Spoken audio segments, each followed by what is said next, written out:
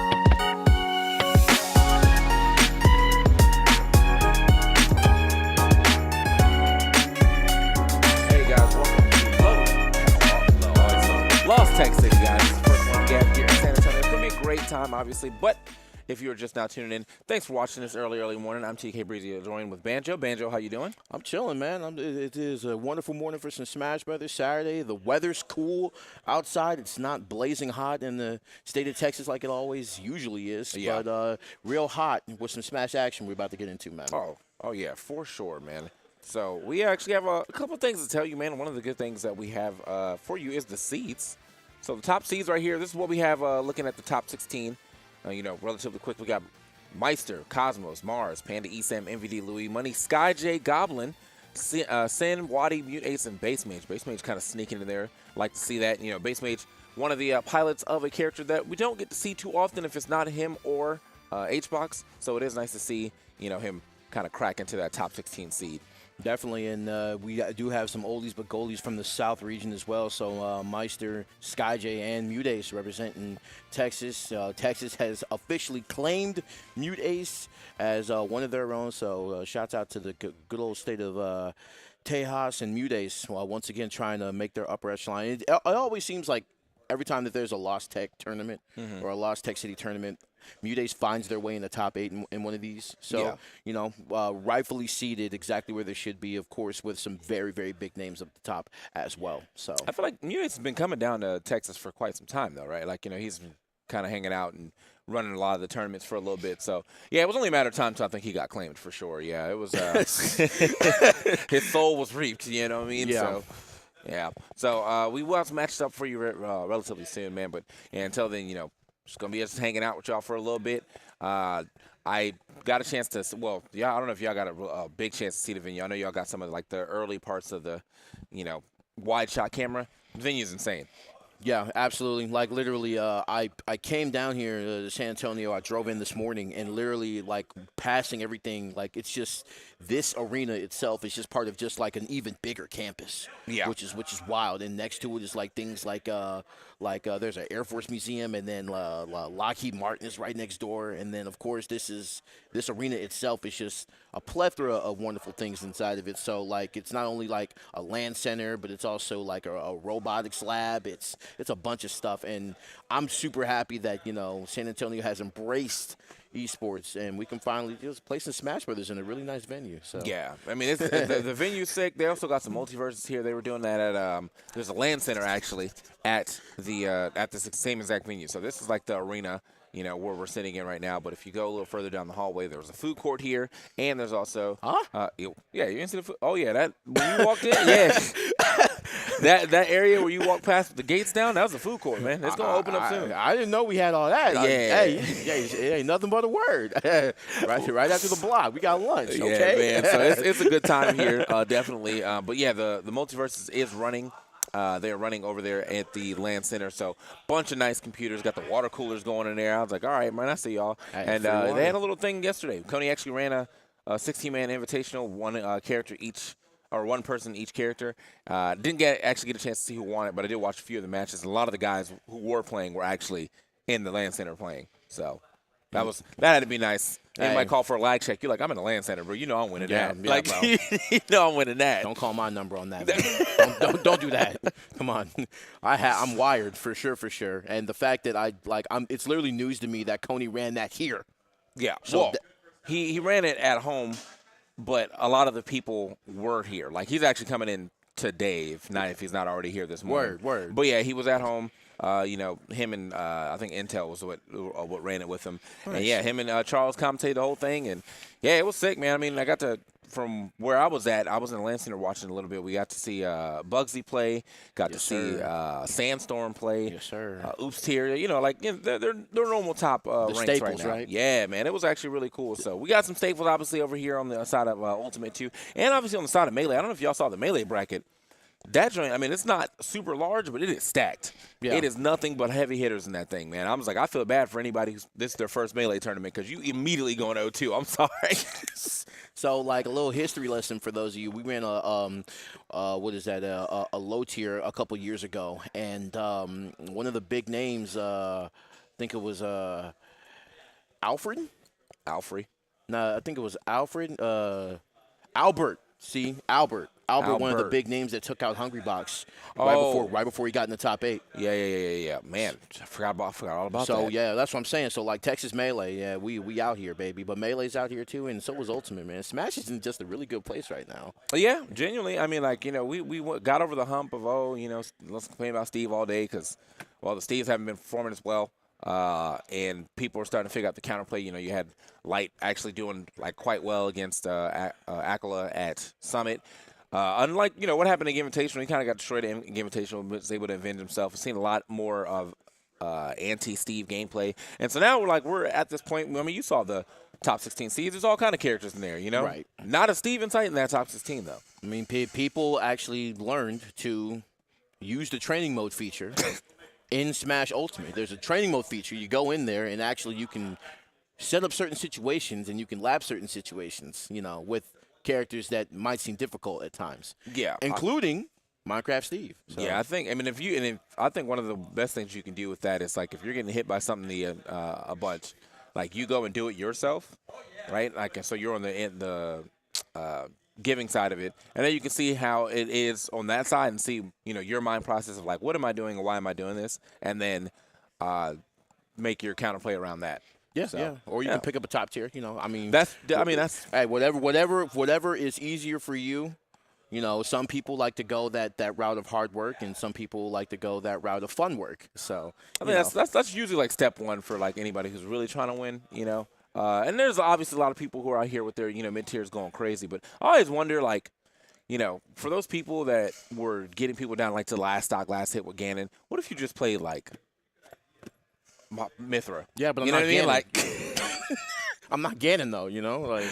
That's what, yeah, I guess. I mean, getting a kill with Mithra. I mean, getting a stock with Mithra and winning with Mithra is okay. That's cool. Yeah. But you know, it'd be cooler.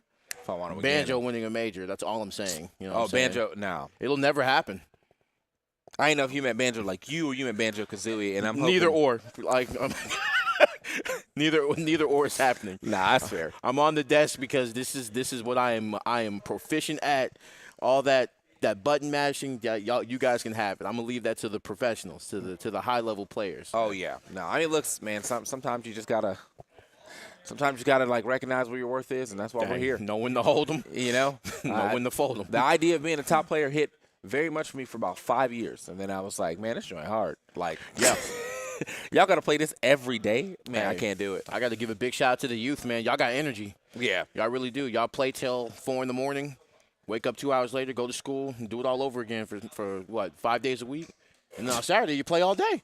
You know? 5 days a week. Yeah, go crazy. So I think I'm starting to see some people maybe heading to the stage. I saw a guy with a backpack. I'm hoping that's a guy who has a controller in there and he's ready to play.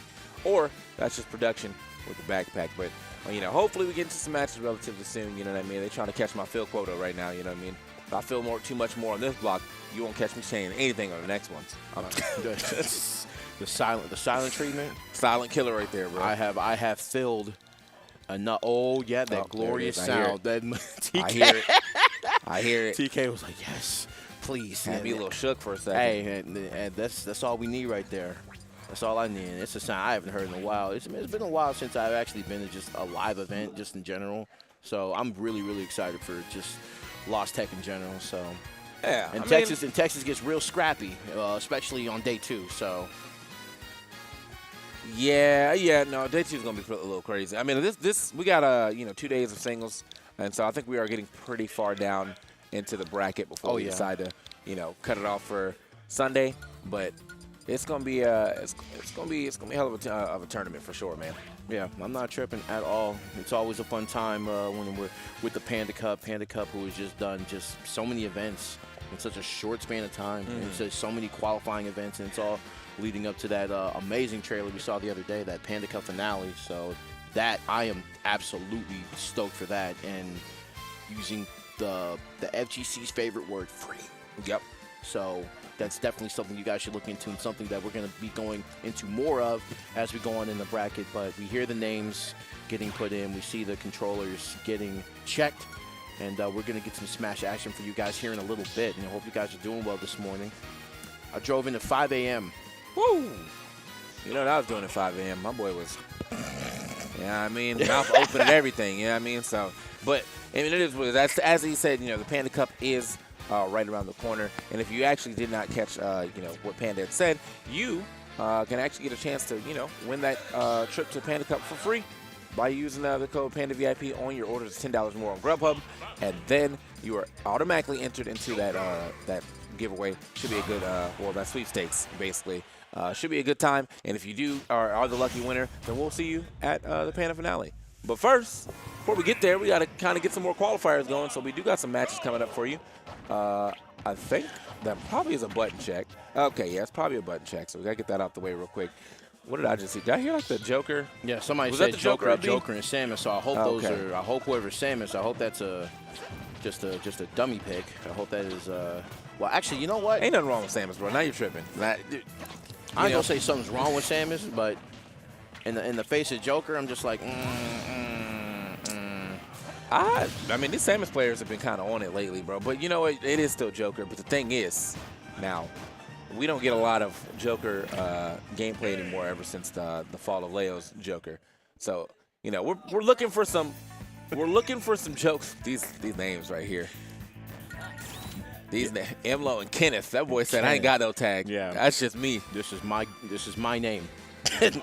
I'm this person. All right, so we actually got the C's next to him as well, man. I thought that was almost a Discord tag. It's like, well, I don't need all that. But no. I think Discord tags are 4 numbers. So Kenneth, Seed 413, Emlo, C98. So, I think in these seeds around this area, pretty much anything can happen. This could just be Kenneth's first tournament, and he might be nice. But at the same time, Emlo obviously proven there's a little bit of skill here, being able to hit that into the top 100 of seeds. So let's see what happens. Online, powerful thing, man. 100%. So getting into it over here on PS2. Projectile game going to be real instrumental in this. Now, however, Ken does have the innate ability of Rebel's Guard to kind of just block that out. And once the Persona comes out, it's game time. Oh, yeah. Oh, wait a minute. Okay, I was like, I'm surprised they would even went for that. After looking like they were about to re-grab the ledge, came off the ledge aggressively, gets the down air. Ooh, roll under side B. Yeah, you can't be doing that, man. You got to be a little safer about that. Tetracron go crazy. Does actually have enough just to get that, but is out of Arsene now. Right. We see the power of the game right here being kept mid-screen, and there's a lot of just range things that Emlo can do to really put Kenneth on their heels. And as we see, one stock missing already. Okay. Nice little rundown. Neutral air to catch the jump as well. All right, so you can see the work here that's done from Kenneth. These are some confirms that he's only missing slightly, but he at least has some somewhat practice. That forward air drag down, which most likely would have been an up smash. He was able to find it. There it is. Boom. Says you know what? He's a fighting game player. Definitely. Can't do it from the left, but I can do it from the right. That, and also you got to show me, like, hey, like I performed this combo, I practiced this in the lab, so this has to work here. And staying with your game plan here, Kenneth might have been, Emlo might have been a little bit overwhelming in that first stock, but so far, like, Kenneth just keeping up with him. And once the Persona's out, like I said, so these hits going to be that much more damaging. Way to catch on the side B at that ledge right there. Okay, actually full jabs right there. I feel like I almost, turned around to do something, but maybe expecting a spot dodge. He said, there's no fear of me. I'm going to let it rip. He's letting him rip, definitely. Got the up smash earlier, back air this time around.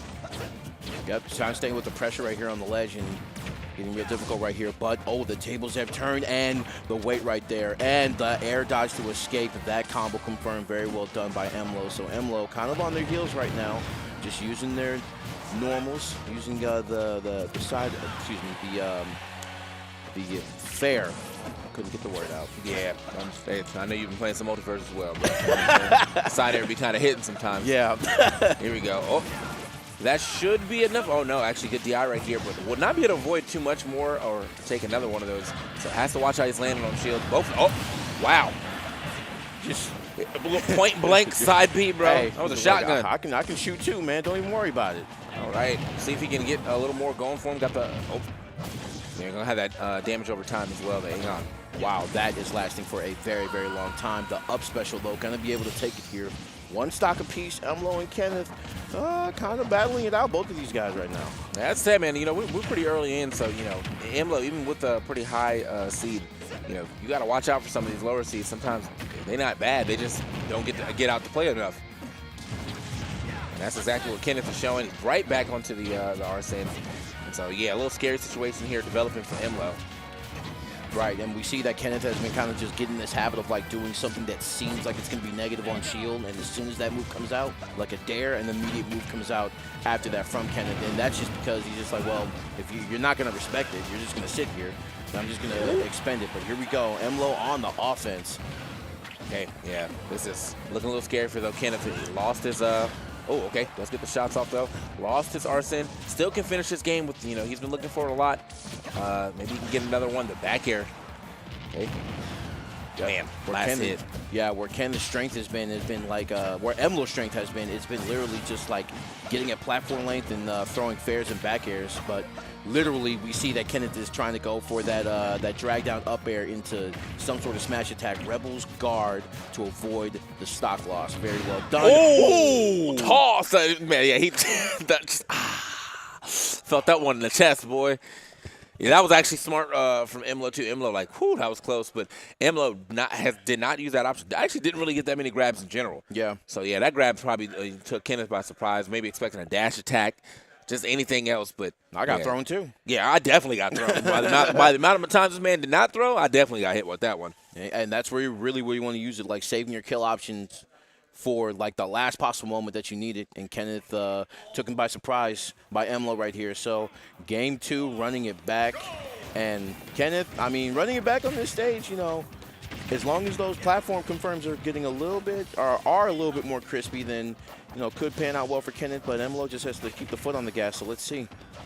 Yeah, man, Emlo. I mean, I think currently, just Kenneth actually had this on one down, in the bag.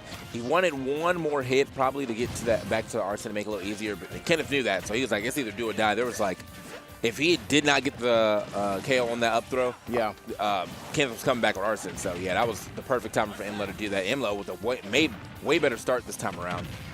However, yeah, we see Emlo right here, kind of like on the bad side of a stock right here.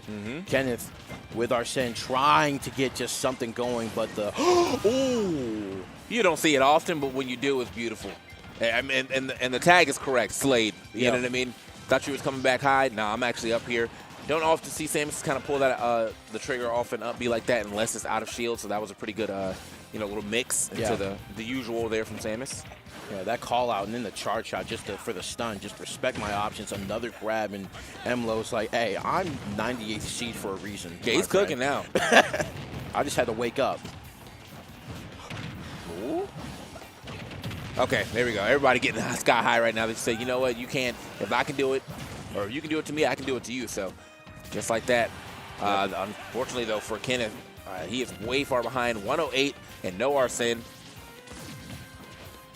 Wow, and I love the jab, and just waiting to see what Kenneth does after that. Kenneth definitely on their heels at the moment, and just the ledge traps right here, just covering the jump with the up smash and then the bomb as well. Very, very well done. Here we go, little combo action. That's actually a very sneaky down tilt right there. A minute. A couple shots coming up. Oh, back air actually kind of mixed that one in there. I like to see it. See, and this is my fault, because I downplay Samus. Yeah. I downplay Samus at the beginning of this, and I'm just like, that back air almost killed from the other side and dash attack as I live and breathe, taking the stock right there. Emlo proving that, like, hey, like, so far, like, I got this game under big control. All right, hold up. This is looking good. I like the repeaters right there, but wasn't able to actually get some type of edge guard off of that. You can, cancel to like whatever move you want pretty much after the fourth shot, but I don't think he was close enough. Okay. Just trying to get back into some sort of stage control, but forcing a move out of them, jab into grab after that, and be careful about how you're lingering up at the top, Kenneth. We saw earlier that Emlo was able to get a good jump call out into a stock loss, and wow, you're so lucky. I thought that was a back air, I ain't gonna lie to you. Oh, okay. Just barely avoiding that. Lucky him, but yeah, there's again, another situation where he lost. He had full Arsene at the beginning of the stock. Emlo came in with the quick, Okay. Yo, that was pretty insane. Shoulder tackle. Samus also plays football, ladies and gentlemen. It was off the bomb, I think, too. So, yeah, he confirmed it to themselves. That's good stuff right there. Emlo taking it 2-0 over Kenneth. Now, Kenneth, I mean, very impressive first game. Yeah. Yeah, Emlo kind of like, I honestly stole that one from me. Grabbed it and stole it right there with the up throw. And then after that, I think, we get a couple replays here. But I have to say, after that, it was pretty much all the Emlo show. Yeah, definitely. We see that Emlo was literally just like kind of just conditioning Kenneth into just a couple of things. And eventually, that first stock you said, where he literally got jabbed and then grabbed in the up throw and then just the stock loss after that, which is amazing. And we just see that he slowly was just making his way to just getting that victory by kind of just not steamrolling in a sense, but literally just like calling them out and being like, hey, like, I know what you're going to do here. Like literally just jabbing, waiting to see, and then throwing out an option. But the options from, Samus are like super strong. So. Yeah. Well, the jab, I mean, that's the Samus classic because, you almost never see that second jab. But, yeah, it's usually jab into something else. Jab, jab, probably pivot grab, jab, jump read, stuff like that. But, yeah, I just got to give it up to Emlo right there, man. Very good setups with the bomb at the end, and then also, great resilience to know when it's time to throw out some grabs and stuff. Now, a lot of more grabs came out in that second game, but he wasn't, like, spamming or anything. I think he might have whiffed 2 of, like, maybe it's like 6 he kind of threw out. Yeah. Just still, though, I'm still, like, that last game, I feel like I didn't see no grabs until the very end, and he was like, here it is. Hey, no need to show my hand, right? Yeah, exactly. Like, no need to show my hand. Like, this is the stuff that I'm going to save for this moment in general. And, like, the options from Samus, well, from any character, but especially Samus, is one of those that gets just more and more dangerous, like, as the game goes on. Like, literally just getting hit from charge side and, like, not in from range, because that's really what did it in for Kenneth, unfortunately. It was just the range, like, literally, like, getting stock losses from back airs, from forward airs, like, before the platform, before the PS2 platform, getting hit with charge shots, getting hit with mid-charge shots, so it, like, stuns, and, like, now I get a crazy follow-up after that. The combo charge shot is really where it's at. Yeah. So, we're going to get into our next match. I know you hear those guys setting up yet again. So, again, if you are just tuning into the stream, this is Lost Tech City, the ultimate side of things. We're doing a little singles here, but the Panda Cup also has Melee going on as well. And there's going to be some Strive here. At Lost Tech as well, and multiverses. So a lot of games. They actually got a decent amount of fighting games. I know Strive actually has quite a bit of entrance, so that's pretty cool. Yeah, Strive in Texas is a very, very big thing. Yeah, so, but Strive is the hottest anyway. So. Yeah, of course. I mean, game came out and hasn't really lost steam since. So, good stuff to to strive, for being as fun as it is. So Right. and also just a great spectator sport for sure. Yeah, there have been some tournaments I went to, and it sounded like the Super Bowl. It's not the Super Bowl, but it sounded like it should have been. Like it was just absolutely just blockbuster events and top 8s that Strive has put on, and not only Strive but also the other games that we have here like Multiverses, like Tekken, like Street Fighter, and of course Smash Ultimate and Melee. So Yeah, I heard the Tekken was here, man. I had to bring my sticks, bro. You know what I mean? my controller broke. You know what time it is. Okay. okay. Okay. You know what time it is. You know what I'm saying? Like with the perp. Okay, I see you. I had my other sticks too. I played like 2 matches and was like, all right, man, I can't do it no more. Can't do it no more. I'm out. Take this away. I can't do it, man. Yeah, no, I actually did. I played with Bobby for about an hour and a half. It took me a little bit to get back in the groove of like, that's the thing coming from another platform fighter into any other platform fighter. You pick up all the habits from whatever you're like currently playing. So I had when I first played Multiverses, I was pretty grounded. Yeah. And then I was like, wait, this ain't Smash. Now I went back to Smash, and I'm like air dodging all over the place. I'm like, wait, this ain't Multiverses. Hey, you know what I mean? I'm trying to tell you, I'm over here trying to jump with Z, and I'm like, I don't do that. Like, I don't jump with Z. Like, I'm air dodging with like circle. I'm like, wait, stop. It's a rough time. Something is wrong. I do enjoy playing as many platform fighters as I can, but I definitely need like some warm up period to remember like. That's why I got to shout out to people like Mucha King. He's been doing that for years, bro. He was playing Brawl and Melee. He's playing 4 in Melee. He was just doing it up, man. It's crazy out here. People that like this multi-game, Void doing kind of like the same thing. He's really good in almost every game he's ever played. So, which I had no idea. That man Void also played Strive, and that run on his stream was incredible because I'm just like, man, this dude is like really, really good. And speaking of people who I haven't seen in forever, Megafox back in the mix, bro. That's an old name. That is a deep cut right there. Megafox. I've barely seen any of him in Ultimate, like, period. Yeah. And, a San Antonio native, so it's just really, really good to just see him back. And he's going to be going up against Raindance, part of that UT collective of Smash players over there in Austin, Texas. And, hey, going to be going up against the Ken. Yeah, man. Now, this matchup can't... Oh, okay. I was like, okay, he's starting off like, I know how to play this, but this matchup can be a little rough for Fox for sure because you're brawling with the brawler. And, yeah, I mean, even though Fox kind of does get in there and scraps it up. Oh, look at that. Look at the damage. Boom. Just like that. He's hitting him with 2 different combinations. One exchange. One exchange, like, net him 40%. It was like, all right, well, we're even again. So it's going to be on Megafox to kind of just really figure out a way to suppress this matchup as long as they possibly can and really get moves like that. Oh, that shine stall in the back air off stage. Megafox, are you back? Yeah, that's the Mega. I don't even see any other Fox really doing something like that. That's the Megafox now. Okay. But he has a lot of damage on him. He's definitely susceptible to losing his stock to I was going to say assure you, but that man said, actually, you jumped off the ledge. I got the back air ready. This is fighting game. You ain't supposed to jump like that. That's crazy, Ken. So he said, you jumping. He caught him jumping out the corner, though. So, like, right. He air-to-aired him like, nah, you got to go. All right, hold up. Oh, I like that. That's like almost kind of got like a little reset going there with that Tatsumaki. Right, just the insurmountable shield pressure, that get-up attack to stop that, and very well done. Megafox kind of going in right now, and speaking of pressure, a little bit of pressure on the ledge, a little jab to get in the middle. Ooh. That read would have been immaculate. Okay, he's out of there. Luckily, was able to get enough dash to get over that up smash. Megafox, though, he's gonna throw him out. I was like, he has no reason not to. You are not in KO percentage at all right now, so that was the last 3 moves he threw out were smashes. Yeah, and this is where Raindancer has to recognize. Oh, exactly. There we go. Raindancer understands, like, hey, sub 70, Fox, you're ready. You're ready to go back into space, and back you went. I mean, I got to figure, Megafox got a pretty high seed here for someone we ain't seen in a while. He must be tearing it up in some local brackets. Yeah, they ain't getting streamed or something. Right, you could have fooled me. That might be legacy right there. He might have. I ain't want to say it, bro. I had to. This match kind of close right now. Hey, Ken is a different beast. It's one of these matchups. Oh, no. I thought he passed. Honestly, yeah, I think if we got like the 4. Okay.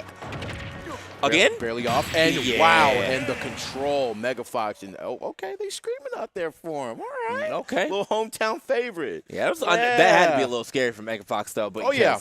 Yeah, now he had to reset the situation twice, same, down there. Did manage to get it to work. I like the jab check, too, just in case he hit the ground. And he didn't hit the ground, but he was like, I can still react to this up smash. So Yeah, Raindancer has to just recognize, like, look, like I said earlier, like around that 70 to 80% range, I need to just, like, not do anything fancy. Let me just straight up go for sure you confirms. Unless you gotta, it's one of these things where, like, you have to show me that you're gonna be able to escape this confirm before I stop using it. And if you're Raindancer, if I get Fox, because Fox is a lightweight in that 70 to 80 percentile range, I'm just gonna go for sure you confirms because it'll be the guaranteed way to make sure that I get the game here and going on the FD, standard Shoto counter pick, right? Oh yeah. Now, I think the thing is, too, you got to watch out for stuff like this because Fox, is known as a more vertical comboer, but he definitely has a couple horizontal combos as well, man. So you can't take it. At this point in time, he might actually have just the same amount. It's just easy for him to hit some vertical combos later on in stocks. But hold up. Ooh. This man catching air dodges. Mega Fox's reflexes have not gone away, like, in this hiatus at all. All right, there we go. Raindancer finally getting down to the ground. Trying to finish that off with an F smash would have been clean. Oh, okay, they clashed. Yeah, it was a really, really weird interaction. But and we're catching the air dodge here, not going for the back air. Yep, a little focus to try to avoid it. And you reach, I teach. And this man whiffing into nowhere and instantly just passed away. But hey, a little confirm right there from Raindancer, evens up the stocks. Mega Fox probably going to do what we've seen like these past couple of stocks is like literally just like keep the pressure up. Like literally just find a way to just catch this man mashing where he shouldn't be and then punishing that accordingly. Raindancer is having like a little bit of trouble just getting a lockdown because we see him now in this second game just whipping a lot of stuff. Yeah, he's whipping a lot of stuff. He's also throwing out some pretty interesting options too. I saw Fireball kind of way too close to Fox right there. Fox, easily going to be able to jump over that and get a punish while you're still in the lag. I'm out of here. Oh, okay. Man, if you rolled into that, bro, I would have just left. Like, all right, you got it, man. You read my soul right there. Okay. Yeah, all right. The good stuff right there from Mega Fox dropping that shield. Go ahead and take the hit instead. Hey, little parry. Yes, sir. You're gone. So I'm trying to tell you. No need to be fancy here, Raindancer. You can actually pull off an upset if you can keep this up. But these games have been shockingly close. Mega Fox with another stock and one stock apiece. Oh, okay. Tatsu actually was going to clash right there. Managed to get out. He's still looking. Mega Fox. He's finding his hits, though. A lot of I like the use of his down air as well, trying to get to these focuses just in case. Ooh, down air. Okay. Oh, the neutral air instead of going for another up air. Probably a little too far or to the left or to the right. It was like, all right, I'm just going to go ahead and get whatever damage I can. Oh, he wanted it all. Yeah. Getting a little desperate on Raindancer's side right here. And we see that Mega Fox is going right here for the single hits. Are you serious? Wow. Can't focus 2 hits, man. So, yeah, the first one, Fox kind of got like a checkmate situation when you're above him as a Shoto because, yeah, like those 2 hits, the first one does not send you anywhere, but it's enough to knock that focus out, and then that second one is going to send you packing. Good stuff to Mega Fox. Again, someone we don't get to see too often lately, man. I mean, that name's been around since Brawl, bro. Yeah. At least for me. I don't know. He might have played some Melee, too, but I've known him since Brawl, so.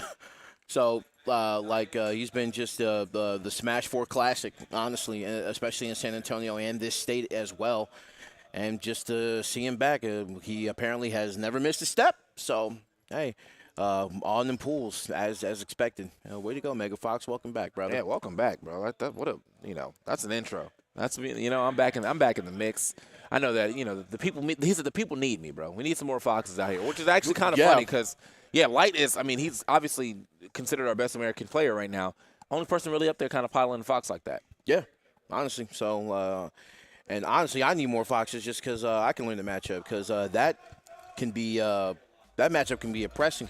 Yes, it can. When a Fox player has like when the thoughts are matching like the fingers and the speed of it, it's just like, yo, like this character will not let me do anything. And that's kind of what we saw earlier. I don't do long sets with Fox, bro. Oh, no. Like, if we play some friendlies, you may get at most 5 games out of me if you're playing Fox. Because, after a while, my mental just go boom, bro. I'm tired of getting chased down and you always being next to me, bro. I'm like, come on, man, I need some space. I'm claustrophobic. Like true anime, like literally, like he's done with a combo string, and you tech get up, and he's right in front of you, like, huh? Yep. Just hands on his head and everything. Like, what? Not again. Gone. All right, so what we got coming up next, man? I'm excited to see some more characters that we don't get to see too often. Our first match was Samus and Joker. Second match was Fox and Ken. I'm looking. I need that. I need that Yoshi, player. I need that Jigs, something like that. That Hey, duck. Where the and- Duck Hunt's at? That's the real question.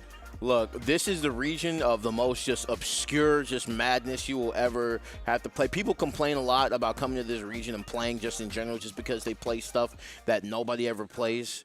Like, Kirby Kid is here, and it's just like why K. Rool? Like, why am I taking like 80 off of like a one whiff throw? Like, I don't understand. Like things like that. Why are there 50 Robs here? But it's Smash Ultimate. So you're gonna fight a Rob. Yeah, I mean, you can't be. Yeah. This is. I mean, it's Lost Tech City, so the tech. Rob is some tech. So you will fight a robot. It's gonna happen. I'm sorry. Unavoidable. Especially, I mean, dog. We had what?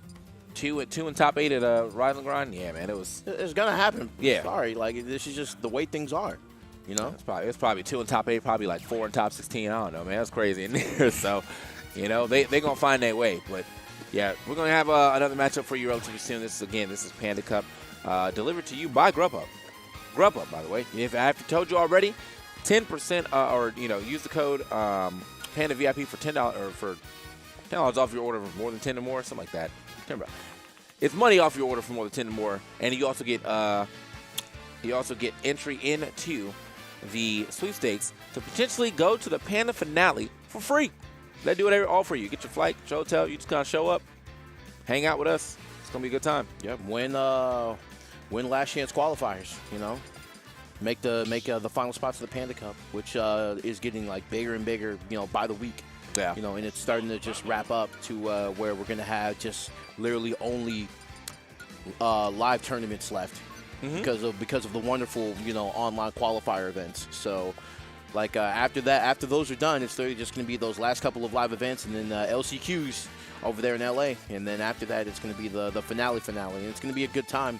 It's shaping up to be a good time. I think if I recall correctly, I'm pretty sure we grew up last night too, so we're all entered as well. Oh yeah. Like, it's like I went in this joint. I'm like, I'm so sorry, but I'm actually already going. I worked the event. It's like, my bad, bro. My bad. So good times. Yeah, well, definitely. I mean, the lucky winner, though. I mean, I'm congratulating you whenever we do get around to announcing that. It will be very sick to have, to win that, and then very sick for you to probably come to the finale, man. I've only heard. I mean, I'm obviously part of Panda. I've heard a little something, and it sounds like it's going to be amazing. Oh wow, even you don't know. I don't even know. That's crazy. I've only heard a little something. That's crazy. I don't get the inside. I'm tier 3. I'm working my way up. Okay. Not an essential worker yet, so. Okay. Oh, Toast in the building. All right. So a little bit of Texas on display right here. And hold on, bro. Is that like that's not Young League Toast, is it? Because of like, no, they know. No. I was like, ain't no way you 318, bro. I know you nice. Like, might have to slide that up. Going to be going up against Judas. Already down 1 set though. Man. Match ain't even started yet. That's crazy. Yeah, that's got hurt. Yeah, definitely. Now we about to protect us. Like, all right, bro. All right, y'all got me. Yeah. Knock it off. Come on, guys. So Judas, man, he decked out, bro. At a Smash tournament elite. with the Dallas Cowboys hoodie and the AEW. He said, I want you to know all the fandoms I'm into. So Toast coming in with the Joker, another Joker, but this time against Ryu. So once again, the game change, the players change, but the game remains the same with these Shotos, and Judas kind of playing a little high speed. And that red fireball from Ryu is so good, one of the best projectiles in the game. It doesn't transcend, but it just carries and gives you so much damage with very little knockback, and it just follows up with the end of combos so well. It's such a good tool. Yeah, we got the secondary music still playing too, by the way. I'm jamming out. I mean, it adds drama, Yeah. Oh, wow. Just sniping him in the air with Agar and another side B. No, not going to be done here, but the angled, the poke. Hey, man, I'm in the corner right now. Don't even worry about it. All right, the really interesting thing is, like, does Judas, I mean, now, this character Ryu, look, it lasts forever, bro. This character Ryu, at the beginning of this game did not get a crazy amount of shine. Has since got a couple of buffs that's kind of put him back in the spotlight. But Judas, probably expecting maybe some type of spot dodge, a little bit of a mix there. Because stop. Now, all right, now this is something I don't get to see too often between both these players that we've just seen Shotos. I don't see up smash. That's not a move that they use. Because why up smash where you can up B? You know what I mean? When you can short you, that's what Hazmat told me. And I thought about it and I was like, yeah, that makes sense. Especially if it's out of shield. Yeah, and literally, like, there's so many moves, like, there's a couple of moves, excuse me, that you just can do to just card cancel into certain things and get just, you know, really, really big damage. Like, you know, like that card cancel, I was going to say, oh, and I don't think it was a true input, otherwise it would have hit and literally down throw the back air. Toast says, we definitely take those. And like, hey, you might be a show, though, but I'm actually from an anime. And since I'm the protagonist here, that's why you're down 2 stocks. Yes. And literally the damage mounting, I blinked and it wasn't a 65. What happened? Bro, okay, this toast fella, all right, this toast fella right here, bro. This toast fella, like this, what the 318? No, that's a lie. That's like he said. I'm gonna get my seed up by the end of this tournament. And that boy said I'm trying to be top 100 for sure. Nah, Toast is trying to like slide through on that one. He's like, yeah, let me stay. I'm 318. Okay. Yeah, I'll take it. Yeah. I'm 318. I don't even play this game, you know? Yeah, bro. So, Judas, 62, the 62nd seed, kind of getting, okay, I'm not mincing words. He got steamrolled. Like, it happened. Like, he got steamrolled. I mean, it's just one game. However, you know, you do have a second to kind of just reassess what happened. Everything happened, like, you know, so fast. And literally, we saw, like, whose combos were a little bit better. So maybe in the hands of the Ken right here, you know, it might be a little bit better. And as we can see, it's already better. 70% off one combo. Why aren't y'all playing Shotos? I don't understand. I mean, yeah. It takes a certain set of skills to kind of be used to, you know. Oh, don't tell me this man just passed. Yeah, you know what the thing is, though, is that Arsene shows up at the end of that combo. So it's like, you know. Does it really matter? Like, it's almost like a double-edged sword. I did all this damage, but at what cost? And well, the cost was just stock this time. Oh, man, if he would have finished that off just off that. Literally, like, the reason why this has been happening, the reason why these stock losses have been happening by Judas in a big, big way, is just with DP. Okay.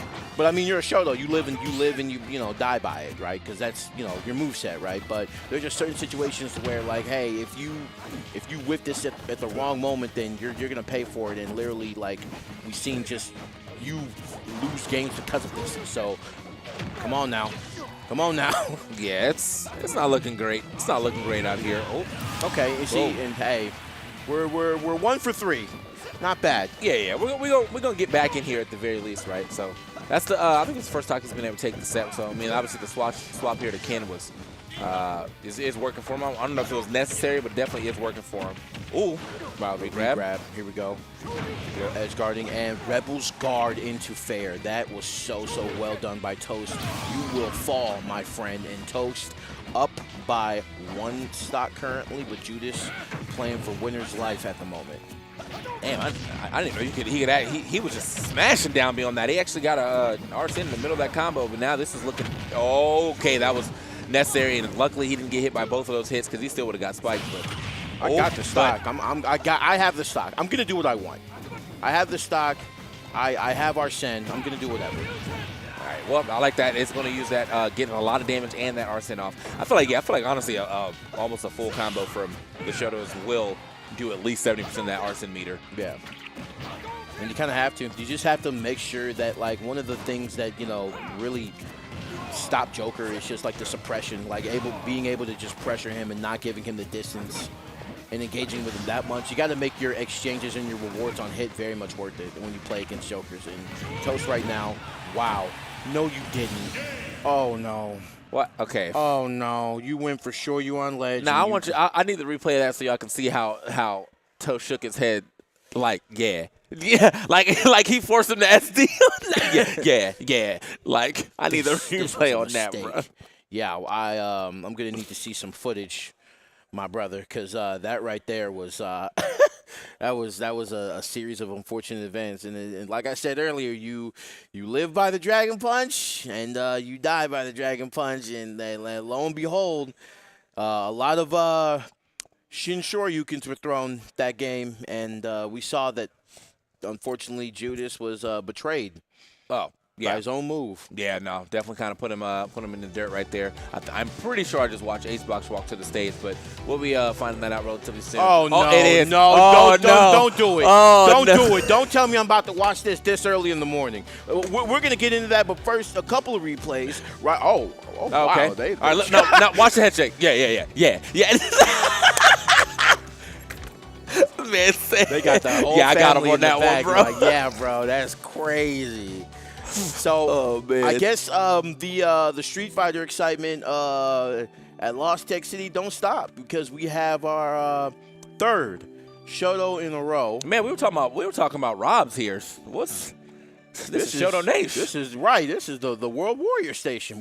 I didn't know, but I love it. I love what I'm seeing, and right now we're gonna get the most infamous. All right, man. Broken. That's actually what's happening. Versus. Okay. We got Broken versus Hungrybox. I must keep my bias aside, okay? Look, it's going to be a good match. I will tell you that. Let this go to game 3. No. Actually, let HBox do. Nah, you know what? Listen. This is the type of stuff I love to see, the camaraderie, the storylines in this game, right? Well, I'm just trying to, if you lose the HBox, I'm just waiting for the tweet. That's all. Because you can't, how do you really complain about Jigs, right? It's true. You know? I agree. It's a skill issue. Yeah. Look. There's a certain level of this game, especially when you play in tournament, to where, hey, if you have the fundamentals to get this far in bracket, or if you have the fundamentals to get out of pools, then if you have those, you have those. But if you lose to a character, and that character that you have is very much better than that, it's a skill issue. I don't know what to tell you. So I think I was told that HBox was slated to play base mage too. So if that means he has to beat Broken, which means if Broken beats HBox, I think that also means he has to play a base mage after this as well, which sounds like a terrible bracket to have. Like, I know I just said, you can't really complain about Jigglypuff. It is going to be some long matches though. Yeah, that's not a character you can just kind of jump into because, the whiff punishing from Jigglypuff is insane, especially on the side of base mage. You've seen what he can do off of a jab. So definitely. So HBox wearing the competitor hat this weekend as well. Shouts out to HBox, and going to be going up against Broken. Going to be going up against Broken. So is it button check? Man, it must be button check. Anyway, wait, I don't. They getting into it. They're going into it. He wins the counter pick and says, "Bro, I want FD first. Like, I'm not playing with you." I don't think Jigs really cares about that though. Yeah, I agree. The air mobility. Great air mobility. Ken's not going to be the type of really chasing you in the sky, so they obviously want their combos to start on the ground. And if they are chasing you in the sky, you're very floaty. So if Ken does end up hitting that, that neutral air, that's something they can use and kind of get something off of it. You can probably just up and out and get away from everything anyway. So. And it's looking great for HBox right now. Great start, 110% here onto Broken, who has not been able to answer back at all. Great back air. Yeah, that's the one thing about Ken and Ryu as well, is they have to drop that top two and you're already in position. You're most likely going to be able to go ahead and snipe that out. Definitely, that air mobility going to be playing a very, very big part for Hungrybox in this matchup, just because, the best stuff from Ken, he stays grounded. So, yeah, falling up air into the track down into Dare. I love what I'm seeing from HBox. Yeah, he activated right now, man. Fresh off his doubles win from yesterday, too, so, I know he's feeling good. Yeah, bro, I'm not really trying to play with Broken right now and his bad manners or whatever the case may be. But right now, I'm just trying to, it's business as usual. And right now, business is being taken care of. Broken currently not even getting a stock loss yet on Hungrybox. It's so difficult for Broken to get a beat on Hungrybox. Yeah. And I think this is the thing, too, man. I think Jigs actually handles focus very well, or just Ken's shield game in general, because down air is the move they want to throw out, right? Yes. Multi-hit is great. It has cross-up potential. A little harder to cross up a Shoto, obviously, but sometimes, man, you get that level of drift away after the down air. If you space it well enough, it's still kind of hard to get caught. There it is. Broken finally getting his first stock in 93. Not the earliest he could have got it, but definitely not the latest either. There we go. And slow and steady definitely wins the race. You're not going to get a lot of follow-ups just because you see that Hungrybox is kind of jumping out of most combos and using the focus to come down. And really the only multi-hit that, Broken really has to worry about is the dare. So as long as they just kind of space themselves amongst FD and amongst Hungrybox, they could have a chance here, but another stock loss here, but you cannot afford to take that much damage in the string again. Okay. Oh, wow. Just went way too low for it. Doesn't matter. HBox with the clean 2 stock here over Broken. Yeah, again, no, the more I'm looking at this matchup, the more I'm like, yeah, it does look a little rough. It is. Like you say, you can't really. Do you really want to trade with air to airs with Jigglypuff? You really don't. And Shoto's most powerful on the ground. So that being said, Broken just has to find a way to really just get as much reward off hit as they can whenever they interact with Hungrybox, and it's just a difficult thing. Hungrybox knows, like, hey, I'm just gonna stay mobile. Like, I'm not gonna let you touch me with those feet. Yeah. I have to say, man, one thing about HBox that you always gotta give it, this man's entertaining, bro. The crab hat, come on, man. Crab hat, that boy take controversy and turns it into money, honestly. That's how it's done. That is how it's done. He said, ain't no such thing as bad publicity. Don't worry about it. Like, absolutely, though. That man's doing it up, yo. He was like, the whole thing happened with the throwing the chair. Someone put it in reverse. Took that, was watching it on screen. He's like, HBox politely put the chair together for someone. I was like, all right, bro. This man Broken is bewildered. He don't know what's going on. And this I know he don't know what's going on. Come on. You don't got those. I mean, he might. I think the thing is, though, I think you're just out of the combo range at this point in time. But yeah, it's just. Actually, you know, Jake said I got a electric too, basically. Back up, get off me. Like, and what was wild about like that first interaction for 58% is that literally you heard the crowd roar when Broken got a down throw. Game is still very much in session, but when he got a down throw, it was like, oh my goodness, this man won the game. And as if Hungrybox doesn't play frequently with, you know, the best Kazuya, you know, in the U.S. Oh, wait, that's yeah, that's it. Yeah, come on. He's seen this before. Let's not do that. I mean, in Jigs, that's probably where it really hurts for the fighting game characters in this game. It's just, getting back seems to be very rough. Oh. Okay, and I'm saying it on the match is out. Ooh. Okay, he actually extended it something. This HBox gross, bro. We all expected the rest. He said, I'm actually going for a 3-stock. I don't want you to be able to come back in time just in case you get the blast zone one. Come on, so please throw electrics. If you're going to throw anything on the shield, throw an electric, please. Just so you can get the space. Oh, wow, and still, you reach out, teach. You did not just get, you did not. Okay, trying to go for the small hit right there and try to snipe him with fair and missed and passed away? No, sir. Okay, this is, Broken, we got the swap over. Are we going to get the stock not getting the stock? Oh, even off the up B? Was that like a weak hit or something? Like, I don't understand. You got 114 as Jigs. Yeah. Okay. Yeah, that's what you need to start throwing right here. Look, there's still a chance. It is. There's still very much a chance. Broken, do you have those? Let's go. Okay, he doesn't have those. Electrics. You ain't got those, bro. I'm sorry. He's been throwing electrics all day until it mattered. You know what I mean? The fear is getting to him. Yeah. Getting your inputs all sloppy and whatnot. Not a good look, especially against Hungrybox, who's, like I said, played this matchup many times before, and you get your inputs wrong, but we take what we can get. Okay, I see you. And kind of making his way back in here. Okay, the electrics are out. Hey, bro. This is a T strategy, so I can't even be mad at him. T did the same thing. You gonna run into one of these. Respect the space. We'll go to time if I have to, but you will run into an electric before this is over. Please believe there it is. I told you. I'll be not going to be enough again, yeah. That time, off the ground. Almost. So I'm actually really surprised HBox is still living, though. This is, he got weights on his Jigs or something. Definitely. Okay. Ooh, out of there, up air. Okay, kind of slapping him up. No. You don't see that too often. Ooh, nice laser. Okay. Going to be able to get back safely here. What's the move on ledge? And lets him have ledge back. Wow. So definitely going to be able to just kind of wait out. Yeah, definitely wait out Rage.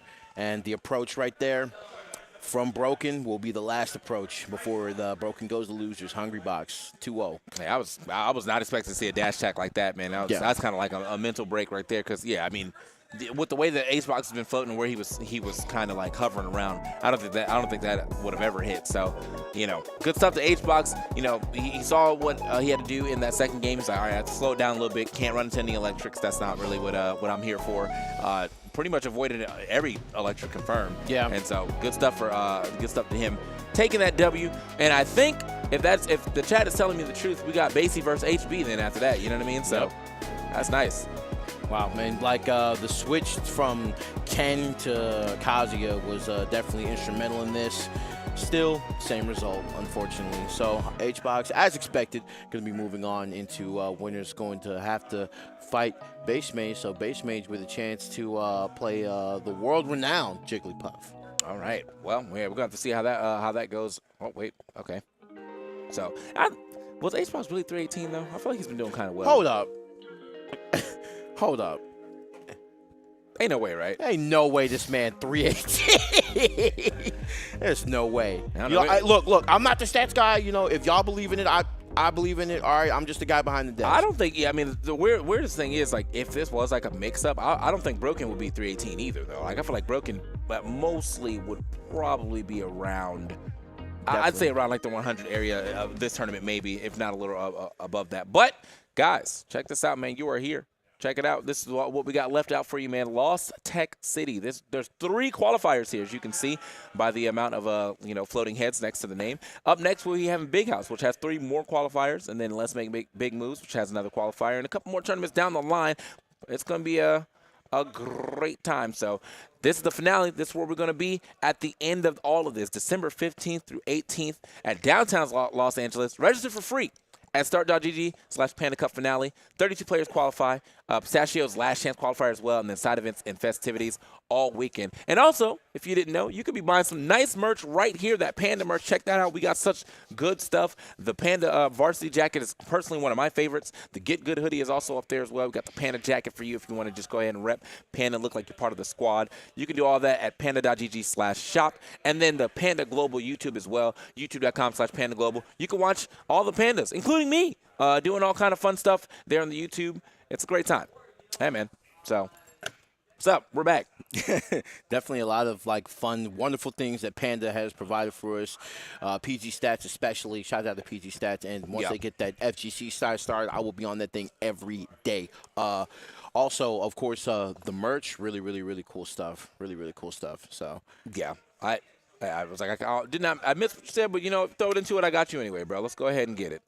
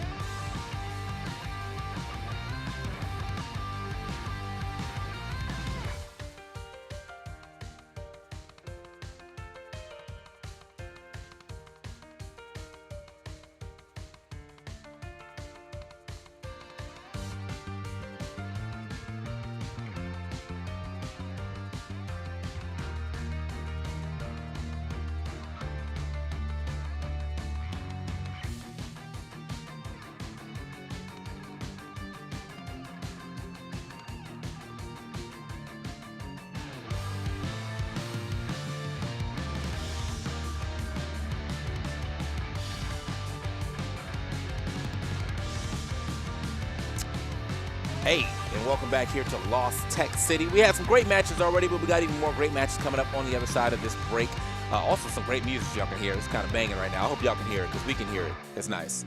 I saw Meister standing up there. Who'd you say he's playing against? He's going up against the DFW Falco, known as Chef. Okay.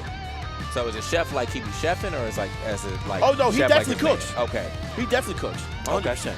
Oh, wait, you mean like for real cooks? No, I mean like, do he be cooking in the game? Like, oh yeah, 100%. Okay, it's like is his tag like CHEF or is it? Like yeah, it's okay. Chef. Yeah, right. You know, because I thought you were looking at me like, wait, he actually cooks? No. I'm like saying like, cause, you know, it could have been like his first name in like shortened or something. Hold up, this man's tag is Gerg. Number 2 versus 6-3 though. So I mean, good spread right here on the you know, C's. Yeah, potential upset incoming. So like I said, you know, this region known for, you know, playing just very super duper obscure matchups, and hey, you know, Chef definitely adept in that role. But Falco though, 57, the fair last second to cover the landing. Okay, I see you, Meister. I was thinking about this matchup though, so you know, Falco's the combo character against someone who has a pretty good combo breaker. Can be a little scary. Did at least get that nice 57 there at the beginning, but all right, we out. Don't get bad time. Okay, yeah, that's the one thing you got to watch out for. But one thing you definitely got to, my man Meister will throw out a down air. Okay, they ain't never gonna change. Down air, back air. They'll love to see it, and he quick with it too. Okay, you see Texas back in the background, just revving up a little bit. Meister might need to wake up, you know. Chef, like I said, definitely well adept in these combos, and I'll give you a story about that later. And Meister testing the waters with that up smash right there. Nothing doing though. Okay, scoop. Try to get that back air in there as well, but yeah, no, I mean, it's going to get kind of broken, as I said. You know, maybe a neutral air, you know, backside neutral air would have been a little faster, but okay, out of there, let me get away. Chef playing this matchup quite well, you know. I feel like this matchup can be a little difficult for Falco, but yeah, like Chef is just like absolutely just not testing it. I love it. Oh, wow. Okay, little Allen Iverson. Yeah, okay, kind of with the footwork mixing right now. And I think the patience from Chef really was like paying off. I'm out. Like yeah. Oh, wait, ain't no way you gonna try to time him out now. Like, hey. That was, you know what? Look, you have a bunch of combo breaking moves in your arsenal. I'm not gonna overextend. Right there, very well done on Meister's part to catch the recovery right there. So, but Chef understands, like, look, I'm not going to overextend. I know you have a combo breaking tool, so if I get a lead and if I have to, like, camp you out, then it is what it is. Yeah, that lead is definitely evaporated, though. I mean, the idea behind that is great, but right, he's starting to get carried off the top. You don't get to see a lot of stocks off the top from Game & Watch's up air anymore, but it is still possible. Okay. Like I'm loving the laser discipline right here by Chef as well. And come on, you know he was gonna come down with a move. You gotta be careful on that.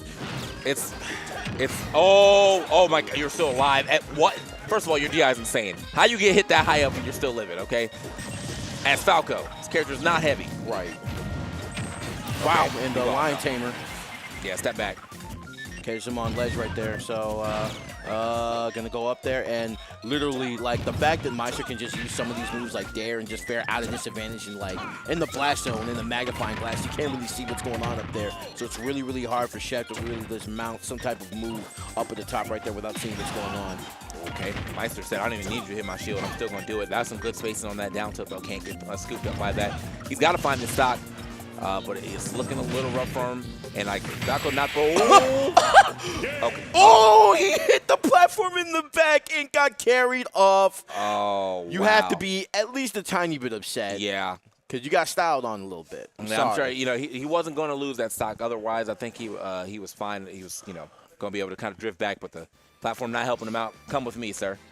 Just a little breakfast right there on the ledge into that Lion Tamer. The Lion Tamer didn't get a stop, but the fact that he got carried onto the platform did. What is he doing? This is Jersey or something? Bro, this isn't a time for God. This isn't a time for a Jersey switch. You're down the game, bro. He's powering up. What is Gerd? He's powering up, bro. Look, if you believe in it and if he believes in it, I believe in it. You better win this game. You better win this game though. That's a fire hydrant. Is that like the sound it makes? Maybe. How do you know what sound a fire hydrant makes? Listen, bro. Not you. I'm talking about this dude. Oh. How do you know what that is? So look, hey, Gerd, represent. All right, Gerd. You know what I'm saying? What I want to know is, all right, so the thing is, so he got 2 stock last game, right? Yes. He puts on the jersey. He gets another stock. Net positive. He may not, he didn't have to win the game. He had to win the game, which is 100% better than he did last game. That's all, I mean, straight up. So, as you said, it's a power-up, right? So, you know, that's all that matters. And, hey, if you get the game, that's a Zenkai boost. But right now, you're getting boosted back into space. oh, no. Or right where you belong, 47%. The theatrics not helping him out at all, man. What's going on? You need to do something. 0 to 100. Are you Drake? You might be. You're definitely getting close. Oh. Okay, yeah, it's still looking there. It Meister a little bit. Oh, the cross-up, though. Okay, 8%, 8 more percent. There it is. Oh, I don't know how. There it is, 0 to 100. I'm about to be 0 to stock right here. You're gone. Wow. Not touched at all. Hey, take it off. Yeah, just take the jersey back off. Just take the jersey back off. This isn't how you wanted to represent this. Not now. It's choking you, bro. Like you're getting too hot up there, bro. Like you gotta regulate your body temperature, bro. 0 to 100. That is wild. And right now, Meister is like, hey, look, you put on the jersey, that's a power up for me. Because now I got something to really play for. I'm really gonna try to hurt you on this one, man. Okay. Like the little drag down he was trying to get there. Can't. I thought maybe a back air, but no, try to get that third up air. Are starting to get some damage here, though. Okay, empty hop, like to see it. Yeah, and I like what Chef's doing. He's recognizing that, you know, the options are being thrown on the landing. So, and it's just like Gaming Watch is one of these characters that literally, it's like if you even touch me on like the last possible frame, I'm going to be able to break out. Hold up, bro. Maybe the shirt power up was it kind of worked out this time. And to be real, I mean, the colors are kind of similar to the color Falco's playing. So, you know, like I love the coordination. Yeah, 100%. he's really on it. Now coordinate a stock loss for me real quick. Look, I'm just saying, you put the jersey on, this is a power-up. This would be a super dramatic, you know, game 3 if you're able to pull this out. And, yes, using Reflector to recover back on ledge to avoid the neutral special from Meister. So, okay. Man, yeah, you lucky actually didn't get buried. Got the better half of that Meister. I was like, hold on, now I ain't never seen the Game & Watch actually SD. That was close. Yep, and kind of just like waiting for the proper moment. Yes, using the tick throw setup right there for the fair. Okay. Just kind of just land mining the ground here. I like the laser discipline also from Chef. You know, understanding that bucket is also a thing, and wow. This is about as neutral smash brothers as you can get right here. Yeah, this man, Chef is unwilling to pull the trigger, okay? He said, I only got 3 bullets left. Like, it's like I just, no man. magnets. You ain't got those. I like the angle, though. Yes. Definitely got, you know, Meister was looking for that down and still got hit out of it. Chef, though, it's got to put some damage onto the board. I mean, the patience is working out, but you can't be this level of patience where you're not hitting anything. Now, look at what Meister can do. Yeah, man, that's the fear, right? You don't want to overcommit on Meister just because it leads into just huge things like that big damage right there. 44% on him already. Meister just doing really, really great and just extending the combos, but not overextending, doing well. Chef is trying to reciprocate this just so he can make it just, you know, a last stock situation. But for every move that Chef has thrown, when it comes to down tilt or something else, and come on. For what? Read the room. For Read the room, bro. Like, I'm actually upset, bro. You use Falco's Phantasm, which the hitbox is behind, and on top of that, it ends much earlier than Fox's. You kind of deserve that, bro. I can't. Read the room, G. I thought that was an easy laser. You know what I mean? This is the second time I've commentated a match from you, Chef, and you did this on stream. Come on, B. That was the time he actually could have detilted. That detail has crazy range. And yeah, no, we gotta see that one more time, bro. I think he actually stopped short, so that wasn't gonna hit no way. Yeah, and like I said, I love the game plan from Chef from that first stock in that first game, but that right there, and then landing and then getting stretchered anyway, and obviously upset from that. But from this showing in this last stock from this last game, you ain't got nothing to be upset about, man. You went right into his loving arms. Come on, bro. Yeah, I don't know. I'm not even sure if that like straight up. Where are you going? It was explained to me that Falco's illusion or Phantasm is basically like just a better dash attack for him because like the range is much shorter than Fox's and where the hitbox ends, and so like you do get the combo off of it if you get the hit. But yeah, he was a bit of distance away from that one. Bit of distance away. He's charging up smash. Just sit there. Yeah, I think it's a charged up smash that really he must have thought he was gonna let it go.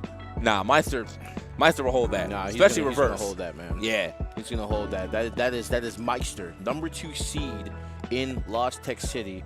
100 straight wins on Smash Elite online. Oh, actually. Yeah, Damn. it's crazy. And the way he got it, he did a down throw and got a 9 hammer. That was his 100th win? True Meister fashion, bro. 100%. Going down in history. Hey, and going down in history is what we got going on right here. Lost Tech City at the Techport Arena. Lovely, lovely venue and a lovely, lovely day for some Smash Brothers and other games as well. And, of course, you're rocking with the best. This is Banjo, and I'm with TK. What up, TK bro? Breezy, man. And we're having a little bit of fun here, watching some very unique matchups. Not the usual stuff. You know, top player here and there, but hey, 3 Shotos in 1 pool. 3 Shotos, 1 pool. Jigs, Kazuya showed up for a little bit. We got a lot of stuff. Falco shows up. That's not a character we get to see a lot unless it's Tilde normally. That's the thing about like a lot of these characters though. It's like they have one top representation that you can always remember, and then there's like a couple of people probably like seated somewhere like in there, but they're just kind of getting dwarfed because they're not hitting those like top representation spots. But yeah, man, there's some respectable players up there. You know, we saw Mega Fox back. That's crazy. Hey. And I love to see it. Like I said, we don't see that many foxes, right? We don't see that many spaces, you know, not really that prominent in the U.S. Of course, the big names, but below that, just not seen. And if there was one person to cause an upset, the return of the Austin legend himself, Tenny, Pokemon trainer Tenny. Okay. On the sticks. And I guess this is just the tournament of comebacks. Now you have a mountain to climb. You got to fight the number 1 seed, Zomba, you know, representing Space Station Gaming over there. With a little bit of Rob.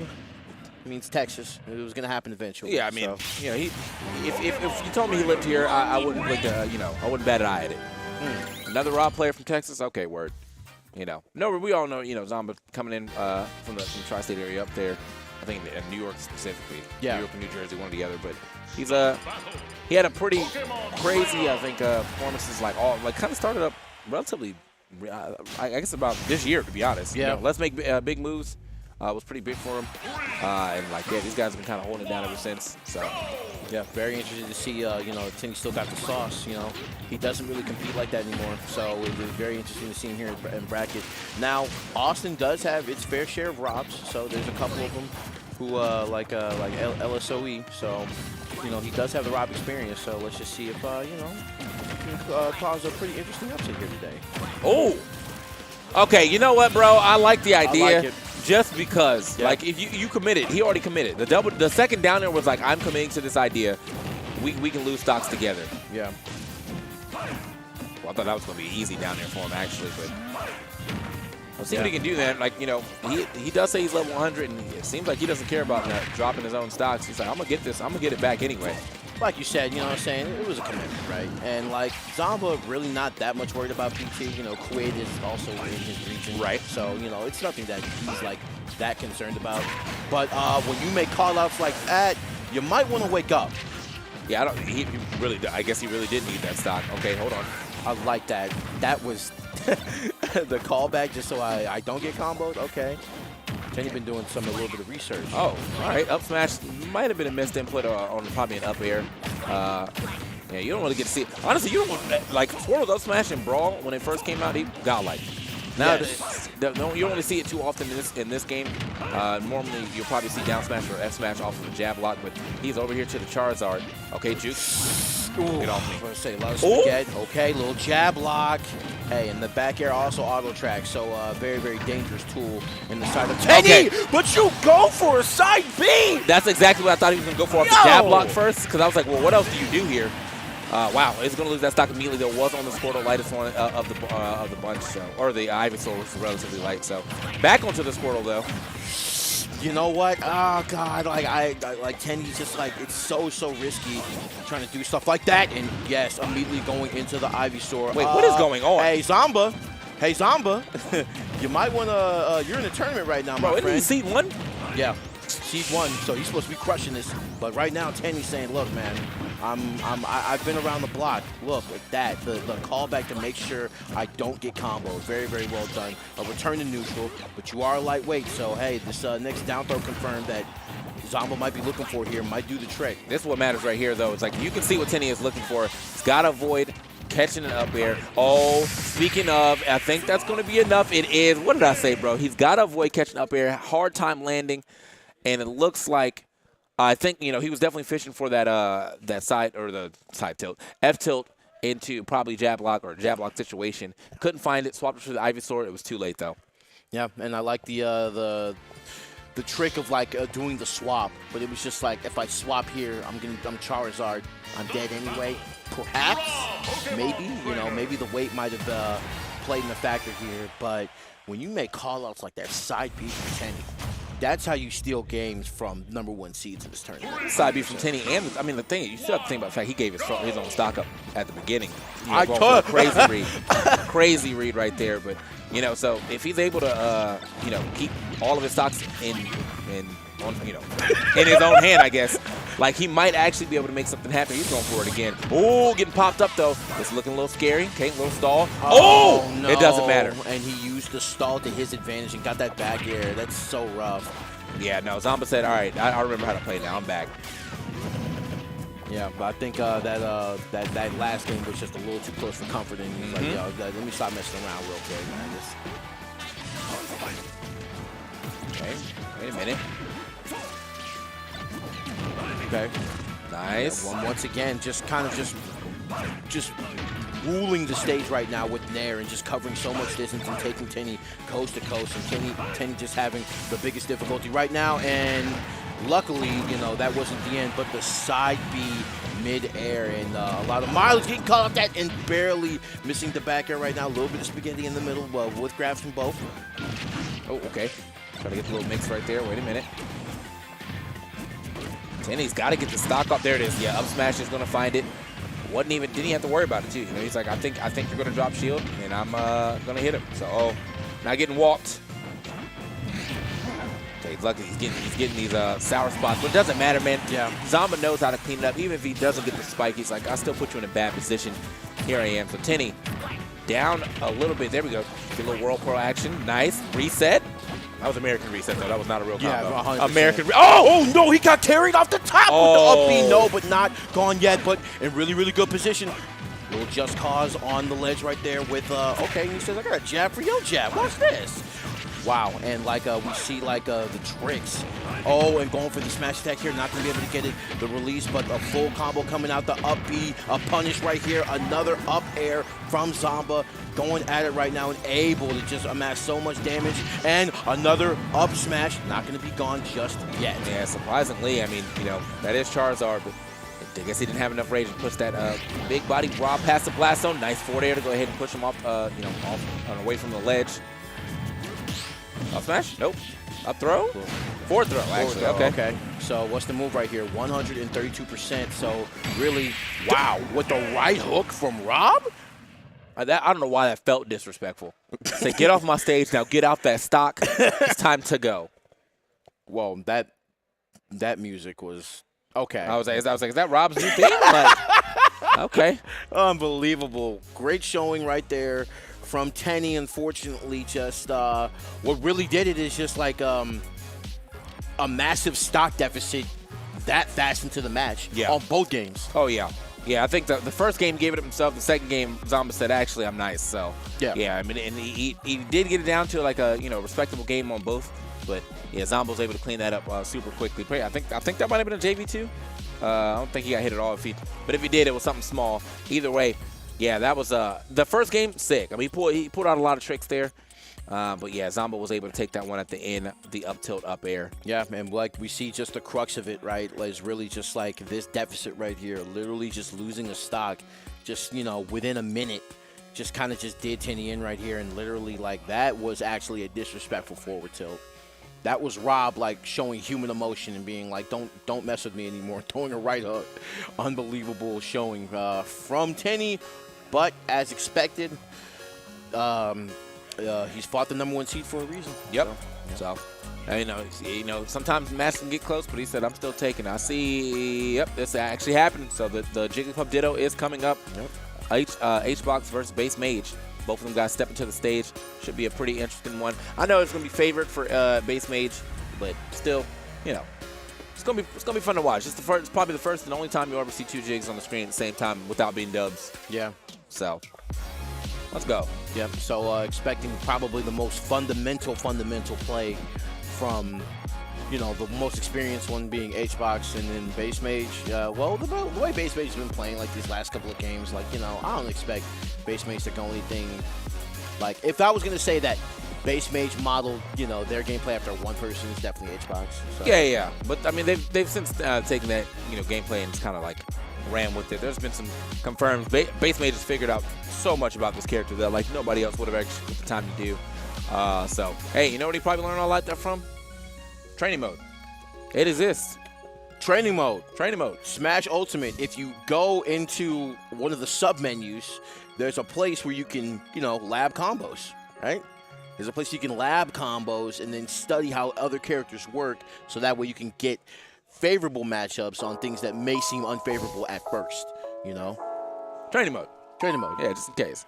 Just in case, you know, you might have forgot. I don't use it, but you should. 100%. 100%.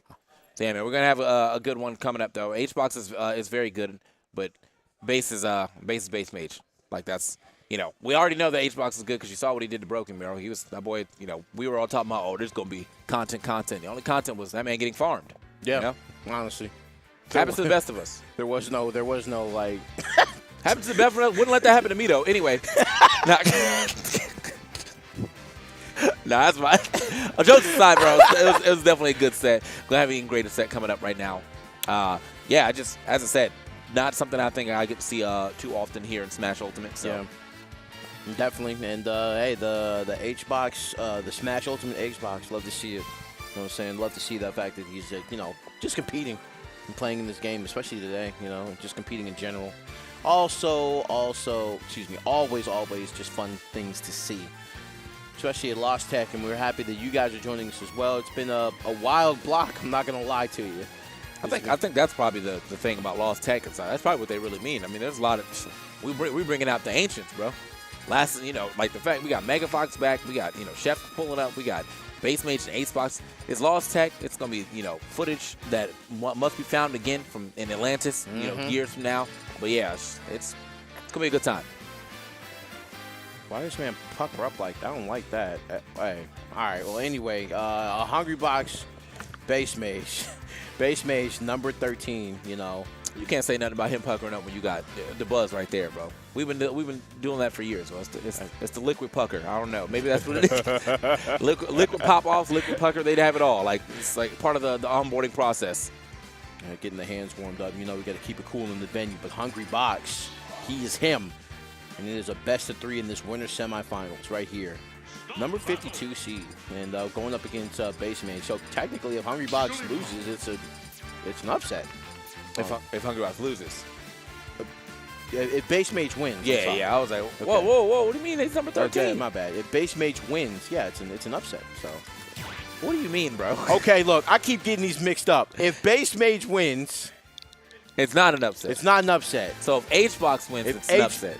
Yes. Right, there we go. I got them confused twice. I got my wires crossed. Yeah. No, if H-Box wins, definitely an upset. I mean, again, you know, Base Mage, which, you know, surprisingly, I feel like, okay, that's nice. Beautiful. Wonderful. That's wonderful. That's very wholesome. Base Mage, that's definitely H-Box stuff. No, I remember H-Box came to, I think, the second summit. Yeah. And he streamed on one of those computers the whole time. And anytime he wasn't there, Base Mage was holding it down. I was like, yeah. Yes, sir. You know, and that's the wonderful, that's a hug from two competitors that are about to clearly try to rest one another. Actually. Someone in the chat said Jen versus Kazuya literally. Like, all right, bro. I mean, they at least like each other. By the way, did you watch that Tekken Bloodline straight? I have not. I just finished Cyberpunk. Okay, that's fair. Yeah, no, I watched the first 2 episodes. I'm into it. I just gotta. Is it really? Yeah, I think it's 6 episodes. So it's nice. like, and it's like 25-ish minutes on each. So yeah. Oh, word. Good time. You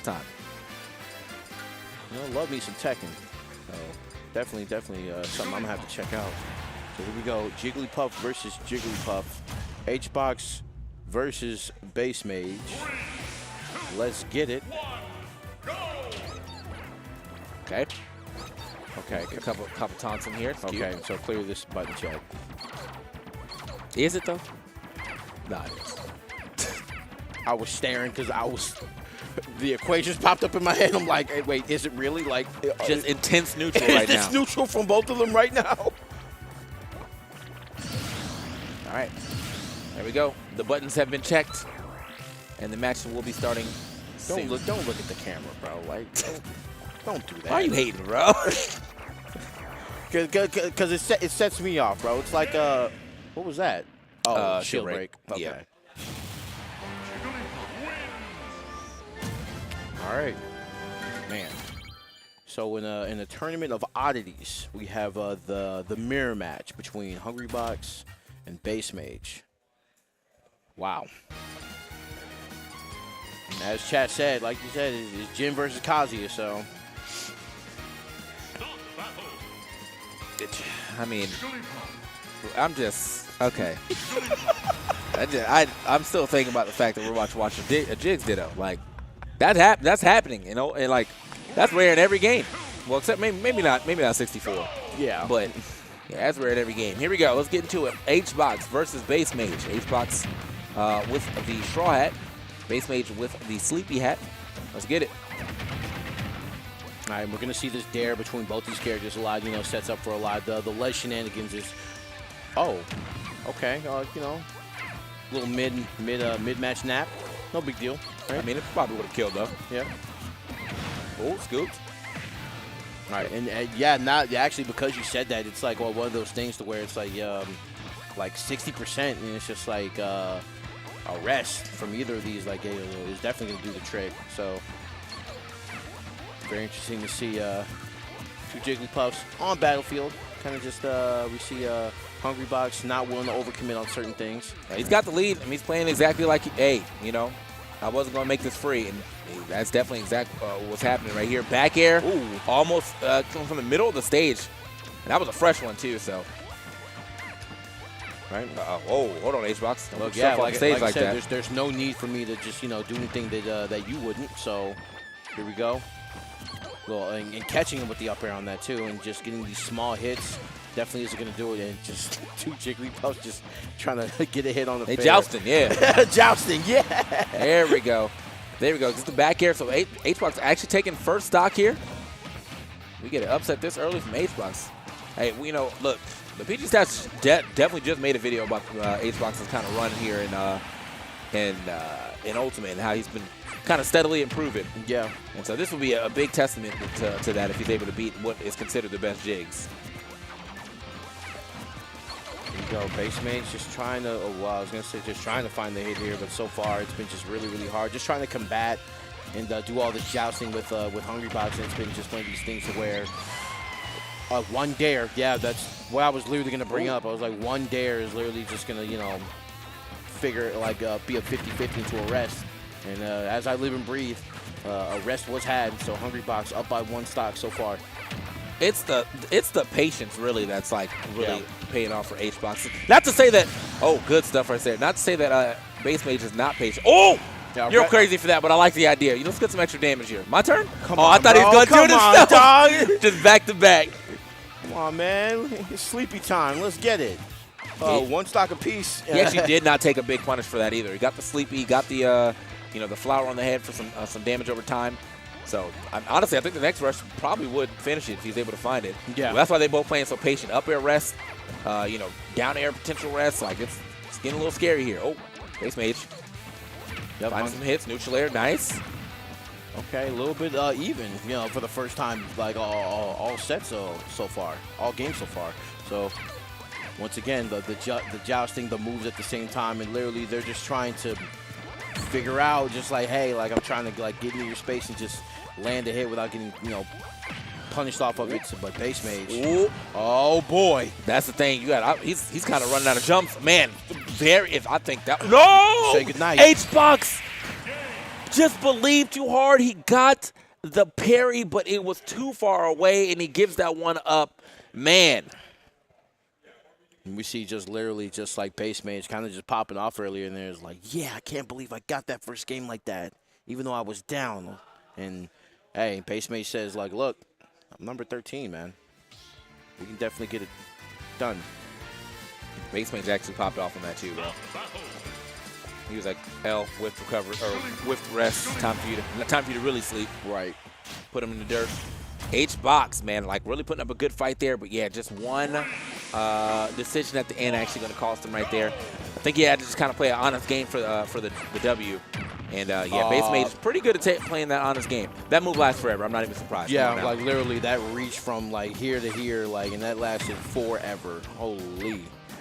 Oh well, 61% so far on Hungrybox. So right now, Base Mage, after smelling blood in the water right here, and Base Mage kind of just like going in 92%. Really not as a conservative start as it was last game, but so far, really, Base Mage in the driver's seat. Nice. Okay, Hungrybox kind of just trying to steal himself a little bit, trying to remain stoic in this stock loss, but a cheesy rest, you know, might set Base Mage up here for a victory. That's what That's what he's gonna need, like more than anything right now. Because and he's looking for it already. Okay. Wow. We out. That air dodge got him well out of there. So Base Mage, yeah, looking for like a pretty long combo, or at least a read there. Ooh. Yeah, Base Mage definitely running away with the second game though. H-Box has finally got a hit. It's taken a little bit to find it. Base Mage. Oh yeah, give me some more of that. Another one perhaps, and both of them just throwing fairs out there, and a nair to get back on stage. More disadvantage on the way, the air dodge to get back on the stage, and that whiff, you reach, I teach 105 right now on Hungrybox. Base Mage still 3 stocks. Yeah, Base Mage, he's definitely holding like that lead that Hungrybox had in the first game, where now he's kind of like, I'm chilling. You got to come to me. I'm playing a more space-heavy game. Nice read on the Tomahawk, though. Does get his own grab. Still has to find himself a stock, and it's looking a little hard for H-Box right now. Look, up airs, not enough. He's swinging, though. There it is. Here we go. So Hungrybox staying focused in that one right there, getting a good back air, and still, even though it's 126%, you know, if Hungrybox can kind of just perform that really good neutral. Oh yeah! Wow! Almost go with an F tilt. Never seen that. Right. Okay, back on the stage, H-Box. 141. He is hurting, but maybe he can get a little damage here. Try to confirm that to a lot. Yeah. Wow. Almost off the top with a pound. Wow. With a pound. Ain't no way. Hungrybox just trying to there wow, it is. with the pound, yeah, at the high percent. So here we go. 1 stock left to go. Hungrybox still very much an opportunity here if he can find a way to get a rest here in the next 20%. H-Box trying his best right now. Oh, the footstool. I don't know what you was even going to get off that, but it looked good. It looked cool. I ain't gonna lie. H-Box has not been hit yet. Still doing a good job of avoiding some damage. Base Mage. I have to get back in here sooner or later. He's taking quite a bit as a jigs. Okay, up tilt. Another one. Up airs. Hey, 0% too. Ooh, the air dodge a little bit risky, but we see the movement trying to just extend for a little bit. Oh! Wow! The low pro with the crouch and an up smash. Hungrybox trying to take this to a game 3. Yo, Hungrybox with the perfect stock right there, actually. Didn't get hit until just now. And he... Oh my God, no way! Yo! Hungrybox! The legend! You can't... It's a clutch box, bro. Like, that's him. That's what he does. Wow, look, dog, it was really looking like, all right, he's probably going to take a nice 2 stock, and we just going to have to shake hands and go our separate ways. Not this time. H-Box coming through with the rest combo at the end to go ahead and take it as well. Ooh. Clutch box. Oh, my goodness. Base Mage, how do you respond for a game that was seemingly in your control? And honestly, that rest killed way earlier than I thought it would. And then for the rest to be confirmed the way it was, like, good Lord. That's H-God, bro. that's what they call him, H-God, clutch box. Got it all going, man. Gold chain wand different, bro. Hey. If you got it, you got it. Hungrybox says, I definitely have it. Does he do the standard if he wins? What do you mean? Oh, pops off? Yeah. Yeah. Of course. There's no way. It's in the liquid contract. I know it is. We need a pop-off quota for each tournament. We need 500 pop-offs a month. And you will meet it. Or else. Good song pick here from, I think, probably Bass Mage. Love hearing some Tekken music. Always the best. Always the best. Shouts out Tekken. Tried to get a little bit of that Tekken Supreme collection. My computer froze, but it's all good. You know what I'm saying? No big deal. There's a Tekken Supreme. Was that got every Tekken in it? Tekken 2. Oh, word. Tekken 2 got a little. They had a little a king knitted sweatshirt. Pretty cool. You know? Well, speaking of, yeah, I gotta talk to these guys at 10-0, man. I put an order for that Tekken mask a while ago. Just let me check my email. Back order, bro. Tekken's good. It is good. Tekken's great. About as great as this match right here on FD, the final destination indeed in this winner's semifinals between Hungrybox and Bass Mage. 1-1. It's between these two. All right, see what happens here. No one actually getting the first hit yet. Playing some very intense neutral. Hedgehog cannot block again for a little bit though. Yeah, that's the one thing. In this match, if anybody get their shield broke, it's over. Oh yeah. Look, bro, you always surprised. The move is 900 frames. That thing going, bro. I ain't gonna lie. That thing is lasting for a very long time. After I think the hit is over, like it's just that pop and just that last hit of pound, man. Unbelievable. I'm just gonna ultimate frame data real quick to see how long it is actually. Yeah, help me out there, brother. Because it's out there. In the middle of that, I got you, bro. So right now, 52%. On Hungrybox, 75 on Bass Mage, and really both of these guys just kind of not necessarily testing neutral, but really just, you know, throwing out these buttons, like hoping that one of them falls into another. So Bass Mage literally at 92% right now, and Hungrybox kind of just feeling the mode a little bit, especially after that dramatic finish from last game. All right, so I think this means it's active for 15 frames. It's active for 13 frame startup, active from 13 to 28. Okay. So a fourth of a second that thing is active. Mr. Fantastic. All right. Sounds good. Woo! All right. Love to see it. And you know what? It still feel like it's lying to me somehow. I don't know why. There's something about it, man. There's something about this match right here, too. Like, literally, like, just trying to, like, hey, like, look, like, we're just kind of feeling each other out right now at this point. Well, it seems like it's been like that the whole time, but an up tilt. Hungrybox, sigh of relief. Oh my goodness, I can't believe that option killed.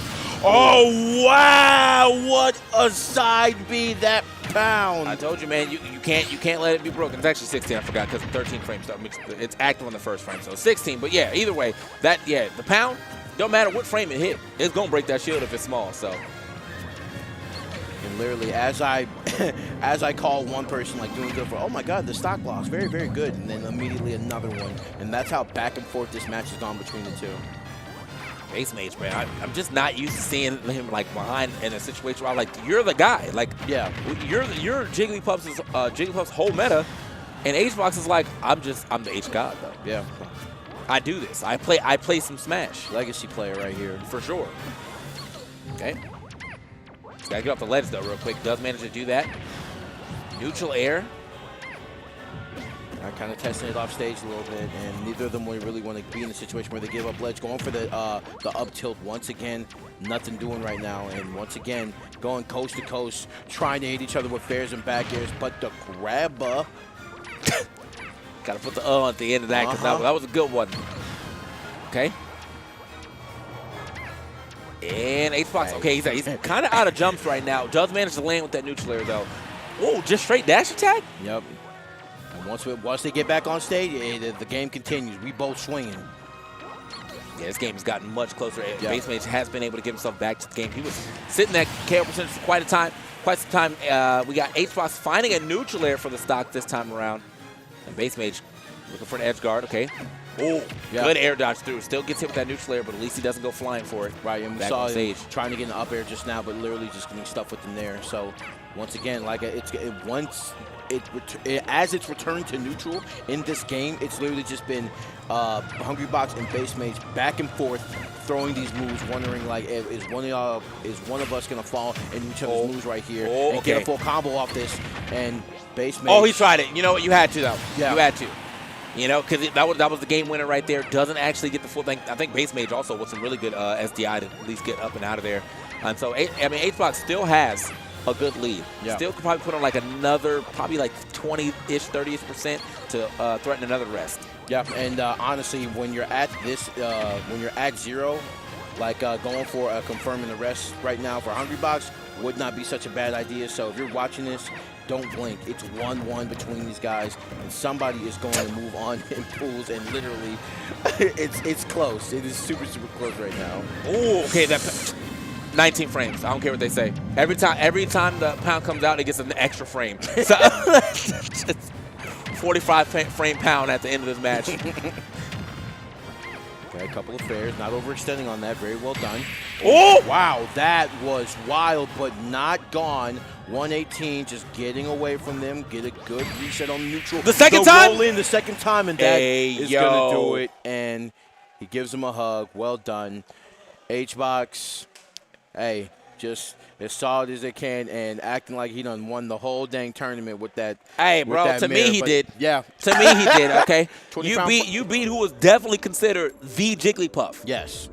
As Jigglypuff. Yes. Whoo! Yep, the legend lives on. Base Mage gonna fall to Hungrybox. Hungrybox. We ain't get an H-Box pop-off, though. We even got the wide-shot camera for it and everything. Man, that's crazy. That man hopped off. Like, yeah. Like, literally, like, we see just both these left and right. This right here, momentum turner. Yeah. Right there. That move right there was a momentum turner. And just like I said, going back and forth, and it really all came down to this last stock. And this right here is just classic, standard Hungrybox, literally playing really, really solidly, really, really good neutral, and just awaiting for the right moment to not overcommit, but to get that stock and to move on in bracket. Very well done, Hungrybox. I think that's the other thing, too, is that you can see in that the rest confirmed to get to game 3. Yeah. Base Mage was trying to DI. Like, I saw him move his hands back like this. Like, he was trying to get the nice DI going. He got the leverage on it. Yeah. I was like, okay, word. But yeah, he just I think he knew what confirm was coming. He knew he was trying to get out of it, just couldn't do it. And H-Box was able to finish that game off and then take the set right there. And a pretty good third game too. I don't think it wasn't like a last hit situation. It was definitely last stock. Yes. But H-Box had a couple hits to spare. So, I mean, really, really dominant gameplay right there. Again, we just made a video about this guy, too. So, if you want to go watch, and see his history and Ultimate, definitely check out I think the PG stats is where that's at. So, man, wow, this guy's doing it again. Got to give it up to H-Box. Stellar in both games now, straight up. Like, when he was doing the 4, when he was trying to do it in 4, it was like, all right, H-Box, it's not him. But he has been steadily grinding in Ultimate and got himself a W here over what is considered the best jigs in Ultimate right now. So, yeah. And as you can see, like upsets will be made aplenty here at Lost Tech City. We're happy that you all are joining us, Banjo, and of course, the guy TK Breezy. And we out here. We're watching some Smash Brothers, some actual good Smash Brothers that's been happening all morning. This is only the first block. Yeah. This is literally just pools. I think we have probably like one more match on our side of things, but Kimona and Neighbor just walking in. Some of the Texas commentary royalty here. So yeah, it's good time. Definitely. And like I said, you're gonna be getting a lot of that for the next 2 days. So for the rest of today and tomorrow as well, it's gonna be a fun time. And so far we've got our fair share of upsets. We've got our fair share of characters. The only thing we're missing is Heavy, honestly. Oh, hold up, man. Sandstorm versus Danby. Okay. Sandstorm, another shout-out? Yeah, I think so. I'm pretty sure he's a Kim player, right? Yeah. So Sandstorm also, man, like he's just multi-talented because Multiverse is Brawlhalla. He's probably good at Rushdown too. I wouldn't be surprised. But Sandstorm versus Danby, lifetime right now of 1-0 on the way of Sandstorm. Danby though, a Yoshi player, which is pretty nice to see because again, we don't get to see a lot of Yoshi right here. Yeah, Danby actually being one of the best players in DFW with that Yoshi, very, very stout and just one of the not the pioneers of the character, but one of the people who are just really, really stout using this character. Character specialist is his name. So, in the pantheon of Yoshis, definitely Danby's one of them. So, they've been calling Sandstorm Baby Coney apparently, bro. Wow. You see it? Oh, you see it? Oh, maybe. Kind of. A little bit. So Sandstorm, just multiple games. The platform World Warrior, 100%. Yep. So can they upset, what is that? I think top 3 player in DFW, I believe. It's better this season. Number 22. Unbelievable. That is crazy. Good for him. Good for you, Danby. But can you make your mark? Can you keep that seed? Stay true to it. Skip said, show Sandstorm's Brawlhalla stats. And be honest, bro, it would make us all cry. That man has made some shmoney off Brawlhalla, bro. I know. I mean, if he's not a multimillionaire by now, I don't know. Oh, so he's just playing this for fun. Okay. Oh, of course. My man. I mean, it's a charitable entrance right here for Sandstorm to grace us with his presence right now. I appreciate that, brother. Thank you. Thank you. Buy me something to eat. Nah. Please. Wow, number 45 seeded. And it's going to be playing Ryu. He's just like, hey, I'm doing this for play. Maybe Ryu to test the waters. Just to be like, you know, like, what is this matchup a little bit more favorable for Yoshi? I mean, maybe he likes Ryu too, though. I mean, like, again, Ryu did get some buffs, you know, and the character definitely has some different tools now than Ken. I do think Ken, I mean, in the grand scheme of things, movement-wise, and just having like longer combos, probably getting in your head a little more. I think once I get hit with once I see that crescent kick come out, I'm like, all right, bro. So I'm already mad. So my shield, I'm already upset. I'm already upset. So my shield about to break after literally playing neutral. All right, cool. One exchange and my shield about to break. Maybe he went for Ryu just because he'll get a little bit better grounded options, you know. Okay. Oh, actually, all right. So that's who won. Okay, Sandstorm definitely won the Coney MVS Invitational too. So he's already got a window to his belt this weekend. Yeah, I totally forgot about that. This guy. Oh, so he's chilling. Yeah, bro. Okay, cool. Oh, good for you, Sandstorm. And maybe he went for the Ryu pick just because he likes, you know, the red fireball option versus Yoshi. And like I said, it's one of these matchups for Shotos where it can be difficult just because, you know, Danby or Yoshi's in general just, you know, don't really like to stay grounded. But Sandstorm does have, you know, those. Those meaning he has those combo confirms. So we will see if he can muster enough to get these kills. Wow. Oh, he said, I'm just going to do it. Yeah. Why not? Hey, look. Live by the shore, you die by the shore. You're going to see a lot of that. Also live by the focus, die by the focus. Thought he was going to be able to get through that. But that's a triple tail whip right there. So going to break it and get the stock as well. I think that, like, when I think about matchups like this, it depends on, I guess, what you want to do. So Ryu obviously doesn't have the same, like, momentum and speed as Ken. So if you wanted to, like, box more with Yoshi, who has good aerial speed, and you want to, like, get in there and try to kind of stop that, you would play Ken. But he has the option now of throwing out fireballs and control a little more space because Shakunetsu go crazy. Yeah. So there's that. There's some good kill power behind him as well, too. I just think, yeah, with him not having, like, the greatest air speed, like the way that Ken's able to kind of drift in, it might be a little hard for him to kind of just drift in and there. Oh, doesn't matter, though. Waited that out. I don't even know if he hit the egg or it just like he waited it out until he was about to dash and just hit the dash immediately. Yeah, he threw the egg to like force an option out of him. Yeah. So he was able to force focus out of him and then be able to get that up there. So very well done. Nice. Okay. Little pop-ups right here. Like I said, combo game from Danby kind of go crazy. I ain't gonna lie to you. Wow, that back hit of that nair, that grounded nair, literally like started all of that. Danby kind of cooking right now though. Oh, okay. I'm throwing out options. Okay, I'm throwing out options. If that drag down to the F smash would have been nice, didn't drag down to the F smash. It's like, how about this? Down B. I got the Yoshi bomb. You have to show me. You have to give me a reason to respect you. Honestly, and respect your options. And honestly, I don't see any, so I'm going to do whatever I want. And that was Danby's mindset in that last game. Look at his face. I was going to do it anyway. You weren't expecting that of me. I was going to do it anyway. There was never no hesitation on my side. What you talking about? Anyway. So here we go. Sandstorm, another opportunity here with the Ryu and the combo game. Mr. Fantastic grabbed him from like what looked like half screen away. Are you kidding me right now? This offense, give me the dunk right here. Wow. A perfect stock here from Danby. Sandstorm not looking great here at the beginning of this. Gets a little fireball action, but Danby, look, okay. Yo, that grab was a lie, but it's cool. Danby kind of cooking at the moment. Okay. A little bit of breakfast, and hey, those Shoryus and nobody's home. Wow, and the tech opportunity right there, trying to go for the down smash. Very well done.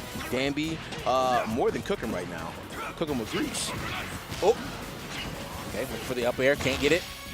Danby definitely is cooking right now. Hold that. Nice. And that's the space I'm talking about, man. Like, it's the fact that like your hitbox is a little further in and you don't have the same amount of air drift. If that was a Ken Nair, that probably hit. But instead, it's getting outspaced and then getting forward aired. So this is. Oh, you can duck that? I didn't know his duck was that low. You said the devil is a lie. 100%. Red fireball is a lie. That's why I ducked under it like that. So one stock gone, and right now Danby working on a 3-stock in a handshake, trying to move on to this winner semifinals match. I'd like to chase down, and oh no, but got hit with like I think the very ending of that. Tried it again. Yep. I'm gonna do something. I'm gonna get a highlight reel or something at the very least. I'm trying to break a shield now. The collarbone breaker is coming out, but no collarbones have been broken yet. 94%, and this might be one interaction away from going into 3-stock. And as I say that, Sandstorm heard me. He said, "Be quiet, Banjo. I'm playing Smash Brothers." Whoop. Wow, getting a little overzealous on that. Yeah, couldn't get me punished either. Was expecting stars just a little much. Oh, okay. Little movement. Oh, actually fought his way out of that one too. Make sure he didn't get too hard comboed. Making his way down. Oh, that doesn't matter though. The down air on the way up. Yeah, you're trying to focus through. You cannot do that. Not on down air. Not on down air. Not on back air. Yeah, you're out of there. Yeah, amazing option. Very, very well done by Danby. Understood the situation. Was like, hey, if you jump up on this juncture right here, I'm literally going to dare. So you try to focus. Like, I've caught your focus up here more than once. I've caught your focus at least twice. You do it a third time, I'm gonna make you pay for it, and made him pay. He did. I like that Yoshi, like on his windscreen, throws hands when he don't got no moves that he throws hands in. None. Not a single move do he throw hands. But okay, it's all nose or feet, bro. Hey, the way Danby was playing, hands were thrown. Oh yeah, yeah. So I mean, that was actually just a really good. Really just good set right there. But let's talk about some of these upsets that we actually got coming right now. This is what we have so far. Uki Too Spooky over OX. What's his name again? Uki Too Spooky. That's got, all right. Hungrybox over Base Mage. Jacoby versus Orex. Damn, Orex not having a great time here, okay? That's a rough one. And then Toast over Smash Puff 64. And then Vanguard over Cannon Red. Man. Yeah, so like really 2 Jigglypuffs like getting upsetted on that. So, wow. Crazy upsets that have been happening so far in this tournament, and definitely more and more to come. It's been wild so far. 100%. Yeah, man. I mean, the character diversity like so far has been pretty insane. So, I mean, it's been a lot of shotos, a lot of floaties, pretty cool. But check this out, man. If you did not know, use the code OldPanda on your first Grubhub order to save $15 more, or of $15 more to save $5. And also, don't forget about the other code. We do have the Panda VIP code for the finale. So yeah, use both. Get food all weekend, bro. Old Panda now, and then Panda VIP for the rest of the weekend. There it is. That's what we're talking about right there. Order $10 or more Panda VIP for a chance to win a trip to the Panda Cup finale. You'll be delivered there by Grubhub. As they deliver you food, you can get delivered over to the finale by them in Los Angeles on December 15th through 18th, 2022. You can register for free as well, but if you're trying to get there on the by Grubhub, then definitely use that Panda VIP and enter in on this sweepstake. Panda merch as well. We got the BCRF line, the Breast Cancer Research Fund line right there. Love to see it right there. I actually just got mine as well, so the jersey is up. You know what I mean? Love to see it. You get your Panda merch, but now with a little bit of pink in it, you know, accessorize a bit. Panda.gg/BCRF. And then storytelling through stats, that's PG Stats if you did not know. That video I was talking about, the Hedgehog video, it is on the PG Stats. We have a bunch of other videos breaking down, Ultimate, Melee, just all kind of things within stat-wise, by the way. You know, all based in facts. So check it out, pgstats.com, or on YouTube at the PG Stats. Yep, guys, make sure you guys check out the PG Stats, man. Very, very, very, very great wealth of information on those websites. And don't forget about Low Tide City happening in May 13th through the 14th. 2023 over there in Round Rock at the Kalahari, and you know how they get down over there. Very, very storied tournament in Texas, and a very, very fun place to be as the summer begins next year. Yeah. So, that being said, I mean, I do think we are going to cut to a small break here, but we actually had a lot of good matches, as I said, man. I hope you guys enjoyed those matches. We'll have even more matches on the other side of things. As you can see, we got our socials down here, so if you want to rock out with us a little more, definitely hit us up on the socials, TK Breezy and Panda, or TK Breezy, I'm TK Breezy and Panda, and you're Banjo. And yeah, we're going to get up out of here. Oh!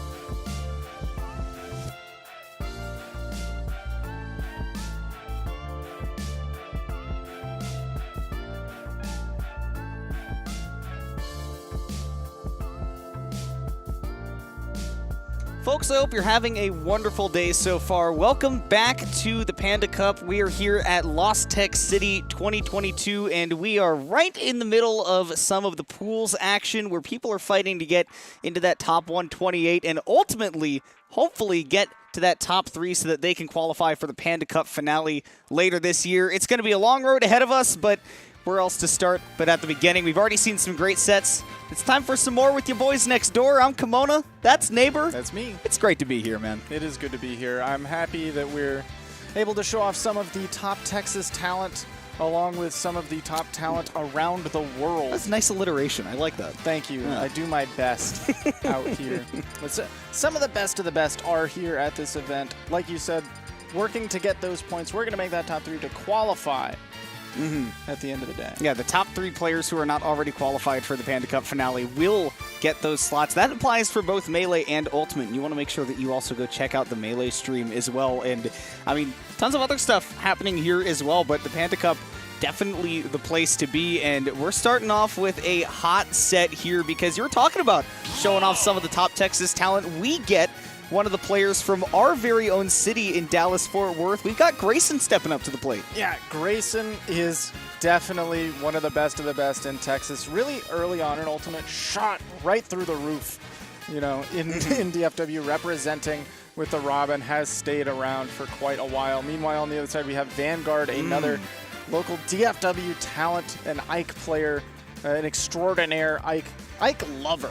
Yeah, really. Definitely loyal to the character, and I mean, you can see, same region, right? PG Stats bringing us that set history, and in those last 5 sets, you can see that while it has mostly gone to Grayson, Vanguard has knocked him around a couple of times. Grayson's up 5-2, but those 2 wins have come pretty recently. Yes, they have, and also worth noting that a couple of those bouts have involved Grayson's secret Donkey Kong. Oh, that's true, the DK. I love to see. I don't know if we will on this stage. There's no way. It depends on the mood, on the time, on the vibes. You know, and the crowd out there, you know, again, there are going to be a lot of people behind their Texas boys this weekend, and especially Grayson being a favorite of everybody who's ever known him, right? Like, I mean, look at the smile on his face. How can you not root for this fella? It's infectious, man.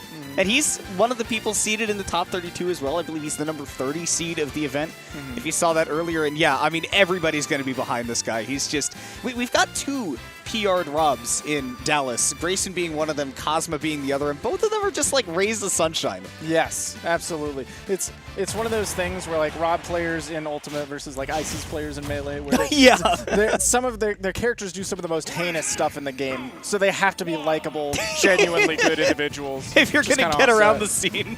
Yeah. Yeah, well, that's for sure what we're going to see out of Grayson. But yeah, Vanguard sometimes doesn't get his flowers in the region because, like you said, Ike Extraordinaire, we got a couple of them locally, but he's definitely put a lot of time into this character. I'm nervous to see him on Town and City against a Rob, but, you know, as it goes, sometimes that's how the bands shake out.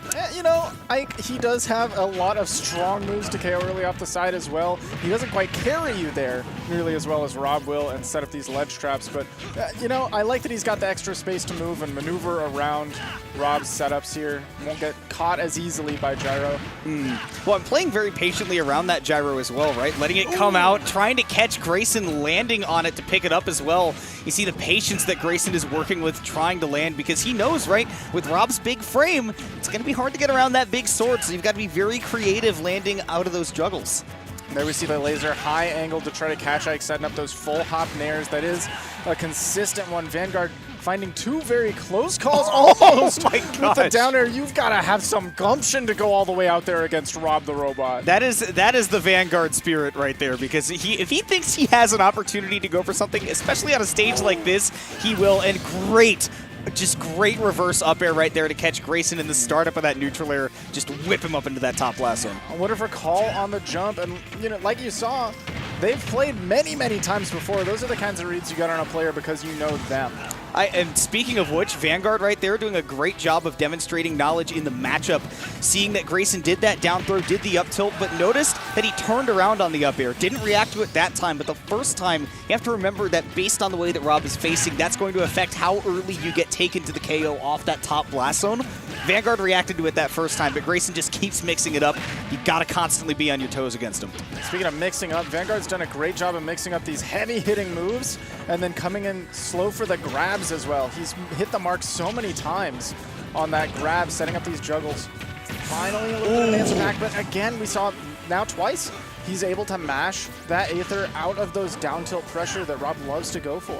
And again, that's matchup knowledge, right? Knowing that, okay, he can't really attempt to follow up with a grab or a projectile here. He's not in the right position, so probably going to be something like that down tilt, and then that Aether armor is absolutely going to get you through that. But, oh, he saved his jump so smart! Yeah, perfect to get back to the platform. I don't know if he has it now, though, and I think that might just be curtains for Vanguard. No way to make it back from those depths. Grayson kind of pulling that one out from behind here now, even on the last stocks. That dash attack coming through with a little bit of heart. Yeah, again, catching the landing with that dash attack, that's kind of the best thing that it can do is oftentimes your opponent's going to want to retreat from you because, again, that juggle game with Ike, having that big sword is so dangerous, so naturally you want to make some space horizontally and get away from them, but then that dash attack covers so much distance, it does a great job catching those landings. Oh, the grab on Rob Nair, he had zero fear. I think maybe because he started to disincentivize the down tilt. Right? Yeah, with that very Aether. Exactly. So you're slowing down a little bit of the Grayson pressure, runs up and just grabs Grayson shielding. He has had a lock on when Grayson wants to hold that block.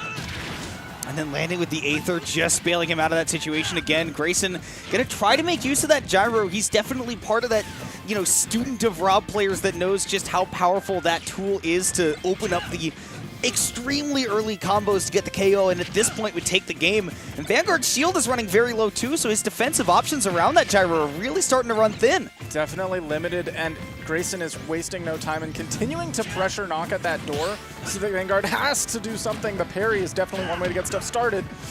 Oh, ooh, and Grayson was going for maybe down tilts, hit him into that gyro, but the spin just went out, didn't give him a hitbox to work with anymore. Now at 104, got to be wary of down throw as Vanguard. Grayson trying to find it, but no dice. Not connecting up back air either. Vanguard managing to make it to the platform, avoiding some of the ledge play.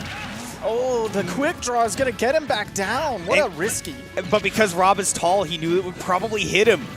Now just one hit away, that's all that Grayson needs, but Vanguard's patience has been so good. He knows the win conditions for Grayson. He's playing around them perfectly, but now having to resort to that air dodge, no chance to make it back. Grayson, he saw that Vanguard was playing in that corner a whole lot, and eventually, once one of those gyros finds purchase, he's going to be able to set up for the win. Right, he just needs to find a read on the movement one time, because we saw on stage Vanguard looked incredibly solid and sturdy, but as soon as he gets thrown off stage, that is where he falters. That is one of his biggest weaknesses, is that recovery, despite its length, is very telegraphed, and it's very apparent what he has to do. And Rob has a lot of tools to contest that too, right? You've got the gyro. If he has to go for the Aether near the ledge, Rob's down air is big enough that you can just maneuver around that. But again, on stage, Aether putting in a lot of work, and Vanguard is happy to continue playing on Town and City as well, which, given the way that first game went, I don't blame him. Like you said, he was playing this matchup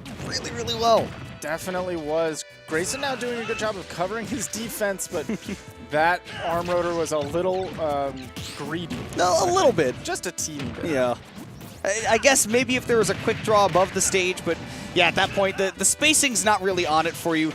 Love the use of the gyro into the laser, though, to put him into the corner. Grayson looking for the crazy drag downs. A little custom, but Vanguard has seen Grayson go for so many of those before. He was ready. Managed to escape in a situation I don't think many others would. Yeah. Again, just goes to show, when you play 7 sets against the same guy, and that's on the low end for a lot of people in this shared region, especially when they're both as good as these two guys are, but when you play 7 sets against somebody, you start to figure out the things that they're going to go for, and you definitely learn how to play against them. Vanguard demonstrating it, and he will get the KO with the Aether. Very nicely done. And rewarded for going out deep against Rob. Yeah.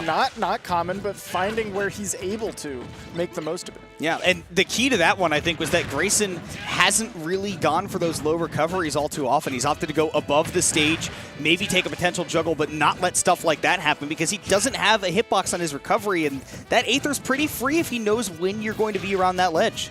Man, I feel like Grayson has just given Vanguard so many opportunities to get these grabs. I feel like he's playing very scared at close ranges, and that's giving Vanguard many opportunities here. Yeah, and we also haven't seen him capitalize with big punishes like we're used to, whereas Vanguard has been very steady. Will go down to that up air, though. Definitely misinput on that forward smash on the platform, but regardless, Grayson taking advantage, and this is where he needs to step things up, is on these openings, Grayson needs to be getting a whole lot more damage, because that's his biggest strength as a player. Right, he had to parry there, so I don't blame him for dropping the shield. If he didn't, that shield was getting broken.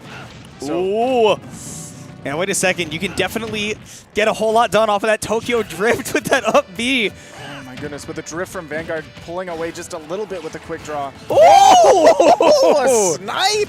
And again, he looks so strong and so sturdy until you throw him off stage, and then it's just one correct guess, and Grayson has so many tools to facilitate that. Yeah, I mean, like we said, this is what Grayson needs to be doing because he has mastered the art of Rob specifically to how quickly can I dismantle your stock, and that was a perfect demonstration of it, especially catching the jump high side B that Vanguard has only done a couple of times, but having a perfect read on doing that, and now he's going to get even more. I love the little walk forward so you don't have to deal with any splash damage, anything from that landing either. You just come through with the punish.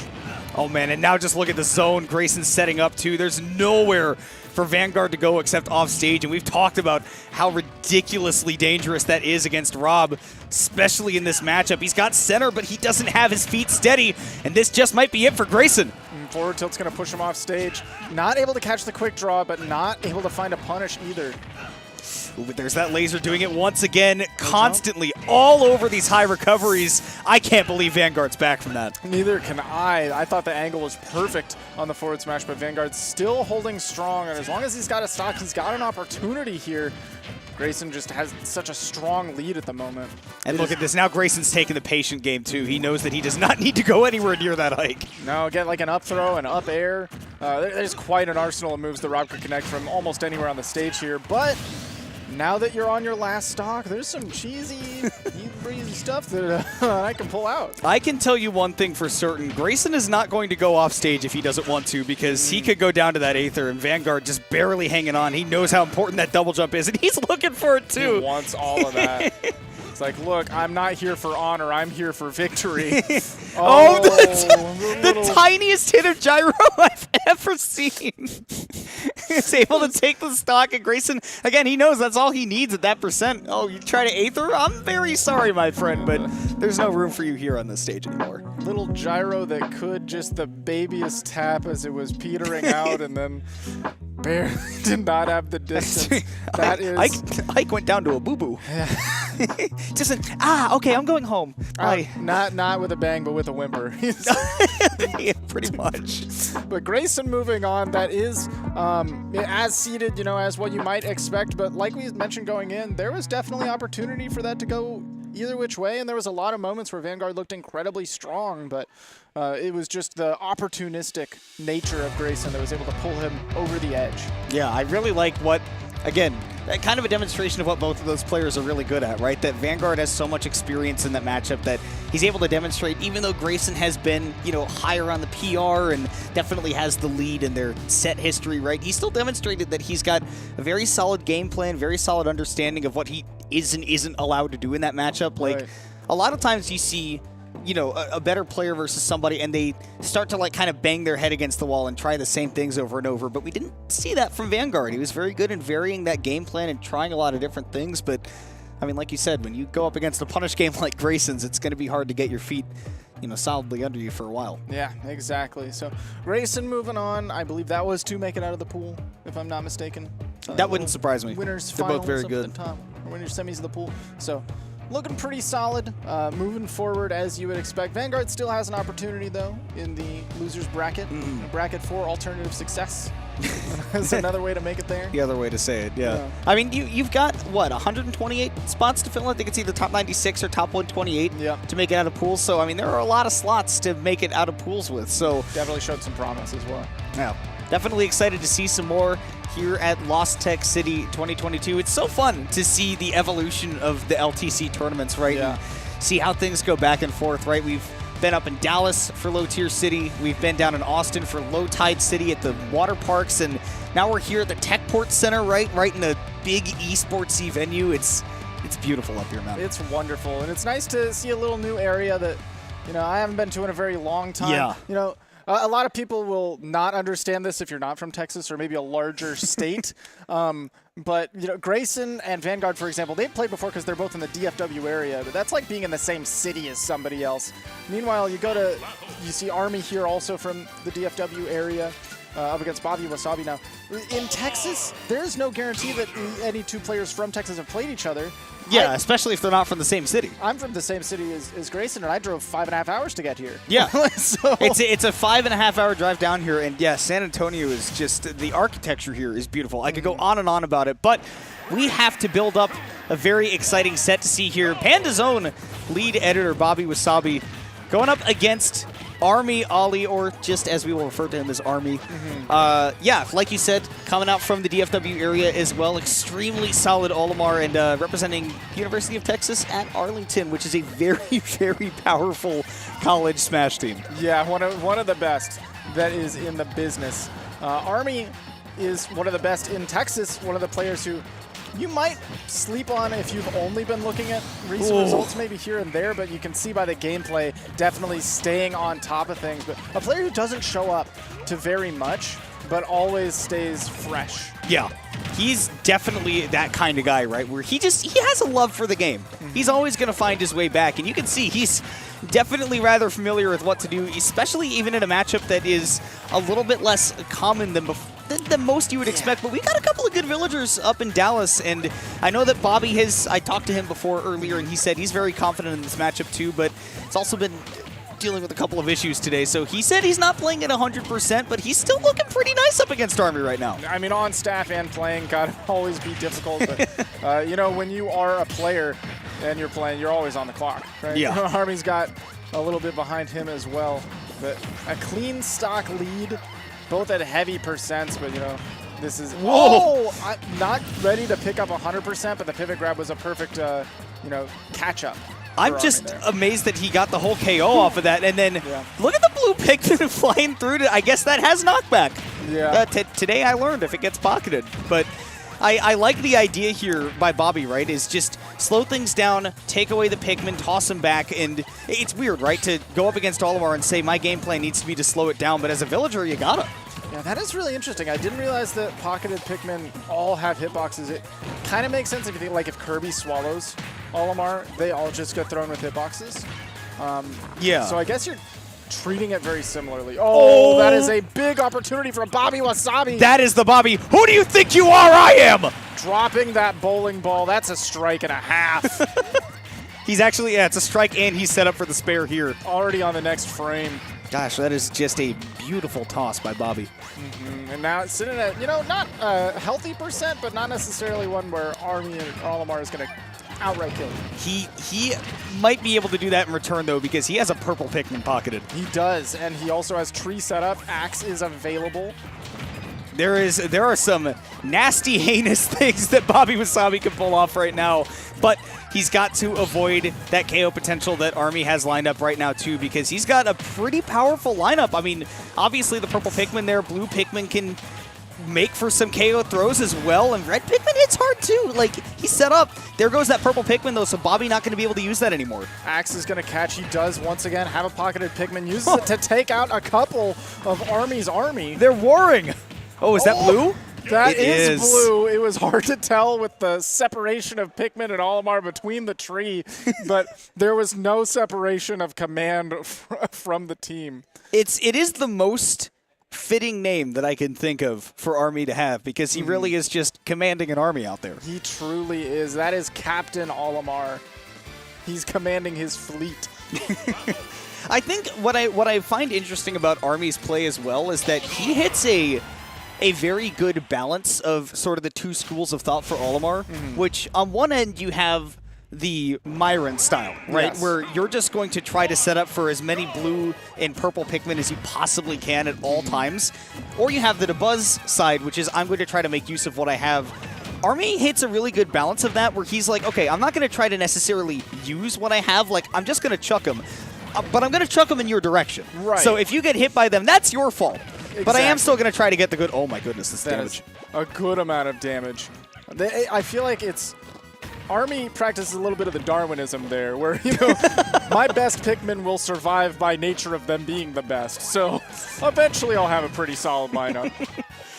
Well, he's having a little bit of trouble setting up the lineup that he wants here on Smashville, and I think that may be part of what Bobby is looking for, right? Being able to play under this platform, pocket those Pikmin, definitely try to make use of them right now. But, I mean, we have also seen how good Army is at fighting up close as well. Yeah, he's a little bit of a scrapper, and you saw by the back throw there, oh, not sure what happened to Bobby there, but... He doesn't either. Yeah, I think a directional air dodge maybe just put him in a spot where he could not recover. That's those high bottom blast zones of Smashville that'll come into play sometimes where your margin of error is a little bit lower for those kinds of scenarios. And now, once again, Bobby Wasabi having to fight from a bit of a deficit. Yeah, can't let that get to you too much. I know Villager, with a character who naturally has a slower game plan, that can eat at you if you're not, you know, mentally extremely strong here. But it looks like he is sticking to the game plan, not getting too antsy about that, and still doing a good job of maintaining this position that he's built for himself here. I think what's so interesting about Bobby is that he sets up for those positions, and then he's very deliberate about every move he makes. You can see with that up air, obviously, triple turnip's going to do a lot of damage no matter who you're going up against. He was talking about that specifically in this matchup, too. He was like, hey, I don't mind fighting Olimar. If my triple turnip hits him at like 80%, he's gone. And that's like exactly what happened. But look at Army building up 80% in the blink of an eye. Absolutely. The little jab lock, extra damage off of the smash, and trying to mask with the explosion to get the jab pressure, but Army staying aggressive off stage despite everything. Seeing a very comfortable percent, clean stock lead. It's been all gameplay. And now he's got the 2 purples. Oh, yeah, he's got, well, it's down to 1. Now. And again, that goes down to Bobby being pretty deliberate, right? That he's throwing out a lot of projectiles, not just to have him out there, but that he's like, I do want to take care of this purple Pikmin that's out here causing problems for me. And he can do some damage too with the, even if he's not, you know, connecting on Olimar with the Void, even if he blocks, that'll take out some of the Pikmin. And Bobby's taking a lot of chip damage from these Pikmin as well, though, and you can see having a whole lot of trouble reconciling with that right now at 50 already, and Army's got a whole lot more ready for him, too. Oh, my goodness! And that got the KO, too! I thought there might be an opportunity to tech, but no, Army was all over him, and that is a 2-0 victory for the DFW Olimar. Looking insanely strong. Both players really had an arsenal that they were tossing at each other and had a lot to keep tabs on in order to stay on top of things. But Army doing what he does best, of course, staying on top of all of that, representing UTA, and representing Texas really strong. Yeah, doing a great job there. Hey, Bobby's representing the new merch. We got the new BCRF line on Panda. Dude, they said, check out this jacket, and I was like, bet, I'm on it. This is, I've never had, like, just a light jacket like this before. I live in Texas. I don't really need that. It's either going to be 30 degrees or it's going to be 100. This is the comfiest jacket I've ever worn in my life. I can see why he's got one on right now. I'm just saying it's nice. Hey, if you're in the venue, you can pick some up at the merch booth, and if you're not, then hey, maybe check out the shop. Yeah, you might see me there. Tish asked me to, he was like, hey, do you want to model some of this merch? And I was like, yeah, that sounds great. let me get in on that. We took some pictures down by the Brazos River. We went down to the Riverwalk and took them there. It was really nice. Yeah, one of the other cool things about this venue is not only is the venue like huge and amazing for spectators in the venue, by the way, like 3 giant screens, a lot of seating. Oh yeah. A lot of easy way to enjoy, whether you're playing or just chilling. But also the area is nice. You can go out for a walk and enjoy San Antonio. Yeah, and dude, again, I was talking about it earlier, but just out of all the Texas cities out there, San Antonio's got to be one of the nicest. Like, it's a little out of the way from a lot of the others, but like the culture here is amazing. That old architecture, right? Like, everybody knows about the Alamo, right? You can't forget about the Alamo. Don't forget. Don't forget about the Alamo. Even Pee Wee Herman knows that. Yeah, of course. But I mean, yeah, just like all of that, you know, old Southern architecture is just like really, really fascinating to look at. The Riverwalk is so lively. It's a great city, man. I'm glad we finally got to have a major down here. Even at the cost of the expense, the time. The 5 hours to drive down here. Worth it. That's just for us, though. Yeah. Everybody else is flying in. People are anyways. flying in. Yeah. You know, people have to deal with that anyway. So may as well make it San Antonio. And I mean, again, Techport Center's amazing venue too.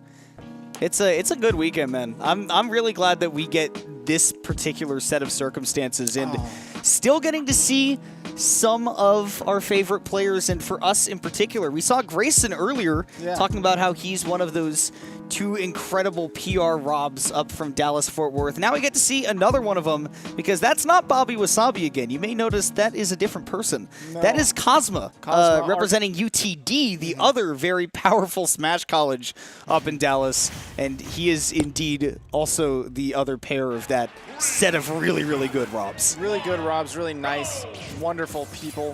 One of our golden boys. But going up against Renegade, this might be one of the tightest matches to make it through this winter's semis. You see 32 versus 33, and Renegade has been popping off at Texas Regionals lately, doing an amazing job of representing Snake, a character who we all know is really strong, but hasn't really seen as much meta play recently. Yeah, we've seen like some from like Dio over in Japan. Obviously, Apollo Kage has been turning heads everywhere across the continental United States. And yeah, Renegade is a guy that, him along with Ranichu, right? The 2 really, really good Texas Snakes, and kind of picking up where people like Ultimate Razor left off back in the day, right?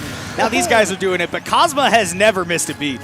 Absolutely not. He's been ready for this since day one. Has actually had an insane amount of Snake practice, being not only a Texan, but one who hung in Oklahoma for quite a while. Back when MVD was up there. Yeah. So no shortage of experience here against the highest of high-level Snakes, and it's showing that he's been able to kind of cut off Renegade's movement and also cut off his ability to cut off Cosmo's movement, been able to stifle some of the grenade pressure.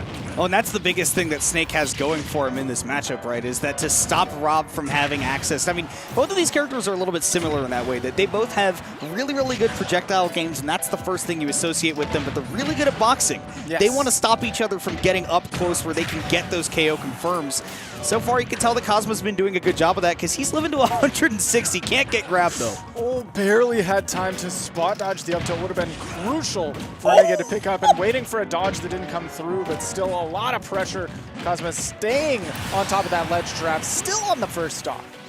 Yeah, he has done a phenomenal job of holding on to it so far, and it's all just been down to Renegade not being able to get the confirms. That's why I was talking about fearing that grab, because at 160 plus, a down throw will confirm into that up tilt, and by the time that you're in that confirm range, up tilt will get that KO no matter who you are. Yeah, would a KO to, you could be on the Great Cave offensive. It will it will take you off the top. It might bounce you a couple of times, but you're going up. You may call Renegade the elevator right now, because he is coming up at the moment. He's definitely slowed down Cosmo a little bit too, which is really, really what he needs, and this is a big opportunity for him. I love the down air as a way to not even worry about the potential cross-up that Cosmo was kind of fainting at there. A little bit of grenade explosion interrupting. Not able to find anything off it. And the grenades usually make for such an interesting dynamic with Snake, because he's a very heavy character, because for some reason just regular guys are very heavy in this game. Catching him with the C4, though, putting this on the last stock, and I mean, this is the thing. Normally, Snake is fine taking trades against Rob. It's not that advantageous, and so Renegade has changed up that game plan to just say, hey, I'm going to be fine with throwing out these grenades. I'm just going to make sure that I make my distance from them now instead. Yeah, Snake can put on so much damage so fast, though. Cosmo really has to play on pins and needles, but manages to find the grab confirm. That is absolutely going to finish the game. Cosmo looking really, really strong. You know, out the gate swinging, Renegade definitely pulled some of that back, and it's difficult to play from behind a Snake, so huge kudos to Renegade for even bringing it down to that last stock situation, but Cosmo managed to slow down a little bit of that momentum that he was building up. I mean, Renegade's just one of those guys that it's really, really hard to stop him from doing his own game plan. He definitely has a lot of that adaptation that you would expect a Snake player to have, because he has so many tools to mix and match with it. It's actually one of the things that Apollo Kage was talking about recently, that he's like, yeah, sometimes you just get in a mode. Oh my goodness. I'm not even going to get the time to talk about the current Snake meta, because Cosmo really putting on the damage. Renegade finally able to make it back, but after 71% and a near blast zone experience, that's scary. A little bit slippery on the way back up, but answered back with damage pretty quick. You know, 50 is nothing to sneeze at, and can absolutely climb. I love that idea, too. He knew that that grenade was about to explode, so he just air dodges back onto the stage, puts up the shield, and then Cosmo has no choice but to get hit by that. But Renegade say the same for him about this up air. Good DI will allow him to live, but now the challenge is landing without getting that pressure put right back on you. Gotta watch out for the C4 right next to the ledge, setting up the gyro pressure. Oh my goodness, Cosmo all over him right now. Back air's just barely going to whiff, though, and that gives Renegade that opportunity back to stage he needed. Wow. I think that Renegade DI'd to try to get to the right side of Cosmo to increase the distance to the blast zone, but then he was still holding right, so he went into the blast zone anyways. Yeah, DI'd incorrectly for who would have guessed that direction, right? But to have the presence of mind to do that in the first place is incredible. Definitely. Now, and the percent deficit is not too crazy. Setting up C4 pressure at the ledge. Oh, gonna catch him? Doesn't quite run far enough, but does have now Rob's gyro as a tool. Ducked right under it? Yeah. What a high toss. High toss, and Rob's got a pretty decent duck, too. And another thing about Rob as well is that his rolls go a pretty good distance because he's a big guy. But that being said, because of being a big guy, got to deal with some big hitboxes that sometimes you don't expect they're going to hit you, but they do anyways. See him off stage challenging Renegade, though. He's going all the way up. My goodness. For the triple. Oh, baby, a quad. Going straight below the ledge as well with the down air. And that is even easier to hit against Snake because you can stall on the Cypher hit. Yeah, normally a lot of characters have trouble with that because if Snake just lets go of that Cypher, it's going to interrupt no matter what you did. But Rob's got a little bit of a disjoint, too, so he's definitely got great opportunities to challenge Snake on that Cypher. And again, he's not going to mind trading with these grenades because he's just about as heavy as Snake is. Using up through there to avoid that grenade explosion as well. Still getting follow-ups. Man, Cosma is playing so tricky right now. Like, it's impossible to predict where he's going to be at any given moment.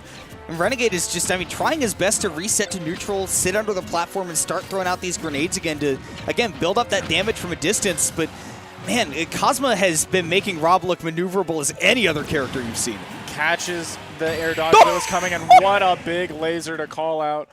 Straight to the corner, Cosmo looking as strong as ever.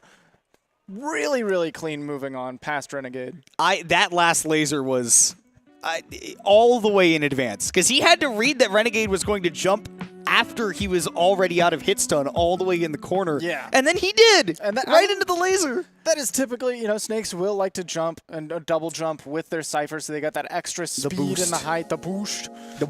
So they can fly all the way up and make it a little bit more ambiguous how they're going to land with their B reverses as well afterwards. But Cosmo, like you mentioned, had the read on lock, knew exactly what he wanted to do in disadvantage in that situation. And there we see that see one more time, toss that grenade, lobbed it out, and that was his doom.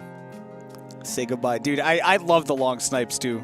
That was like Ace Combat Stonehenge. Right. Just all the way from downtown. Very few characters get the opportunity to interact with you so meaningfully from so far Full away. stage. So far away. You're in one blast zone, I'm in the other, and you still get to And converge multiple the beams. angles, too, because, we got multiple charge shot characters, but that's going in a very finite direction. Yeah, it's just right across the across. stage. Yeah. But the angles that Rob has access to are one of the things that make him so incredibly strong, is he could just cut you off the pass at so many opportunities. Well, it's one of the things that makes like the Link's boomerangs very strong as well, right? Is that can bounce in different directions and you can get, pretty custom with it as well. But hey, we're going to take a second to check out the biggest upsets so far powered by PG Stats. And would you believe it? There are a few to talk about, one of them being Uki 2 Spooky over Oryx, which I want to talk about. Oryx did, in fact, play Peach, which surprises me because he recently was talking about how he was going to pick up Rob.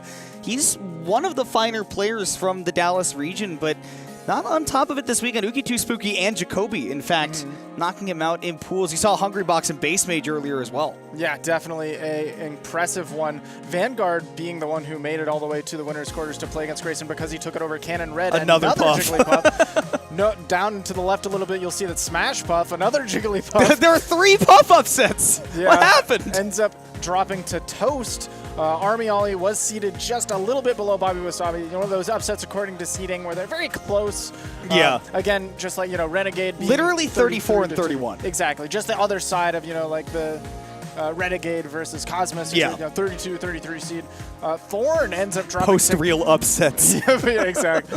Thorn dropping to Castro, who does not have a character visible. I am not familiar with Castro, but that me either. Thorn, one of the bigger Texas names. Down in Corpus Christi, right? Yes. Yeah. Representing the Incineroar, a player a lot of people have their eyes on. And then Frog also dropping to Jeep. Yeah, Jeep the Luigi. And if I thought I was familiar with Frog as a Bayonetta player, at least I'm pretty sure. I could be thinking of a different Frog, which would not surprise me. Because some people like to share their tags. They but do. It is surprising to see Jeep take it over him, though, because that's a big name.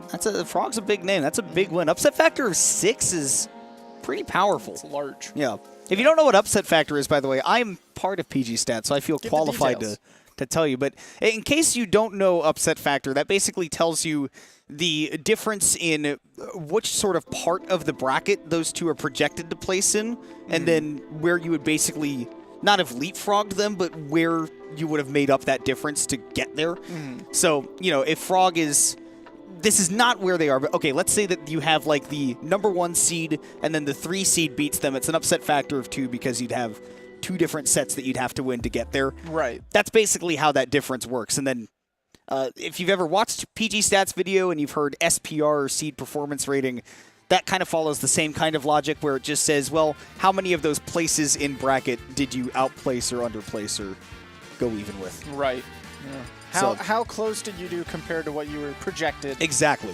At the end of the day. Yeah. Did you make some surprises happen? And well, let's see if we can get a couple of them. We saw Toast earlier did make an upset in bracket. Now going to be looking to do another one against the #4 seed of the tournament in Mars. 4 or 3, one of the two. I know him and Esam are right there. It said #4 on the screen, so I'm going to. That's what it is. I'm going to bank on that. Yeah. Not 33 as you may think, but No. yeah. But Mars, yeah, definitely one of the strongest players in the bracket, up there with, I believe the only 3 ahead of him are Zombameister and Esam. Yes. And even then, right, him and Esam, that's a close battle between the two of them. But yeah, Mars, I mean, has definitely been on the comeback, right? I mean, he's found a lot of renewed confidence in the ZSS.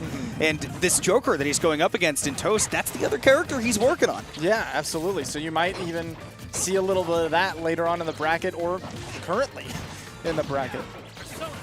Right now, Arsene coming online. One of the strongest things about this character is that comeback factor. Oh, but that not even going to get a chance. And he actually follows that up with a back air, too. I mean, ZSS doesn't have a reliable spike in that scenario, right? You would have to suicide down air, and you don't want to do that as a ZSS in that situation where you've got the % lead, but that's good by Mars to have that awareness. And again, to hit that down smash right on the ledge, you have to know that exact timing that he's going to grab the ledge. Up smash from behind Joker, pseudo safe where you get to mash that jab afterwards.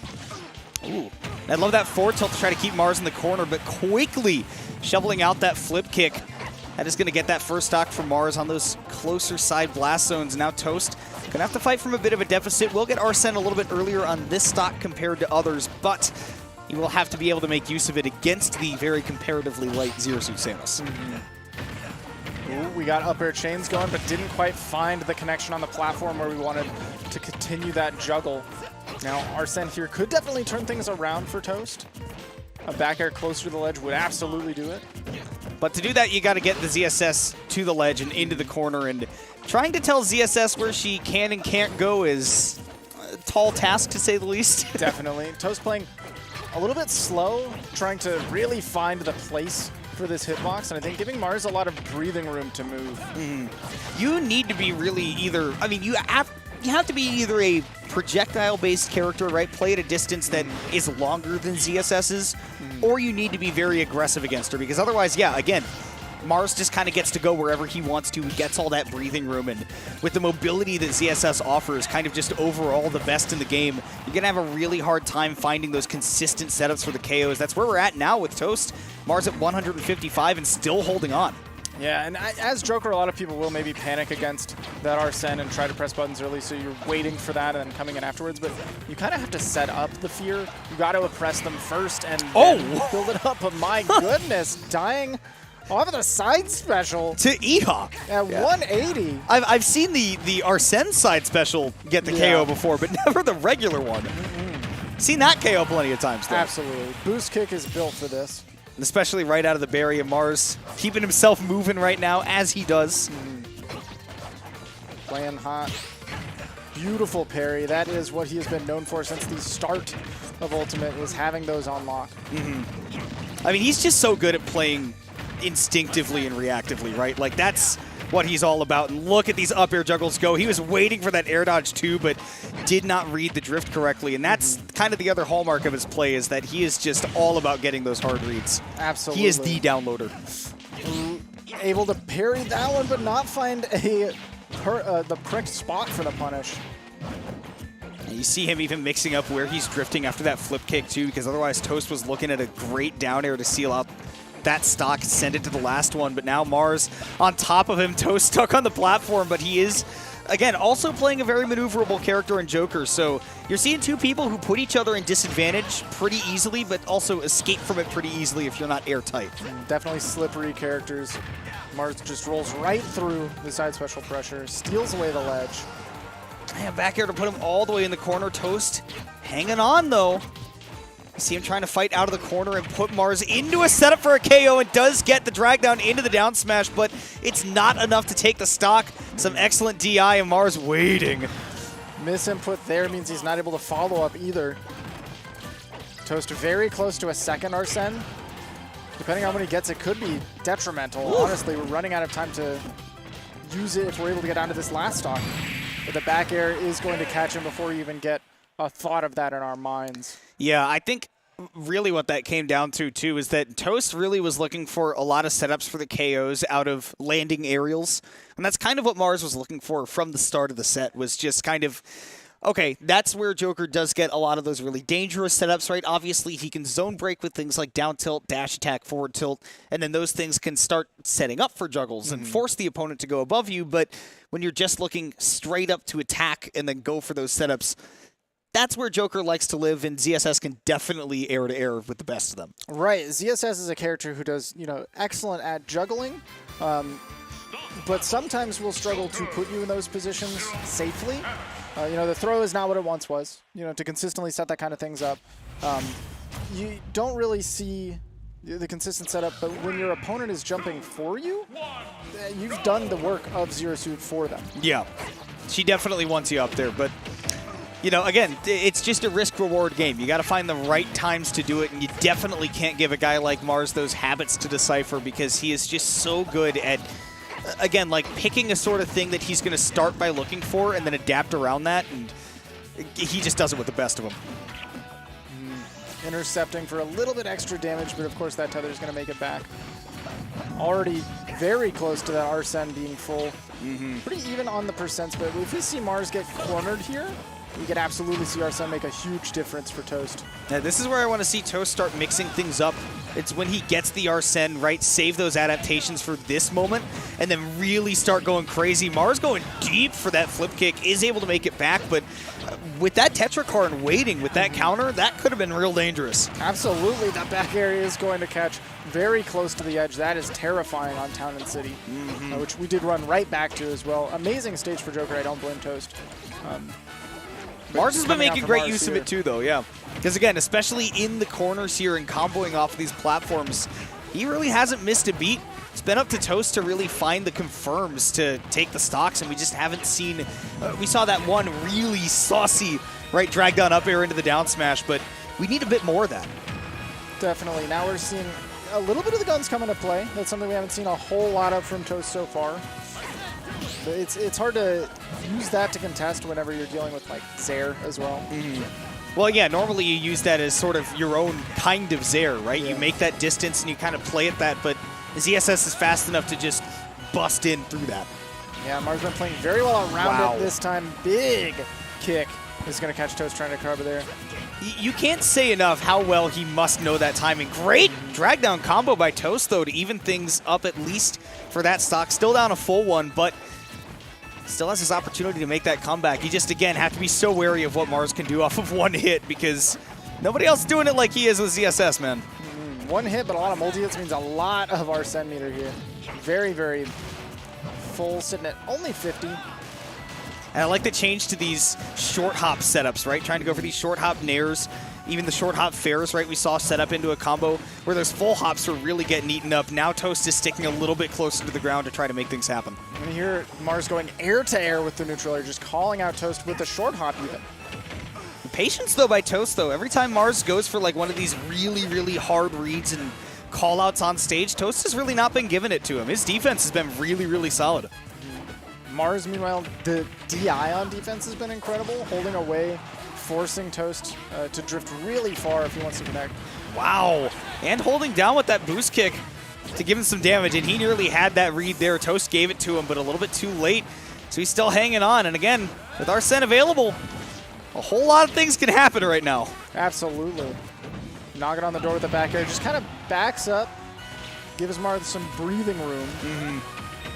Again, as we said, can be not the best use of your time when you are actually rocking with the Arsene. But Mars just finishing it off with that downward angled F-tilt on Town and City. Those close side blast zones definitely going to be enough. And that is going to be a dub for Panda's content man. Not the typical kill move you expect to see. No. But the one that comes out if the game lasts long enough. Mars chatting up Toast at the end of the game. Maybe a little bit of talk about the gameplay. This is a little bit of learning. This is one of my favorite things to see about, when you get to a major and you get your chance to play against the top talent out there, right? And you play against them, like, especially on stream too. This is the best time to say, hey, what can we talk about that? Like, what were you looking for? What was it that you were blowing up? What could I have done better, right? If they have anything to say to that, Mars had plenty. And he's going to be one of the best guys you can ask, too, because, again, he is all about getting those downloads on you. Absolutely. And if you have habits that he's picking apart, he's going to be able to let you know. Yeah, not only that he was able to pick you apart, but he plays your character a little bit, too. So, like, you got insight from all sides of this is maybe how I would have approached it as a Joker.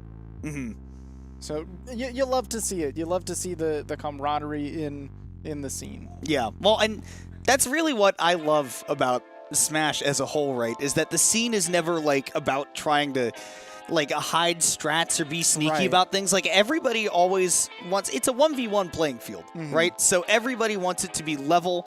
They want to be going head to head, and everybody wants each other to be playing at their best. And that's really what I like about the scene, is that everybody's always trying to like bring each other up, right, in terms of that gameplay. If you ask somebody, hey, can you give me some advice? Can we play a couple of sets? Most people are going to say yes. That's what I love, is the community is just very easy to dive right into and get started on. Right. There's information sharing. There's so many ways to learn nowadays from all of the streams and all of the YouTube content. Yeah. You got people, I mean, you've literally got the best players in the world active, like offering coaching lessons. And you can, I mean, you go to a major, you know, especially on the first couple of days, you can just walk up to them, you know, slam down $20 on the table and say, play me in a best of 5. And then after you finish that, like, they'll take your money. They're probably going to win. But then you can do exactly that. And you can say, hey, what should I, like, you know, anything that I can take away from that, right? Any advice for me? You know, again, like, what were you looking for? What should I do next? And they will almost always have something to offer you. Yeah, definitely. That one thing to note, if you are going in and maybe trying to play against another player and learn from the experience afterwards, the worst question to ask is blanket. What is your advice? Yeah, any advice? Come in with first of all, come in with a game plan of what you wanted to learn, and then ask them a question they can answer. Right. Any advice could range so heavily, any which way. And it doesn't give them a lot to work with, but, you know, hey, how do I improve at this particular thing, or what did I do wrong and disadvantage here that made me lose every interaction? Yeah, you know? yeah, something that is pretty concrete. Like, they don't make them do all the thinking for you, right? Like, come in with at least a little bit, and that goes for all Smash, right? Is that when you start playing a game, go in with a game plan, and then you'll be able to start figuring out things around there too. I know we got hand warmers going on right now between two Texas players. One of those being a new, not super new, but more of a rising star as of late, and Burt the Dragon coming from Dallas, going up against an OG in Bonren, just a long-time bastion of the Texas scene. I didn't know he was still playing, to be honest, but I remember, like, back at the beginning of Ultimate, he was stamping his name in as one of the best Zeldas in the world. I remember he did, like, really well at Genesis and outplaced people like Ven at that tournament, who was also trying to stamp that in.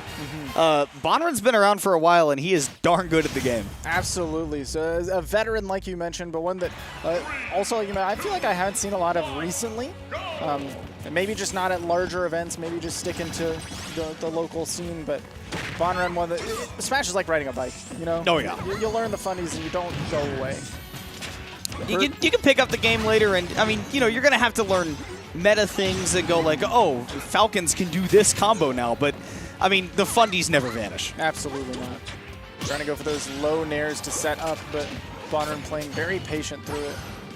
Ooh, and that up tilt. Yeah, Bert knows that can set up for something really big. There's that big up smash read as well. So here's something you need to know about Bert the Dragon. Yes. He will press 2 moves a whole lot, and you'll notice them. It's up B and it's up smash. I mean, he's playing well. He'll press them a lot. Absolutely. The up smash is crucial, even on block, very pseudo-safe. I'll say really difficult to contest afterwards.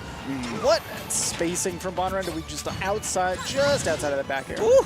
And then outside of those jabs too, exactly so that he can hit that Nehru's Love and knock Bert away, but he has not been matching that damage output move for move right now. Bert has been on top of him and definitely got that early KO, putting him at a big advantage.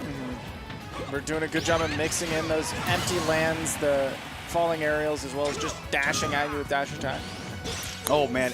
Did you talk about the spacing from Bonran? The recognition has been so good in so many situations. And, I mean, especially for him to already, I don't think he's played Bert before, but just about like a minute and a half or so into the game, he's already got such a good read on when Bert wants to approach and when he's about to hang back, and he can start making up some space of his own. That's the kind of fundies that we expect to see from Bonran. Spot dodge not punishable. Good on Bert to not just dash in for it, because you know. Oh, Bonran just narrowly missing those twinkle toes, but this could be big. Doesn't quite find a connection with the up air. Ooh, I love the movement there from Bert, and then does catch Bonran kind of panic mashing a little bit. Does hit him with that dash attack to put him onto last stock, but yeah, Bert's at 80%. Falcon's pretty heavy, but Zelda hits pretty hard. Definitely. If we see like a lightning kick at the ledge, yeah, look at the that. other way, obviously. Other side, and we're going to see even stocks. Oh, but again, Wayward Raptor Boost. That's one of those moves that Bert can kind of focus a little bit too hard on. It can get him into some hot water. This situation, Bonran closes it out on that regrab. No invincibility, so it's last stock apiece. And a little bit of lack of familiarity from Bert on the distance the Phantom was going to go. I don't think it was going to scoop the ledge from that position. It didn't look like it was going to go far enough. And if it did, you definitely have enough time to just neutral get up through just the tip hit, and you'd probably be fine. Here's a combo, does not land on the platform. Very unfortunate for Bert, otherwise he could have kept that going. We're going to try to keep the ledge, though, with that up B, sending Bonran back off stage. Great fighting back with that up air. Oh, and holding down so you get that extra hit as well. Doing a lot of just collateral damage, catching Bert, slipping a little bit. Oh, and he is going deep out there to try to close out this game. Again, up at that ledge, you can react for a few frames and turn that around, right, and say, okay, my opponent rolled, well, I'll just go right back into the stage. Great use of the Knight to cover the ledge as well. Yeah, I think Bert going a little bit too deep, thinking there was no ledge invincibility there, but Bonran had jumped from the ledge to use the Nehru's. So he was going to have that back. He actually scooped him with that up B, though. Bonran sitting at 161. I mean, even a back throw could do it right now. Bert, though, trying to wait and see if Bonran is going to throw out a move on shield, and this is dangerous all of a sudden. Look out for that Din's Fire. Maybe setting up for the Phantom as well, but the drift back, barely saving Bert's skin. Yeah, managing to pick up just the perfect get-up timing, not get hit by the Phantom, and not fall in to the forward smash. Bonran has been holding on, but finally you get hit with the classic hold jab at the ledge for Falcon and get that KO at about 180%. That's been good since Smash for the Wii U. That's always been a viable move for Falcon. Right. I mean, and that's one that we see less and less because of the strength that, get-up attack being fully invincible. It's no longer something that's easily going to catch a lot of options there, but that is one of the reliables when you don't let them think about it all the time, Yeah, especially, I mean, at that percent, right, you're putting a lot of pressure on Bonran at the ledge. He's going to go to most likely his comfort option, and we've seen a whole lot of just that neutral getup. And for most players, it's either the neutral getup or the roll. Right. Maybe for some of them, it's jump from the ledge. But once you have a read on that, at those higher percents and you get into those scrambles, you can just start covering that. Especially at high percents, the rolls start to disappear because that is how you lose the stocks very cleanly. And we've seen Bert cover it very well as well, holding shield in a lot of positions just to reverse that up special. Now the ledge trapping will get a little bit harder for him, actually, here on small battlefield. Oh, he actually comboed off of that. That's crazy. Yeah, not what I expected. And still getting aggressive. Oh my goodness, getting aggressive on the way back. He's spooking me. I really thought that might be a problem for him because Bonran sent him off at a dirty angle. But here we see him holding center stage and boxing him back out. And this is kind of what Bonran wants. A lot of people think about Zelda as being like a zoner, tossing out that Phantom and everything, but actually on these small stages, she can perform extremely well, and with no jump, that's going to be it for Bert for sure. Bomber getting that first stock, and it's all because on small battlefield, she's happy to box. She gets Falcon off stage very easily here, and he has a tough time making it back around her. He had to be extremely patient. He could have died at 16% if he wasn't careful on that recovery, but Bert staying present and getting the downer sour spot. There is no sour spot of that move. There's sweet spot and sweeter spot. This is not Sour Patch Kids. This is just yummy. Nice down tilt to try to cover the ledge, though. Bomber leaving himself able to react to whatever Bert chose in that moment. Still keeping him on the back foot, but all of a sudden here he comes with that Raptor boost. Again, sometimes gets him in hot water, but it's also got that armor, so you have to respect that as an option. Absolutely. Sometimes it just fights through and then sets up your beautiful combo. You know, perfect angles for the up air juggles, setting up the knee at certain percents as well. Down tilt, catching the air dodge with a dash attack, but Bert, I think you're right that he's not 100% clear on the way that the Phantom is working. I know he is... That's one way to punish the Phantom, though. Catch them charging. That nair, once you hit Zelda, it stops charging Phantom, and then perfect setup for the knee. He hit me with the... Nah, I got the most basic... He was still invincible, so he didn't get hit by the neighbor's love, and now he's almost setting up for the whole stock! Oh my What is Bert the Dragon doing? He connect off the Raptor boost! Bert once again hungry for it, and he is eating good today. Oh my goodness, Bert. I mean, he just came off of that Angel platform, and he was like, I want blood. He's playing violence. Blood Falcon for a reason, man. Yeah, absolutely. I love that we were just talking about, I don't know if he really knows how to deal with the Phantom, and you were like, oh, well, you can deal with the Phantom by just hitting it away. And then somehow Bert telepathically just took that as, oh, yeah, I should just run at him and hit him, and then he'll just, the stock will explode and everything's fine. That was an insane ending to that. If I swing and they get hit, they die. So that's true. You just got to keep swinging. I love that Bomberin at the end of that set, too, is just laughing, and he was like, I can't believe that Falcon's still like this. Yeah. He's like, yeah, nothing has changed.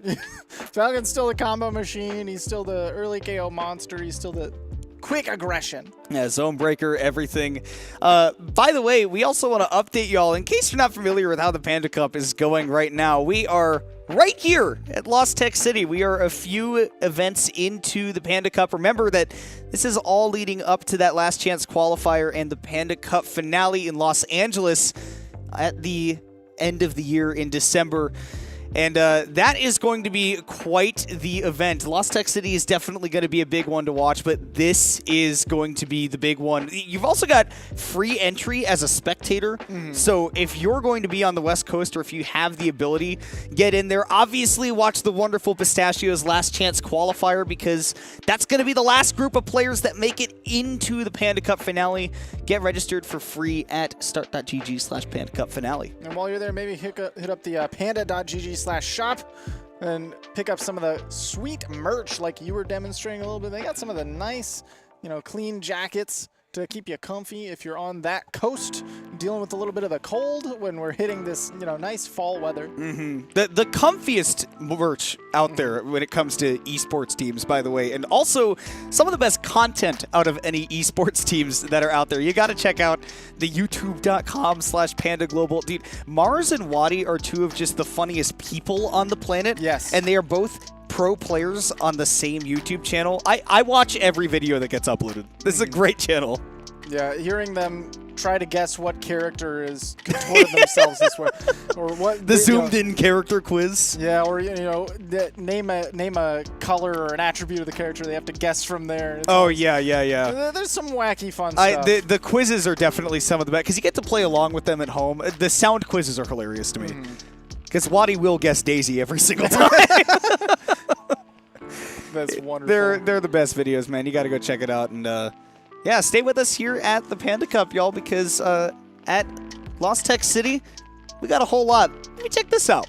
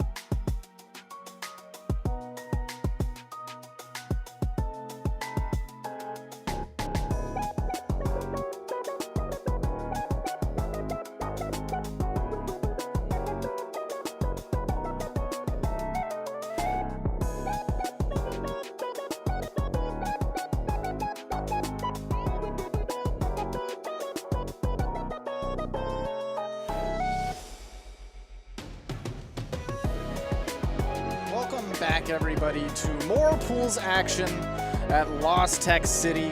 I am still Neighbor. Sitting down with me is Kamona. We're your boys next door, and we're taking you through more of these pools. We've already had some pretty solid gameplay, seeing some close seeds to make it out of these pools, and a lot more coming up soon. Yeah, I mean, we're getting through, I think it's like 4 or 5 waves of pools in just 5 or 6 hours because our TOs and our volunteers have been just amazing this weekend. We've been blazing quick, and that's pretty darn awesome. And, of course, later tonight we'll be getting into that top 128, the people who make it out of bracket. And don't miss tomorrow, obviously, because top 32 and Melee top 8 and Ultimate top 8, all of that will be here on the channel tomorrow. But you definitely don't want to miss this. We're getting to see one of the perpetrators of the biggest upset of the tournament thus far in Jeep, the Luigi, going up against Salt King. Salt King, if I'm not mistaken, on Little Mac. So this will be a match. Luigi, of course, specializing in those single grab to death combos, insanely potent combo game, even if you're not getting the full combo, right? And Little Mac, of course, well, you put him off stage once and he can go away. He's gone. But on stage, exceptionally solid on the ground, really good at maintaining space. I'm wondering how well he's going to be able to maintain that space through this grab. Yeah, and you have to remember, right, that is Little Mac is absurdly, easily the best character when everybody's got their feet on solid ground, right? Yes. But once that changes, then things start to tilt out of his favor extremely quickly. I mean, you saw how quickly that first stock went away. Jeep definitely made short work of that first stock, and now definitely going to take a whole lot of damage for these committal down Bs. That invincibility can be very tempting to break you out of any of those crazy Little Mac combos, but also if he reads that, you're going to be in a bad spot. Absolutely. And here we also have the great equalizer of the KO punch. If we see this stock drop, you can see another one at low as 15%. You know, this character will absolutely throw you off. Now it does lose that KO punch as soon as we get knocked in a tumble. And you do get like a 4 or 5 second grace period on that before that starts happening, but obviously that grace period has long passed. Salt King is going to try to hold onto that KO punch for the next stock if at all possible, because you want to, again, like that's your great equalizer. You want to be able to make use of it. Now might get the chance. Jeep dropping that first stock, but does send that Mac into tumble with that back air. Very difficult to maintain it through your opponent's invincibility, and Jeep using that invincibility to catch Salt King's jump away. Pretty solid read there. Go for a pivot grab too. Maybe could have set up for, honestly, at this percent, just a back throw against a Mac. We've already seen that Jeep has been pretty good at that edge guard just off of that first stock alone and being very patient at this mid-range. Salt King still staying patient as well, putting on a lot of damage. Really starting to mix up the use of that Jolt Haymaker, the side B as well, but that's what that down B can do for you, Jeep. Definitely showing off that when you get that reversal just right against a light character like Mac, it can do a whole lot. Didn't get the sweet spot on that first down air, but here we go. Not going to get the full connection because already applied a little bit of damage, messing up the percents for the really tight combos, but still 80%, pretty nice. You're setting yourself up to have one good hit, put Mac in a very bad spot.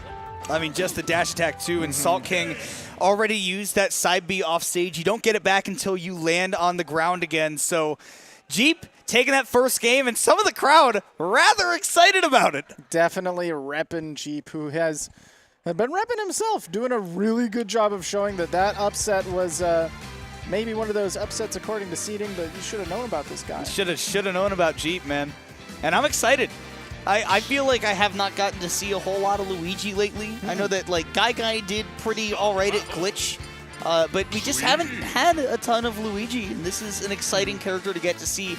As a spectator, as a player, I don't want to play against a good Luigi. It's terrifying. You just explode so quickly. Frog found that out earlier. I would too if I was playing against this guy. But Jeep definitely making big things happen here. Game 2 going to small battlefield, preferable venue for Salt King. Already start off with an insane amount of damage, like 66. And Luigi also struggles when you put him off stage. So Little Mac can pretty easily set up you know, a situation where he's got to recover weirdly, maybe set up a down smash at the ledge. That is a big weakness of Luigi that does not really come into play at all in this matchup in the ways it usually does. Yeah. Mac will have to just try to two-frame with a down smash, gets plenty of opportunities for it, and didn't really even need it. Salt King getting a 0 to death in the first 30 seconds of this game, so firing back right in kind to what Jeep showed us in that game 1. Already has the shield low as well from what the heck? Glancing blow on that up smash. Just using that neutral air, trying to land with it just to break out of tumble, but actually shifted the hurt box enough that he just barely skirted around the entire up smash. You float like a butterfly and get the heck out of the way of that head. That's exactly what Doc Lewis said. Exactly. It's a little Mac. Oh. Get away from that head. Trying to set up the jab pressure, but immediately the Cyclone's coming through. Jeep gets rid of the KO punch, which would have been crucial for Salt King to build a huge lead here. And now evening stuff up. Jeep 60%. You know, we saw that's one interaction. If he gets the grab, could easily be taking the lead here. Ooh, and I love that air dodge onto the platform as well. Salt King trying to turn things around for himself as well. And I like that he's willingly going up onto those platforms too. A lot of people like to try to platform camp Mac. You're not going to get the chance if Salt King's up there waiting to reversal you. You see another up tilt in the up B could do it. Even with those forward tilts, again, setting up for maybe a down smash here at the ledge. Also, playing on the platforms, you're staying perfectly around the Luigi grab, which is so present. If you force him to go for these stray hits, these aerials just to knock you off the platform, he's not going to get the clean, full combo off of the grab when he does connect it. Ooh, letting that shield drop a little early to that dash attack, though. High recovery, you have chosen wisely. Stuck at the ledge, manages to roll through the pressure. The longest yoink! Doesn't have the distance. Wow, that fastball was so smart from Salt King. Able to make it around. Down throw, down B, just scoops him up into the tornado. Welcome to Texas. Absolutely, it's Tornado Alley. Oh, and the grab connects. What do we get out of Jeep here? Can we get the tech on the platform? Salt King still present of mind. Great DI by him. Even better reset here by Jeep, who is just landing every grab in the world. 92% means that he's just a smash attack or a back throw potentially. Even another down throw into down B away from taking the set. And Jeep continues the run of upsets in the bracket. He'll hug it out with Salt King, but this kid is on a run. Absolutely playing phenomenally and moving cleanly through the bracket, taking big names along the way. Jeep! With hands raised high. This is a player you need to keep your eyes on right now. Yeah, you better remember, anybody who makes it out of winner's side of their pools at this tournament has got to be sitting pretty, and now Jeep is doing just that. This is an amazing run from this guy that was not on anybody's radar coming into this weekend, but you can bet he's going to be in the PG Stats recap on Tuesday. Yeah, definitely one that you're going to hear the story about coming up soon. Yeah, I'm excited to hear about that because the crowd was also way behind him too. You heard a lot of people popping off for him. Definitely. So, you know, if you want to see more action like that, definitely stay tuned for, you know, not just the talent that you all are very familiar with, but the stuff that's a little bit less known and, you know, maybe the more local talent. Yeah, maybe some of those people that are making the upsets like we have seen this weekend so far from Jeep and from others. Obviously, these upsets powered by PG Stats who are helping bring all of that data to you here at home. I mean, go check out the PG Stats Twitter. They've got that upset thread. You're going to be able to see a lot of the stuff that you'll see here and, you know, follow them on YouTube too because they make really high quality content. But yeah, PG Stats definitely helping us out all weekend by just keeping us in tune with the data because sometimes it's a really big factor to tell us, I mean, not only the history between the players, but maybe tell us what's going to happen in that set too. Right, and you know, we can only see so many matches on stream, but there's so many matches that have to happen off stream and so many things that could happen that you really just don't expect, you know? Like, for example, Jeep getting that initial upset over Frog. Nobody maybe would have guessed that. So yeah, nobody thought to put that one on stream, and now it's gone. And you do still, though, get to see the play from Jeep moving on through, and plenty others as well. So definitely check out that thread. Yeah, definitely keep it up and keep the action here, obviously, on the Panda Cup stream for all the Ultimate action this weekend. Now we get to see some more of these upsets. We did see, you know, 2 upset factor 6 wins, Jeep being one of them over Frog, Uki Too Spooky over Oryx being another. We have an upset factor 5 win that came in with Amon winning over Yellow Rello. Yeah, another one where character unknown. I would love to find out who Amon is rocking, but 2-1 over Yellow, who is a Texas staple, really strong, and one that we were talking about a little bit ago on the ride here. Shigura actually taking it over Curry, who character unknown there, but Curry could have been rocking Sonic, could have been rocking Snake, had a couple of Could have been Incineroar, but Curry, another huge name in the Texas scene, the brother of actually Armiali, who is another upset win in this case over here. No, post-real upsets. Yeah, post-real upsets, please. No, but, you know, a band of brothers who probably did pretty well in doubles as well. Yeah, no, they did. They have done incredible in doubles, and I know that that's wrapping up today, too. So, Yeah. you know, they are a little bit split between another Dallas staple, by the way, in the losers bracket in Beastly going down to Manu, the Ridley. And I know that Beastly has talked about how that is a trouble matchup for him. It can in the past. be. Look, when you've got the big character that can kind of threaten and make you make bad decisions, they can kind of force these things out of you because you're a little bit scared and spooked that they're going to do a lot of damage. A lot of things can go wrong if you're not completely locked on it, and it's an obscure matchup. Yeah, but one that's becoming a lot less obscure. I mean, we saw last weekend at Glitch, Smub did amazing with the Ridley. I think got like 17th or 13th. Got a couple of really big wins along the way. And obviously, Mezcal over in France has been doing an amazing... Oh, God, I don't know if he's French. I might be wrong about that. He's over in Europe, though, and I know that he's gone to a lot of French tournaments. Right. And has been sort of the Ridley for a very long time. And this is a character that, you know, we had a lot of high expectations for him coming into the game. Didn't live up to everything that we thought he would have, so just kind of flew under the radar for a while. But a couple of people are saying, oh, now hold on a second. Most characters in this game are very viable. He's got a little bit of something. Yeah, Ridley's got a little more than a little something. He's a big something. Speaking of big somethings that people kind of discounted at the start of the game, these heavy characters that threaten, we've got SkyJ representing Incineroar. Now, to be fair, Incineroar got quite a few buffs on the way to the last patch. That's absolutely true, and SkyJ is making the most of them, but has been repping the character, I think, since launch, going up against Vapor on the other side.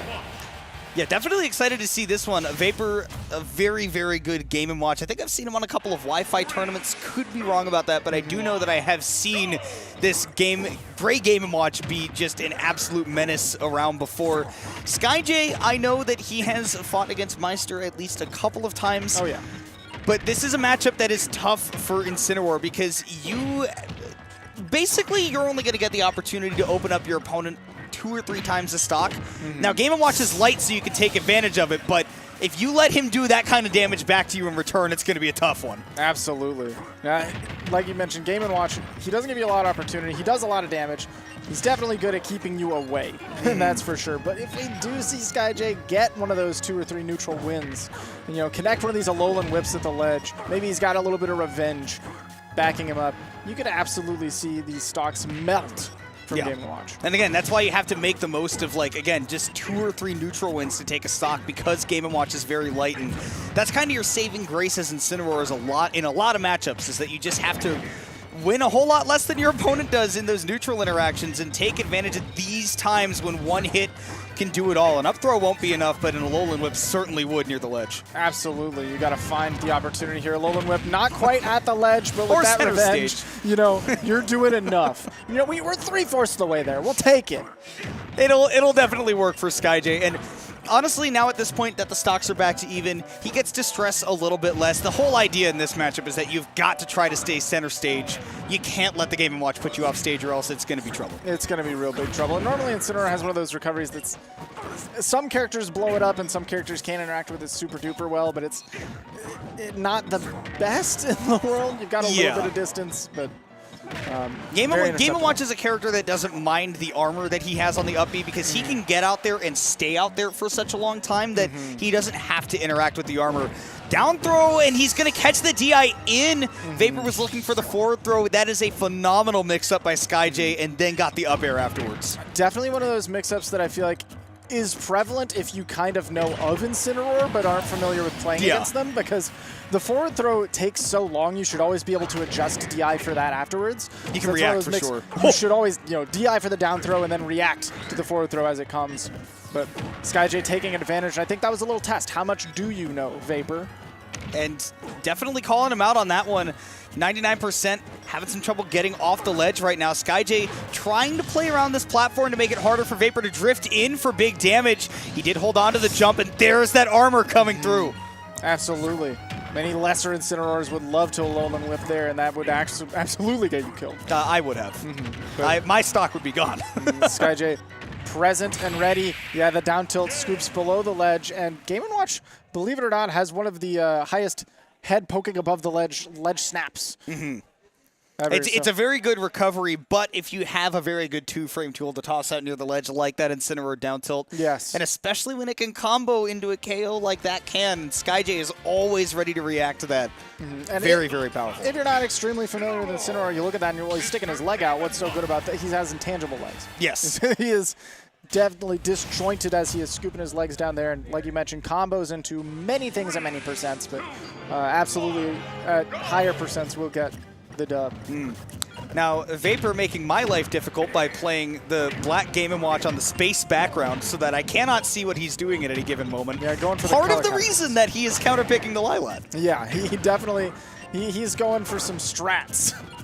The good news is we have these high contrast monitors, so I can actually see what's going on, and that's probably the case for SkyJ as well.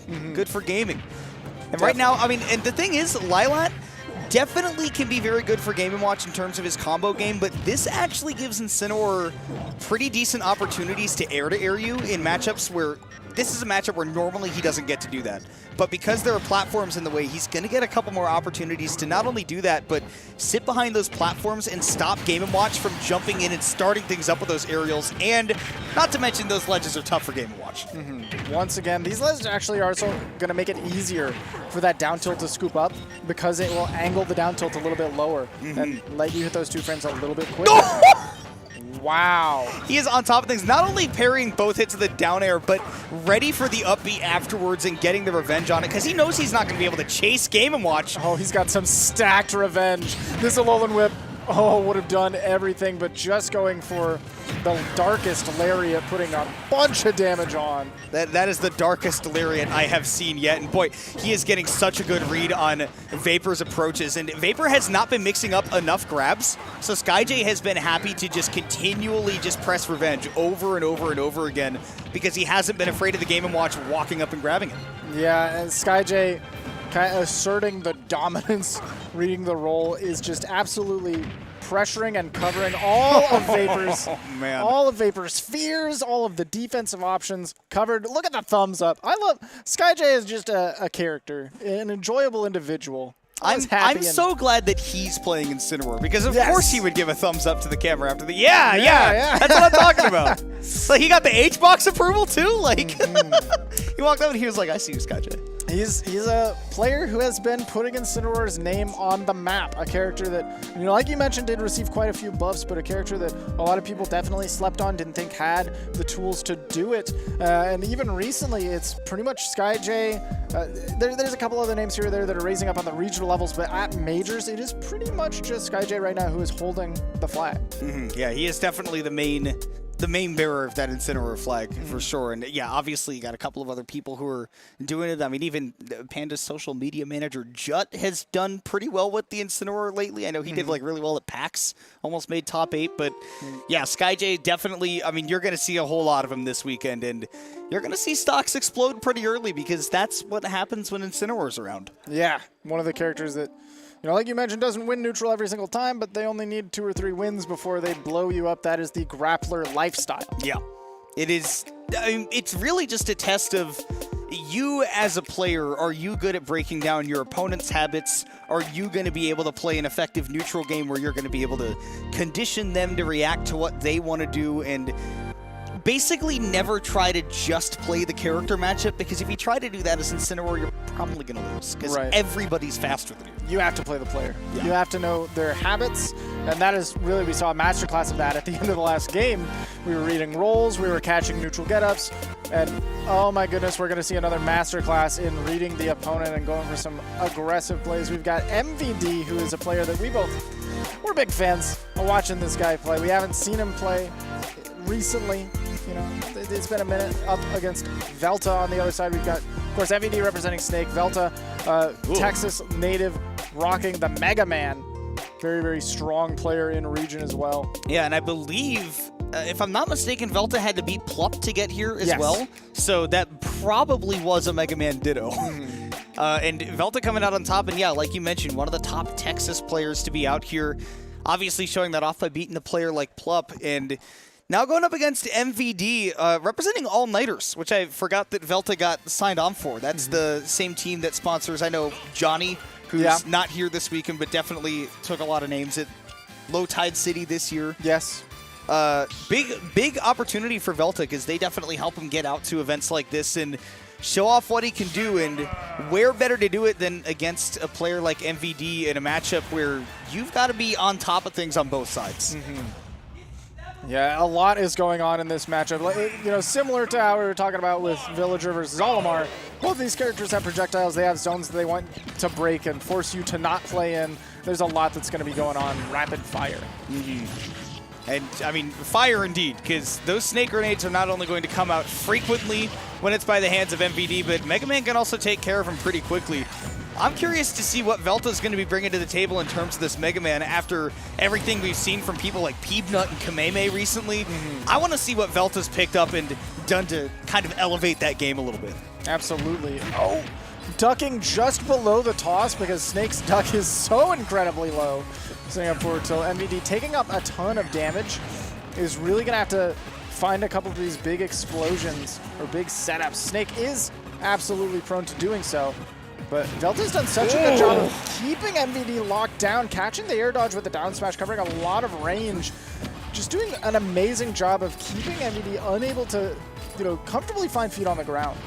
And that's the risk you run by playing a more defensive Snake in this kind of matchup, is that you're going to give Mega Man a ton of momentum, and that is really the one thing that can be hard for Mega Man to find sometimes, is he can stuff your momentum really well, but he's got to have distance to set up things like his Metal Blades and his Crash Bombers and, you know, especially crazy things he can do off of Leaf Shields, right? They're not all immediate, but they're definitely very good reactively. I want to see how MVD can kind of change up the game plan to stop Velta from getting access to all these tools. Right. He's done a good job of kind of cutting off Metal Blade with the ducks that he's implemented, which is so crazy. Not many people are saying, I'm ducking to nullify one of your options. Yeah, we're not talking about mallards. No, we're talking about holding down on that gray stick, and unfortunately, Velta not able to make that recovery.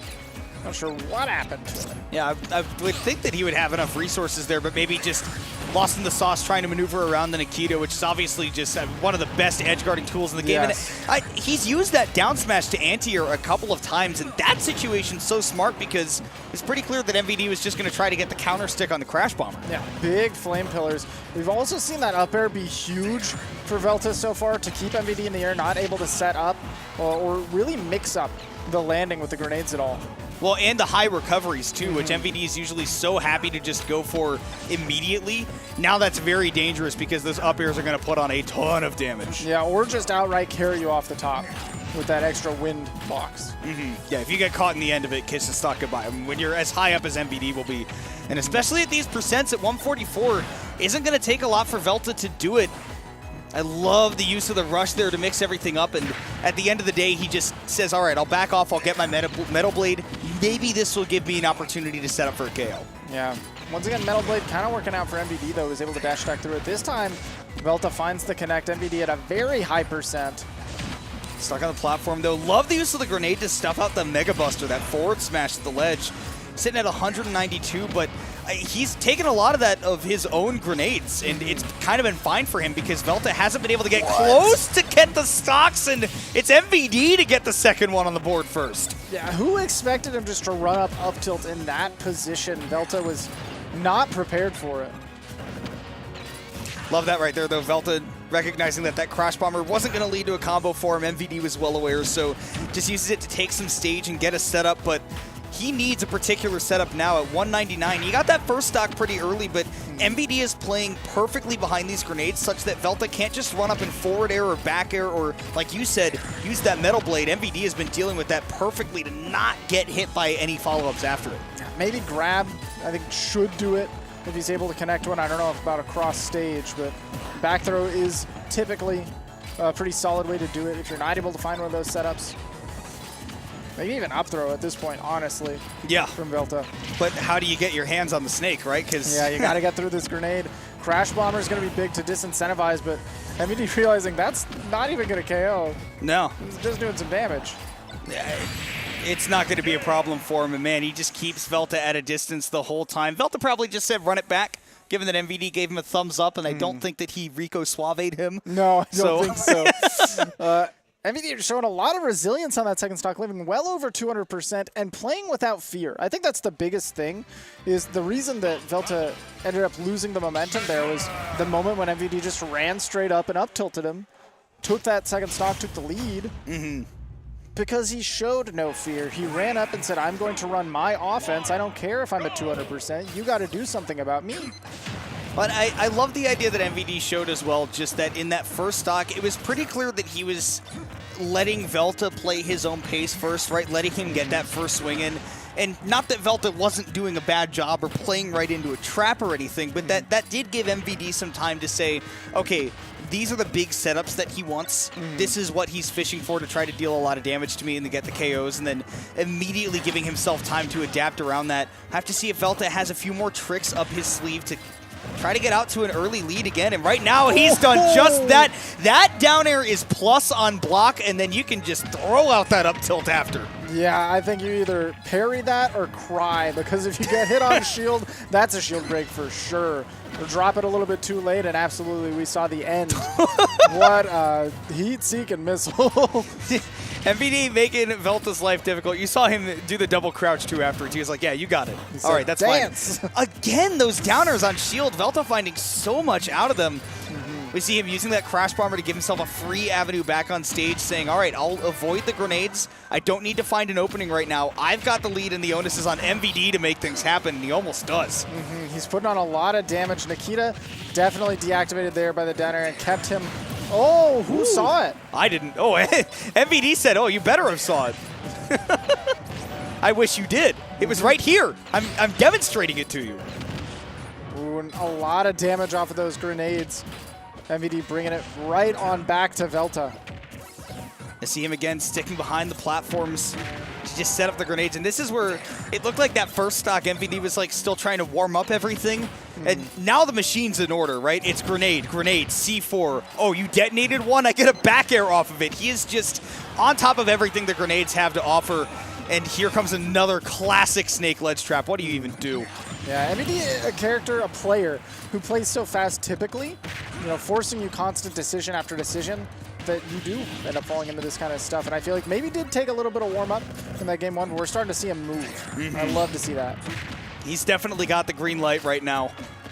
And even with that Crash Bomber on the ledge, it actually ends up being a benefit to MVD. And I love that. Even after that Nikita hit, he just says, all right, time to pull out a grenade. But even better by Velta to just play patiently around that, knowing that MVD has not indeed given him an opening. But he's got to find something more than just the counter hits, because I feel like that's where Velta's been playing really well. So when he catches MVD committing to something, he has not been committing to a whole lot as of late. No, he's been setting up this grenade pressure, pressuring with his position against Velta, and then reacting accordingly. You know, ducking through metal blades, getting these parries set up. Upa finally finds a clean hit. Velta does forward air, putting him straight to the corner. Can we finish the job?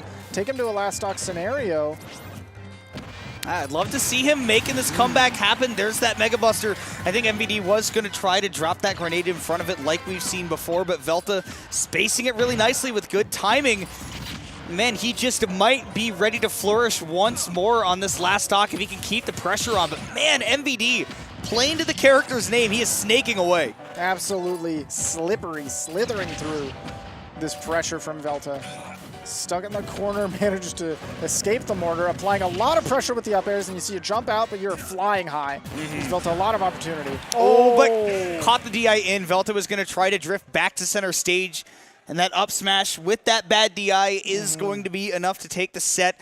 That game, too, got really, really close near the end, and Velta definitely had a couple of adaptations ready, but at that point, the risk reward and the margin for error is just so small that MVD just kind of had to keep going with the traditional game plan, and eventually it worked out for him. Absolutely. He was able to slow things down on his pace a little bit, on Velta's rather, by setting up a lot of grenade pressure, but speed things up on his constant forcing Velta to make decisions. You know, he would pull out a grenade, walk towards him and block, and then, oh, you're not going to try to swing at me? All right, I'm going to jump Z-drop, he'll go for a back air, apply pressure. Immediately you're making a decision. If you do nothing about that, you know the grenade's about to blow up. Something is going to happen, and you have to do something about it. Yeah, dude, honestly, as good as MVD played too, I think we really do have to give some flowers to Velta for the way that was played, because just through that whole set definitely demonstrated, right, good matchup knowledge with Snake, right, definitely understood where you are and aren't allowed to swing. Even though MVD was kind of really overwhelming him with pressure quite a few times as well, he didn't really let it get to him. He didn't make big mistakes that let him lose stocks early. Right. Because when MVD's playing well, right, like, he'll go great guns on you. Like, you give him an air dodge off stage, it'll be the Barbarian Slice, it'll be the forward air. He'll go for crazy combos, but Velta never gave him the opportunity to. And that's how you can tell somebody's doing well against the top players, when they're not going for crazy things. No, nothing crazy. They just had to find, you know, the sneaky KOs, the classics, and, you know, the clean stuff. Yeah. He did an amazing job to keep it that close, and I would imagine it in a run back, maybe there's a chance for Velta there. I would not think only a chance, but actually a very good chance. idea. I mean, especially, you know, Velta comes back into that again. He's got some really good Snake experience, just not against the brand of Snake that MVD brings to the table, because it's a pretty special one. Right. Definitely expect to see more of Velta moving on through the bracket, though, as well.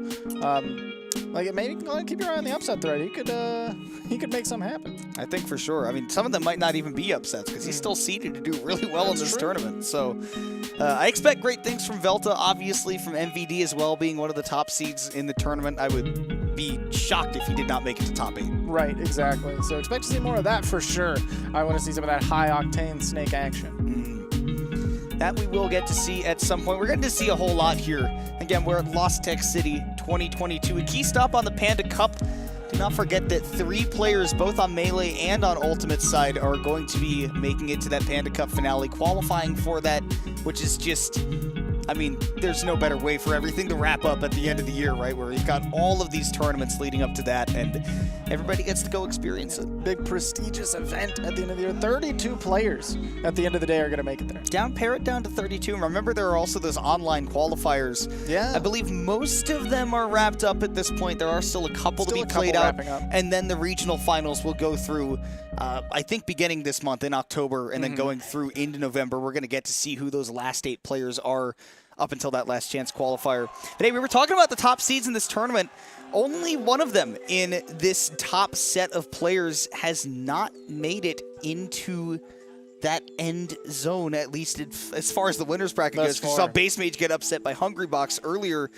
Some of them still have yet to play, like Mute and Goblin. Well, Goblin I don't think is going to be here, but Mute, Wadi, Send, a couple of DQs on that end. But yeah, obviously we expect great things from ESAM, Zomba, MVD, who we just saw, Luis as well. And those that we haven't seen play yet, you've got Goblin, you know, we've got Wadi, Mutace, like you said, Send, these players that are playing in the later seeds, or later pools rather. Some players that you might want to keep your eye on if you want to see some of that action. I know a lot of people are waiting to see Mute, Goblin, Send, players who are crazy combo fiends. And I always love seeing Wadi on the screen. Dude, it's impossible to not have fun when Wadi's playing. There's always going to be something. He really encaptures the heart of the people. Yeah, and you know, there's a Rob on the graphic, but who knows at the end of the day what's going to come. Be a whole lot of other things, We could too. see the Wii Fit trainer. See the Ice Climbers. Mewtwo. Yeah. He's got some choices. There's a lot. There's a lot, man. Dude, I'm really excited to see Mutace play this weekend, because we've seen him do a couple of tournaments kind of defending the home turf of Texas as a whole, but now he is in San Antonio, right? This is now his hometown that he is fighting to defend. I'm going to be really excited to see that.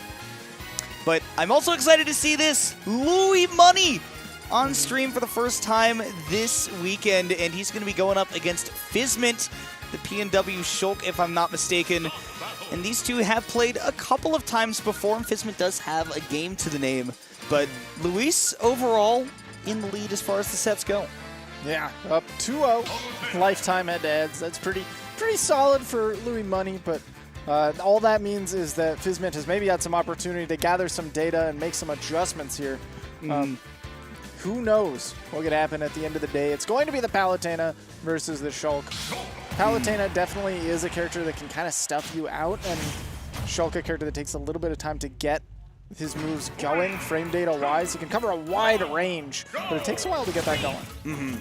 Yeah, you're going to see Luis probably playing it more of a mid-range against Shulk, right? You can't really just pressure him up close unless he's giving you an opportunity like that, right? He puts up his shield, now you're right up in his face, and Palutena gets to start pressing those aerial buttons to put some pressure on him, and that's exactly what Luis has looked for so far. Ooh, starting off immediately catching the jump there, forcing Louis Money back into a ledge trap situation, fights real quick.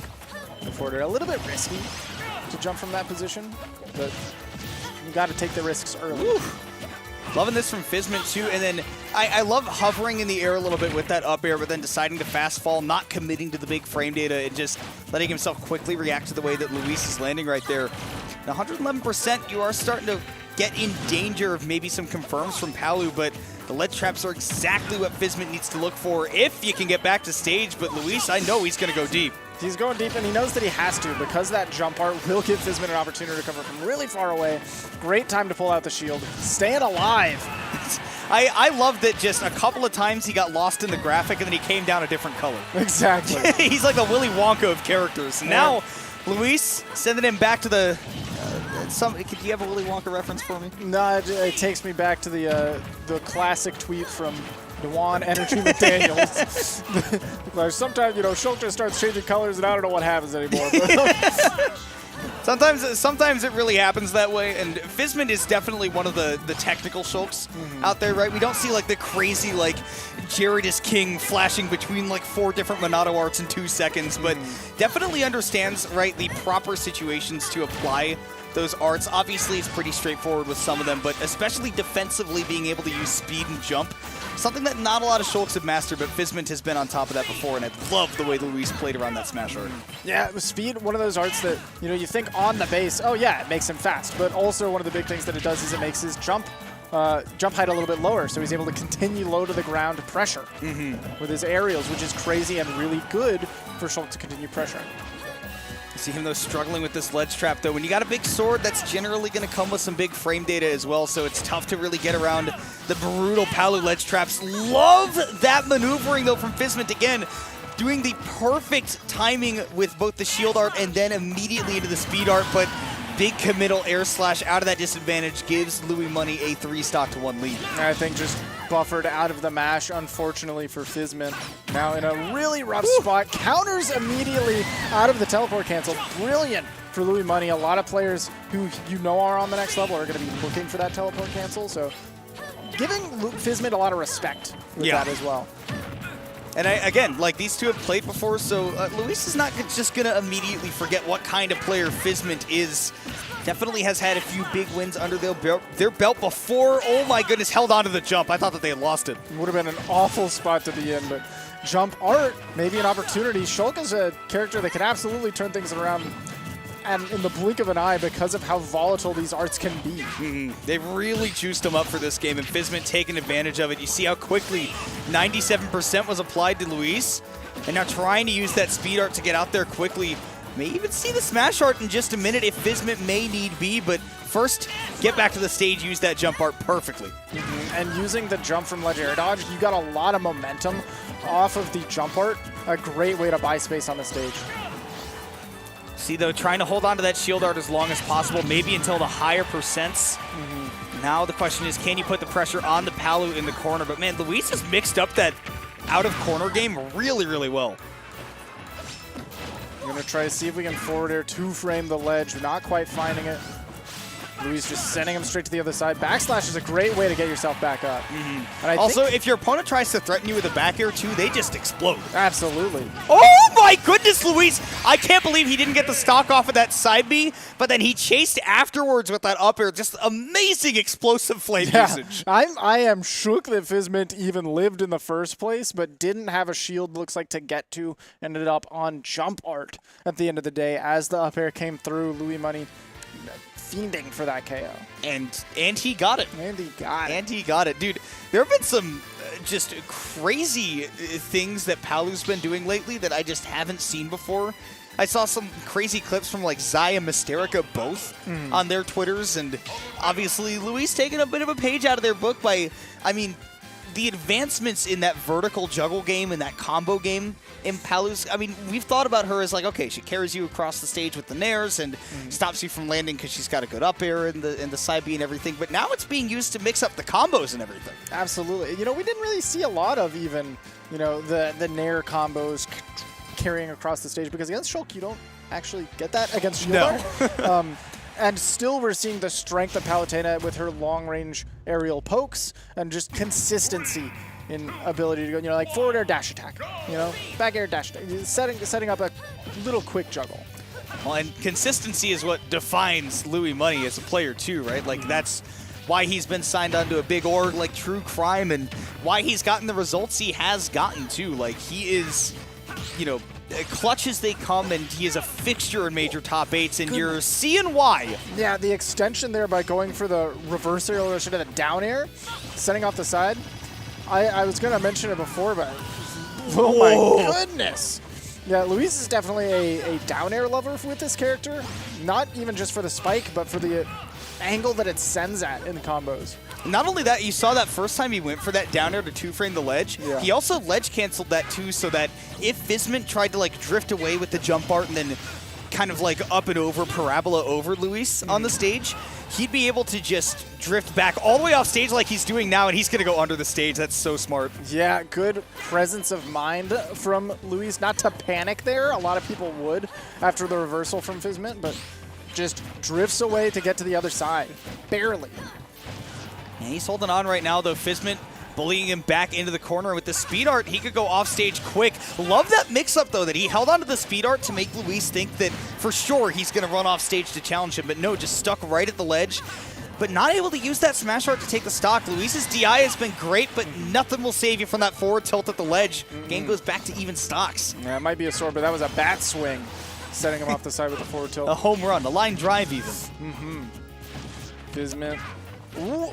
I love playing for the setup for the reset right there. Yeah, you gotta play for the extra damage where you can find it back there. We're gonna set up the ledge trap, and Buster could be a big opportunity. Man, Luis really doing a good job of placing these explosive flames in tough spots to contest. With grab though, gonna give Fizment another opening, and with the smash art, Luis gonna have to try to play evasively here. Has the speed, manages to narrowly make it back. I was a little bit worried because it does, like I said, make you a little bit heavier, make you fall a little bit faster. Yep, set up for the ledge trap once again. Palu, I mean, if you send her at the wrong angle, it can be really hard for her to maneuver around Shulk, but Luis has been drifting with these recoveries to all the right spots. Now back throw, that's going to be enough with that smash art active. Yeah, absolutely. Now Palu, Luis not sitting at a comfy percent. Double up air from the ground to the sky is going to even up the stocks. Fizment still has a chance. Every Shulk player in the Discord just popped off going, oh, he did the thing. Yeah. Every Shulk wants that, and they never get it. But Fizment has now done it. Managing to get a lot of damage really quickly, too. Now Louis on the back foot.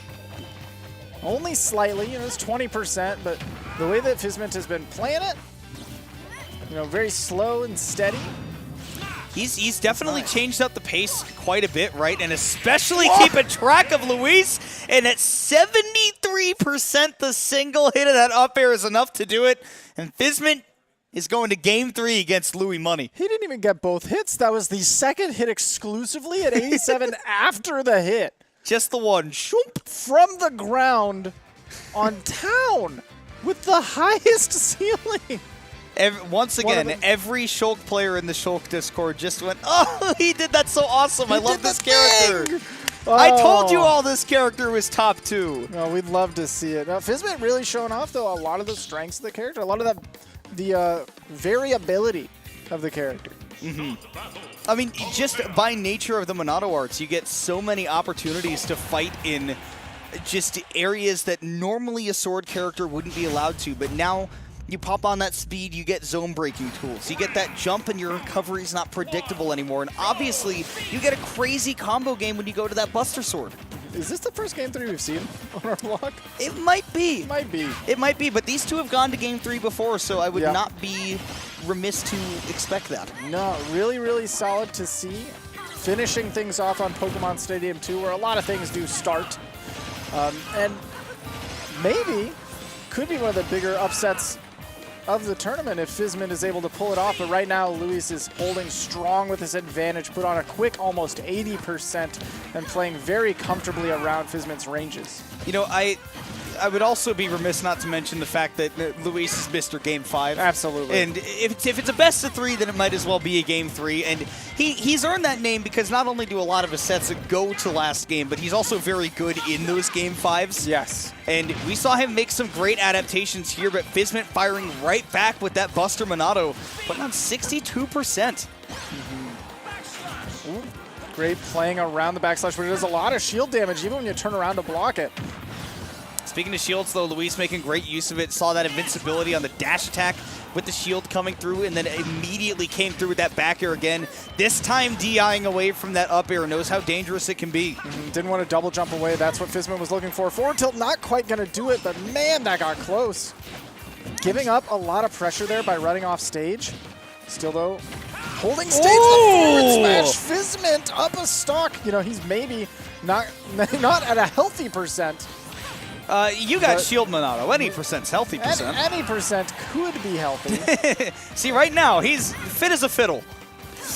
Okay, well, I may have spoken too soon. He is sure out of that lemon-flavored candy. He needs a few more. Man, again, you see how much Luis is deliberately using that dash attack to not worry about those Shulk aerials and get closer in the zone. Finally able to use it to close out that stock, but the fact that that's deliberate, using that invincibility and not sacrificing his movement and his own actual shield to do that. Really, really nicely done. Also, even if you slam against Fizmin's shield, Shulk doesn't have a lot of good out-of-shield options outside of, like, Air Slash. Which is committal. Exactly. You force him to commit to that, maybe you're blocking it, you get a big opportunity. We've seen that a couple times, too. In that first game, we saw a couple of Fizmin trying to go for that Air Slash out of shield, and they got punished pretty hard for it. And that percents are so even. There we see the Air Slash not get punished, but was a big opportunity for Louis. Drifting a little bit too far with the grab. Great use of that back air. He ran so far towards center stage that Fizmin really just assumed that he would just be resetting, but then he comes right back in, and that's what makes it so hard to play against Luis. He is not just a guy who plays it by the book. Great air dodge by Fizmin, though. Yeah, perfect opportunity to use that. All of the drift that the jump art gives you with that air dodge. Oh, getting clipped up and not going to be able to survive that one. Again, a really strong use of that explosive flame. Well, and because you're covering horizontal distance with that too, and when you're committed to that speed art, again, like you said, the jump height is reduced. You're mostly relying on that horizontal distance you can cover with it. That's exactly what Fizmin is going to look for now as he does bully Luis into the corner. There's the single hit up here again, and we're going to last stock. Yeah, waiting until that respawn to get that jump art online. Don't want to waste any of that. Goes to the shield so you don't get those Nair combos all the way through. I love that. Luis saw him in the shield art, so he just decided to go to the auto reticle. And here against the Buster as well, right? Those projectiles will do a little bit extra damage. Fizmin now trying to get right back into Luis's zone and get something started. You can see how carefully both of these players are playing it because they know they're both good enough to win this set. Yeah, insane. Last stock, very, very tense. Great adaptations between everybody, the way they're playing around, but that back air is huge for Louis Money to find. He's pushed Fizmin into the corner. One good ledge trap could set up a lot for Louis Money. He is calling the jumps. And he definitely called that one out with the up air. However, with that jump Monado coming through, Fizmin was able to circumvent it. And he is still getting aggressive despite the fact that Luis has the momentum. Fizmin is trying to barge his way back into this game. His APM is crazy high. And I think Louis Money was looking for a roll because of that. A lot of people show a little bit of sign of nerves when they're just hitting those buttons. But I think Fizmin is just trying to apply that pressure, the up air. And because he was in the jump art, actually sent him even further. That is what seals the deal at the end of the day. Louis Money. He's on top of things, dude. Again, like, as good as Fizmin is and as close as that set went, again, We're talking about Mr. Clutch and Mr. Game 5 right here in Louis Money. I mean, it would be shocking to see him go into losers before pools. I can't think of the last time that's happened to him. Right. Somebody else with less of a reputation for that Game 5 gameplay might have got hit by that up air at about 80% and thought, wow, that was crazy unfair. I don't know why I'm here right now on my last stock. But not Luis, not Louis Money. He is a man with the just a fortress mentality. Like, I would be in shambles after that. But you see Luis, he's like, right, that character can do that. You know, and then he comes back strong, always looks great in these clutch scenarios. And, I mean, again, just he is a bastion of, you know, late bracket. It would be shocking to see him go down into losers early because he just almost never does. He's the kind of guy that he's not very prone to upsets. He's also not super prone to making giant upsets of his own, but he's also like always seeded to make like middle of the pack top 8. That's where we expect him to see. And if he can just take 1 or 2 steps past that, he can make it into the Panda Cup. Yeah, absolutely. I mean, I think into the finale, rather. He's seeded for 7th, if I'm not mistaken, but could definitely go a little bit further through the Panda Cup, which you can support at panda.gg/BCRF. Specifically, for the merch line that is here to benefit the Breast Cancer Research Foundation because we're here in October. We want to support that. Look at Bobby with the track jacket that I'm rocking right now. You can't tell, but that's me on the right. It's so smooth. Yeah, you'd be able to tell if you looked at realize I look like I've eaten a basketball, and then it's pretty clear. But yeah, dude, this line is super clean. That's why I'm wearing the jacket today. It looks nice. And speaking of things that mean a lot to me, might want to go check out pgstats.com and go to PG Stats on YouTube. Storytelling through stats is what we're all about. So we got recaps, we've got deep analysis, and obviously we've got those long-form content videos that you're going to want to go and check out. Yeah, the great stuff to listen in the background or actively watch as you're, checking everything out. Oh! I didn't know we'd announce Low Tide City for next year. And yet we have here May 13th through 14th, 2023. Yeah, for a second I didn't see the dates, and I was like, are we on the right slide? But we are. I was like, no, wait, go back. Check out start.gg/Low Tide City 2023, the follow-up back at the Kalahari in Round Rock. You're watching Lost Tech City right now, but the LTC banner is definitely ready to be flown wherever we're at. Mm-hmm. And that's not an event you're going to want to miss. It is always a good time down at the Kalahari in Round Rock.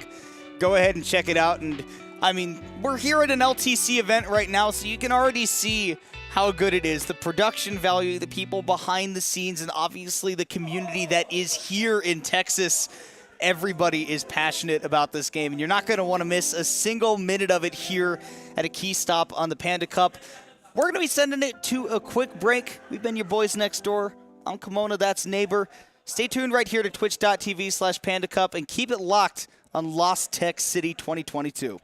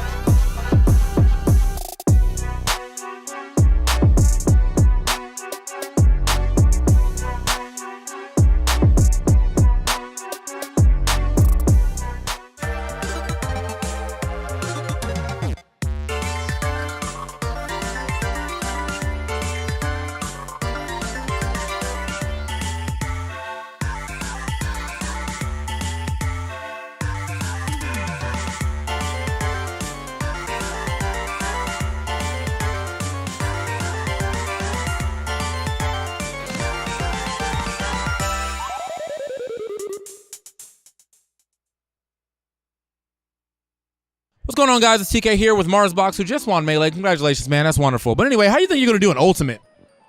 Like Hungrybox or me? No, actually, I am here with Mars. It's our guy, Panda Mars. We all know him. We all love him. Yeah, and honestly, you're here at Low Tech, or Lost Tech. Sorry, I keep saying Low Tech, but Lost Tech. How do you feel like you're going to do here? I feel like I'm going to do pretty good. I looked at the list of attendance, the people who are going, and there's not a lot of people who I'm really that scared of, to be honest. The people I know I can beat, I'm just going to do it as it comes. There's one person you definitely don't want to lose to, and Could you expand on why that is you never want to lose to ESAM? I can't live in a world where ESAM looks down on me in any way. At all, even for a second. So I cannot let him win. Well, one of the things that Bobby told me actually is that everybody who's entered so far is not qualified at all. So you got to get top 3 here to hit that qualification. Do you think that's doable for you? No doubt. Yeah. Free. Guys, this is Panda Cup, delivered by Grubhub. Keep it locked here. We have more Lost Tech City action ready for you.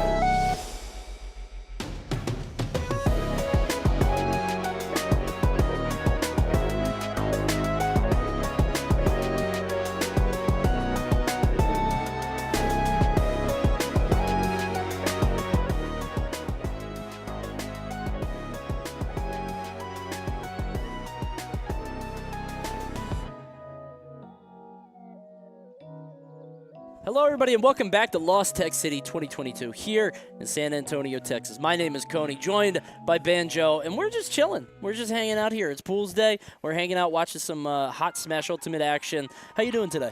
I'm chilling, man. Actually, it's not blazing hot in Texas for a change, but the blazing hot action is right here in the Techport Arena for this wonderful, wonderful event, Lost Tech City. And a wonderful event it's been for newcomers and people who are willing to upset brackets. And the biggest one so far, as you can see, Jeep taking out Frog. That is a number 231, excuse me, by their name. Jeez. 2-0ing Frog in pools. Wow. That's a deep upset. Yeah, I think a lot of people are talking about that second one there. As you can see, Hungrybox over Base Mage. You know, that is a ditto. Those matches could be a little bit more, you know, kind of mercurial in some ways. But you see that Jeep against Frog, super good. And you were telling me a little bit about Jeep before. So he's a Texas guy, right? Jeep is actually from Louisiana. And, I got you. Okay. Never left Louisiana for a major. This is Jeep's first major. Already 2-0ing, you know, a person who is perceived to be just way, way better than them. Sure. And, hey, speaking of some more Texas talent, Manu. What's up, Manu? Ridley from Houston. And Frog and Jeep's bracket path. Just 2-0, 2-0, 2-0. Frog, Skips, and then Salt King. And all I hear is the Louisiana people saying, like, not an upset. Yeah. It's just like, come on, man. Sure. You should have known. Like, he's been here forever. How come nobody's taking notice? Yeah.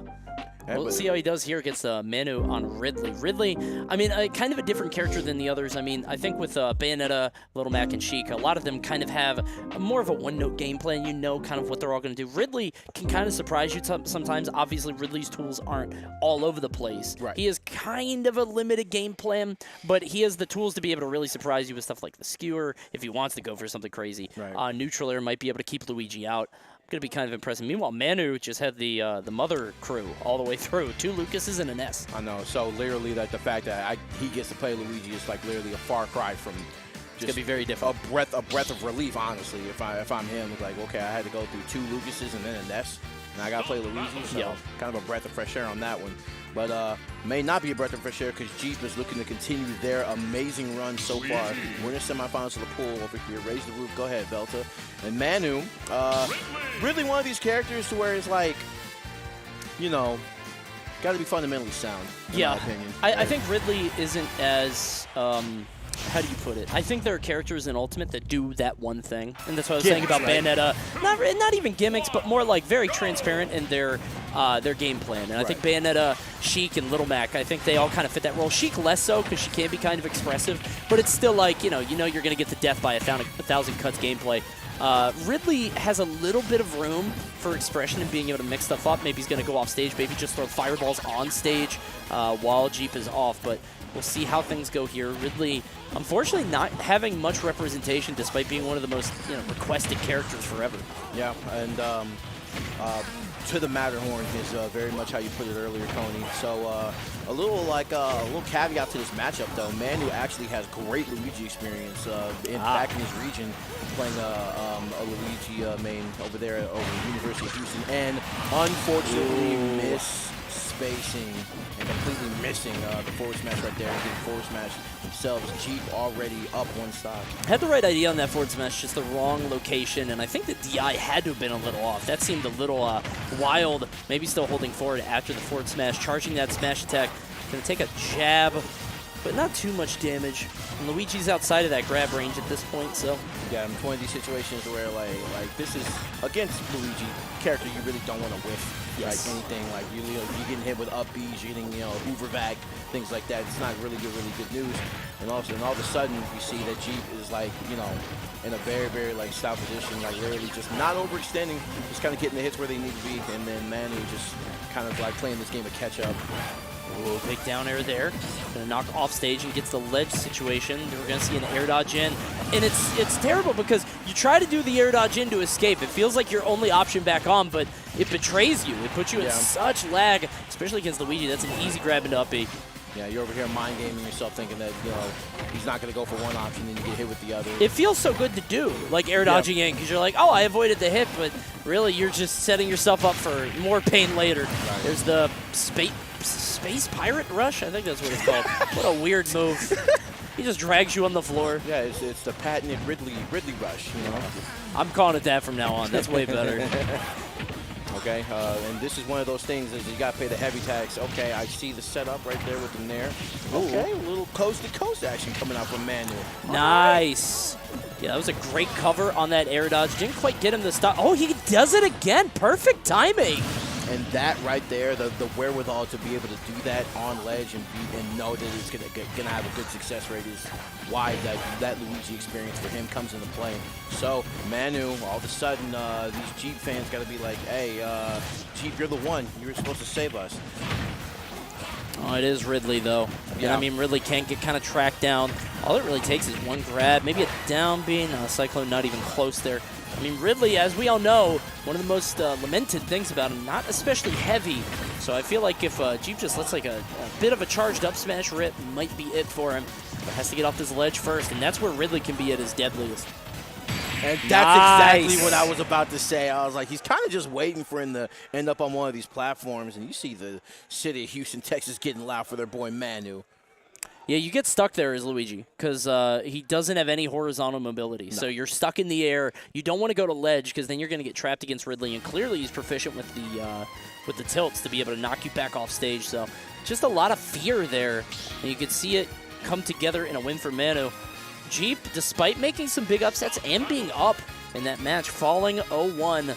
We're going out to game 2 now. See, Coney, what you talked about earlier is if the character plays to the Matterhorn, this is one of these situations where you definitely want to do that.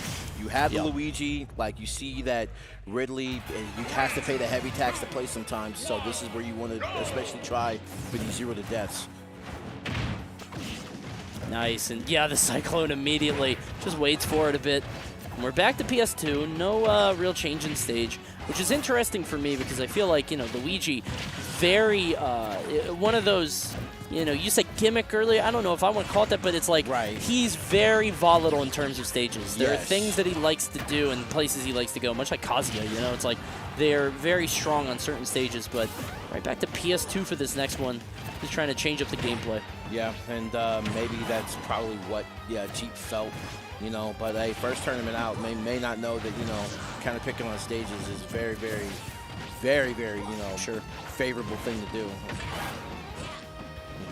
Here we go. Oh, and now Manu's having trouble landing. You can see, trying to find their way down. Ridley is, nice, wow, good tech there. Tech, but unfortunate not SD, but unfortunate stock loss. Oh my goodness. Yeah, still nowhere else to go, even after the tech. But, you know, I didn't realize that, really, dash attack. Okay. Huh. Okay. I mean, I knew it was kind of strong, but I didn't think I would kill. Ridley with the big bite. Yeah. He's got big teeth, you know, but. Very large. Okay. You're kind of seeing the story of this match, though, where it's just like Ridley tilts, aerials just kind of keep Luigi out, which is kind of what Luigi doesn't want. You know, obviously he's trying to get in at all times. The disjoints are what make his life just so tough. Ridley's got a couple swords on his back. And there's that jab lock. Got a tech. Yeah, one of these situations to where like Manu has to like understand like that the range is going to be a powerful thing, and mashing in between like these small little like hits that Luigi is doing is not going to be good for the game plan, because you know Jeep at this point is probably banking on the idea that hey, if you're going to mash out of a combo, then I'm going to be able to catch you with a plunger and get a better follow up after that. It really doesn't have like a combo break in the same way that Luigi does. And Luigi has two, right? You got neutral air if they're close, and Cyclone if they're not. And it feels like both of those just, even the best Luigis will use those just in great supply. So you can see there with the fireballs, those aren't landing. Manu in a bad spot here is able to jump over and take center though. Yeah, man, certain stages where you're going to want to have to stay if you're Manu, like literally like, well, I say that, but honestly like, getting Luigi out and like making him expend his options like off to the side might be really, really good here, but Manu's still in a very, very bad situation, not able to get stage control at the moment. The issue against Luigi is that he kills off the top just as easily as he does the sides. Yeah. So even if you're center stage, I mean, you've got that Cyclone, you've got up B if he can throw into it, you've even got up smash. Luigi's got a bunch of stuff to kill you in a lot of different ways. Oh no, edge guard there, yeah, missed any kind of punish, but weird miscalculation there. You don't normally see that.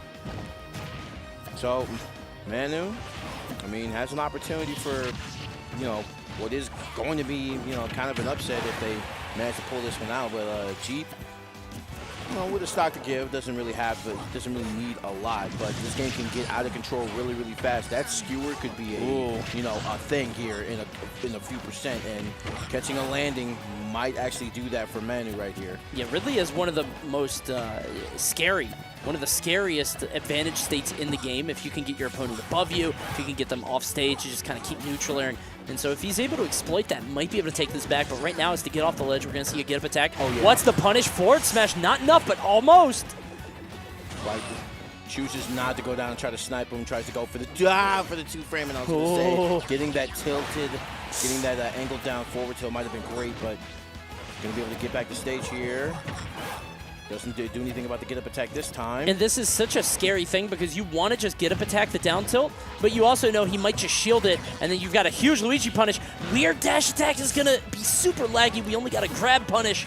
This man's at 189 and taking more damage as we speak. Jeep not looking in very, very good position at the moment. And no way he just ran into the tornado, unfortunately, and we have a very dramatic Game 3 incoming. Yeah, that was just a straight-up cyclone. Just ran right up to him. I was wondering if we were going to see, like, just kind of retreating neutral airs. Really so good at that, creating that space. Just trying to knock Luigi off the stage to put him in a worse position to be able to, knock with get him into, like, a back air or an up air or even, like, an up smash landing trap like we saw at the end of Game 1. But would not come to pass. Manu going to drop that game, and now we're going to Game 3, and now it's Manu's counter pick against Luigi. I would assume, obviously you could just go back to PS2, which is what he likes. Right. But Luigi can find it really hard to land on some stages. Obviously, sometimes they do like FD just because they're able to just sort of patrol that space. But, yeah, we're going to take some platforms. I think the goal is to chase Luigi while he's up there and create situations like that. Exactly, because Ridley's up smash will go right over the entire platform. Not to mention you escape some of the pressure that Luigi might have for you in some situations. Exactly, yeah. Here we go. Good back air. And so far, Manu had a really, really hot start. Yeah, conditioning to the shield. Nice. Another up smash. And like you said, Coney, these are the situations that Manu was going for, was literally these platform plays. And it is conditional, like you said. I mean, you hit Luigi in the air, and then you wait to see what they're going to do. Luigi's, unfortunately, they kind of have a hair trigger when it comes to pulling that neutral air or a cyclone. They'll do it just out of nowhere. Huge two-frame there with that poke, and he just gets that so consistently. You saw how far back he was to land that too, like in the middle of that platform. I think a little further back than that, and that's the power, right? Getting a Jeep in a compromising situation, being like, hey, you have to come to me, and I'm gonna force you to make a decision here. And if you wait too long, that move will come out. So we've got, trying to charge that up smash. Haven't seen much of that just yet, but tried to steal it. I mean, if you can hit Ridley's tail, it will get the kill. So maybe trying to catch him reaching a little bit, hand the cookie jar, but Manu not putting too much damage on the board yet, despite the stock differential. Ooh, almost got that. And that's kind of like a little bit risky on Manu's part. Like, Manu's just trying to discern whether they should, like, run in without overcommitting, right? Because, the tornado's a combo breaker, one of Luigi's combo breakers, and it also kills at the highest percent. Right. But more than that, it just puts Ridley in just, like, massive disadvantage. He's heavy. His air mobility isn't that great. Nothing that Luigi can't chase down. So it's just something that he, in general, doesn't really want to get hit with. Trying to catch the read off that and literally get stuffed with the command grab by Fireball. He has the right idea. He's doing an aerial or getting a throw and then jumping up to sort of bait something from Luigi and threaten, and then he doesn't pull the trigger. And, man, he's gone again, and Manu a full stock up for the second time in this match. And Jeep taking a little bit more time to get off the platform. Yeah, like, I understand. Here we go now. Right. Oh, Platform wow. tech is able to escape.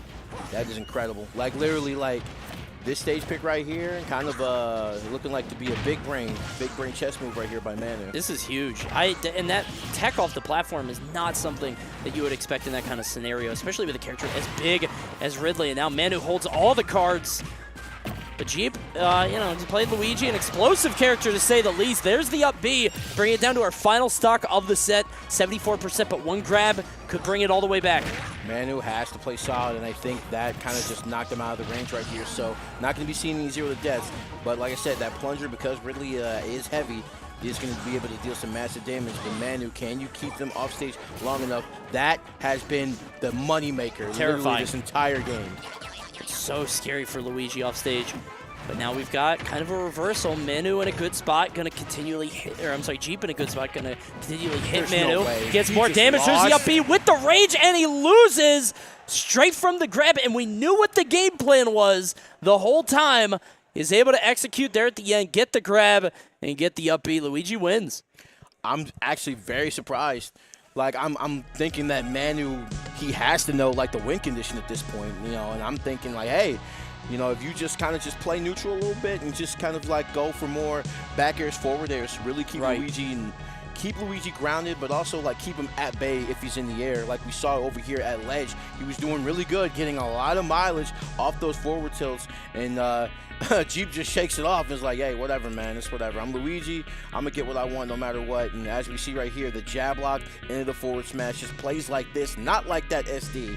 Trying to figure out what is what real quick, and then after that, literally not putting on a clinic, but making plays exactly where they need to be at, and that is going to be a down throw into up B, and hey, as I live and breathe, so nice, I did it twice. Jeez. Gonna pop off for that too, Jeep. And it works so consistently too, and you gotta have so much discipline to be able to avoid that consistently, right? Like you have to stay away from that for so long for the entire match, even when you're up by a considerable amount. It's like, yeah, Luigi just gets the one grab, and even when it comes to something like that, tried to catch him with the forward tilt and hit the plunger, and then one of you is in lag and one of you is not. Yes. And when that happens, Luigi is definitely going to take that game. So that's it's a 2-1 victory for Jeep on his rampage, kind of on a warpath through this tournament. First game he dropped, which is wild. Right, yeah. First game he dropped. Good point.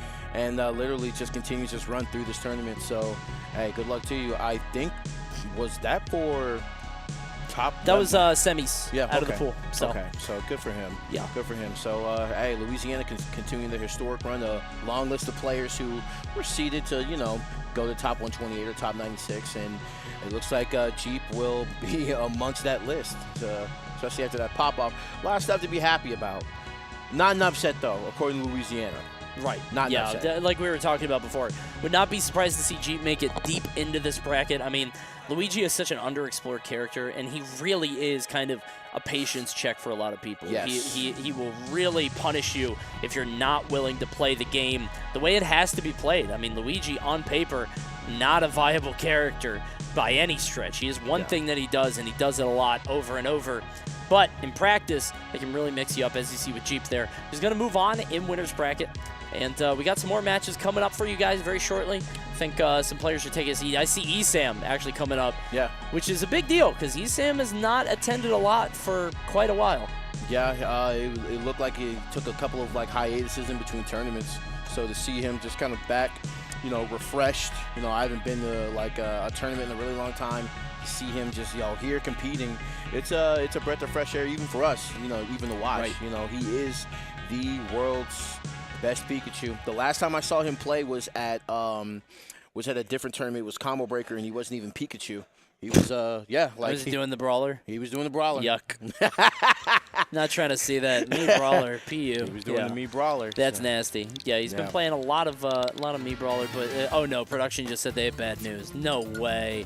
No way it's me brawler. Yeah. Good lord. Come on, man. Lost Tech City. I'm trying to see some Lost Tech. Cool, man. Yeah, love me brawler. Okay, right. So, you know, Monkey's Paw, right? Like, me brawler or Sora. No, well, come on. That's not a conversation. I'm just saying. I would rather have me brawler any day of the week, but that guy, I don't know if Super Barry's going to be playing Sora, but no. What if he is?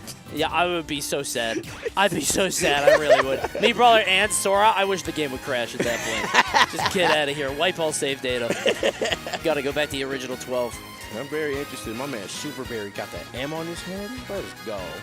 That's that just wait a minute. It probably says something. Bro. What? What? The M is for me. Wait a minute. The M is for me. Let's go. I know Super Barry. Wait a minute. I've casted this guy before. I think he did really well at a Nintendo event once, and I think I remember casting him. Yeah, Super Barry, a me brawler player, has been playing the game for quite a while. Bro, what if we get a me brawler Ditto?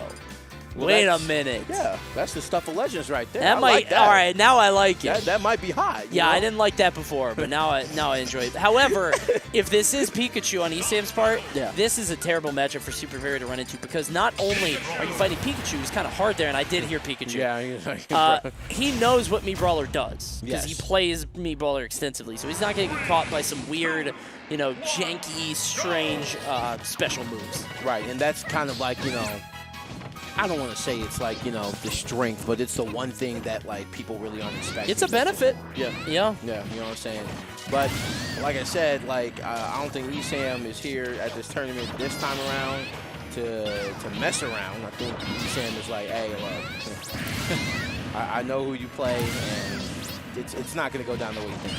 I'm going to make you play. Don't worry. Esam's the number 5 seed at this event, and like I was talking about before, has not made it out to as many events in the recent history, just because hasn't been able to make it happen. Because with COVID restrictions and the travel scares and things like that, just hasn't felt comfortable doing it. But he's here at Lost Tech City, is the number 5 seed, and absolutely he wants to make an impression because he's been gone for so long. And a bit of a shake there from Super Berry trying to psych himself up. There's another little one for you. Let's go to game 1. Here we go, and on the projectile character stage, if I do say so myself, on Smashville, but the character happens to be a combo specialist. That would be Esam, so already at 59%, not being touched yet, but it could potentially be rough for Super Berry, like you said, Coney, just because, Esam knows the matchup, but like I said, anything can happen. The big thing about this matchup in particular is that Mii Brawler is cut from the same cloth as like Mario, not really Ness, but like I'm trying to think of the matchups that historically Pikachu has trouble with. It's like Mario, Ness, Game & Watch. I do think that Mii Brawler has a little bit of that stuff just because you're able to set up that lingering neutral air, you're able to go for jabs, and just kind of stuff out what Pikachu wants to do with higher prio. The issue, though, is that recovery is very easy to just sort of intercept, and you're not especially heavy. You can see the dash attack killing there. And Esam is just a master of these combos, man. If he gets you in one grab or one back air, you're going to take so much damage. Yeah, and the name of the game right here is consistency. Ooh. So, like, Super Berry, like you said, cut from the same cloth. And speaking of consistency, can I get another shot put? No, thank you. 129 on Esam. Not a stock on yet, but getting really close. And, hey, Esam, if there's one person to take a mile after an inch, it's definitely him. I'm wondering how we get the kill here if you're Super Berry. Yeah, because Mii Brawler can be a little too obvious and telegraphed with the kill options. Obviously, up smash is kind of reliable, I guess. You've got up Bs, but doesn't really have the killing up B. It's just the recovery one.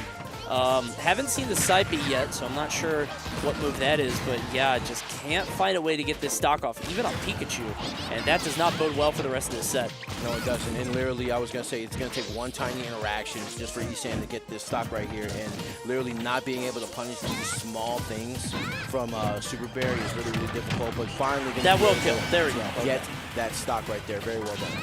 Yeah, I think of the up Bs that Mii Brawler has, that probably has the least kill power. Up B, the big punches, I don't know if it's that strong, but you can usually combo into it and get it off the top. Meanwhile, the helicopter kick, needs no intro. That one goes a little bit stupid, but yeah, a little dumb. I remember I was playing a set on stream, and I was playing a Mii Brawler from Florida, and they were trying to explain to me that, I need to DI correctly. I'm like, no, bro, helicopter kick was stupid, bro.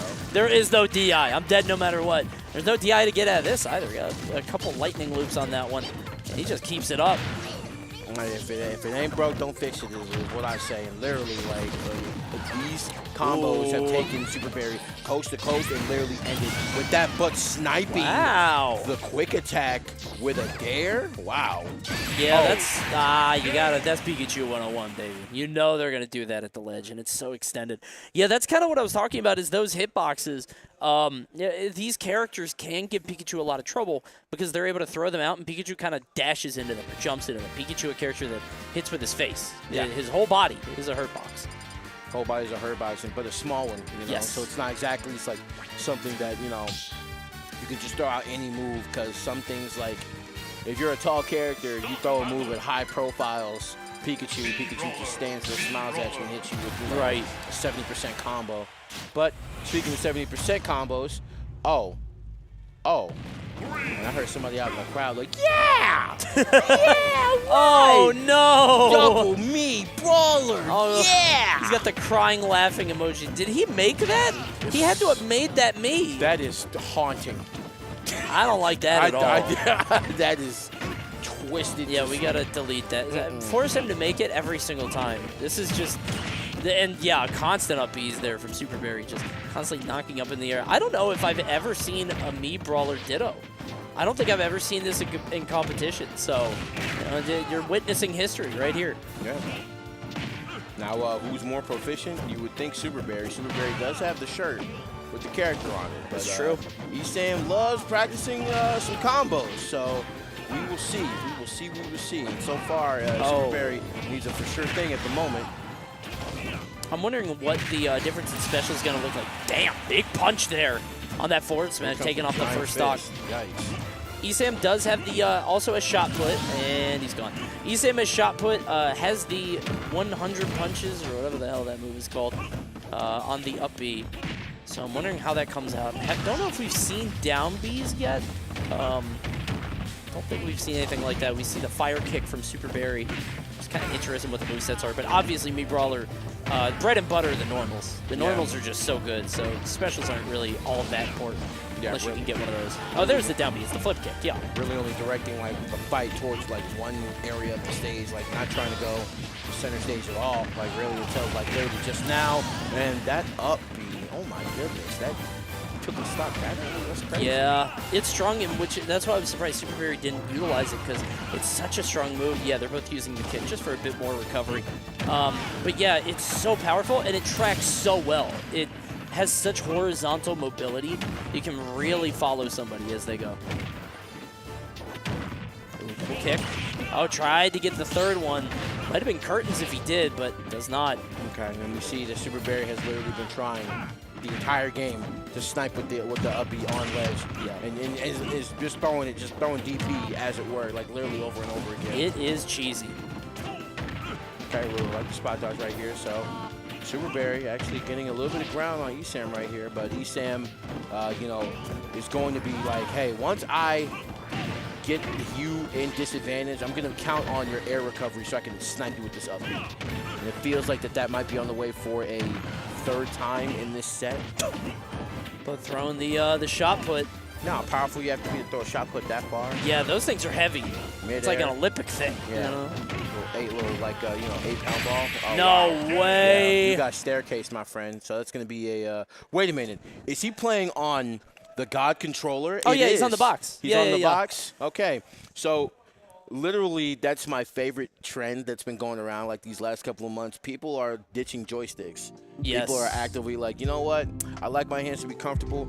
That apparatus in general is very, very, the learning curve on the thing is high. It's super difficult to learn. But once you learn it, you don't miss input. Right. I play on Hitbox on like traditional FGCs, but like you don't miss input like at all. It's crazy. Yeah. Yeah, I feel like we see more and more people go all digital that way.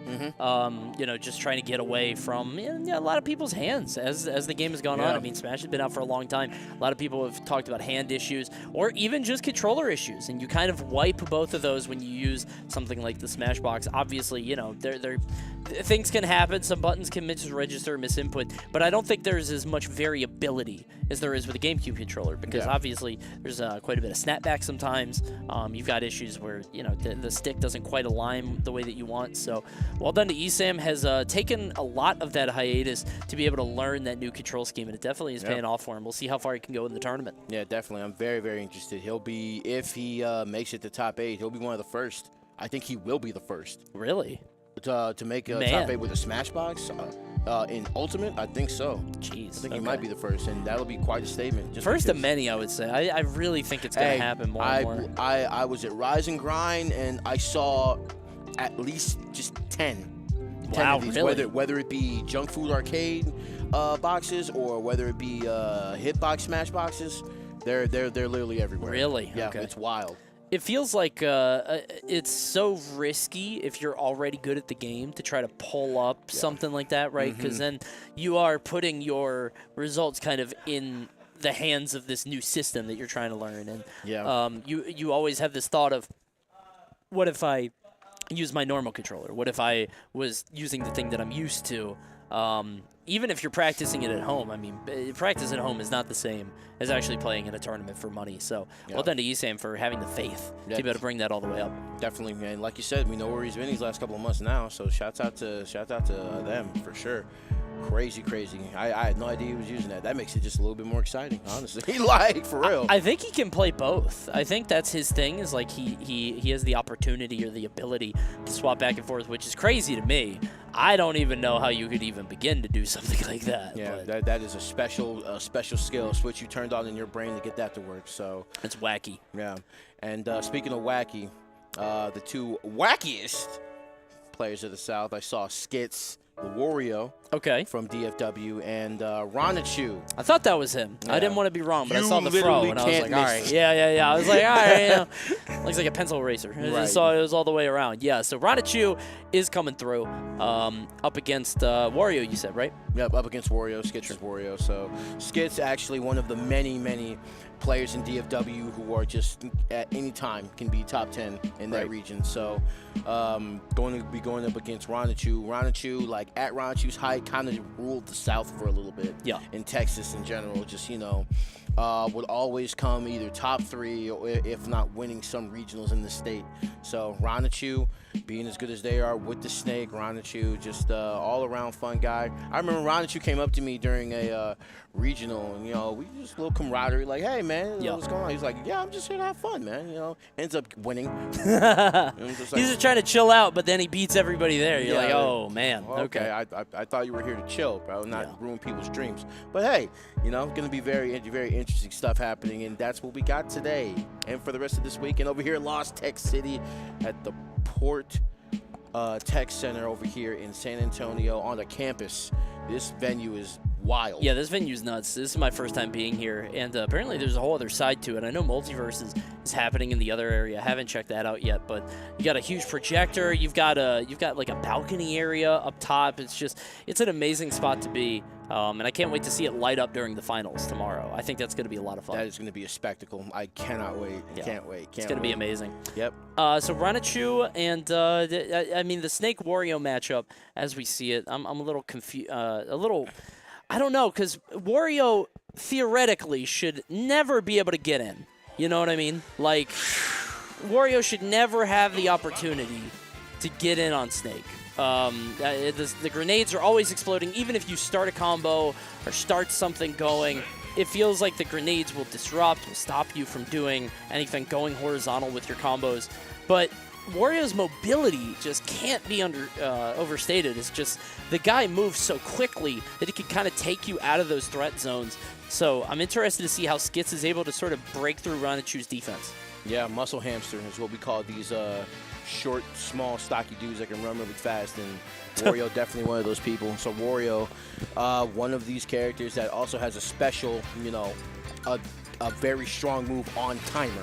Right. So it's like one of these things where, like, hey, like, you're always on the clock and time is always against you when you're playing this character.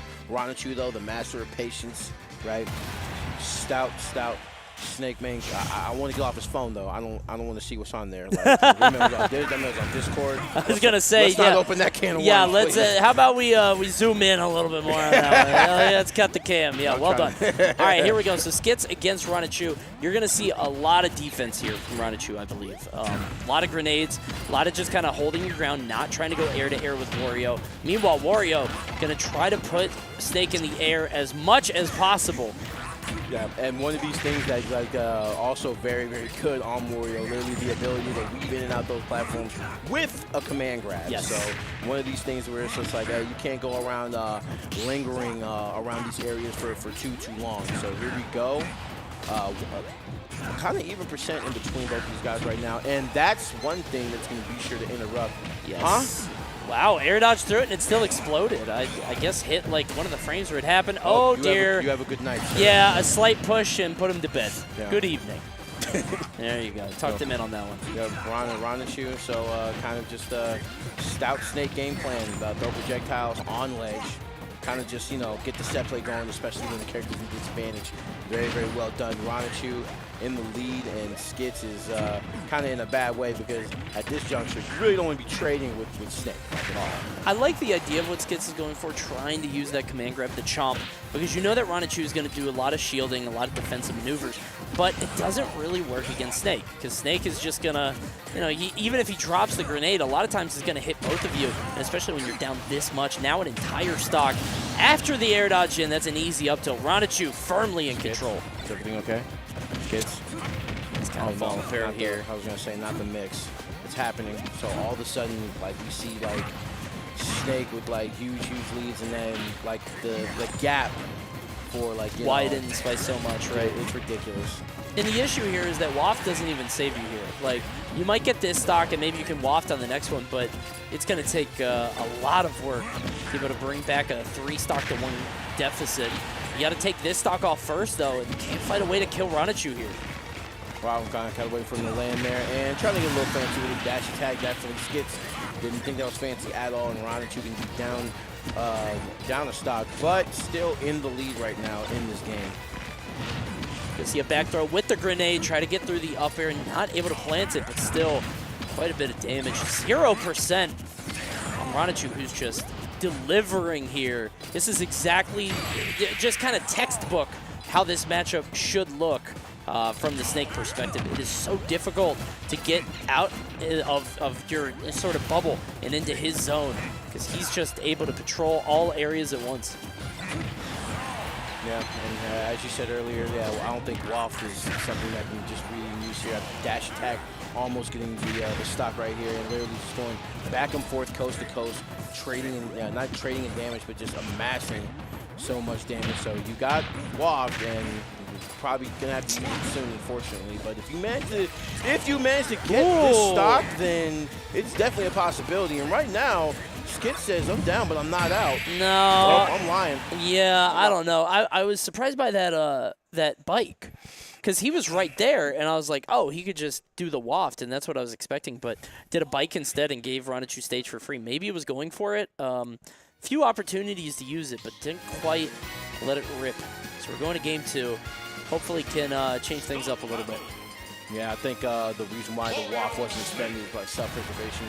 Like, sure. I have to, you know, I'm assuming that Skits was like, look, I really need this waft right now. I'm going to find a way to get this stock. So here we go. Ronichu, Skits. Yeah, Skits up by 1.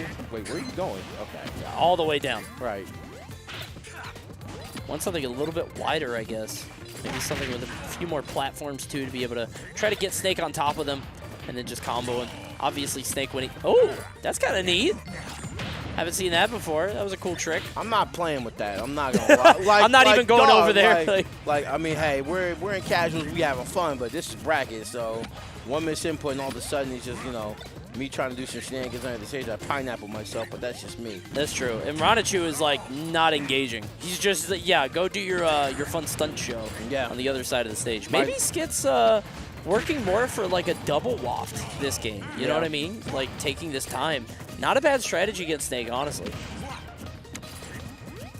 Like you could play for 2 wafts and just try to catch Snake on Cypher because he's gonna be super vulnerable trying to recover.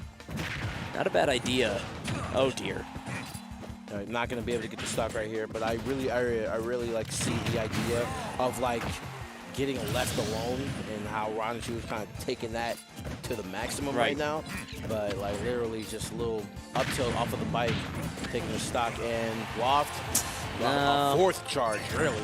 Yeah, not quite there yet. Needed to wait a little bit longer. Might have been able to take the stock. Or maybe I was going to say maybe if he went off on the left side. But either way, now we're going to have to wait for another one. And I really thought that that's what Skit's win condition was waiting, trying to get multiple wafts, to get multiple stocks. But now it's just getting worse and worse. Ronichu kind of blowing him up here. Oh, that's it. Yeah. Yeah, that back right platform gave them just enough height to really snipe with that up air. So here we go. A 1-stock situation for Skits. Skits kind of on their heels right now and getting comboed again and again. Another up air and one more. Not going to be able to get the stock here. This is a very bad spot to be in. You see the back throw there. And now Ronichu just with all the cards. Yeah, sure. Okay. Let's the forward smash go. And you wonder if that was a misinput, because, like, you know, how often do you see that? I could see that being a forward tilt instead, but no matter what it was, end result is the same. Ronichu defeating Skits 2-0. That forward smash was disrespectful. I ain't gonna lie to you. That forward smash, like I haven't seen that in a really, really long time. Right. And like, for you to just pull that out and just be like, hey, don't run into this, and Skits did exactly that. But Skits gonna be going into learner's bracket. Let's get some more Pilates replays and more up airs, more up tilts. The waft not doing its thing right there. It was a 4 charge, I believe, but the up air off of that platform will do the trick. And Ronichu says more explosions, the remote missile, to send me into brackets, further in the bracket, excuse me. And when you see Snake chasing Wario into the air, you're like, okay, something's wrong. Yeah. You know, that shouldn't really happen. Wario should be the one chasing Snake, and then Wario should be able to get back pretty much unscathed back on the ground. The bigger issue is actually getting into Snake's zone, but when Snake is applying that pressure, kind of a surprise. So well done to Ronichu, kind of putting the screws to Skits on that one. That was tough. Yeah, Skits, not Skits, but Ronichu, like I said, one of the more stout, you know, Snake mains in Texas, has seen their way around many characters, including Wario. Yeah.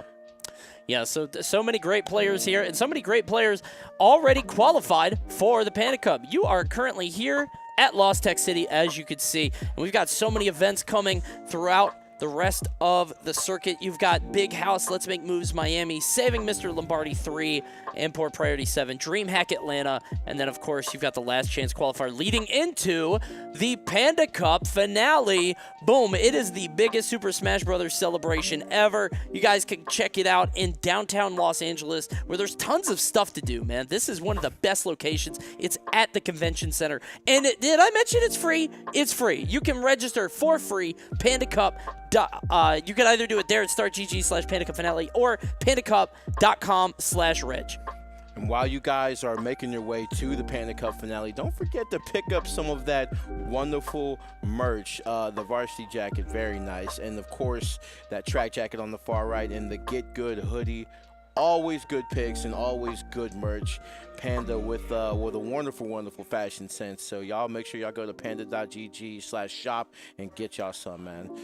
Definitely. So cheap, so affordable, so well made. And also check out Panda Global YouTube, youtube.com/Panda Global. We put out content all the time. You might even see me in some of it. Wouldn't that be fun? You can subscribe to the channel. We've got lists, top 10s, interviews with players, first to 10s. You got all kinds of stuff on this. So definitely check it out if you're into Smash content. Oh, I think that's me in the top left. Look at that.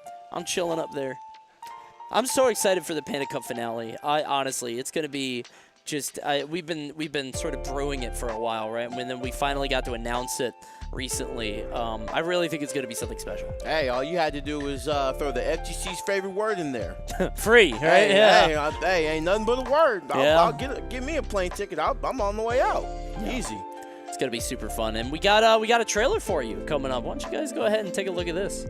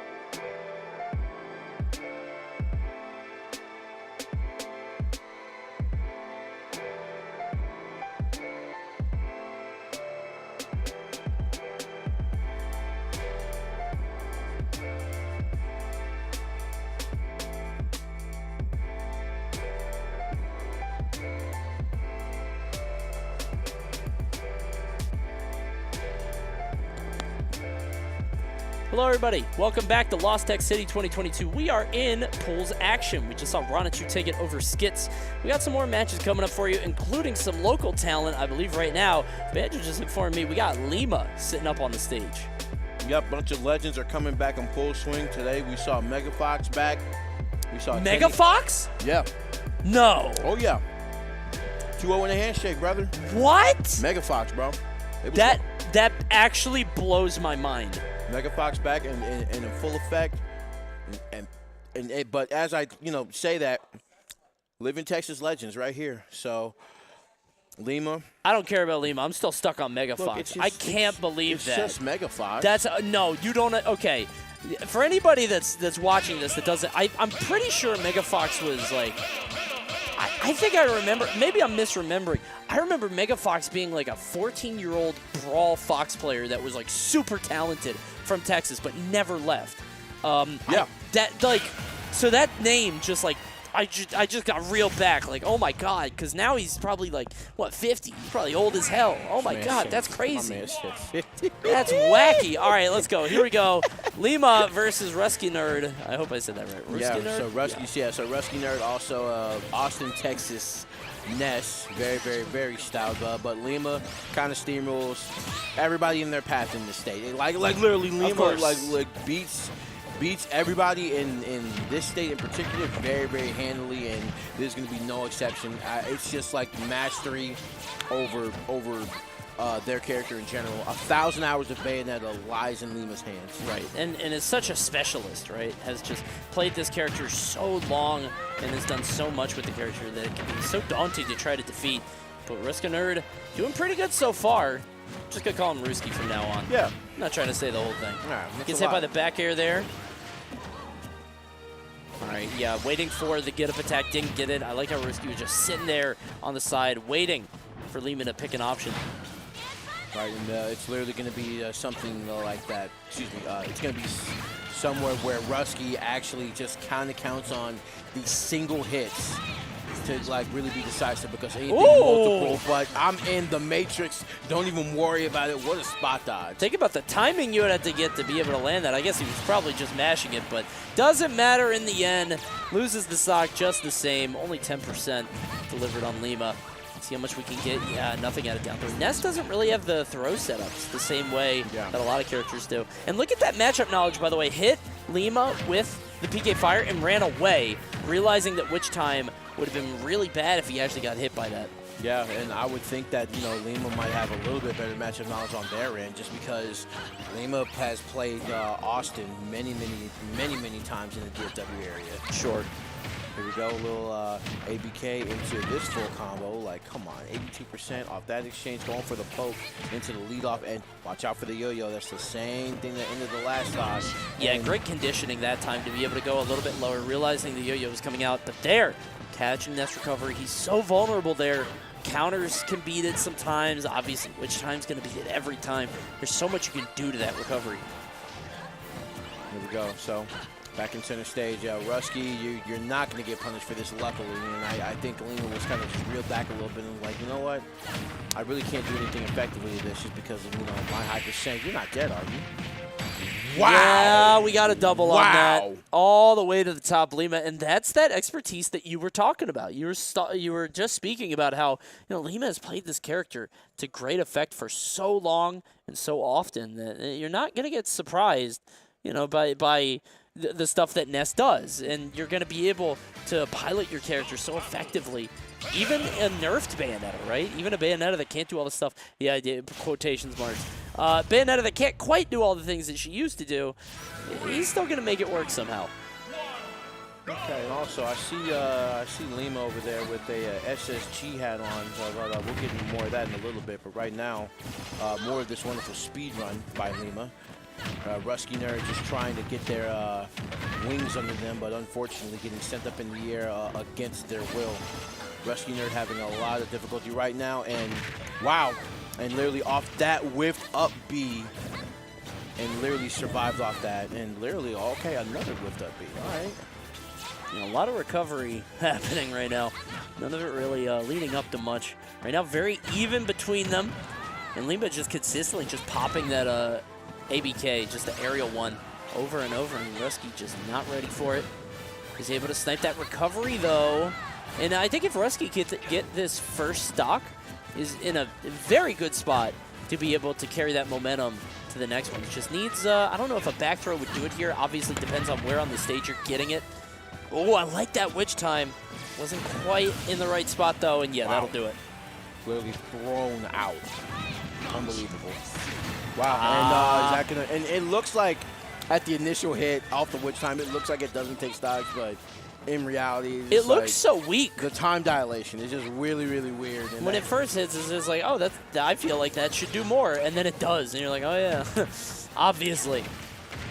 Yeah, I feel like Rusky is like, even the leads that he's getting don't really add up to much, right? Even when they're getting the first stock, it feels like Lima just immediately gets the stock back. There's no real extra percent that you're getting. Yeah, and it's because Lima's just so proficient with the Bayonetta combos.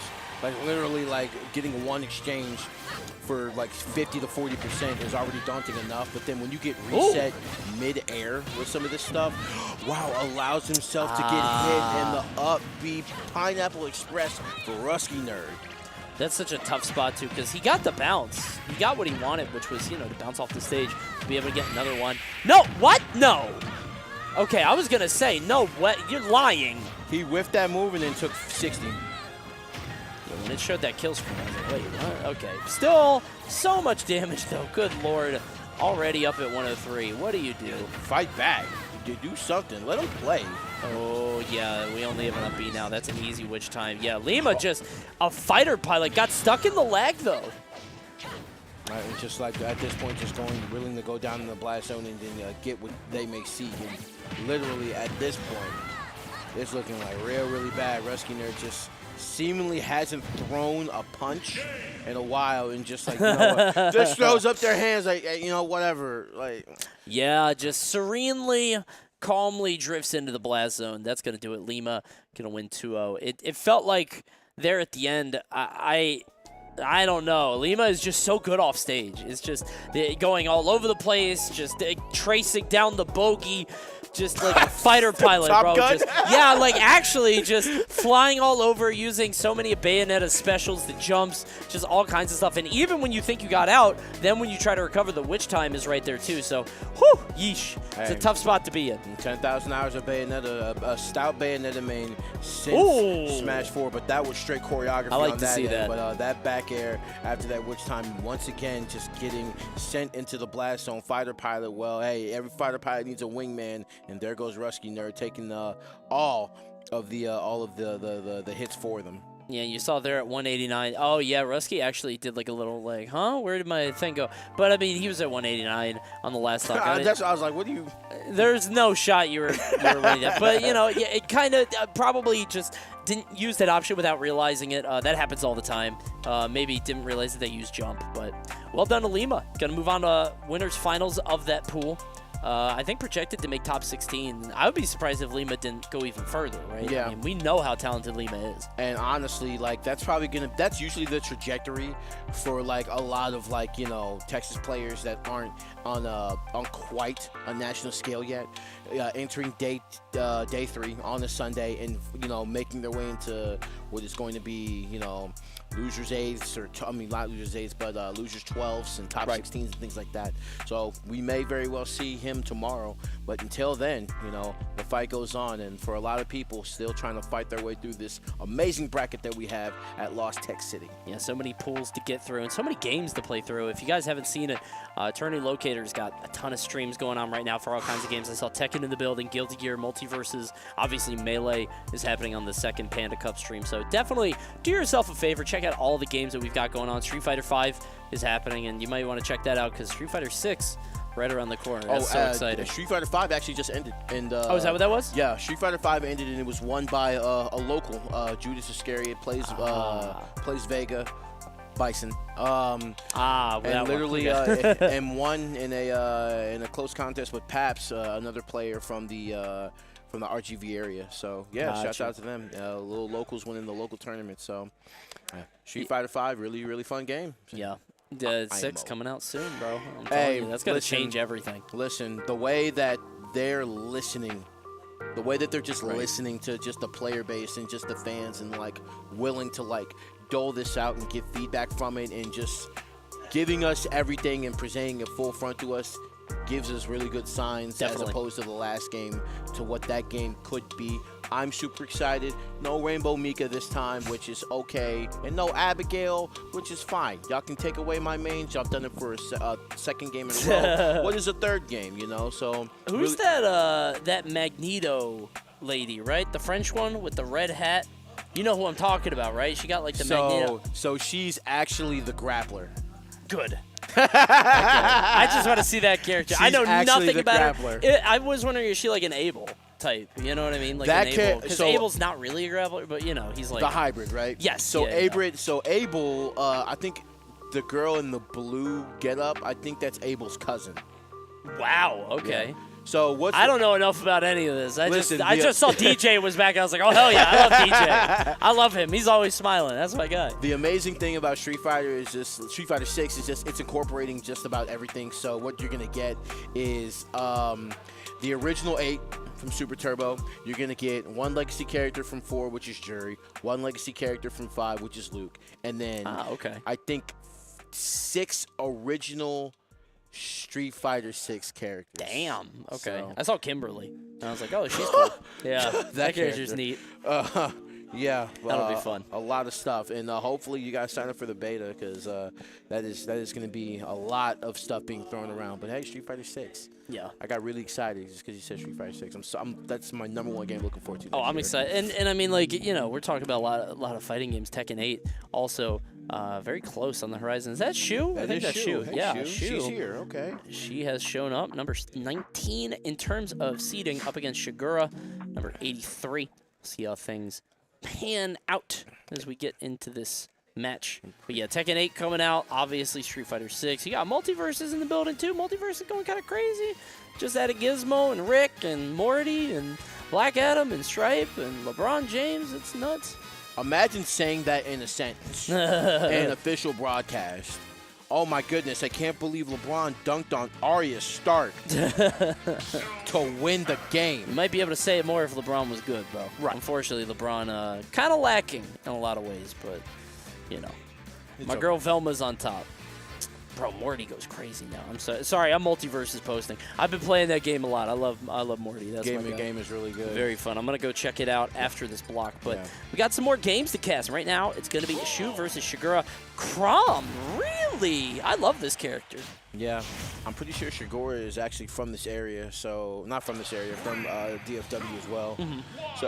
So DFW just really, really stout in the Fire Emblem department, in the Rob department, in the Shotos department. So very, very standard to see, you know, in Texas at least, to see a character like Chrom. We'll see how he can fare against Shu's Zero Suit. Zero Suit, a character that has kind of been phased out in a lot of people's minds from the meta. The neutral air nerf, kind of the biggest of her changes, obviously. Kind of made her main spacing and approach tool a lot more lackluster. And then there's also just the issue of Fighter Pass 2. But good lord, that forward smash just getting her right on her shoe, actually, right on the shin of that missed tech. And that's the stock. And it was, as you mentioned, like that nerf to that, weird. Forget what I was going to say earlier. Shu, you're looking to you're looking to be in a bit of a bind right now. Shigura, you might want to take this lead and run with it, dog. Yeah, no question. I feel like maybe Shu was trying to avoid the suicide up B, because that's what I thought Shigura was going to go for, is, you know, drop off up B just to take both of them. But Shigura didn't even do it. And Shu, maybe just, you know, misinput, maybe misjump or whatever, but doesn't matter regardless. Shigura, very comfy lead now. Just has to translate it into game one, which is, you know, not always the easiest thing. I mean, you've got all the power, but sometimes it's easy to sort of tunnel in on that win, realize the gift that you've been given, and, you know, you kind of throw the game away. Yeah, Coney, as you said, taking the game and running with it. Like, honestly, like, when you get in advantage like this, is not the time for you to play not solid. And Shigura, quick, fast, and in a hurry. Shigura presents all games done quick. 97, though. That's... And not even like, you know, obviously Chrom doesn't have the same mechanic that Roy does, where you have to be super close with the back air. But, like, I thought you had to be a little bit closer than that, you know what I mean? Like, that was, whew, that was such distance on that back air. Shigura winning game 1. Yeah, and Shu obviously just a little bit shook right there after that. She has the number 19 seed, so if Shigura were to win this set, big upset. And definitely has the power to do so, especially with a character like Chrom. But right now, Shu says, shut up. I'm playing Smash Brothers. 7 seconds in, 1 stock down. What? Unbelievable. Even you weren't like you weren't even that, zoned in. Yeah, what even It's crazy. occurred? I looked down at my phone for a second, and I came back, and a stock is gone. What do you? Good God. Okay. Combo on this platform right here. Oh, close. Stair step into a down B, and yeah, that was the end of him. And right now, 16-75. Yeah, Shu is trying to make it clear that game was a fluke. Shigura has got to find a way to plant his feet and really get started in this match, because Shu's just kind of dancing all over him. There's the back air. 106 is the kill. Yeah, this is going to be a fast set. God. Shu was turned on the top player button. He was like, yo, I really don't appreciate how you try to, like, you know, use my disadvantages to your advantage. So I got something for that. Don't worry. We got a 3 stock incoming. Oh my gosh, I love that cross up there that Shu tried to go for. She tried to land behind Shigura with the back air rather than just jump in on neutral air. And you gotta be kind of tricky with Zero Suit now with the way that she operates. It feels like you can't really play her the way that you used to. So you have a lot of creativity in the way that you want to approach. Yep. And speaking of approaches right here, like we see Shigura kind of just nice. Wow. Excellent spacing on that one. Maybe a little predictable, you know, maybe that was a little obvious. But the issue with that is, like, you probably could have taken a stock earlier if you held on to that knowledge, because now Shu isn't going to do that again, right? Not going to go for that very obvious flip kick on stage right in front of you, but you took off that stock at like 90 in a game that you're probably going to lose anyway, just based on the way that the game started. Wonder if you should have held on to that in your back pocket a little bit longer. Still has jump. Wow, Nice. That was an excellent tag. Oh, but yeah, gonna get that bell mounted off the side right here. And Shu waking up after that last game. Yeah, that's an understatement. Shu just looking way stronger there in that second game. And we're going to game 3. Remember, Shu, the 19th seed, projected to make it out of this pool and to win this match by a pretty large margin, honestly. So we'll see if she can put that together. One more game to go.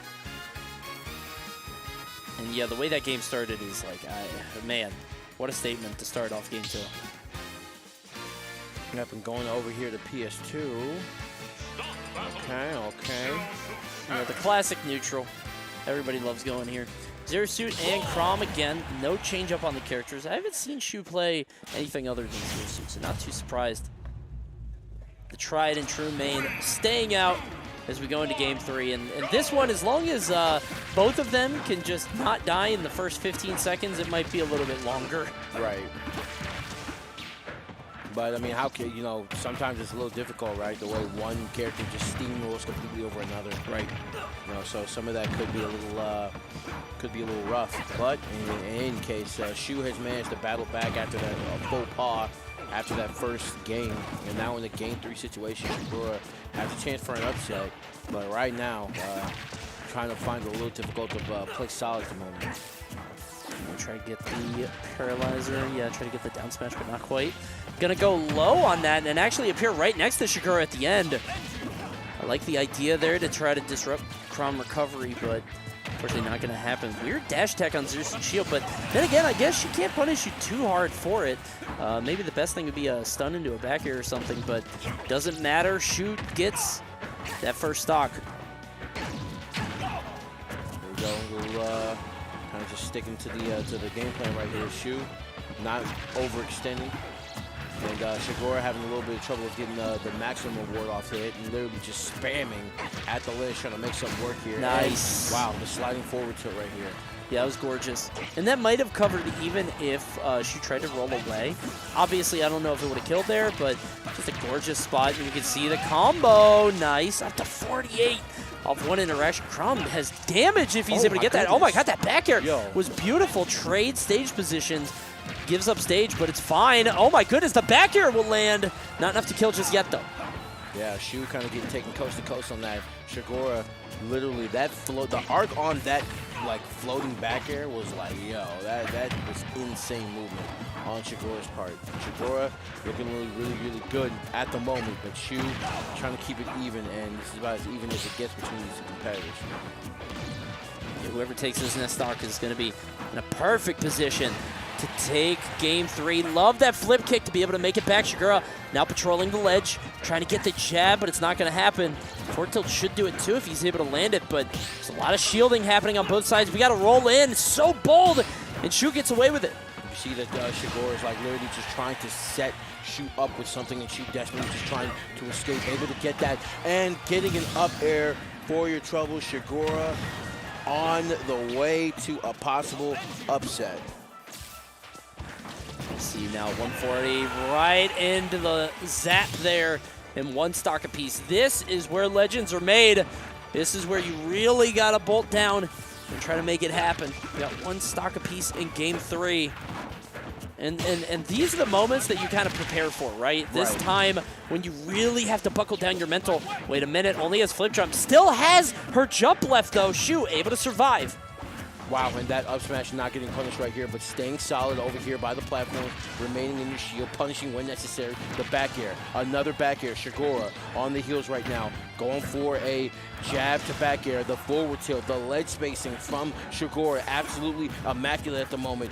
Do I see it down tilt? No, more jabs, and the flip kick not going to be able to get it here. Goes for the suicide dare and gets the win. Shu pulling the trigger at the very end, had the conviction to go for the suicide dare, and that came out of nowhere. I don't think either of us were expecting something like that. I got hit. That was a bold play by Shu, literally risking the entire set. The whole set. Risking the set on that one move. And Shu just, isn't it funny? I can't believe I got it. If I'm Shigura, yeah. Not quite this time. You know what? He's taking it on the chin. He's taking it on the chin. He's like, all right, you know what? Whatever. What can you do? But yeah, just, and again, I think that comes down to one of the things I talked about in the second match is that Shigura was down by so much and still did that play where, okay, yes, neutral air, up smash, forward air, neutral air, kick. Good God. Okay, that was nasty. Okay, so that was the part that you missed. Yeah, that was the part that I missed in the first 8 seconds of the match.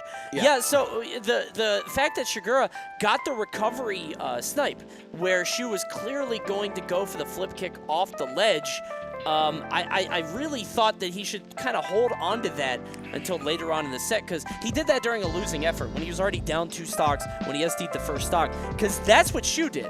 You know that Shu had that in her back pocket the whole set of like, okay, I know how to beat Crumb recovery. I could just down air it if he goes low because he has to up B. Like, it's very clear how he's going to land, and she was able to execute there at the very end. I think the only way he could avoid that is, you know, maybe invincibility on the up B, but it takes a little bit of time, so, and is also very risky in and of itself. So, well done to Shu winning that set. Yeah, Shu going to be moving on in bracket, and Shigura, unfortunately, moving on to learners. But hey, more DFW shenanigans coming your guys' way. I saw Bert the Dragon on stage. I saw Bert the Human at a different tournament recently. I wonder if that's the same guy. I don't even know. Probably related. Yeah, it might be the same guy. Same name, so somewhat the same lineage. Something like that. But we'll see. Bert the Dragon, tell me a little bit about them. Plays unfair character, Captain Falcon, command grab from ledge. Okay. One of the most explosive, Captain Falcons in the region. Definitely batted for them during the campaign for the little Texas summit that they had a couple of months ago. Okay. And, unfortunately, I don't think he got in. He either did or he didn't. I forgot he ate like 2 Pocky hot chips. Okay. They still didn't get in. That's tough. Yeah. Into the Texas Pacific Summit. Yeah.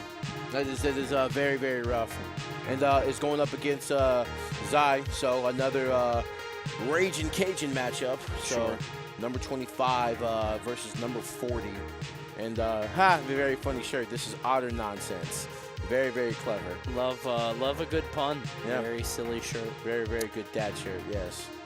Palutena against Captain Falcon. These two have a history. That's not very common in pools usually when it comes to something like this. But Zai winning 2-0 at Rise and Grind. And honestly, Palutena against Falcon sounds pretty tough. That character is just... Wow, they're laughing at themselves. Like, I can't believe you. How you do they 2-0'd know me. that? I didn't think they would keep record of that, but they did. Who told us that? You know, like that's crazy. That's tragic. I would not want that on display for the world to see. And that's a big screen out there, ladies and gentlemen. Right. You can see that from the way, way, way back. Like, so Bert the Dragon, number 40, going to be going up against Zai, Louisiana versus Texas once again. And Zai always finds a way into top 96, always finds a way into, top 48, the upper echelon of bracket. Going to be going up against, one of DFW's finest with the Palutena. Palutena being, still, even after everything, one of the better characters in this game. Palutena is interesting because it feels like she is kind of the benchmark character in terms of she kind of wipes out the bad ones, or at least the mediocre ones, right? Like the mid-tiers. She's so good at just beating them and wiping them out of the bracket. And it feels like Falcon, despite being, pretty good, he kind of falls in that camp where he jumps a lot, so Neutral is going to beat that. He's got a lot of, like, weird nonsense and weird setups that shouldn't technically work, but do. I think that Palutena, by her very design, kind of wipes out a lot of that because she's just kind of no nonsense, Yeah, very, very to the Matterhorn with the game plan, right? Anti-airing up smashes and waiting on opponents to whip, things like that. And Bert the Dragon using that Falcon kick as just like a get out of jail free card is like so risky, because if they shield that, then you're getting punished with the absolute max. But that's the one thing we're going to see a lot from Bert. We're going to see a lot of that upbeat on the ledge to avoid, to get a command grab going. There's a gorgeous up B. Oh, and there it is, the reversal. Just getting behind him and getting that back there. We see that so much from Palutena players. Just unfortunately, Bert getting caught by it. And right now, 143 on Palutena. Probably not going to last very long. I mean, Falcon has some great kill moves, including that command grab. But unfortunately, grabbing in the wrong direction. Gets the neutral, but can't get the second hit. That definitely would have done it. Forward throw is enough anyway. Doesn't matter. Yeah, I would expect Bert to really play fast and furious here. I got hit, like for real. I got hit. This man, literally killed the frames of that last move he did. That's wild. Easy trying to get a little bit out of that up tilt into maybe a spike or something. But again, Palutena not really one for the nonsense. It feels like she kind of cuts through it in a lot of ways, just by the way that she's designed her multi-hit, neutral air, kind of stuffing a lot of other neutral airs. Her back air being invincible, just is able to get through a lot of what characters try to do. Good down air there. Don't see that very often. Like a landing down air from Palutena. Yeah, and that's really just, to use the bounce to get the set up there combo. Right, using the bounce to get the back air and up air, things like that. Ooh, the parry and the grab, getting the up air, and it doesn't go for the up air. And as I say that, it's exactly what they did. Goes for the up air, that's why I'm in the chair, and they're on the stage. Well, it's a bit of a mix, right? Because he didn't go for it right away. Waited a second, and then eventually popped it when Bert wasn't ready. And yeah, that explosive flame perfectly placed. Bert air dodges right into it. Gets hit by another one, getting juggled by flame after flame into the up air. There was nowhere to go. Bert getting roasted on that. The power of the sun in the palm of my hand, and we saw it on one platform. Well, trick ain't good enough. Let me do it over here. Spider-Man 2 on the other platform, and then an up air to finish all of that off. Very well done. So we're going to game 2. I don't think it's a bad spot for Falcon to be in, fighting a Palutena, at all. This character's just, she's so, I don't know how to put it. Versatile? Her kit is just so good. Yeah. And it feels like Falcon could kind of prey on weaker characters in a bracket by just kind of running them over, right? He's a stat stick. He's fast as hell, and he's able to get his combos off and, maybe get laid up there in the knee or something. You could kind of just run some characters down. You can't run Palutena down, and if you try, you're running into a brick wall. Most certainly, most emphatically right there. And we see it right here being displayed on from Zai. Good fundamentals are literally instrumental to like playing this matchup specifically to the fullest potential. Ooh! Still able to survive, though. I just like seeing up air into down air. It's a cool thing. Got an auto reticle. Yeah, and that'll really beat Falcon if he's to try to... Whoa! Down smash. Weird choice there, but it worked out big. Stuffing Burt coming out of that shield, and now Burt is in prime neutral air range. Yeah, you see Zai going for it. Trying to rack up a lot of damage very quick. Little combo breaking down beat right there. And Burt might want to find a way to just kind of just like, you know, stay center stage for just a little bit. I understand that on small battlefield that might be a little difficult, but you're in a situation where, you know, even at 119, you'll die to Palutena from something straight. And that's not it, but you have the amount gained from all that. Yeesh. Yeah, that's not even going to kill. See the command grab. Oh, yeah, you're just going right behind. And that's the issue is, like, God, it sucks because as Falcon, you are so scary at the ledge. I don't know if Falcon really kills people at the ledge all that much, but he definitely can rack up damage between the jab, between placing aerials. There are a lot of opportunities for him to be able to consistently knock somebody off stage, but Palutena, if you're not careful, she could skip right through that. Yeah. Obviously, you can punish it. A lot of ways to catch her, but it's such a commitment.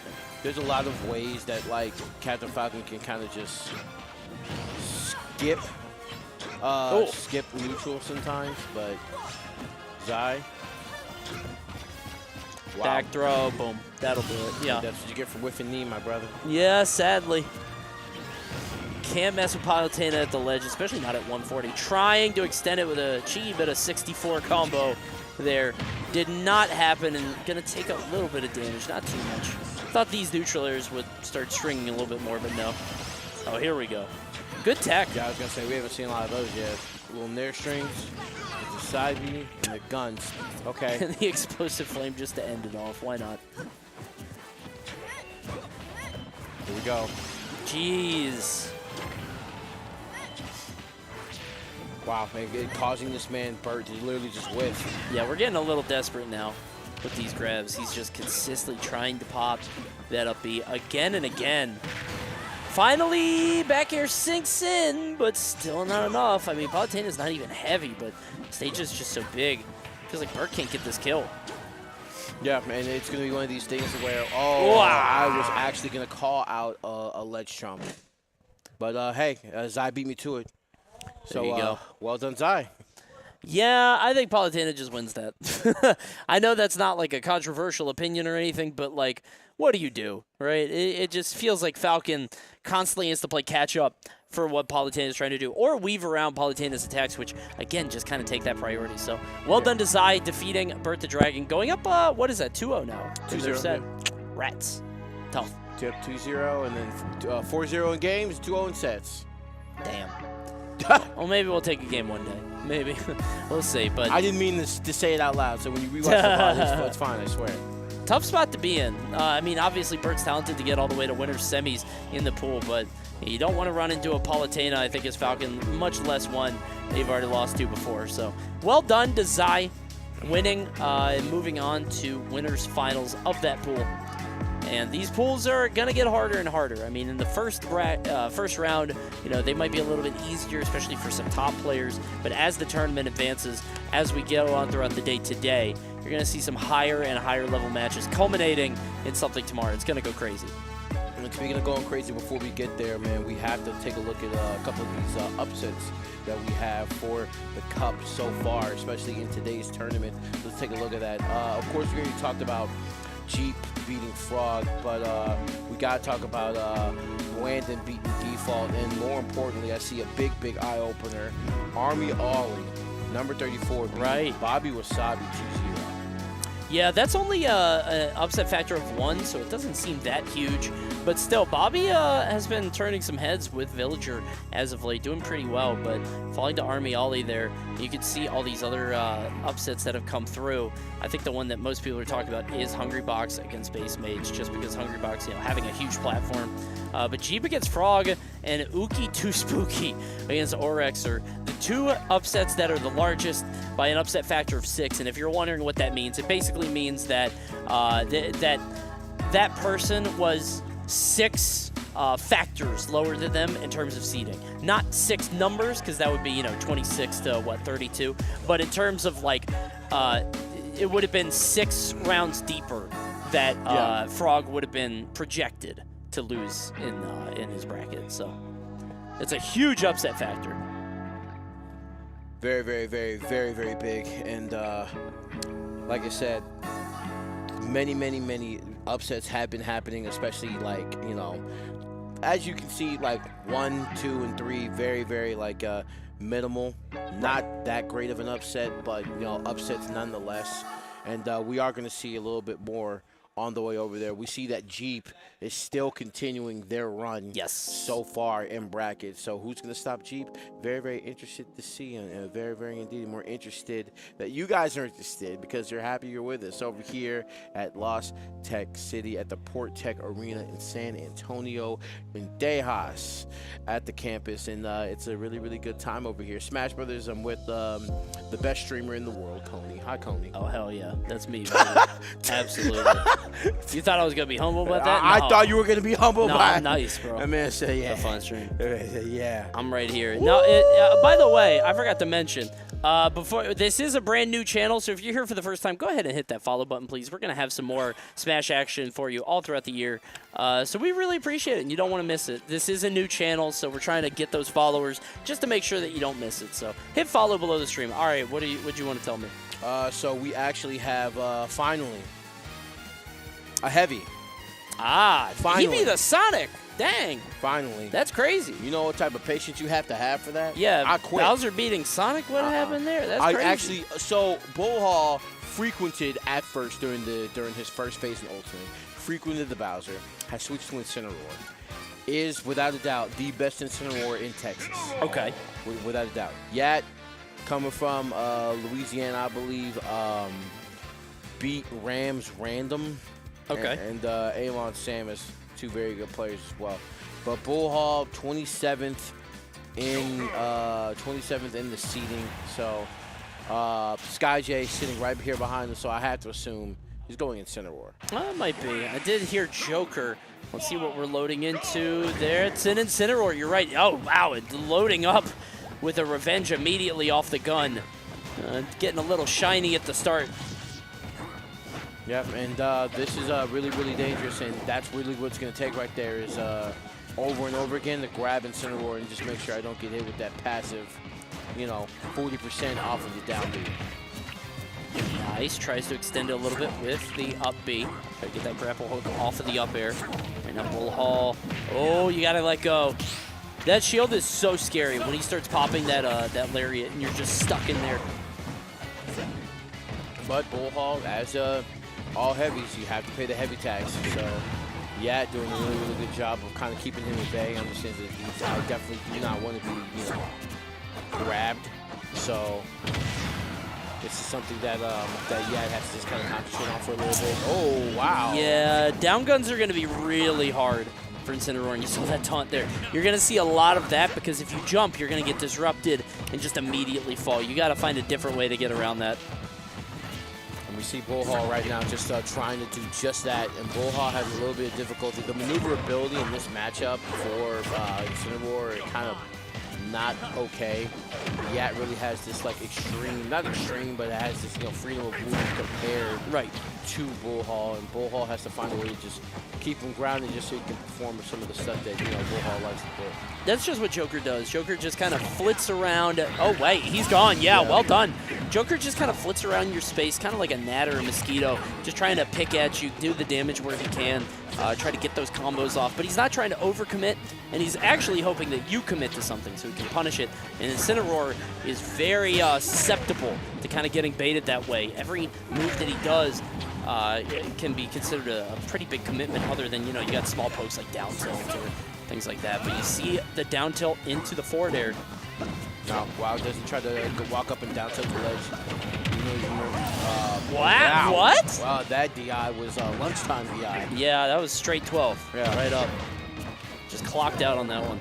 I wonder if that was a DI mix-up, because maybe he spun around with the up B, or the up air, I'm not sure. But either way, should not have lost the stock there. Very, very strange interaction. But Bullhall, not Bullhall, but Yat's not really worried, you know. Still up by 1 stock, so Bullhall still has quite the mountain to climb, unfortunately. Or maybe not. Oh, okay. Maybe so, you know? Yeah, trying to get the down tilt into like a forward air, maybe a clothesline or something like that, but you know, Yat holding on to that side. Even after the dash attack living to 148, this is going to be a tough spot because the Arsene is nearly here, but might not get the opportunity to actually use it depending on how strong the hit is that comes out from Bullhall. But a couple hits from Yat coming out now, and there it is. Arsene is here. This game could reasonably be over in the next hit. Yeah, when you see that, now that the Persona is out, that's what I was going to say. Yeah, that side B is that much more powerful. It gets so much stronger, especially against Incineroar, who wants to play at that middle range. He's able to survive that up air, even with the rage. But one more hit should do it. Ah, there we go. Misspaced that grab, unfortunately. Hey, Bullhall gets 2 revenges, definitely game time. No way. 2 revenges is definitely game time. I wonder how much you get for revenge on guns. I mean, obviously it scales with the actual, like, hit, but I'm wondering if it's, like, negligible. Could you get gun revenge and have it be worth something? Unfortunately, I guess we're not going to find out in this game. There's a back air from Yat, and that's game 1. Personally, I think that'd be, like, a little too much. like guns, just having the ability to be Arsene, and then they still do, like, 30%. Like per shot. Yeah, that's crazy. All right, here we go. Next game coming out now. Bullhall versus Yat. Bullhall probably sticking with the Incineroar, but does have a Bowser, like you were saying. Yeah. Could pilot a couple different characters. But yeah, we're going to stay Incineroar. Honestly, I think all these characters have the same issue against Joker, which is just he's fast, he's mobile, he is very whiff punishy. It's very easy to just sort of beat you at the game that you're trying to play. Yeah. Joker kind of forces you to play at his tempo. Yeah, paying the heavy tax is something that you're going to have to do when you're not a midweight in this game. So, when you're not a midweight and you go higher, you're going to have to take at least 50 to 60 before you think about playing sometimes, and that's just how it is. Especially if you see some people are playing to the Matterhorn, but not going to be found Gorgeous. Here. Oh, my God. Love that. Waiting for the air dodge onto the platform. Thought he was safe to try to go up there, but clearly not, as Bullhall was ready on that one. Oh, tried to get the grab, was so close. Gotta be able to get the follow-up here, though. And speaking of follow-up, Yat kind of fighting back, has Arsene, so is trying to find a way to really get a massive much damage as they can on them, especially since, you know, war of attrition with Incineroar is something you definitely don't want to do. There we go. Yeah, he's not going to mess up that timing. If somebody picks up Incineroar, if somebody's playing Incineroar in tournament in 2022, they're going to land that every single time. If they mess up, they meant to. Trying to knock you off stage. Yeah. Now Bullhall just looking so much stronger in this game. Yat not able to string anything together. Might lose this stock here with that up air. Well done. Covered the ledge so well. Bullhall over here waking up. It's 90% now. Oh, wow. Punishes the whiff grab with that. Yeah, we're going to get a bit of revenge. How much? 97. Oh, my God. 47 to 90. He took 43 damage off of that. Just a little 43 damage. Just a little 43%. No big deal. Oh. No big deal. Yeah, okay, so we're not getting a 3 stock. But maybe a JV if he get. Oh, he swung with that forward smash. He just let it rip. He said, yeah, man, I mean, you miss 100% of the sense you don't take, so. 98 here. Yat's got to play perfectly to be able to make this back. Pristinely. Oh, wow. Yeah, we're not going to see it. There's the down tilt. He's been looking for that a while. One of the most reliable kill setups for Incineroar is down tilt into, you know, forward air into lariat, something of the sort, and finally going to be able to make that work. So game 3 now. Yat, I mean, that stage just did not work out for him at all. Wondering what he's going to pick here. Because I think you want space to run away from Incineroar and create distance. And here's be able to go for Ahas, you know? And here's what I was thinking, right? Aha, not a very fast projectile. Kind of like, you know, how slow it tracks and things like that. easy revenge. Right. Yeah, no, that's a good point. So, you know, Yak goes around here throwing projectiles like guns and spells at Incineroar. Incineroar revenges, you know, a couple of those. It's just like, okay, now that you have like 3 revenges, please don't hurt me. And we've seen that before, man. There's a clip on SkyJ doing that a couple weeks ago in an online tournament. I can't remember exactly what it was. I think it was SkyJ. I think it was Coinbox. Yes, it was a Coinbox. SkyJ, I can't remember who it was against. Send. It was Send? Okay, I thought it was Send, but I didn't want to be wrong. Yeah, that was, that was nasty. That's like the moment Incineroar's lived for. Oh, wait, 80%. Wow. 103. Catches him off the transformation. That's really a wacky play. I don't know why I do. What happened here? Like, this is so dominant now. Like, the first game was so in Yat's favor. You don't see a swing this hard that often. Oh, my goodness. Guns in a down air. Huh? Yeah, he went ahead and let that rip just because he was like, well, I mean, I know I have a risk, but at this point, I can't just allow you to get back to stage for free. So very well done. I really thought Yat would pick a bigger stage, just try to run from Incineroar, force him to come in a little bit more. But no, picking one of those intimate, closed-off stages in the game, that's crazy. And that means that back throw is absolutely going to kill. I'm guessing he saw this as a happy medium right here. I'm guessing he saw, like, Smashville's like, hey, you know what?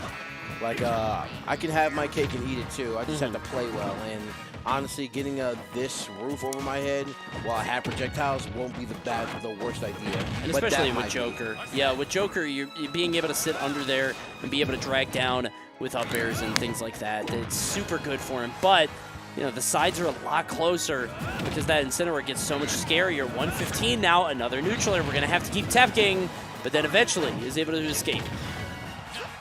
So just really, really good play coming out from Bullha at the moment. So yeah, he's always been in the situation where they amass a massive amount of damage, or excuse me, a high amount of damage on, you know, this opponent. But unfortunately, glass cannon sometimes, especially in the face of Incineroar. Nice neutraler. We're gonna rack up that damage passively. 112. But without Arsene, I feel like it's going to be so difficult to actually get the kill unless you're off stage. There's the clothesline up to 50 already. Arsene is here. If you can land this back air, obviously, I think that'll take it off depending on where you are. Oh, yeah, was scared there. Popped the guns that said, all right, do I just go ledge? How do I get out of here? Honestly, using that, you know, that little float, right, to just get a little bit more momentum.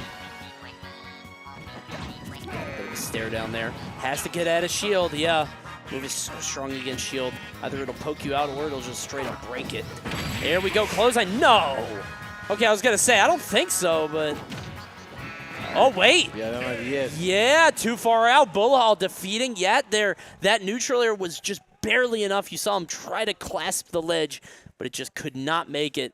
And Bullha wins convincingly. Yeah, we see Bullha, literally one of the best Incineroars in, you know, the country. Best Incineroar in Texas for sure. And going to, and look, even the SkyJ seal of approval right there. Ah, SkyJ had to give him props, yeah. Okay, that's crazy. All right, but anyway, Bullha going up against Yat in this instant replay action right here, right? Thinking that he was just going to wait for probably AHA to wear off. But that guns in the dare, trying to put the momentum back in my favor, I need it. And both of these guys going back and forth, back and forth, back and forth. Coming up to this last one right here where Bullha finally gets a side B and the crowd loves it. I wonder what the stage should have been, because, like, part of me feels like Smash Bros. Is just too small, and it means that Incineroar doesn't have to chase you too much, doesn't have to go crazy. Like part of the game is trying to frustrate Incineroar, right? You're trying to get him to run at you, trying to get him to make bad decisions, and I feel like on Smashville, it's so much tighter, and it's so much easier for him to get that kill. But, you know, obviously saw something that maybe we didn't. Well done to Bullha, who's going to advance on. I mean, if we could get a couple Incineroars in top 16, I'd like to see that. Yeah, definitely. Love seeing Incineroar. 1,000% fun to watch, in my opinion. So the more heavies, the better. So yeah, heavies are such a lost art in these games. You know, it feels like they're just nobody can play them at the top level because they're so hard to pilot. You know. Yeah. When you're against all these guys. So let's take a look at the top seeds and see if we can find any of the heavies in this tournament. That's going to be coming up, and we're going to see who should be making it far. We got Zomba, of course, the first seed. Meister, Mars, ESAM, MVD. I guess Snake's kind of a heavy. I don't consider Snake a heavy. I know he technically is. Not the mobility of it heavy. Not the traditional mobility. You know? Yeah, I don't think of him the same way. Or traditional build. Yes, yeah, and you see Sky J, he's probably the closest thing. Zomba, I guess Rob's big, but whatever. And the only top seed that is yet to, that has been defeated is Base Mage, who is in losers. Most of the other ones have won their sets, and some of them have not played, as you can see. Goblin and Wadi, and Send and Mutace. They have not played just yet, but they'll play a little bit later in the day, and we'll check up on them a little bit later. Yeah, Base Mage, you can't play until tomorrow. So, Damn, I mean, if you expect to win the tournament, you can't play. You have to play until tomorrow. You know what though? That might mean Base Mage like comes out like super strong tomorrow, right? Base Mage might actually go a little crazy because he's got all this time to prep and prepare. Who was the third seed? Because they're not up here. So the third somebody seed drop was out, the or- third seed was Cosmos, but Cosmos dropped. Right, that's what it was. Okay. Yeah. Got you. I'm wondering if this is the big one for Meister, right? Meister's always been on the cusp of winning events like these. Got second at SmashCon to Onin, but I don't know. This might be his event. He's got ESAM as a top seed, and I think Meister just kind of, runs that over. Meister Mars can be a difficult matchup for Mars because he has to, just kind of camp out and use Zair a lot. It feels like Game & Watch might be in a good spot to win this whole tournament. We'll see. Yeah, and like you said, for Meister, it's been a long time coming. So hopefully, for Meister's sake, this will be the one. Meister does have a hill to climb, and, you got to defeat at some point Zomba, ESAM, MVD. At some point, you have to run into at least one of them. So you got to be prepared in that aspect because the heat's coming if you expect to make top 8. Definitely. There's just a lot of talent here and a lot of matches to be played. And I think we are going to – I'm sorry, what was that? Yes, of course. We're going to talk a little bit about October because if you don't know, October is Breast Cancer Awareness Month, and we would love to tell you about it with this lovely new Panda line. We got some brand new merch for you right here. And remember that 25% of proceeds will go to, I think it's 25%, might be 100. Let me look it up. A lot of the proceeds are going to BCRF. Sorry, we're doing a lot with them, and it's like, I always forget if it's like which one it is. But yeah, you can see this line here, panda.gg/BCRF. Let me see. 25% of each sale goes directly to the Breast Cancer Research Foundation. That's what it is. We've raised more than $120K to date for BCRF, and we'd love to raise more with this line here. And make sure you check out PGStats.com and the PG Stats YouTube as well. Storytelling through stats. PG Stats not only edutains you with the wonderful stats that they give on all of the major tournaments happening around the world, but also getting you very, very, very good statistics on how those matches go and how that will work throughout Smash Brothers Ultimate. And another great story to tell will be coming up May 13th through the 14th at the Kalahari in 2023. Low Tide City 2023. Guys, don't forget to register at start.gg/lowtidecity 2023. It's going to be some very, very hot fun coming into the summer of next year. Yeah, it's going to be super fun. One of the first events of that summer, you know what I mean? Or in kind of that mid-May period where it's great. Everybody's trying to get outside and have a good time. The Round Rock, Texas Kalahari, a lot of fun to go to. It's huge, too. That Kalahari is humongous. It is actually absurd. Definitely want to check that out as that happens in May. And anytime you can come down to Texas, it's a good spot to be. So Low Tide City happening in May of next year. But I think that's going to do it for us. I think we're going to switch it over, guys. We're going to kick it off and swap you over to some other casters. But in the meantime, we got a trailer for the Panda Cup finale. I know you've probably already seen it, but I want you to watch it again. For myself and Banjo, we'll see you soon.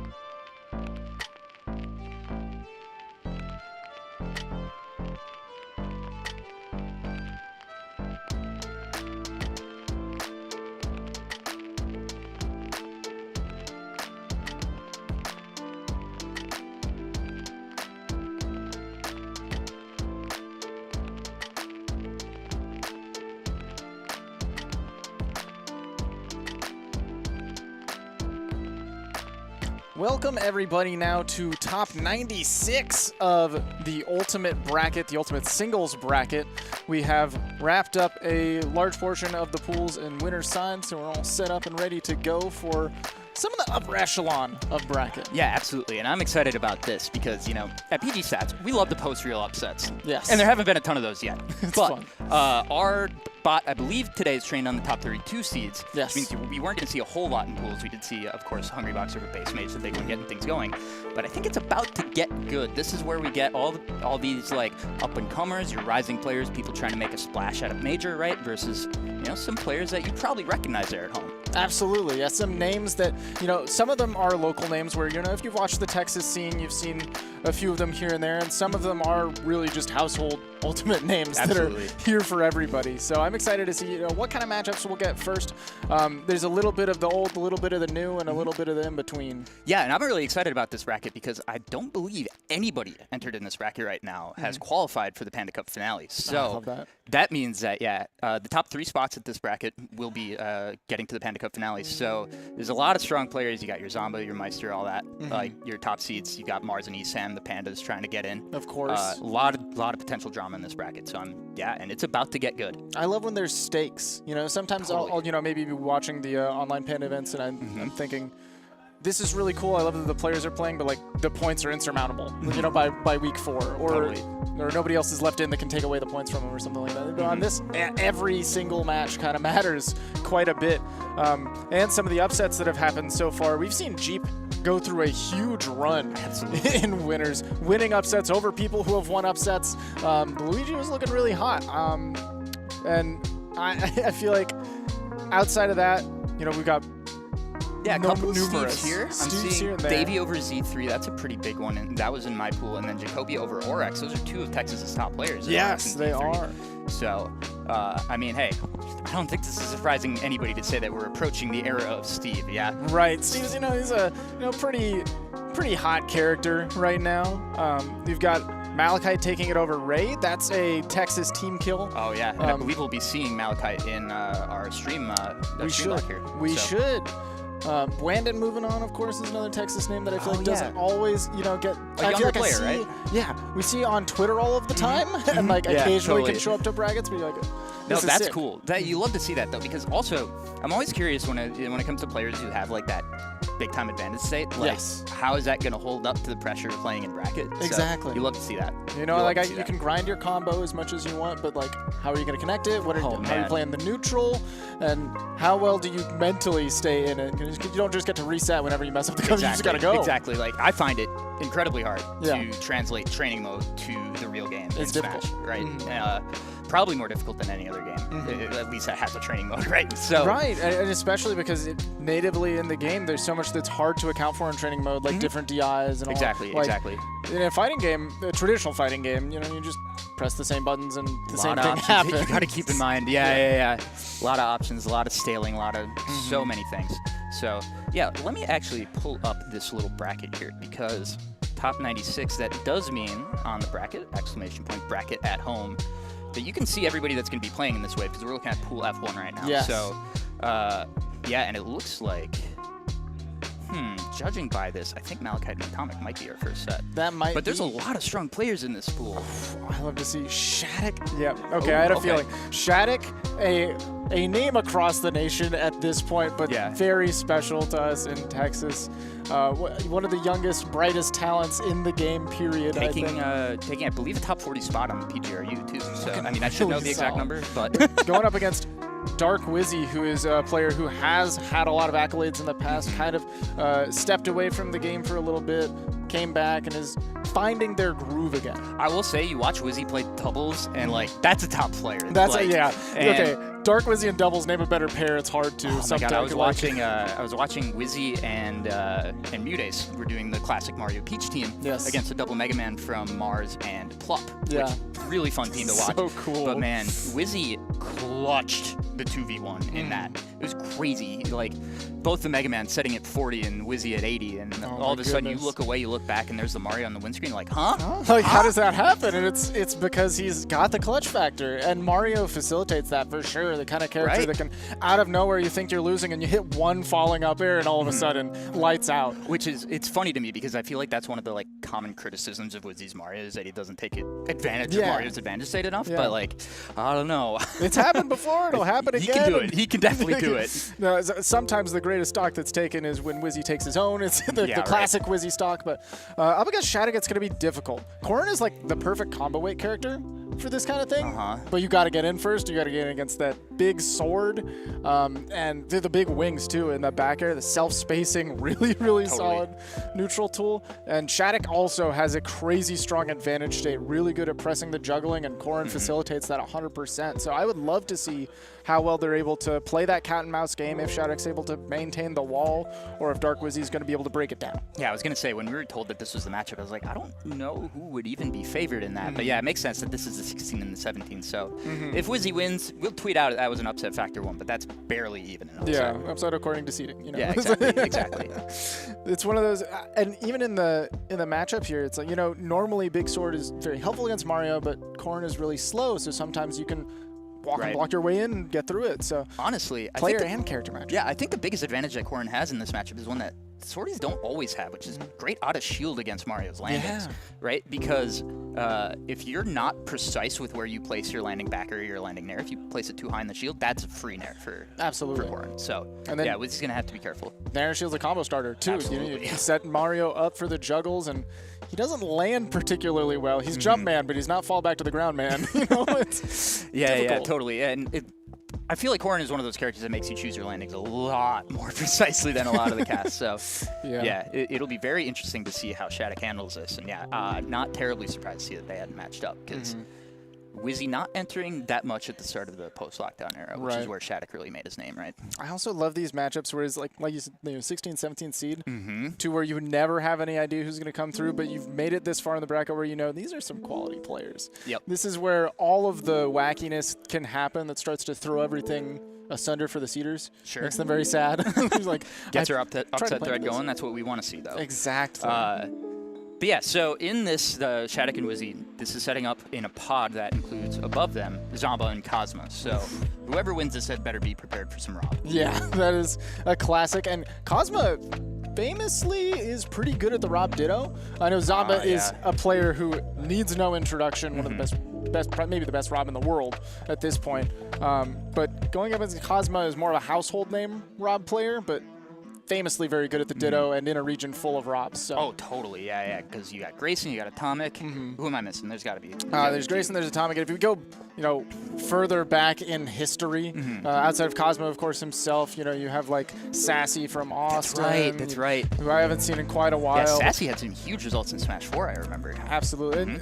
The names don't stop there. The trouble is there's too many Robs to remember. It's a lot of Robs. It's a lot of Steves. You better understand how to play against these zoners who can also box you here. Yes. Yeah. If there's ever a character whose name could be confused for your uncle accountant, then you'll find them in Texas. You got Rob, Steve, Roy. They're all here. The other set in winners that is not currently slated for stream, at least, is SkyJ and Zai. So that's exciting. Yeah, Palu and Cineroar, but SkyJ. He's so explosive, man. Yeah, he had an incredible set on stream earlier today. Definitely. I feel like it doesn't do enough justice to just say Incineroar, but to say SkyJ's Incineroar. And he has been, like, bearing the torch for the most part for this character that you kind of know what to expect when he steps up. There he is, the pride of Texas. Yes, sir. The young prodigy. So, my apologies. Texas is massive. What part of Texas is he from? He is one of the lesser populous really region. Interesting because every time that there's a major here, there's always somebody who comes out from like one of the more obscure areas, like RGV, Rio Grande Valley, right? Also another one, El Paso, right? The ones that you don't always see in the local scene, and then they get a chance. They're like, you know what? It's time to drive out 4 hours and play some Smash Bros, right? Exactly, and he has to. That's the great. Like, there's clearly a good, solid local scene in RGV, and he has people that he plays with and gets really solid with, but.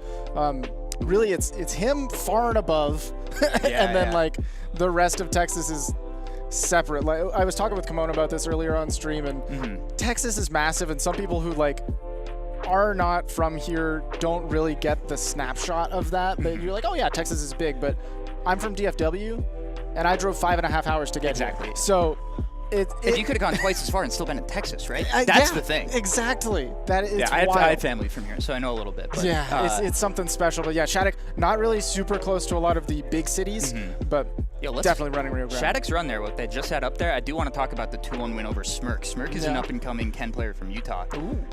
And that, like, Ken, when you let Ken get in, it is a problem. It is a problem. And it looks like Wizzy has had a little bit of drama on his path here as well. I mean, Kazuya, I don't think we have to go too deeply into that. Kazuya does that. Desley is another local DFW player. Very, very talented with the Min as well. A character that I'm not shocked to see have taken a game off the Mario who can really just stop him from playing. Oh, you had to recover low? So sorry. Sorry about that. Just shake my hand. It's going to be starting off.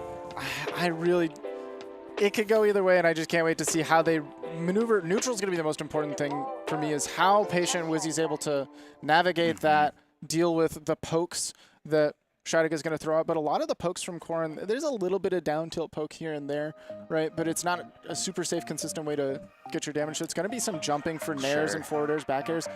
And that's where Wizzy's going to have to find, can I run and get a parry, maybe find a rising up air out of this situation? Exactly. That's just what I wanted to focus on, because, like, if you space properly with Corrin, you should be able to avoid up air out of shield from Mario. But if you do your stuff drifting into Mario, it's going to be a problem. So, and like we were saying earlier, Corrin is kind of that perfect weight for Mario and Wizzy's struggle game. Exactly. So. You have to find your ways as a player of a stubby character like Mario, but who wants to get in to get everything done.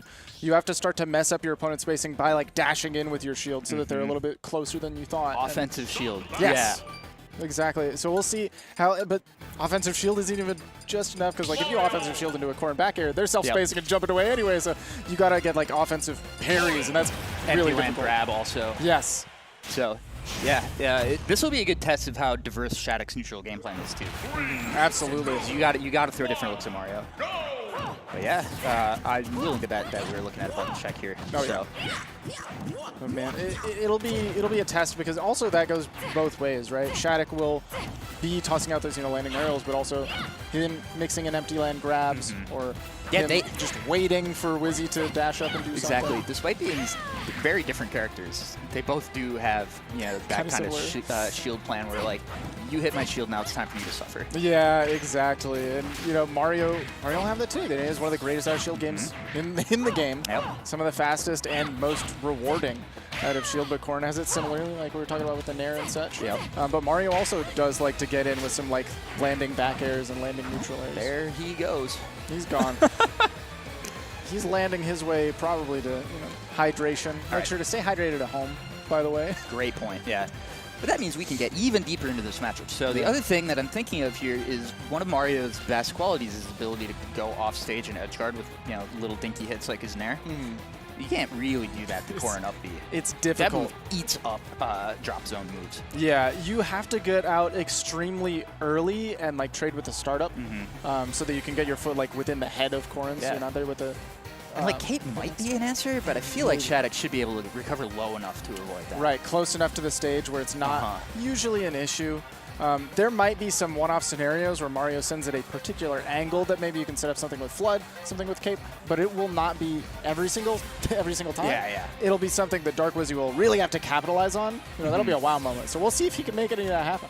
I think that's also a big thing with Mario, like both ledge trapping and edge guarding, is you have the ability to take smaller hits and reset rather than selling out for the big forward air. Right? Because obviously that's one that feels the best. It feels the best, but it's not always the best play. Especially in matchups where you feel like, I am behind. I have to make something happen. Totally. It feels good to connect, but you don't always have to go all the way.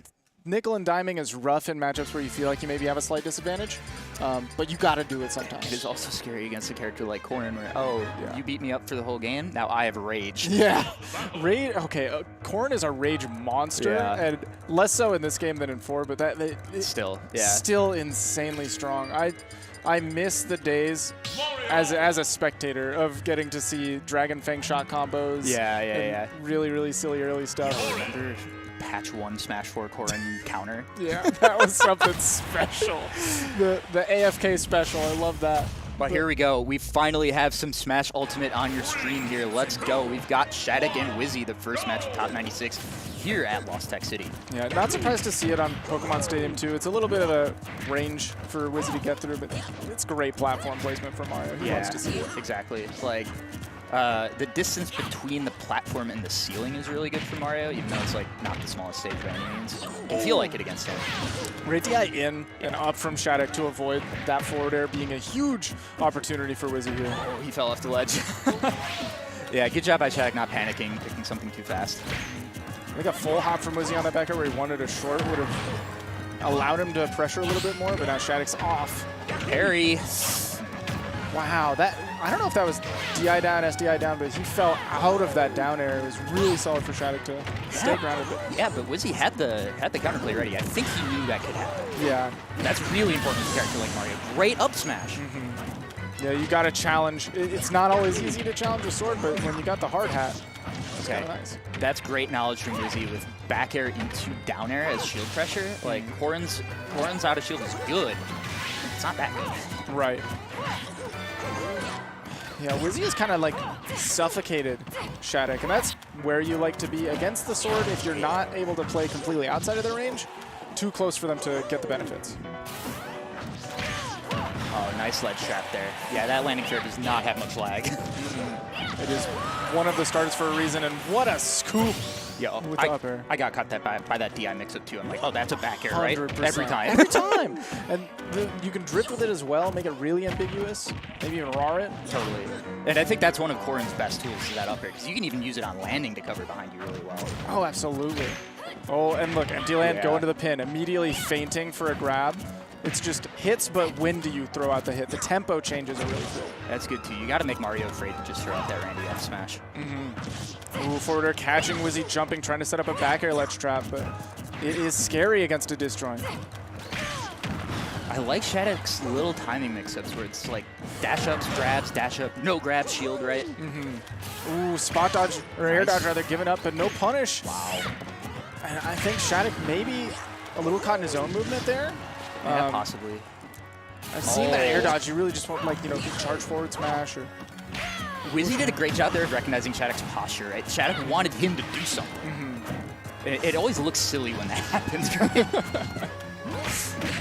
Nice. That's Hurtbox. Yeah, it is. You don't think about it like that, but because he's pinned to the ground. Okay, good up there. And right back to how I started with the up air. Seriously. Yeah, that's a big problem for Mario, right? Because, like, a lot of the Mario Brothers characters, they love just holding their massive, like, long-lasting nairs and just falling through it. You can't do that in this matchup. Little simple stuff at low percent, so Mario can't do any, like, nair out of it when you're that close. Oh, you actually get the grab? I'm shook. I did not think, and maybe he can't frame data-wise, but if Shattuck is scared. Oh yeah, just an update for you here. All of top 48 will be best of 5, so yeah, this will be a best of 5 set. And I'm very happy to hear that because we already see adaptation happening. Right, down to the last stock. Wizzy taking a lot of percent, but we were talking about Mario getting one of these rising up airs. This could be huge. To the platform? To the other? No way. Great. No way. No way. That was so good. There were like 2 different resets. 2 different resets. That Wizzy hit there, but it was the one where he delayed his up air to get the back hit. That really where I was like, oh, you got me. My brain just shut off. I don't know how to DI anymore. I'm gone. Like, that was so good. The fact that he went for like the safer finisher 2 of the down air instead of like. I was ready for even up B. if he misses, exactly. If he goes for up B, something goes wrong, he loses the game. Yeah, right there. Or even if it just doesn't kill, right? Exactly. And they both fall down at the same time. Shattuck gets a landing there and goes right, like, and that's the Dark Wizzy advantage state, huh? Yeah, you know, some people might have doubted. Yeah, some people might have thought. He got hit by the rising up air off the ledge at like 20. That's crazy. Roy-esque, where they just rise up with a neutral air and take you to the other side. That's Dark Wizzy taking the one up air with rage. Mario can make it happen. That is one of the scariest things about playing this game, though, because when you have them on the ledge, it's supposed to be your advantage, but so many characters get their biggest reward off a landing hit with the entire stage behind them. Yeah, and that's another reason why, like, in particular, Pokemon Stadium 2 is still really good because he has the landing strip to do all of that and then set up on a platform. Oh, yeah. So we're going to have pin into the wall stuff on the stage from Yeah, Shattuck. Shattuck loves that. He does. This is one of those, there are a few characters that just have weird mechanics that interact with walls really well, and you should always ban Kalos against those characters. I Yeah. feel like Corrin is one of them. Yeah. Mario with wall jump back here with Max Aura, another one. Right. Same kind of deal. It's a scenario here where, like, this is maybe better for Mario than FD. You don't want to give Corrin FD, but it's a very similar situation, and you get wall shenanigans. Like, would you rather deal with that or and get these platforms off the side, or nothing at all? Great on landing FD? up air there Yeah. from Shattuck. Ooh, empty land off the pin. Yep. That's exactly the mix. The landing forward air is just like the thing that makes all of Shattuck's ledge trap go. Feels like, because he can do that, threaten your get up, Yeah. just go. Great start here for Shattuck. Yeah, doing a great job of calling out Wizzy movement as well. That up air being what did it. Oh, back air. Oh, what a chase. He wanted to catch the DI away. But Shattuck this time techs in, surviving. Oh! Good. And I feel like part of what made that game-ending combo for Wizzy happen is that Shattuck didn't want to swing out of disadvantage. And Yes. You've seen him swing out of disadvantage a few times here now and interrupt. So something to watch as this set keeps going. Yeah, like you mentioned, it was crucial that he had the delayed up air. You Yep. can only get that if your opponent lets you by waiting and not pressing any buttons. Oh, Wizzy almost had the cape. I gotta say, it's really scary to go down there against Corrin on this stage, though. We're gonna have to see if Shattuck does some nonsense with that wall. I'm promising it. Please! Yeah, it's terrifying, but also, like, big kudos to Wizzy for not being too afraid to try. Totally. Because there are some opportunities where you'll never get if you don't just go out there. You could make something happen. Oh, yeah. I mean, this was the debate that we had very early on in this game over ledge trap versus edge guard, right? Yes. And obviously, it's a mix of the two, but if you don't present one, your other one will be worse. Exactly. You really have to mix them in. Great little... Great. Oh, my beautiful, beautiful. The weight. That up special just sent it the perfect position for you to be stuck on the platform. These grabs at the ledge, dude. Shattuck's reactions are great. I mean, no They surprise. And it's one of those things where you don't fear Corrin grab that much because it doesn't set up everything until it's too late and does the KO. All right. Shattuck looking very comfortable here. Yeah, this is where he wanted to be. He hasn't even had to mess around with the walls, but I think just the blast zones, the size of the stage, the position of the platforms is all really good for Shattuck. Yeah, the runoff aerials off these platforms are really threatening for Corrin because if you are able to actually let that up air travel all the way to the ground, that's what makes it scary. Oh, going deep, but again, swinging exactly where he needs to. Jump cancel, good. The mix from Shattuck has been pretty strong, good DI. Absolutely. This time DIing out. It really depends on the scenario, but sometimes up and in, sometimes away. Depending on where Mario is on the stage, will dictate that. Yeah, great spacing there from Shattuck. That's what makes this so tough for Mario. Not able to get the back air reset on the platform that he wants. Good weight, though. And that's good on Wizzy recognizing that Corrin's too floaty for the tech situation. Yeah, there's nothing there. Great combo. All right, how do you get off this ledge? Wow, rolls for once. I feel like Shattuck had covered that roll with back air 4 or 5 times. And he finally, when he gives it up, that's when Dark Wizzy rolls. That's good, though. That's the time to do it, because he didn't die to the back air even if he did it. Right? Oh, that hit blow! Insane from Dark Wizzy. Surviving again, 120. Oh, don't you dare. Yeah, I like it. I like the idea. Oh, this is Not on the terrifying. platform. Not on the platform. Oh, yeah, oh, dodge. and he waited. And I feel like that was a scenario where even if he goes for a B there and it's a true combo, it's not going to kill on Kalos. So he had to wait for the air dodge. Shattuck had to give him that to lose the game there. Right, and the thing is, you also had both directional air dodges in that space. I'm pretty sure Shattuck still had his double jump. Yeah. That's tough, because the problem with that, again, it's really obvious to see why you wanted to do that. You know how threatening Mario is in that spot. It's terrifying. But neutral air dodge is by far the easiest defensive option to cover. Yeah. If you dodge in, maybe you have a chance to even pin shenanigans your way back up. It's just that was a panic moment. That was twice now where you've had the game in your hands and you let it slip. It's a Smash 4 player punish. Wizzy has been playing Mario for so long. That was reminiscent of when that was the only defensive option you had to be covering when the player was in the air, right? And so it's like, especially when you're going against these Smash 4 vets, I feel like the neutral air dodge almost has to go back. Can't let him have there, it. Yeah. Going right back to Kalos, I do agree. I feel like the stage was not the problem, and I feel like you had control of the game for 90% of it. It was 2 stock 0% to 1 stock 0%. You got to believe you can win that again. Yeah, it's just twice now that we've let Wizzy get away with one of these oopsie combos. What a tech! Great wait for the air dodge, though. At no point, though. Oh, all right, Wizzy finally able to play the game, 23 seconds in. Yes. Ooh, and he's getting his kicks in. Wow, really deep neutral air was not safe at all. And I love the idea of going out there with the up B because it's similar. Mario didn't have many other multi-hits to kind of throw in, but multi-hits were one of the ways that you could kind of contest. I also see Wizzy mashing down air on a pin. I guess that covers a jump cancel. That's interesting. And if he hits, he hits you. I feel like it's one of those very low-risk options. Back air covering the platform extremely well, though. Shattuck again with a lead. Not a healthy percent. Wow. Yeah, you got to make this lead count. Just play so careful right now. And honestly, from what we've seen, I would almost rather be at this percent than 20. Yeah, you know, at 20, Mario's going to combo me all the way across the stage. At this percent, he has to honestly find his up Yeah, smash. I feel like the hardest time to play Mario is when your opponents are between like 100 and 130, because like raw up smash is not going to kill right now. Exactly. And especially on Kalos. You got to find like a way to get in with back air. Up smash not doing it at all. And I think the next one would, but now perfect position to get the back throw. Yep, just using that little skid to ensure the collision would be in his favor. So good.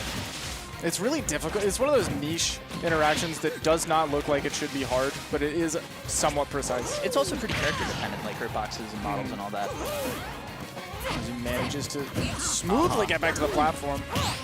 I don't even think up smash is safe on hit at 0, but I don't know that it is, but it managed to get him off the plat again. All right, we're at the scary percent. Oh. Look out! No way. Oh, got the armpit hitbox. All right. But lots of damage here. But again, like you were saying, if you're Shattuck, you're like, oh my god, thank you.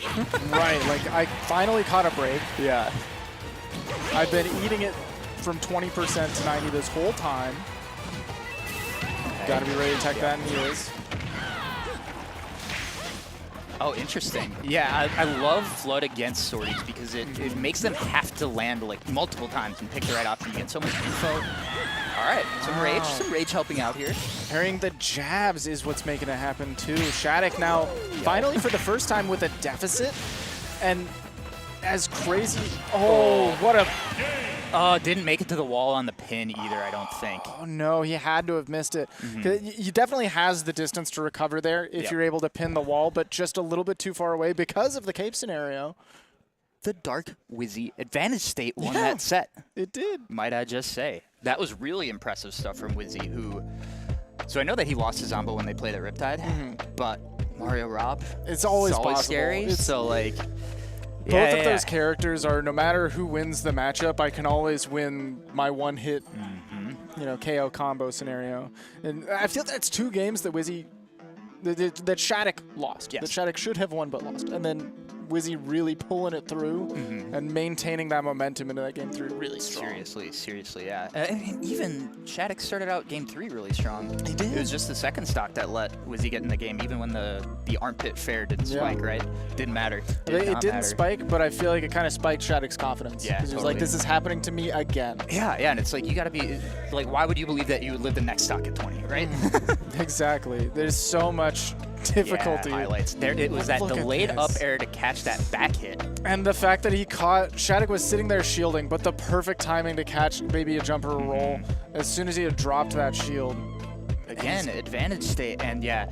Okay, so that was actually Shattuck did wait before air dodging. Yeah. I do think it's worth pointing out. Yeah, that's important. Because, like, it's very easy to just be sitting there mashing it the whole time that you're getting hit, right? And that's the easiest one to hit, because then you're in rhythm as the Mario player. So big ups to Wizzy for really staying patient and actually reacting instead of just guessing. Floating down with him and committing to doing nothing. Committing to doing nothing. That's hard to do. I don't think enough players do that. I was grinding some friendlies with Waddy yesterday, and like a lot when I play Dr. Mario, you got to go out and hit me. A lot of players just sit on the ledge. I'm like, thank you. Waddy was just hanging out there with Rob the whole time. Like every time I picked an option, fair, back air, you know, whatever. Yeah, you got to go out and hit him. You got to make things happen. But also sometimes you have to literally commit to not pressing too many things. It is one of the simplest ideas but hardest to execute things as a player of the game, because I play the game to press the buttons, to make things happen, to move the characters. That's why I'm here. Yeah, but, totally. But sometimes the right thing to do is to sit And then it's wait. scary too. Yeah. It's really scary to wait because you look like a moron when you get hit for doing Oh my the thing, god, if you just sit there and don't block it when they swing at you, you feel like a fool. But I was trying to react. I swear I was trying to react. I'm trying my yeah, well, best. you look like. But sometimes things aren't reactable. Yeah, totally, So totally. it's difficult, but it's one of those traits that I feel like you see in every top player. In all of the best players, there are moments where they just sit and look at you. Totally, yeah. So, like, if you watch Zomba's Rob especially, okay, never mind. We're going to have a different Rob on the screen. Yeah, but we've I don't got know. This is still a fine point to similar make point. because I feel like what makes Zomba's Rob so good is that he is threatening what seems like an obvious Rob thing. Yes. And then he waits as long as possible before doing something else, like a falling up air through your shield, something like that. And so, yeah, I mean, I think that's what really pushes players to the next level is when they're able to have so much confidence in their movement and their options, the various trees that the game presents them that they can, you know, I'm chill waiting. Yeah. That's fine. Exactly. It's more than just like, can I do the Rob things, but more, when am I going to do these things? But Texans. Yes, we've got Malachite rocking the snake up against Atomic, who has recently featured in absolutely. some Panda runs or some. So I believe some that was Panda low. content. That was low tide. Yes, it was. 2022, where Atomic made a run to 9th. I forget who he beat, but he actually had like a really fun set to watch against MK Leo in winners quarters as well. Yeah, I was sitting there in the crowd thinking, there's a chance he can do this. You know, he had a solid one stock at least before Leo starts being Leo. Oh, and that's classic. And like, you think he knows how to play against Rob? So Yeah. this is a very interesting matchup because I think these characters both have things that are very good at messing the other up. Exactly. And we're going to learn a lot from how much Malachite knows this matchup. I'm assuming they know it, given that they're from Texas. From Texas, you got to know it. But just based on, do they pull grenades as soon as they send Rob off stage? Because that's a Exactly. bad idea. Yeah. You're just going to get lasered every single time. They laser, they blow up your grenade, things are happening and it's a bad time. Also, grenades can be difficult for Rob to deal with when Snake just runs up and pulls them, because your Nair normally is like the do everything move, but if my do everything move hits all around Snake and blows up that grenade, then suddenly I'm not having it. Totally. So, yeah, I do think this one's interesting because Snake has to be a little bit more careful about the way they pull grenades. Definitely. Here we see wow, I think that was just an auto blow up. Really worked out for Malachite. Getting out of the combo scenario could have been big for Atomic hitting the juicy Nair. Yep, and Transcendence is such a big deal against Snake, because you saw that Atomic was able to pop a grenade in Snake's shield with a laser. Yeah, normally that's not something that you would want to. Yeah, great spacing. Tremendous spacing. Ooh, the perfect time to cancel with the down air. Frame 3, by the way. Yeah, and you never expect the extra hits. And that's the kind of like boxing that you need against Rob to have any sort of chance as a zoner, right? And now you're at grab percent.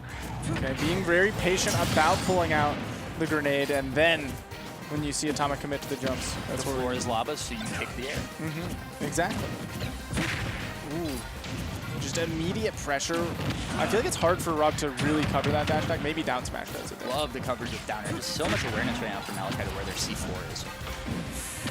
Trying to cover really high. Rob does like to avoid the ledge trap game entirely by just flying right over everything. All right, I like the forward smash though. That's a problem. Big damage! Oh my goodness. Yeah, that's big.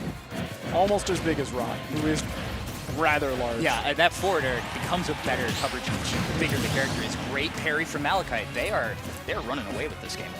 Yeah, and both of these characters, I feel like their leads feel insurmountable a lot of the time. I don't think that was actually a double button press parry. The parry window's active for 5 frames, so but still looks cool. It looks really cool. Yeah. Ooh, there we go. The forward air smacking him out. You have to get out there and get aggressive sometimes. Yeah, can you take advantage of this grenade? Almost. Oh. Yeah, just off on the timing, and not even because of you. It's just the timer there was not good for you. Really obligated to go for that kind of play, though, if you're Atomic. Absolutely. Oh, so close. Just outside of it. Game just about ended. Can Atomic make something out of his second life? Has to be really careful around Nikita. Wow, just the tip of the down tilt, not really getting anything. Snake's hurtbox shifting really helped him there. Yeah, the hurtbox shift for Snake is so good. It's straight. He throws his body across right. the screen. Oh, these dash-ins from Atomic. I love the patience. I do love the patience right now. You can't just notice that you're behind and go in because you feel like you have to. But now last stock scenario, and Rob can always make this happen. Of course, this is maybe an up tilt away from Malachite sealing up the game. They're so poised. Yeah, and now Nikita is going to finish it, catching Atomic trying to fly too high. That's a tough spot there, too, because Rob is one of those characters that's definitely big enough to get hit by down throw forward air at the Legend. That's why you're very dead at that point. So, spirited comeback from Atomic, and here's what I'm wondering, though. Atomic has a Joker, yeah. Atomic does have a Joker. And I think both of those matchups are, like, even-ish, right? So I'm curious. Okay. It varies. I feel like Atomic thing. Yeah. Had that matchup stayed fully in Malachite's favor, like it started, we might have seen he a swap. switched. Yeah, we might have seen a swap. Oh, it's so interesting. There's like I don't think Malachite was playing that mind game, to be clear, but it's always something that I think about when it's that they have a counter pick. Exactly. Is maybe I should ease off the gas a little bit Yeah, so right. they don't pull that one out. It's so I got this Rob comfy. It's so dangerous in this game though, because you're a kill percent at 0 against Rob. Oh yeah, like that last stock was so doable. We just need one gyro Z-drop setup, and Atomic definitely has those. Love the way that Malachite has been using the activity on back air in this set. That move has the same frame data as Wolf Nair. That is insane. 7 to 26. So that's so crazy. Yeah, it's much less safe to be clear. It's definitely but much like less the safe. active frames are exactly the same, which is wild. I never would have guessed that. That sounds fake, but I believe it. Yeah. Oh. And they also buffed them, by the way. Why? Oh. Okay, Atomic finally has something to start with the back air. Like you said, it's just so. The activity is nice to buy yourself some space. I mean, it's so important to show that as Snake because they're always going to be like, oh, it's going to be a grenade pull from the Snake, right? And so all of a sudden you got kicked. You really have to threaten. He has amazing hitboxes. Yep. But there's not always a time to pull them. Terrifying. Yeah. What an up tilt. But I would have thought that I had time to get in there too if I was Atomic. That was so close. There we go. We have the scoop. No up air. I thought it was going to be up tilt, actually. Me too. And I'm not sure if up air was maybe trying to catch a delay mash. I think that was actually respect for Malachite's smash, but still wild. Oh, good little delay there with the stutter. Yeah, that's smashable. A little bit lucky, I think, that the grenade didn't hit Snake away after the linking hitbox. Right. Yeah. But I think that was what Malachite was thinking, at least. He's like, I have the grenade to bail me out. Yeah. Narrowly managed to get above the back air, but Malachite has just been, even with so much space. Atomic chuckling. Oh my goodness. It feels like there's just so little space despite how high Rob can fly for you to get out of the corner. Well, that landing there would have been so juicy for Atomic. That hurts. Nice setup, and Malachite playing very comfy under the platform. Landing there, City. Oh my goodness, the grenade perfect to interrupt that nair as well. Tremendous grab. Yeah. I think Atomic going for the mix-up of you won't. Yeah, exactly. With the roll towards the C4. Oh, the parry, but the spacing. Yeah. That's such a tough one. I find that was one of the things that I found really frustrating about Snake is all the different get-up attacks make that attack chase so hard. It's so hard. The chase really high. Nice gyro toss, making it simple. Bad, beautiful patience from Atomic. And patience he has had the whole set. It's kind of a hallmark of not pressing a little bit too early. Yeah, totally. And in Malachite's defense, like you see the gyro on the floor and you're like, well, I can't be there. You gotta get out of there. I like the Nair as an attempt to anti-air. It's just not consistent there. Oh man, if Atomic had grabbed the ledge though, oh, this game might be over. You gotta be careful around the C4. We saw he was about to detonate. Yeah, they were about to get that one big blown up. But okay. Oh, yeah, you cut the air dodge in. Not even sure if that's exactly what Atomic wanted there. Snake at 110, like, this is high enough that it's hard to get confirms on him. Yeah, you might still be able to get down throw setups. I have no idea how long the C4 has been out, by the way.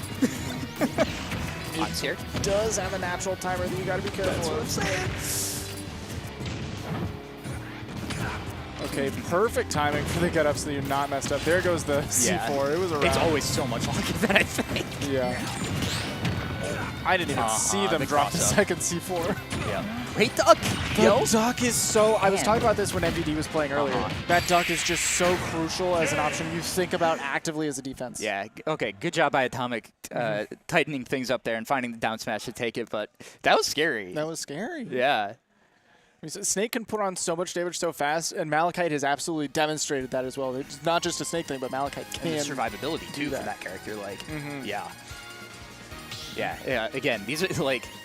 These are the kinds of characters where you feel like you're losing when you're at 20 and they're at 100. Yeah. Both of them. It does not matter the situation. I don't feel like I've won, or I don't feel like I'm substantially winning unless I'm a clean stock ahead. And I think that's part of what defines a top tier, right? Yeah. Like, they always feel like they're winning.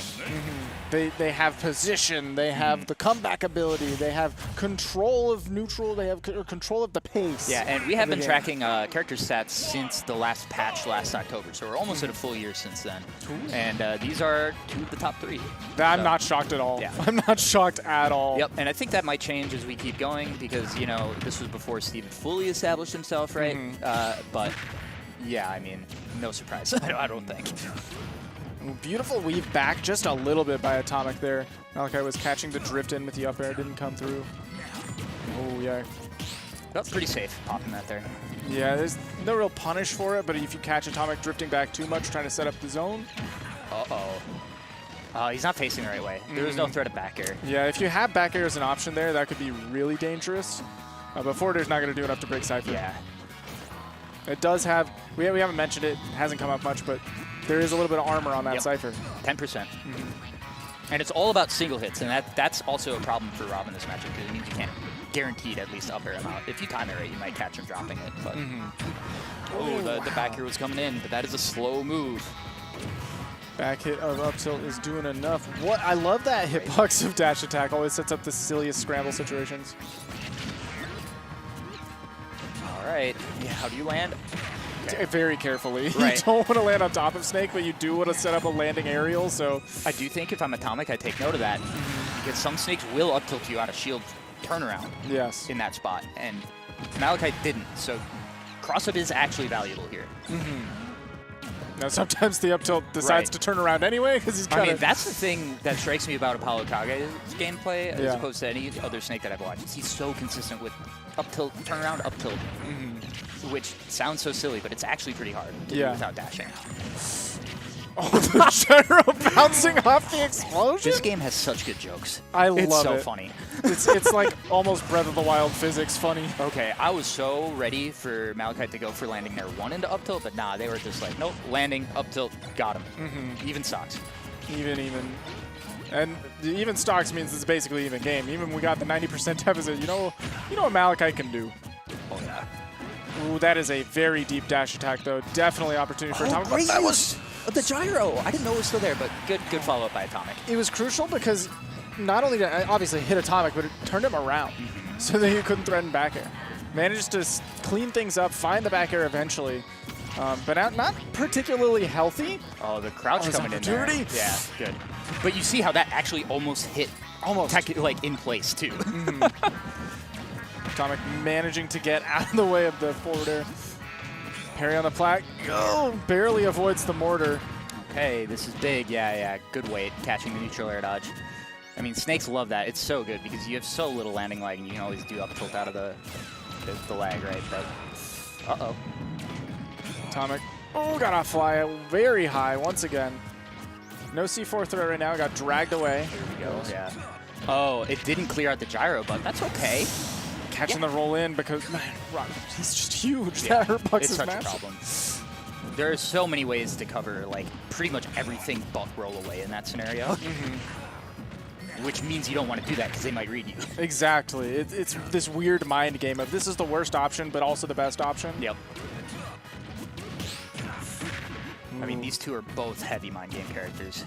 And then also they'll just do, their frame 6, like, insanely good frame data moves. Oppressive, Rob just starts down tilting at you, and Snake up tilts the shield, and bad things happen. Oh, that down tilt is so good. Needed it. The gall to hold the shield there. Okay. DI in, but doesn't matter. Tremendous parry, but yeah, this is Rob. Up tilt, up air. Oh, up the back air! The read on the grenade! They caught the grenade. And, you know, if I'm Malachite, I'm like, that's what the grenade was supposed to be. Yeah, but that was tremendous spacing from Atomic. Like, I feel like grenade was there to maybe catch an up air, right? Because up air is the guaranteed, the normal Rob combo, right? You go for the up tilt, up air, but maybe if I smack a grenade, they'll blow up and I'll be fine. Yeah. But Atomic had the read there to go for the back air, one big hit. Even if they trade, you're fine. I think if they were closer, they were both closer together, that the back air would have popped the grenade, though, too. Yeah. So that's fascinating. Okay, 2-1 for Atomic. Again, we are in best of 5 territory the rest of the way on the stream tonight. So, like, a few of the matches and losers are still in best of 3 territory in this phase, but not in winners. Yeah, we're all. Oh, that is not a good way to start off your game 4 if you're Malachite. Town and City. This is why this is one of the best stages for Rob. I think it's just so volatile as soon as you get to the ledge. His ledge play is already so good as a character, but to accentuate it with these blast zones I love the way Atomic is pushing with the momentum right now, too. Yeah. You're at 13. 34 seconds! Continue the pressure. And then, this is why we saw, Atomic is very adaptable. Lost the first game, but able to turn things up on a dime. This is why we saw the 9th place run at the last LTC. Seriously. I would not be shocked to see another with as well as Atomic is playing, or not getting touched. Game 4, any percent? Oh, not my quite. goodness. Not quite able to clear the minute mark here. Malachite holding on, but they are only just holding on here. There it is. Yeah, not impossible, but truly needed a miracle towards the end of that one. And honestly, the number of times that I've gotten hit trying to parry Nair, and then it's like, oops, back air. Yeah.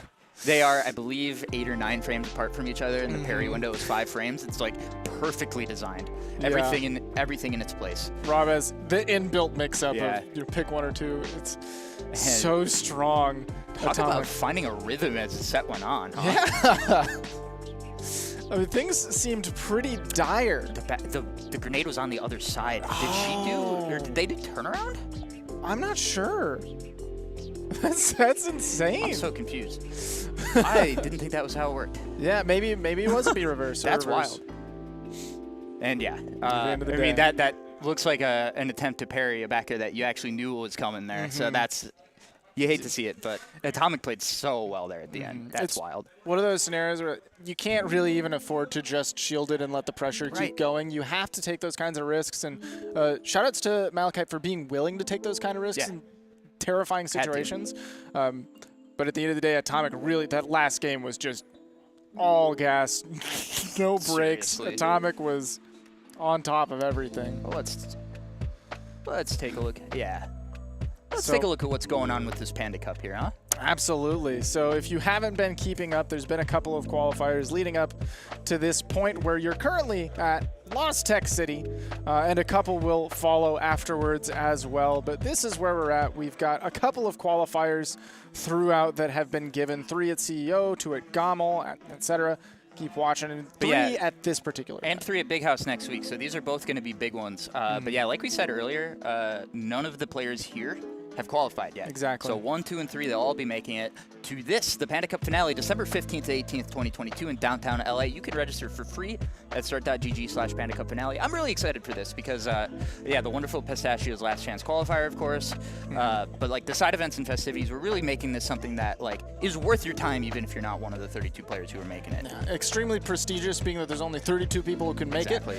Unlike the merch, which is not something that is limited to 32, but to anybody who is chill enough to go to that panda.gg/schlab and pick up some of the best merch that is in the esports business, in my opinion. Oh yeah, it's I mean, pretty solid. I'm a big fan. That jacket in the middle, that's my favorite. I've got it here. It's ideal for venues like this where you don't know what the air conditioning is going to be like. Exactly. Like it could be very chilly, or it could be nice and warm. You can take it off real easy. It's all really comfortable. But yeah, panda.gg/shop for that. And of course, our youtube.com/pandaglobal. We got a lot of good stuff there. Got a lot of really fun stuff, kind of game show stuff with our players. It's really cool because you really get to see their personalities shine. And like, come on, we all know that there's more to Smash than the competitive side, right? Exactly. You still love the game, but maybe you want to take a break from all the serious, and this is where you get the high quality content. Yeah, absolutely. We filmed some really funny stuff in the hotel. I'm excited. Yeah, well, I just really like the the chemistry between our players is like also not not something I necessarily would have expected that Right. I don't know how well Wadi and Mars know each other before this, But and they're all you put 'em genuinely together, they very have a lot funny of fun people. together. They work together really Exactly. well. It's nice to watch them. It's nice to watch them. Totally. But it has been wonderful being here with you for this bracket so far. It's been an amazing top 94, top 48 of the bracket. Definitely. There's plenty more to come soon. After a quick break, we're going to run this trailer. Stay tuned.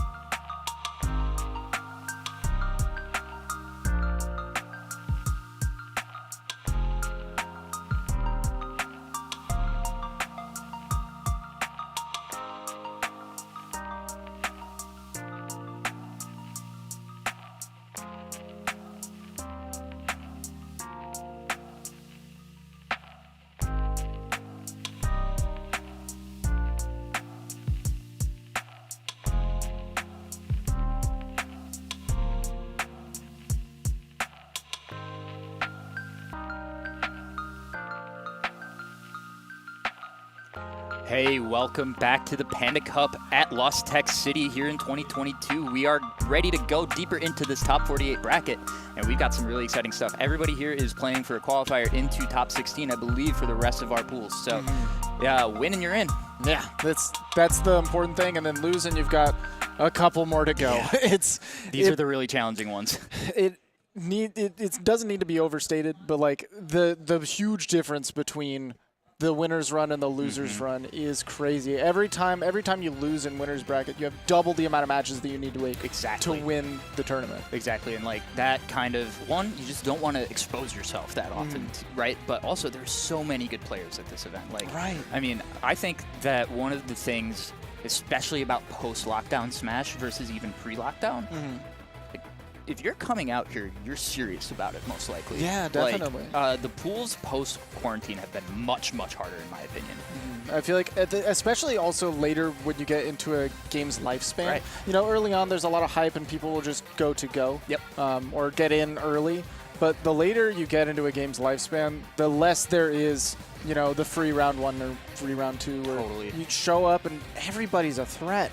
Especially SkyJ sitting on the screen right now. A couple of tough matchups that he's had to get through, too. A couple of difficult ones. Ones that you would say maybe are all very losing for Incineroar by a wide margin. The way that I watched the set against Vapor back in pools. That one was on stream. And it's just like the way that he used Revenge against Game & Watch. A couple of times he even once hit the double parry on the splash damage on the key. Like, he was all over it. Like, you could tell that he knew about Game & Watch. You knew it. Then 3-0 Zai as well against Palu. That is, it requires something special. Oh, man. And you know, whatever Atomic busts out here, SkyJ's going to have practice, right? Yes, he's seen it. You know, he's practiced against Big Boss.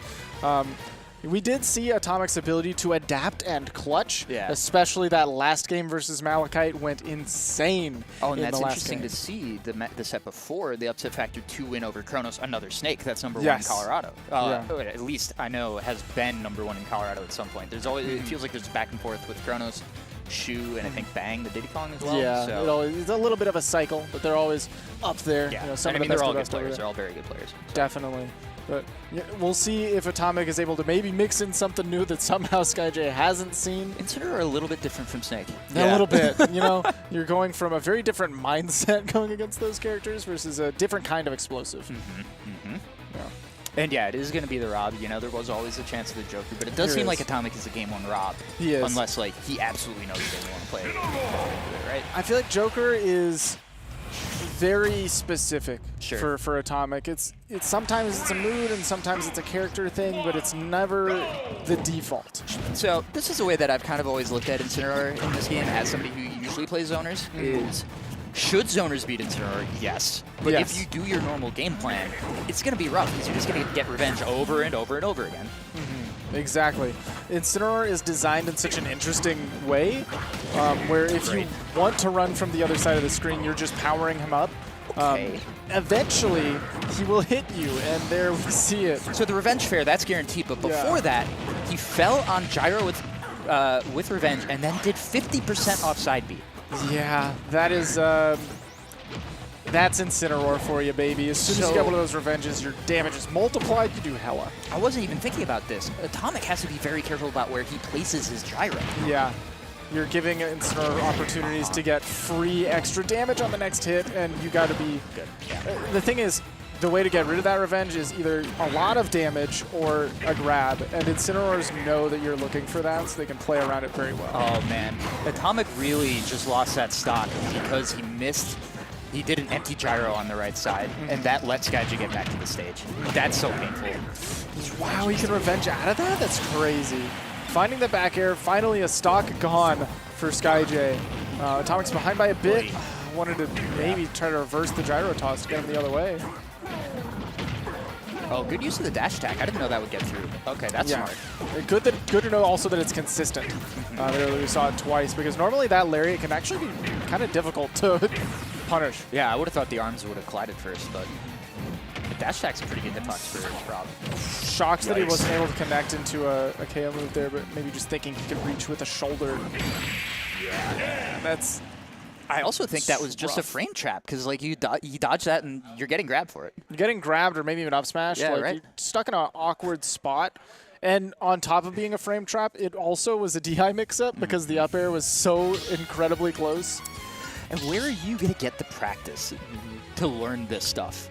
Good luck. Believe it or not, there are many casual Incineroar enjoyers in the DFW area. I don't, like, Bull Hall is the name in Texas. They've played once, Yeah, maybe we found a couple the of one times. set. Not very frequently, right? But, you know, there's Curry who will play at Oh, that's right. locally. He'll casually play some Incineroar. You know, Beastly has an Incineroar that he'll pull out one of his 20 characters out of the bag. But you're not getting SkyJ's Incineroar. I've never seen an Incineroar with the depth of like the trees that he presents, where it's like, oh wait, Incineroar can cover this many things? What? Yeah, like this character's not allowed to have coverage. Yeah. What are you saying? Okay, good patience. SkyJ, I think it's really funny when you see characters with clearly limited options in those scenarios being really patient, because sometimes you think, wow, that's incredible. They're so smart for being patient there. And they're thinking, I had no choice. Yeah. I'm patient because I have no option. But he does have a lot of really fast options to He throw out a does. hit stun, right? It's just if you're wrong, it's bad news. Ooh, that scooped the roll and Got barely behind. not getting a KO. Okay, good. Good coverage. And it is very important to go up there and hit that, because Incineroar is active after the end of that up B, like before landing, and if you let him get away with that, it can be a problem. Yeah, he moves very quickly after landing. Finally, there you go. Alolan Whip is going to catch the jump. Even stocks. And immediately comes down with the revenge. What a way to spend your invincibility is thinking you're going to swing. I'm willing to bet that that is lagless enough that he can hit you for trying to hit him. Definitely. Okay. Playing interesting around the plat. Really just swinging, and I feel like Atomic is struggling to find what his punish is. Totally, but I also think like Atomic has kind of gone away from zoning, and it's correct. Like this is definitely going better. Right, we saw a lot of victory, or a lot of rewards SkyJ got from specifically there just being a gyro laying around that he could revenge. Exactly. It's like, all right, can't do that anymore. Let's adapt. But there it is. Oh, I thought he was going to run to it. Yeah, thought about it, but then realized I can't run that fast. Yeah. And then get back here for the ledge Not trap. worth I'm just going to take my down tilts and have a good time. That air dodge was a problem, but yeah, good get up attack. Ooh, empty land into the Alolan Whip. Tries to catch Atomic's defensive option there. I thought that was a landing there for sure from SkyJ. It's what I was talking about earlier about delaying the option to the last. But He can mix very well. You're at kill percent already. My goodness. Yeah, especially if he gets one of these revenges that he's looking for. Ooh, empty land. Not going to happen this time. We got the down smash on lock. Okay. I thought he had a jump. Nope. And now, very, very scary. And last stock against Rob. There's always something to go wrong. Oh, yeah. Good use of the back hit of Nair there. That gyro toss looking real rough right now. A little suspect. And yeah, I like that SkyJ was holding the gyro to have a fast option. A defense that he can throw out. Okay. It's a lot of damage. That is another way to get rid of the revenge. Yeah, got There it. we go. Finally did with that gyro toss. Back air not quite connecting. Yeah, but nairing onto the gyro, intensely safe. They're just narrowly You're not missing. punishing that. Get out of here. no. You got away with it. Oh, great Does grab. that kill? No. Hey. Oh, jeez. The pressure. Man, it is crazy how well Incineroar is able to make that height. You know, he's a character that is typically, horizontally slow, but you can't camp him by jumping. Oh, his up air juggles are so much better than I would give him credit for. He reaches so high so fast. So scary. Anything. So many things are going to KO. Yeah, you got to watch that dash attack now if you're Atomic, actually. The forward air almost doing it. Yeah, dash attack is absolutely a threat. Down tilt is so spooky. Great the parry. parry. Yeah, that's it. And that was just so much patience from SkyJ to stare death in the face and wait. And very smart going for down tilt rather than something like forward tilt that might have I don't know. Might have been a weird hitbox, right? right? Like, Exactly. yeah. Because Rob can just do that. Yep. and that's actually I think one of the scariest things about Rob up there is beyond the fact that it's what like -6 on parry, that it's also like a very intensely good cross up move. Yeah, you can cross up or space extremely far away, and all the while you know you're going to get a huge reward no matter what when you hit it. Yeah. All right, so PS2 once again. Oh, okay. That is definitely one of those matchup check scenarios where you go for the silly down air. Oh, and even if that down air actually hits Rob on stage, there's That's combos, yeah. Set up into a lariat or even more. All right, this is big. What do you got? Oh! Just a little too low. Yeah, there's that spot on Rob's head that's vulnerable. Tries to up tilt and still chase the platform, but chases the jump afterwards. Still really solid start for Atomic here. Great pressure. Offensive shield. You love it. Oh, that's a spooky scenario you don't want to be in. What a spot dodge. And that's what makes the Zombear so threatening, right? It is.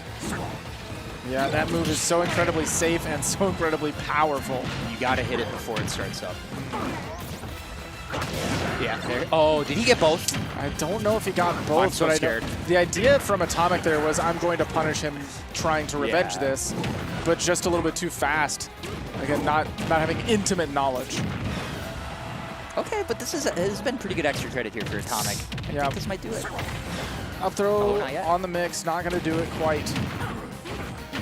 Oh, up tilt. Even the weird hitbox was able to just double up.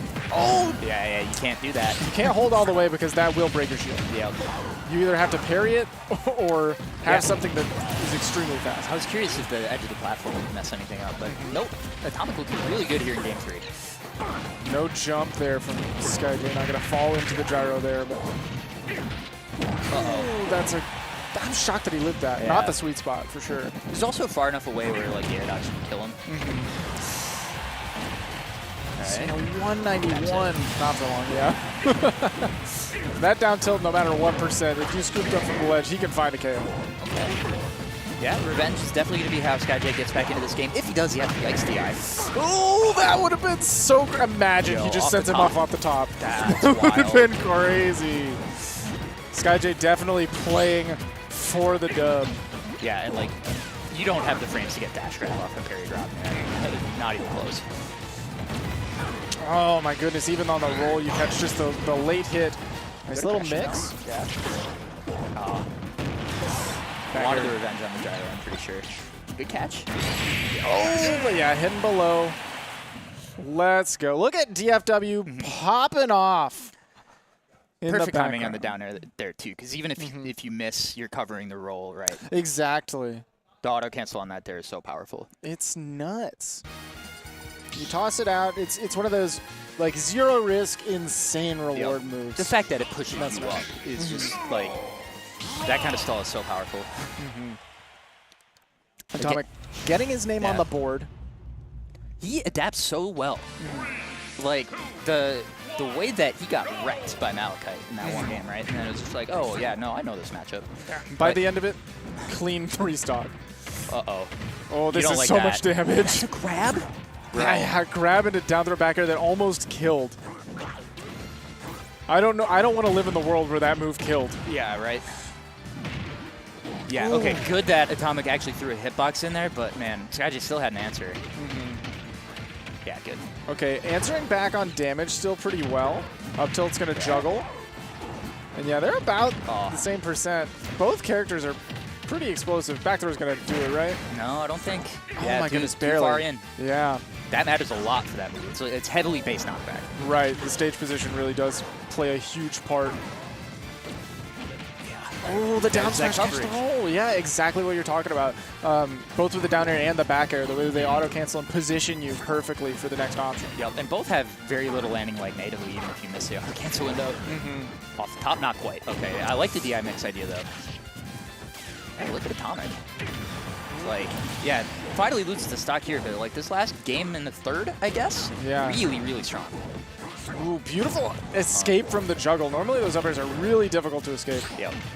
And the parry on the nair as well, even just the down tilt is good. And that's what he was looking for last game that didn't quite pan out is, yeah, absolutely. Why don't you revenge it? I was so scared that was going to be like an impeccable forced tech situation, right? yeah. Back air does catch the high position there, and Atomic now has one more stock before taking this to a Game 5 scenario. Yeah. That side B, absolutely not a real punish on the parry. That's a great read by SkyJ. Absolutely. Ooh, the deep forward air. And SkyJ does such a good job of like positioning himself for really delayed options when you think that he's not. He waits just long enough that you think he's not going to press something. His landing nairs are so low to the stage, which makes that so much more threatening. Good job for Atomic being ready for the side B on landing. Oh, the gyro didn't do its job. Not enough, because that Alolan Whip does have some armor to it. Gyro, you're fired. Yeah. Oh, and that was still SkyJ's gyro on the way up. Oh, that's so scary. This is really scary.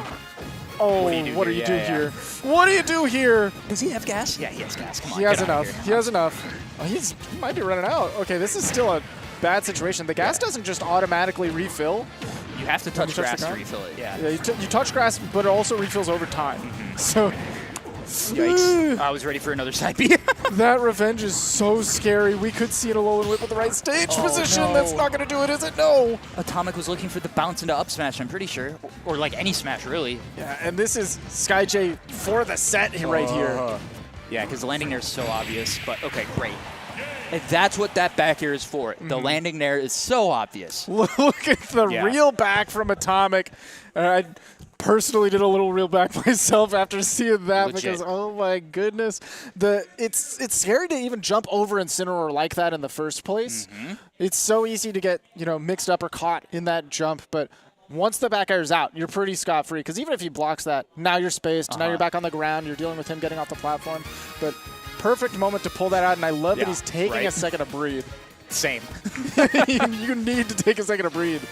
And now Game 5, all on the back of Atomic's adaptability. Yeah. And like, oh, you hate this if you're in Incineroar, because you're like, I did so much work those first 2 games, and it's all still going to come down to this. Yeah. Oh, that's so scary. And we're going to small battlefield again. Okay. Honestly, I don't feel like the stage is that big of an issue right now. Great. Side B 60. Okay, if that killed, the set was over. Right. But the fact that Atomic is still living, he has an opportunity. I like the double jump there. That's so non-committal, like in case Atomic does pick a defensive option there. Yeah, smart on Atomic to DI like up and in, so that was really the only thing he was getting. But punish on the ledge option. Yeah, you got to be ready to cover any sort of rising option on the ledge. And also Giganto Brain from SkyJ to immediately use his armor to get away from that rotor situation. Totally. He could have died. Ooh, that's so scary on a platform. That could have been side B. All right, but this is how you get back in this game right now if you're Atomic. Whoa! Yo, seriously? You're kidding me! Great spacing. That was insane. Oh, but the falling up air, SkyJ's answering back with hella damage so fast. This has been high octane. These players are going. Great landing there. Oh, yeah, and finally a punish on the revenge. He picked up the gyro, so he waited because he knew he couldn't guarantee gyro toss there. Great. Waiting for SkyJ to pick an option. Okay, reacting to the trip, it looked like. Oh, the roll through. But SkyJ, like you said, he does the nair so late. Incineroar's lack of speed, I'm feeling it right now. Yeah. Oh, a little bit of the hover. Oh, good call out. Saying that you're not going to just land the shield. And that is one of those buttons that you really have to threaten. So smart. So smart. He knew he was going to get hit out of it and that Atomic wouldn't be ready for the short hop fight. Brilliant. Like, using those little heads to mess with your opponent's timing is so smart. That's next level. Will we get the down throw? Do we get the full connection? Not at this percent, but we wait for the revenge. Short hop, short hop. Yeah, that damage modifier. This should do it, though. Oh, no, the wrong way. He thought that he was going to cross up. And the mash from SkyJ is insane. Finally gets the up smash. You got the parry punish. It's fine. We're on the last stock now of this set. Huge revenge. Oh, good get-up attack rather than neutral get-up. That would have been so much damage. And yeah. The revenge is gone, but it's back immediately. That platform situation is so bad. Rolls away. Oh my goodness. These players are, you can feel the tension. Yeah, you got to go high here. Oh, the parry, but he goes for the forward tilt a little too slow. Yeah, you do not have the frames for that at all. Even on parry, almost everything that SkyJ is doing there is a read. Oh, it's so difficult to land here. Not a sword, but can feel like it. Yeah, the F tilt, it's just not going to do it. Like, no, The setup into the back air off the gyro. Atomic taking it. Reverse 3? Reverse 3-0, and Texas is going crazy over here. I feel so bad for SkyJ in that situation because a lot of characters, I think, would have lived that. But you have to get your momentum going back to stage so quickly that, like, air dodge might kill you, side B might kill you, right? Almost certainly, yeah. Like, you can't quite survive even as hefty as you are. And Atomic showing it's not just a one-time for the one time, but he is here to stay, showing up at the LTC events. And I do believe his day is done, taking out a top 8 seed. We'll get him entry into tomorrow's top 16, I do believe. So incredible work from him. What a way to Obviously, end it. the Texans popping off for him, and you love to see that at the defending home field, right? And you love to see that there's so much depth in the gameplay that had happened here, so much adaptability, not just on one player's part, but the back and forth that Atomic was able to maintain composure The against. spacing on the down airs, man. When you're playing against one of the best players in the world, who plays against one of the best players in the world of your character. Yep. And you have no way to get this level of practice. No, like you had to adapt in 5 games. That's it. You're going in from behind with a lot of weight on your shoulders, a lot of pressure, and a lot of doubt, more than likely. But he did not falter for a moment. Yeah, I love seeing that kind of excitement, man. Just like the thing that drew me to Smash in the first place when I got into the scene fairly late. I was like 26 when I went to my first tournament. It's like the energy when you get these kinds of scenarios, when you have a home crowd watching a player that they love watching, that they're like, this is the guy that they want to tell their friends about, right? That kind of thing. And it's like, and they get to have that pop-off moment. You can just feel that in your soul. I love that. That's why I'm here. Like, I frankly. love it. Atomic, I need to give a little bit of context for those outside of DFW, is one of the most fastest improving players in the region. One of the most homey players in the region. Everybody loves this guy because he's a cool guy to be around, but also very recently failed to make top 10, failed to make PR in DFW, almost exclusively because he went to too many events. He gave himself too many opportunities to fail somewhere. That's funny. And everybody knew, this guy is more than PR worthy, right? Continues to make these kinds of runs, and now doing this. I mean, I'll tell you, people value consistency a lot. Yeah. But the players that I'm the most scared of at majors are the ones who occasionally have that big pop-off bracket, right? Because when you show you're capable of that, it's only a matter of a few adjustments, figuring out one extra, bit of counterplay, right? Or just learning one more matchup, frankly, sometimes. And that's all it takes to get to that next level. And so honestly, it's looking like Atomic's already there. Yeah, Atomic is here to stay. Y'all better get used to it. I'm excited to see more of it as a DFW player and member of the community I'm myself. taking a look on pgstats.com here to take a look if I can see what the last major run. I forget what the big win was for Atomic in that run. I think we might have been mixing up. Part of my brain wants to say that it was Rise and Grind recently. You're right. Did You're really absolutely right. That Rise and Grind was the 9th place. Correct. And it was Big Boss. Big Boss, which is the person who would have given SkyJ all of that Rob experience. That's funny. Which very funny. Yep, and that's right, because Atomic also took Own in the game 5. Yes. Yeah. Yeah, so that's right, because I remember going back and it was a slightly disappointing low tide actually for him, because he lost to Bullhall. Yes, yeah. And so it's all come together, and so you love to see that because it's so. What a comeback! As somebody who has had disappointing events in my home region, it sucks. I hate that. It's a hard feeling, because you want to do it not just for you but for your friends. Exactly. Right? And so to see him come back to the next 2 and just blow expectations out of the water, that's sick. It's nice. It's always nice. The tweet just went out. That was an upset factor 5. Upset factor 5. And all of DFW had better be in that Twitter account saying post real upsets because we knew. Oh, yeah. That's my favorite thing. This is how I knew that we were having an impact, because when cultural things like that start to develop, oh, it's so fun. It's really funny because you know that they're real upsets, but also you're not a real friend if you're not yelling at PG Stats to post real upsets. That's how you show that you're there for your boys. You know that they were always they've been here since day one. Yeah. And very likely more Texas talent is going to be making that happen soon as well. I just can't wait to see who it is, and also more of those names that we don't get to see in Texas every day too is really cool to me. Yeah. Like you were talking about how huge the state is. Like, you can't expect that everybody's going to drive out to Shockwave. No. So you can't expect that other people from Texas are going to drive out to Shockwave. Right. So it's a mess sometimes. Oh my God. I have to play Bobby Wasabi and Panda team kill. I was just trying to find the rest of this bracket here. But yeah, SkyJ the third, top 16 seed to drop already. Shattuck being one of them, base mage we saw very early on, and now SkyJ falling. But it looks like the remainder of those top 16 seeds have guaranteed and made their bracket a little bit nicer. Now there is SkyJ being 4-1 at 17th means that he's still a little bit further in the bracket than some of these others, so they could all fall in a similar place. But yeah, I do believe that 33rd base mage, at worst. Yeah, base mage and Shattuck are both in the following pool. So and I do believe the losers qualifiers of these top 96 waves will be broadcast. So there is a possibility that we'll see him again, but I think he's got to win 4 sets just to get there. It's a grind, like we were talking about in losers bracket. Oh, Louis Money and Jeep, that's an interesting one that I'm seeing there on this. Yeah, there is some interesting matchups. Louis Money and Jeep is going to be, first of all, Jeep has had an incredible run to get here, multiple upsets. I believe that's a 240-something seed. Yeah, and into a very difficult matchup. I feel like even in 4, when Palutena was not a great character, did really well against the Mario Brothers. Mars versus Giddy. In that game. Yes. Oh, I miss it. Yeah. I miss it, but I don't. Right. Exactly. Imagine if I she miss had it for that me with only. the rest of the kit. Yikes. Mars and Giddy is going to be an exciting, like, fast-paced one, because Giddy is definitely a player who plays with his whole heart, on his sleeve. MVP Bullhall. Incineroar Snake is one of my favorite matchups to watch. It is one of the coolest matchups to watch. It's like similar to Falcon Snake in the way that the juggling goes. But the disadvantage is so terrifying. Both players just kind of blow each other up. Sen versus Davey could be interesting. Oh,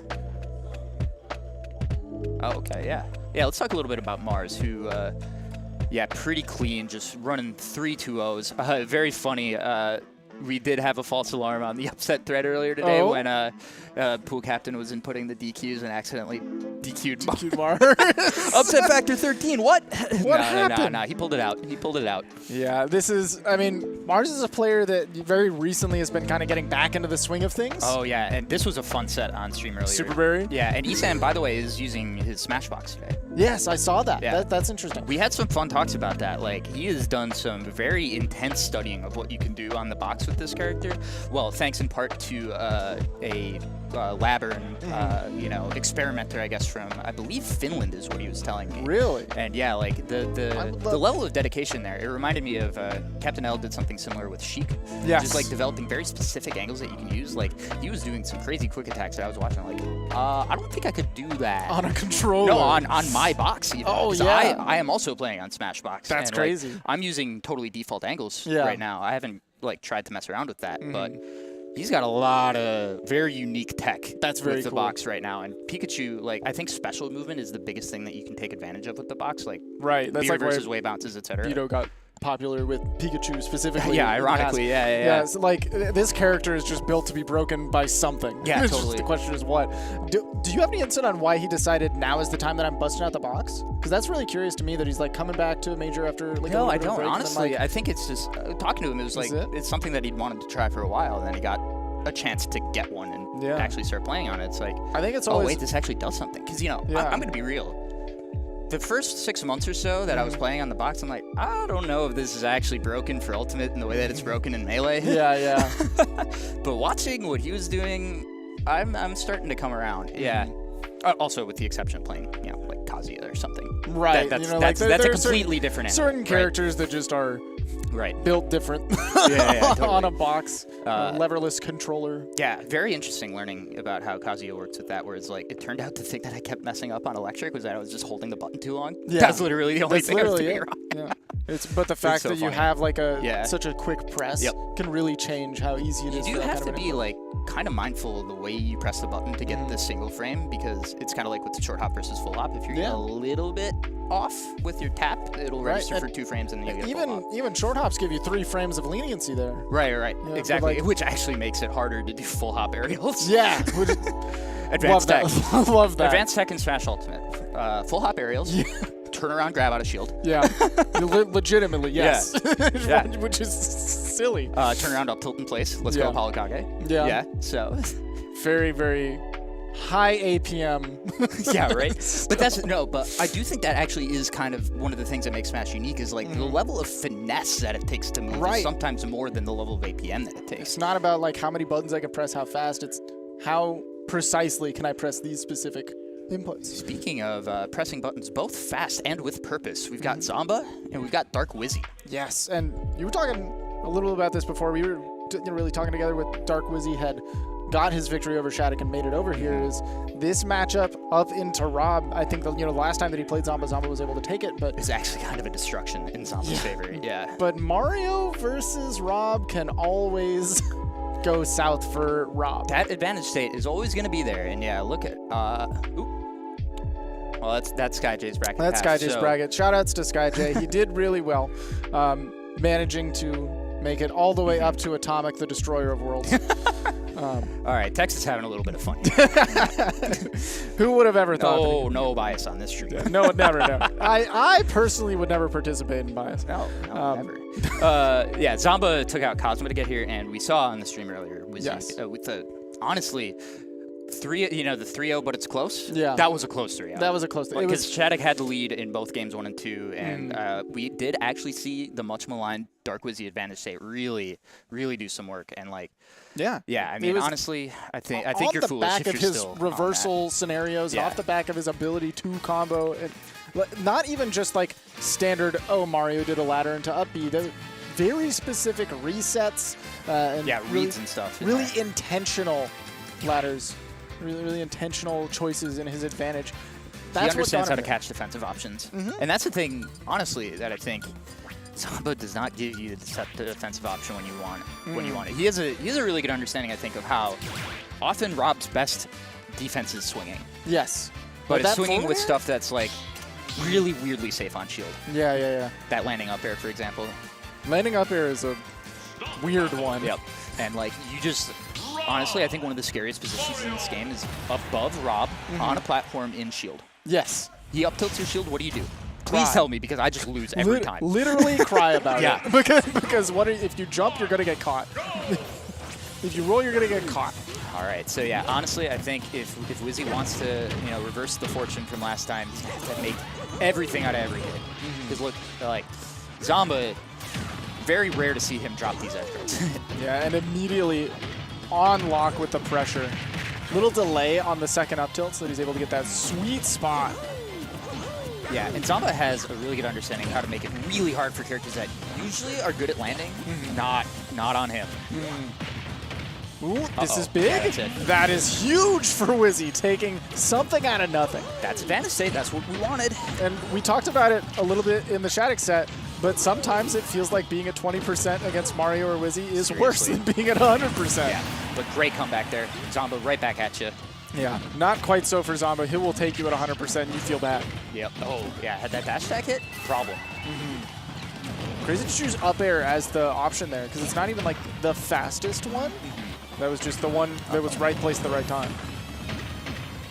Yeah, that didn't get the right. And that must be a pivot point or something. Interesting. Yeah. It's still scary, though. I'll be out of shield. I do like to see it. Mario, one of few characters that really does have like a, if you hit like a stale nair on him and you're not spacing, maybe you're ambiguous on the cross-up, he's got something for you. Absolutely. Oh, especially when you're obvious about the cross-up. It's like, oh, he can't do anything about this. Yes, he can. He can turn around himself. He sure can. Yeah. Some of the best, most rewarding out of shields in the game. Zombear. Yeah. They call it that for a reason. I mean, he invented that move. That is just pressure. Like, it's... I feel like there is sometimes a like a stigma against swinging in spots like that. Yeah. Where it's like, oh, well, what are you mashing for? But it's like, no, once I do that, you are put in such a bad scenario, even if I don't hit you. Right. It's like Oki setup. Now we're seeing the back throw once again. Nice cape. That was a huge cape. Yeah, and the way that up air prevents Mario from doing the thing that he wants, to jump, it's so good. Back hit of the Nair. What a heinous hitbox. Yeah, that was insane. There, the downer, drifts in heavily so that he can interrupt, because like you mentioned, that's really the only way to get through that Zombear is you got to hit it before it starts. Oh, yeah. Missed attack through down smash. Would have caught tech in place. Yeah. So strong. Maybe even roll in. You know, it covers a lot. It covers a lot. Yeah, I don't know if it would have actually killed off roll in, but like honestly, as long as you just get the hit, you're happy. Sets another ledge trap. You're probably having a good time. Totally. Yeah, Zamba looking really comfortable in this matchup because a lot of people thought that Mario won this, I think, early on in Ultimate. Yeah. I do not believe that to be the case anymore. Yeah, a lot of people also were big Rob doubters early on. Yeah. I don't know. Really not a lot changed about Rob as a character, but the metagame development, I feel like, was the biggest thing. Yeah, well, I mean, when you're at kill percent from 0 to 150 and there's always a confirm, I mean, that's... Yeah. It's the diversity of options The that's who? really huge. Yeah, we saw the Lucina against Peebnut at Riptide. And it actually did pretty well. It went from... It was a 2-0 in Peanut's favor against the Rob. And I believe Zamba got at least 1, if not 2 games with the Lucina there. So it did look okay. And the thing is, this is also a very good character against characters that want to land on you with hitboxes. Yes. Typically, the sorties are the ones that will do very well against a character like Mario, one that he struggles with. But we just saw him take out Shattuck, rocking Corrin. So you know that it's not just... You know, he's not just going to have a sword problem. Yep, I do think the speed of the hitboxes from Lucina is a much bigger problem because, like... Definitely. Yeah, Corrin not quite as fast. Wow, what a reversal. That hurts. That does hurt. I don't know. The only thing that confuses me is I feel like Zamba won that solidly and then decided I would like to go Lucina. I think he wants to have this ready. EXP. Yeah. It's also just a matter of, like, warm-up. The characters are so different, especially in terms of, like, floatiness and when you land after doing multiple aerials. That's the big thing that always throws me off when I try to, like, switch characters. Missing auto-cancel windows, that kind of thing. An advancing up smash there. Yeah, perfect to catch. Normally after the down tilt, you know, they're going for another pressure tool. To catch them swinging, that's a fine trade. Okay, but this grab, though. Ah, yeah. The runoff backer turns Lucina around. Very unique thing for some of these Fire Emblem characters. This is a big down throw. Yeah. Good DI in to force attack, but Wizzy's ready! Yeah, you still get a lot of damage for that. I will absolutely take that every day of the week. I also like to see Flood here. I do think this is another matchup where just because of how long it takes Lucina to land, that Flood can be really good, especially if they're getting jump happy. The floatier the opponent, the better Flood becomes. Ooh, deep back air, and then you get that nice tech chase. Especially since the second stock started, I feel like Wizzy's spacing is really, really strong. It has to be like almost perfect in this matchup. You know that he's practiced it. And I feel like, you know, at the very start he had the unfortunate reversal, but even from the start of the first stock, he was playing very well around Zamba spacing. That is definitely true. Oh, just over the down tilt. He knows when Zamba is trying to space with the down tilt or when he's decided that jump is the thing. Yeah, we are getting to the point, though, where back air on shield is not going to be a good option anymore for Mario. Dolphin Slash will be waiting. Yeah. Great patience on the ledge. Make him pick something. That up air is so good from Lucina. He covers such a wide range. Non-committal. Yeah, the second air is coming. That should do it. Absolutely. Absolutely. I think that was get me back on the stage faster DI there from Zamba. Decided he just wanted to play. I want to hit you now. And there we see the classic up throw down air, get a little bit of extra damage off of it. What an up tilt scoop. Yeah, seriously. And this slight delay to give Wizzy time to jump. Didn't run into the cape, very good. Yikes. Man, very tight spacing. Yeah, Wizzy is staying just outside of these ranges that makes it feel so bad to just swing. Landing there is terrifying. Now landing there 1 could be up smash 2. Or F smash, excuse me. And doing such a good job of just walling out Wizzy, but he finds the one time. Oh, this looks familiar. Okay. Not able to set up on the platform, landing again. Not going to go for the up special. Great fast fall. That's it. There it is. Yeah, absolutely. Yeah. That one fast fall after hitting the first couple up airs to reset the juggle, so good, so good. Needed it to get a kill there. If he had just went after the first juggle, I don't think there's anywhere the Zamba would have been close enough to KO %. No, but he got the little reset. Once again on the platform, a little extra damage, and you know that they're still going to be within range to connect the up special. And you can definitely put people in ranges where it's like no longer viable to keep that up. So, I mean, the Zomba Lucina looking just fine. It's frankly. definitely looking fine. But is it worth it right now when you're this is your last set of the day to, I believe, if you win. I feel like this is just it's a show of confidence of Zomba that they can afford to give one up if they need to. But also, like... Well, and maybe you didn't want to have this happen. No. But no, yeah, I get the idea. You probably did want to Big win show. that one with Lucina. Yep. I don't think anyone ever goes into a game saying, I would like to lose. Totally, yeah. But and, like, there is definitely a world where in the deeper future that when, like, everybody's punish game gets even more optimized, you can start to play this matchup. So, yeah. That's true. That's fair. But yeah, a great edge guard to start this off. Zomba looking good with the Rob here in game 3, excuse me. Yikes, yeah, good up B. Yeah, you've got to go for it early. And good that Mario has like an option like that you can mash to get out of the bad scenario. But that's also like data that Zomba can take for later.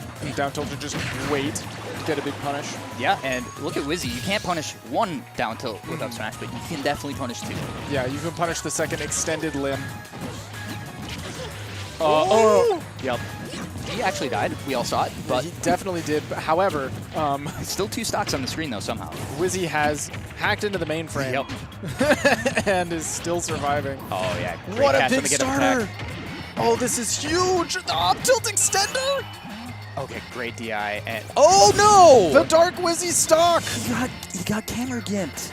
You hate to see it. That is definitely the Dark Wizzy. Oh, and now he doesn't have enough rage for that to kill. That is so unfortunate. Good backer though. It's good to see the Dark Wizzy is right back to prime form though, throwing stocks off left and right. Totally. That's the way to be. That is, like, I feel like I see that happen more to Meta Knight, but like, the way that the camera moves when you're both on stage can be pretty tough to deal with. It's definitely rough. Yeah, we're actually getting to the point where an up air might kill, but yeah, the back Cracker's gonna do it. Even with the short hop multiplier, that'll work. Yeah, that high up percent, close to the ledge. Still a pretty strong move. Yeah, and so you can still absolutely make this work with your Dark Wizzy. Oh, he's still at the good percent. Like, this is where you want him. Yeah, honestly, just a little bit of rage is nice. 30%, that's perfect for Rob. Look out. Okay, great laser though. Every percent that Zomba tacks on and doesn't finish the job is just a ladder combo waiting to happen. And here we see, wait a minute. The downer's not going to do it. I thought he had up air up B though. I did too, but I think maybe he wouldn't do it. He had a weird side switch thing going on. Yeah, I respect it. Went for the DI mix up off the downer for sure. Oh yeah. Okay, gets the cape. Oh, and that is where you like to be if you're Zomba. That downer is active for so incredibly long. You thought back air had lag. That's adorable. That is adorable. Yep. Going back to the Rob, cleaning things up. Clearly Dark Wizzy could have taken it. Had the pad play. And again, you got to wonder, what if he gets the ledge off that up B? But I do think one of the weird things about that like decision tree is like at this point Zomba has shown that he'll DI it correctly. Yeah. Like what else could you do there instead of an up B finisher? Because it doesn't even feel like the 10 damage is doing that much for him. You know? Right. You know, maybe you try to just go for a reset, see if they air dodge. Yeah, but I don't know if there's a better answer. There's not a great one. Oh, the cape gets punished. He has the jump. Oh, great high recovery. The fireball was good too. It covered him so that Zomba couldn't just start swinging. Yep, that was back air city. Ooh, I love the dash attack. Tries to catch the high recovery, but Zomba's able to get up and out fast enough. Yeah, tremendous pressure with the down tilt. Double cape damage. I love the double cape because it's so infrequent that somebody will do it. The normally zoner players will see the cape and think, now I'm allowed to press the button. Totally, yeah, and then the other thing is that the second cape doesn't have the stall. Okay. Oh, yeah. Movement. The B-reverse gyro pull. That's absolutely the kind of stuff that you got to practice because, like we were talking about, it's so hard to get off the platform after you've been hitting the shield. That's super good. Hey, Stuck on the plat. This is where you don't want to be. Oh, but you miss attack. It's so tough. Mario isn't exactly a fast follower, but honestly, if you're in like the bottom half of fast followers, that down tilt is super hard to attack. Yeah, we've seen it more than once now. The Dark Wizzy put in that spot, and it's just actually got him. Yeah, both of them like head tilted like that was not supposed to happen. Right. Maybe caught Zomba drifting back a little bit. Ooh. Great the reset. reaction by Zamba to realize that he had crossed up. Because that definitely could have been either way. I also wasn't sure that Wizzy had actually landed yet. Right. But double up feature. You're matching. Just take the damage. I'm calling you out. You're matching. Oh, he caught the double jump. Oh, No I air thought that was dodge. fair. I thought that was fair too. Okay. Yeah, I like the way that Wizzy is like enforcing center here. What a parry, but only down tilt is the punish. I'm trying to say extremely safe. Okay. There we go, finally connecting. Love Zamba's use of jabs after the down tilt, because otherwise, like, if you just keep down tilting or if you go for something a little bigger there, yeah, that can be the window in, but great pressure. And there we see exactly what you're talking about. After, if you just keep going for down tilts, that's the opportunity for the opponent to pick a punish. Okay, yep. You got to watch these landing back airs. This is a really juicy percent for it. Speaking of juicy, oh, what? Single coin just to get the extra damage? Yeah, looking for this landing there on the ledge. I think Zamba wants to end the set right now. Ooh, stuck between the Ram and the gyro was a really rough spot, but it hit the shield and canceled out. Good way to catch it with the nair. That's fun. Wizzy's going for just the safest of punishes. Seriously. Only the guaranteed damage until he gets to that last stock. Close. Mario needs to be on the ledge for back throw to kill. The laser snipe's gonna buy some space for Zamba. But these floods are so crucial for Wizzy. Still, the extra credit is starting to pile up. Oh, almost with the landing. Yeah, we got a game plan. It's neutral air I was like, or bust. up here the shield. Or up tilt the shield, but nah. Yeah, he wanted Wizzy to pick something preemptively in fear of that, right? Exactly. Back air finally comes through to catch the jump from ledge.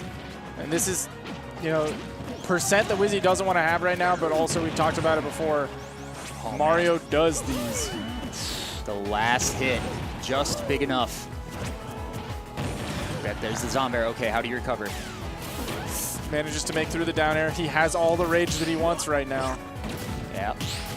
Okay, keep parrying. Yeah. Oh, you got rising up air? Hello. Oh, that's damage. He waits for the air dodge. He knows that that wasn't a guaranteed combo tree, and he waited. But that's the tough part is, like, there's so many different directional air dodge options that it's really hard to call every single one of them out. Oh, that could have been it. It could have been a forward smash, but unfortunately for Zamba, not quite ready to dance again. The down tilt, Dark Wizzy is just not ready to tech it.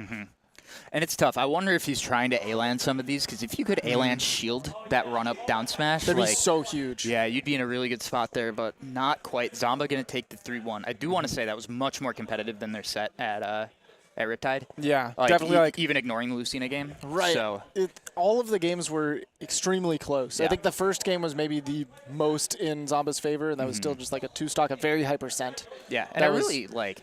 I'm you know, really happy to see like Wizzy's punish game. Both the sets that we've seen, he's been on it. It's been Like people are dying at 20. That's what's supposed to happen when you play Mario. It's great. It's great to see. heavy punish game, and also extremely intentional in his choices. Yeah, the resets are so smart. But hey, Zamba's the one who's moving on to tomorrow. I do believe Wizzy still has at least one set to win if he wants to join us in top 16. Yes, but Zamba looking incredibly strong. So now we've got 2 Rob players looking really, really strong, heavy and deep in bracket. Ooh.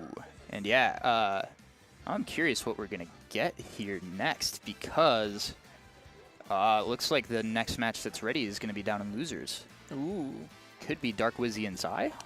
Dark Wizzy and Zai. And we talked about that a little bit earlier when we were Zai, talking right? about Not Z? Yeah, no, Okay, that's thank correct. God. Yeah. So we did talk a little bit about that with Louis Money, who's going to be playing into Luigi, but we have now similar Palutena into Mario. Even when Palutena was not all that of a character, just the traits that she has are really good into the Mario Brothers. She has a really good range to intersect with what Mario wants to do in the air. Yeah, Back totally. air and dash attack have been good since day one. And then now with Nair is another option that can be even more rewarding. Yeah, I could see that being a problem. Zai also has some really fascinating play with Palutena, and if you know me, that's not something that I say very often. Right.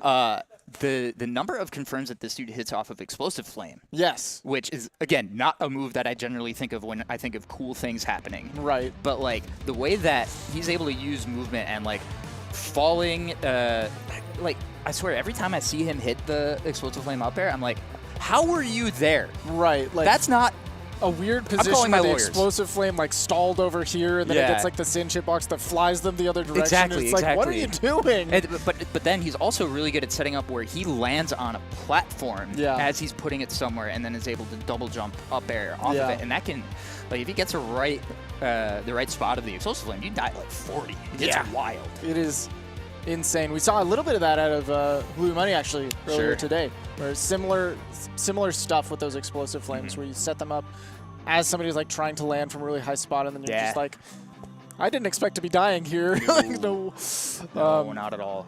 But Zai, also one of the more patient players in the general. Yeah, the for general. But no doubt. I mean, hailing from and representing Louisiana. That's one of the top 3 over there. I don't know the exact numbers, but I know he's in the top 3. No, that sounds right to me. But yeah, we are holding forward at panda.gg/BCRF. This is our line, our pink line, benefiting the Breast Cancer Research Foundation. It is October. It is Breast Cancer Awareness Month. So check it out on panda.gg/BCRF. I think these pink jerseys, they look even better in person. They look clean. They're very nice. I can say, having seen multiple at the venue, you definitely want to pick some up. Oh yeah, and this is my thing. That's hey, your thing. Yeah, storytelling through stats at PG Stats. I am one of the directors, along with Bobby Wasabi, for the PG Stats YouTube. We're really working hard to like tell the stories of this scene, because I really think that like it's one of the things that really caught me when I was joining the scene. Like I said, like something like 5-6 years ago, where it's like there are so many stories to be told in this scene. Like Definitely. And I mean, I'm unfortunate that we can't cover everything that I'd love to, because there's impossible. so many stories every week. There's so much to say and so much context that is required, and Yeah. so much that is happening that you really can't cover The everything. game gives us so much. It's so fun. Yeah. But what we can cover is Low Tide City 2023 coming up. The return of more LTC events. If you're liking this one, you're going to like that one. Check it out on May 13th through 14th. Like we said, that's 2023 coming up next year, but you better prepare, because that is, once again, at the Kalahari in Round Rock. So that's one that you want to make sure that you're able to go to. Absolutely, yeah. I want to get down to that one, because I've definitely enjoyed the other Kalahari Smash tournaments. The Riptide was a great time both this year and last year. So, yeah, I mean, if that's any indication of what you're going to be getting at Low Tide, yeah, I got to recommend it. It's pretty good. I love to see it. It's always nice to, it's one of the most chill vibes tournaments to just hang with the homies and enjoy the Smash scene as a group. Just be there and have a good time. Oh, it's so great. Yeah. These places where you can really gather and have fun, for sure. That's nice. That's why we're here, to hang out with the homies, talk about video games, play some video games, but also Get hype for your homies. Yeah, get hype. Shout out Atomic. Yeah, I'm still that's still the moment of our block. So that is definitely set of the day for me. But there is a couple more, I think, maybe waiting for matches to finish, to set up other matches to go through stream. I believe there are still multiple streams running at the moment, so if you want to check out a little bit of Melee, some of the other action, pull us up, squad stream, make sure that you're getting all of the Lost Tech City action, because there is quite a bit to follow. Do you have an update? Yes. Kronos 3-1 over Cosmo. Ooh. So that will set up SkyJ and Kronos. SkyJ and Kronos. And like I was saying, I love watching Incineroar Snake. I feel like on winners and losers bracket, we're setting up the same matchups with different characters, and it's really cool. But it's some of the best and most explosive characters, coolest players left in the brackets, and we will be seeing a lot more of them after this break, though. I have been Neighbor. And I've been Jackie Peanuts. And we're going to be signing off for the day. We'll be back with you a little bit later. Stay tuned.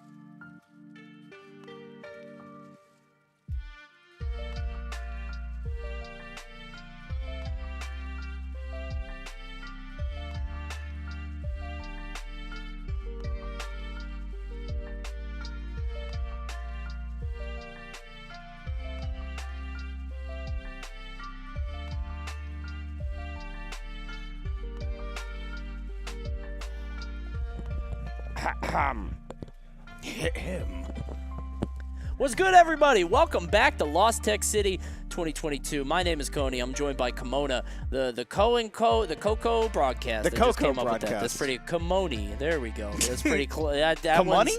Kimoni. I like go. that. That's pretty good. Hi, everybody. We are here. We are in the middle. I think we're still in pools technically, but the matches are starting to heat up a little bit. As we just saw, it was Zombo and Dark Wizzy, and we're going to get some actually really intense matches coming up very shortly. Yeah, we're in the phase 2 pools kind of thing where it's like, okay, top 32's tomorrow, but we did get out of that round 1 stuff. Now you've officially not drowned if you've made it this far, and then you go out. Because if you look at the bracket and you see some of the people that might go out, they're people that really shouldn't be drowning. Right. This is the point where the upsets start to kind of roll in. We've seen a couple, but nothing really earth-shattering. I guess the biggest one that everybody's talking about is H-Box over Base Mage. But, even that, bro, that's a puff ditto, Either one of them could come out on top. And H-Box has done pretty well lately, and everybody's been very excited to see that happen. And there were also 4 puffs in that set of pools.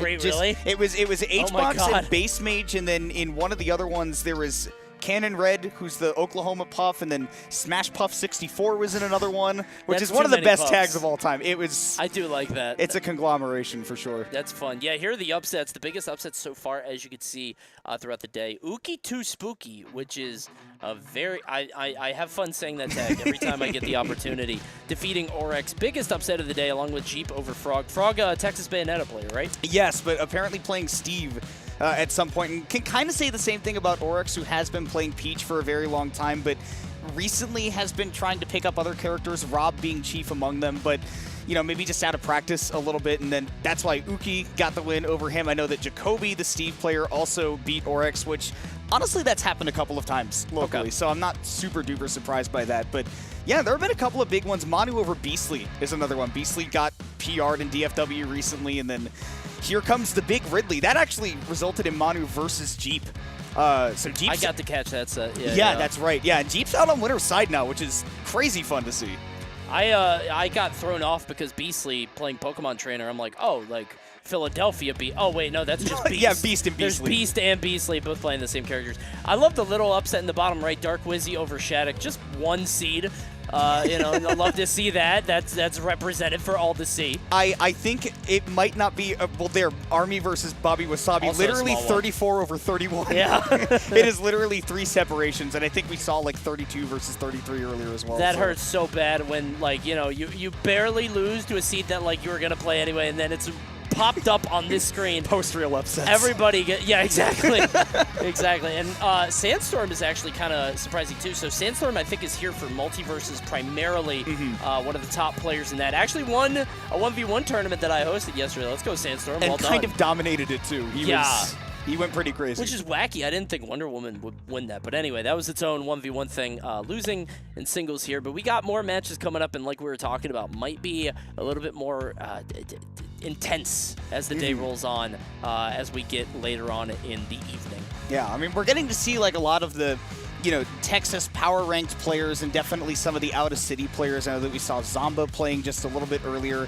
We saw Atomic get a big upset win over SkyJ, which by by upset factor, you're like, okay, well, that's only like a 2 or a 3. But I mean, again, Atomic has only very recently started getting ranked. I don't even know if he's currently ranked at the moment. That's not a name I was familiar with. Yeah, he did really well at Rise and Grind. I think there were a couple of DQs, but he took advantage of that and got 9th there. And now he just keeps going. Like, he has been on just a meteoric rise lately. It's been really fun to watch. Sure. And beating SkyJ, I mean, we know what SkyJ is capable of, but it's always interesting seeing SkyJ sort of make it to the deep parts of a bracket because consistently he has to fight these characters that are like Rob or like Palutena or like you can have the matchup experience, but no matter what, it's going to be difficult because these characters just kind of filter out, mid-tiers and in some cases low tiers. SkyJ trying to fight through that. Unfortunately, going to be in losers along with some other folks. Zomba just defeating Wizzy, if I'm not mistaken, in that set, but opted to go Lucina at one point. I wonder if that's like a Rob Mario thing? It's partially that Rob doesn't match up the best into Mario, but also that I've heard people saying, well, this is a character that Zomba's been working on, and he will have to fight Meister later, so getting the Lucina warmed up for that would also be a really good idea. You think this is Meister's tournament? I kind of think so. I know that he and Zomba are the top 2 seeds, but I felt like it's kind of Meister's time to shine. If you look at the other people here, it's like Mars, who historically, like, that's a difficult matchup, right? Because you just, like, ever since the Zero Suit post, you become a Zare bot. And it's like, how do you deal with Game & Watch? You just keep shooting that Zare. Obviously, ESAM, Game & Watch Pikachu, not a great matchup for Pikachu.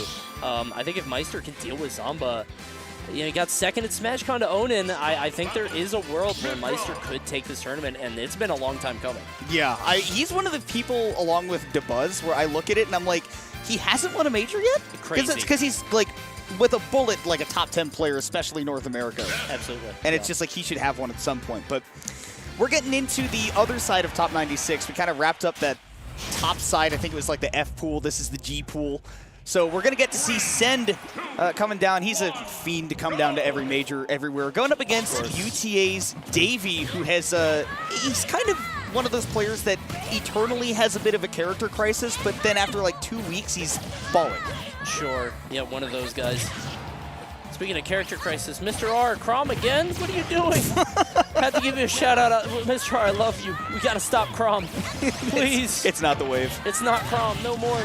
Pick up maybe this one. This is a good fast sword character. Please. Why not? Just only play Mithril. You got it. I love Mr. R. All right, here we go. Send versus Davey happening right now. Obviously, Send. Best Ness in the business and used to go by that moniker, and you can see that little bit of a trick on that one. Popping that up B. And that's something that, like, I don't know. You got to get hit by that by Ness a few times to be like, oh, yeah, that shouldn't happen to me. Yeah. And you got to remember, Davey came in like a little bit after Austin retired in DFW too, so he doesn't have the full suite. Beastly does play Ness every now and then, but he's not an upbeat kind of guy. But what I do know about Davey is that he's definitely thought about this matchup before, and you can see he's got a game plan working already. Yeah, things are looking pretty good. Mithra also kind of disruptive in terms of like the early strings, so might be able to catch Send, trying to get back on the stage, trying to use that double jump to be tricky. But Davey just throwing out the back air. He's able to get a little bit of damage. Yeah, I love that trickiness from Sen, too, and especially being able to use that side magnet. The problem is that so far the places he's been choosing to stall himself, just position-wise, has really given Davey an opportunity to just swing back because he's got the big sword, and he really gets some decent positioning out of it. And now, I mean, if he can push Sen into the corner, it might be his stock to take.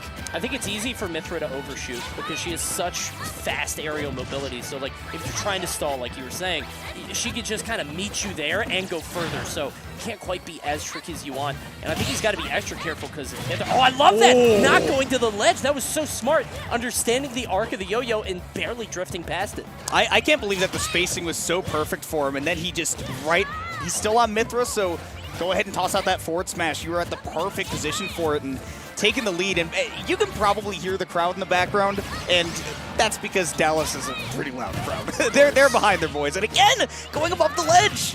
Yeah, Sen putting it all into this up smash, but not able to connect just yet. We're going to stay on Mithra for a little bit, and I kind of like this decision because, like, with another stock to play with, I think you could just kind of, no, a footstool, he's gone.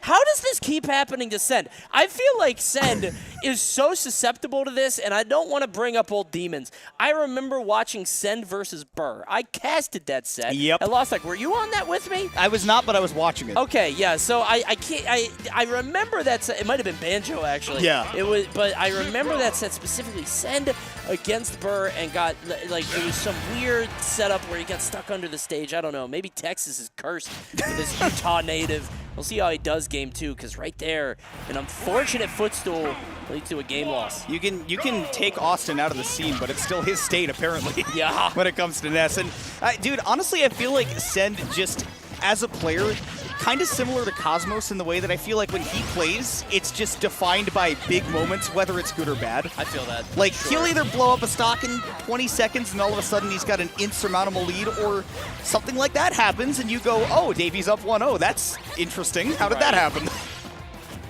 See, this is a best of 5 though, so he's gonna have a little bit more time. It's not one of those situations where he just kind of get run over. So even if he loses this one, he'll still have more opportunities to bring it back. But right now, a little bit behind, but nothing too bad. Oh, that sucks. Yeah, I love that Davey's been doing that intentionally too. He doesn't really mind playing a grounded game and getting caught by those PK fires because he's been using that foresight liberally, and boy, these edge guards have been on point too. Oh. Nice. Forward smash not quite going to do it. Just a little bit off. I love the decision to go off stage, realizing that the resources were spent getting that forward air. And, you know, this matchup in particular is kind of weird because obviously we know that Ness struggles with swords historically. And Mithra, like we were talking about before, can kind of just shove that sword right in Ness's face consistently, overshoot the aerials, kind of stuff him.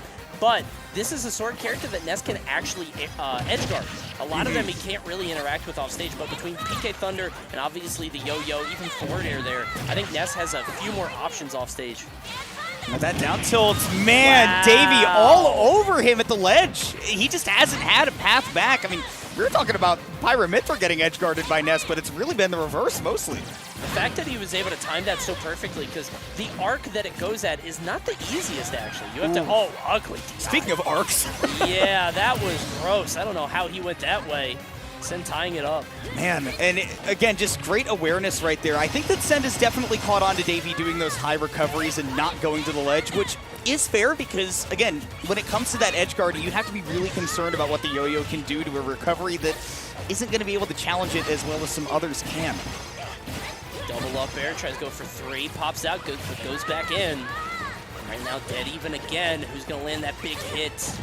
Davey committing a little bit too much on that juggle as well. 71 though, Sen forced to retreat to the corner. And I love that Davey switching to the Pyra in case he gets that big opening, but then he's right back to the Mithra the moment that Send is just back on solid ground. I like the idea of the threat. You have Send in the air. You know that Ness can sometimes get juggled. I don't think he has a jump. Yeah, we're going to have to pop that. Love the neutral air, but a tech from Davey keeps him alive. Patience with the shield too, and knowing when that grab was going to come out, but he was holding in, and dash attack's going to take it, and that's just like all of DFW's PR sitting in the front going, how? Actually, that killed. How did that killed? That's actually kind of shocking. Yeah, like you said, just holding in on the dash attack, kind of a reliable, I don't even want to say reliable, but semi-reliable kill move for Ness sometimes. It's a zone breaker at least, right? Yes. And it's got some punch too, so. It's one of those things that, especially if you get caught off guard by it, and you will be because Nesses tend to use that move pretty sparingly, it's very laggy, then yeah, for sure, it can get those early KOs. And that time, I guess, Davey was just trying to fight for center stage. Now he's got to fight to get the lead back in this set. He's got the counter pick advantage, so he's taking Sen to the much flatter Kalos Pokemon League. Yeah, I was wondering. Kalos, I guess, just trying to catch Nest landings, maybe some air dodges or stuff. Less opportunity to be edge guarded, just because I think at Kalos, typically, unless a match goes super swingy, doesn't get played at the ledges as much. Unless a character can really lock you down there, but it feels like this match hasn't really been that way. There's been a lot of on-stage play. It's been more of a fight for center stage, and then both players being very opportunistic once the other one is off stage. Right.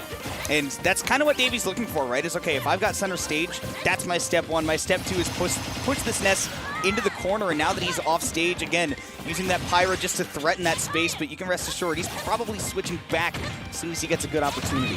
Yeah, he needs to get away first, though. Oh, dear. Yeah, you can. I was going to say, kind of bluffing with that. There's no way you're running into me. You would die, but yeah, you can see he's okay. 126, that's easy on that air dodge. Yeah. Weird early air dodge from Sen there. I wonder if Sen just kind of got the, just like the fighting spirit, like the killer intent where he imagined Davey rushing at him and then he went, oh no, he's still down there. More realistically, probably just trying to go to the platform. But either way, Davey taking advantage. Nice, I love him taking out that PK Thunder as well, but you'll take a trip to that top blast zone. Sen goes around the world with that up smash. I like the idea of the get-up attack there. Sometimes you throw it out to be, you have to do it early because somebody's going to run up and go for, you know, some kind of attack, maybe a down tilt in Ness's case, something like that. And so if you pop it early, you kind of buffer it so it comes out immediately and you can catch somebody off guard. But unfortunately, Davey just a little bit behind as we're back to even now. Honestly, this is... I feel like sometimes sets can be decided by whoever can just get the stock off first because the other person can't, but neither of these two players have had any issue killing the other. The consistency has been key, Nice. and boy, that's again, one of those key moments where Sen gets an early stock and you can kind of sense a shift, because like you were saying, it's been dead even this whole way through, and then all of a sudden something big like that happens and you wonder, well, now Davey's got to kind of hit back with something just as strong. Definitely. Another neutral air, tries to rise with the forward air, but now going to get stuffed out a bit. Oh, this might be big. No way. What? That killed? What are you talking about? He was at 100 on Kalos. That was like a Fenway Park home run. Good Lord. Yeah, I don't know. They sent out the slow machine on that one. Home run derby, just very gently lobbing Here it over you the go, plate. pal. Yeah, very easy. Kind of threw it on that one. Nobody wants to tell you it, but that's how Aaron Judge got 61 home runs this season. Anyways. I was going to ask, who was the guy that just hit 700? Albert Pujols.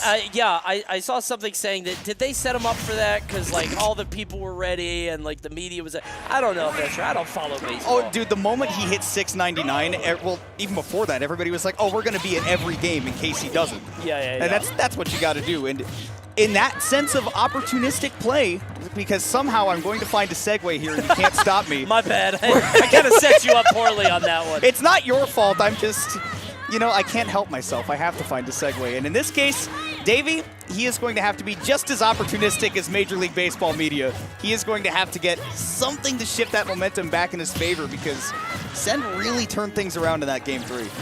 I'll give you a B+. Best you could have done. You know what? I'm proud of a B+ in that case. Yeah, I think he's stuck. Yeah, we're just going side B off stage. The Melee Classic just going to Photon Edge into the stadium of PS2. Probably... into the crowd. They're like, ah! Yeah, exactly. Probably messing up some hot dogs and peanuts, but going to be a mess in those stands. But that's for the janitors to clean up. And we'll see if he can clean up this stock. Oh, no! Trying to get the down air, but can't quite hit it. A little bit too late. And this is one of those things that I figured would come into play the longer this set goes on, is that, I mean, Sen goes to, like, every tournament on the planet, and Davey's still trying to work on that stamina a little bit, but definitely showing that he's got plenty left in the tank, able to even up the stocks at 2 apiece, and if he can keep Sen on these platforms, he's going to be in a good position. That's a really good point about how it really does feel like veteran knowledge, just kind of tournament experience, really comes into play over the long set, because you get to learn so much more about the opponent. Your level of adaptation and downloading just kind of skyrockets the more that you play. So we'll see if Sen can keep that up. And, I mean, just knowing how to be mindful of using all your tools over a set, I can't believe that shield poke. Me neither, because if it didn't, you know he was dead. Yeah. Doesn't matter. Yo-Yo's going to do it. He was anyways. Yeah, Senda, I mean, honestly, Senda's done such a good job of controlling the ground game. I think that he was off to a pretty bad start of that in the set because Davey was, you know, running into the PK fires and foresighting them on purpose, but now Senda's found a couple of different ways to kind of make sure that Davey isn't as comfortable just sticking to the ground, making use of that good movement speed, and it's looking like it's all Send at the moment. Just kind of running over Davey, who apparently has a bit of a shield grab habit. Have been noticing a couple of whiff shield grabs, and now Sen's just kind of dancing on him on this left side.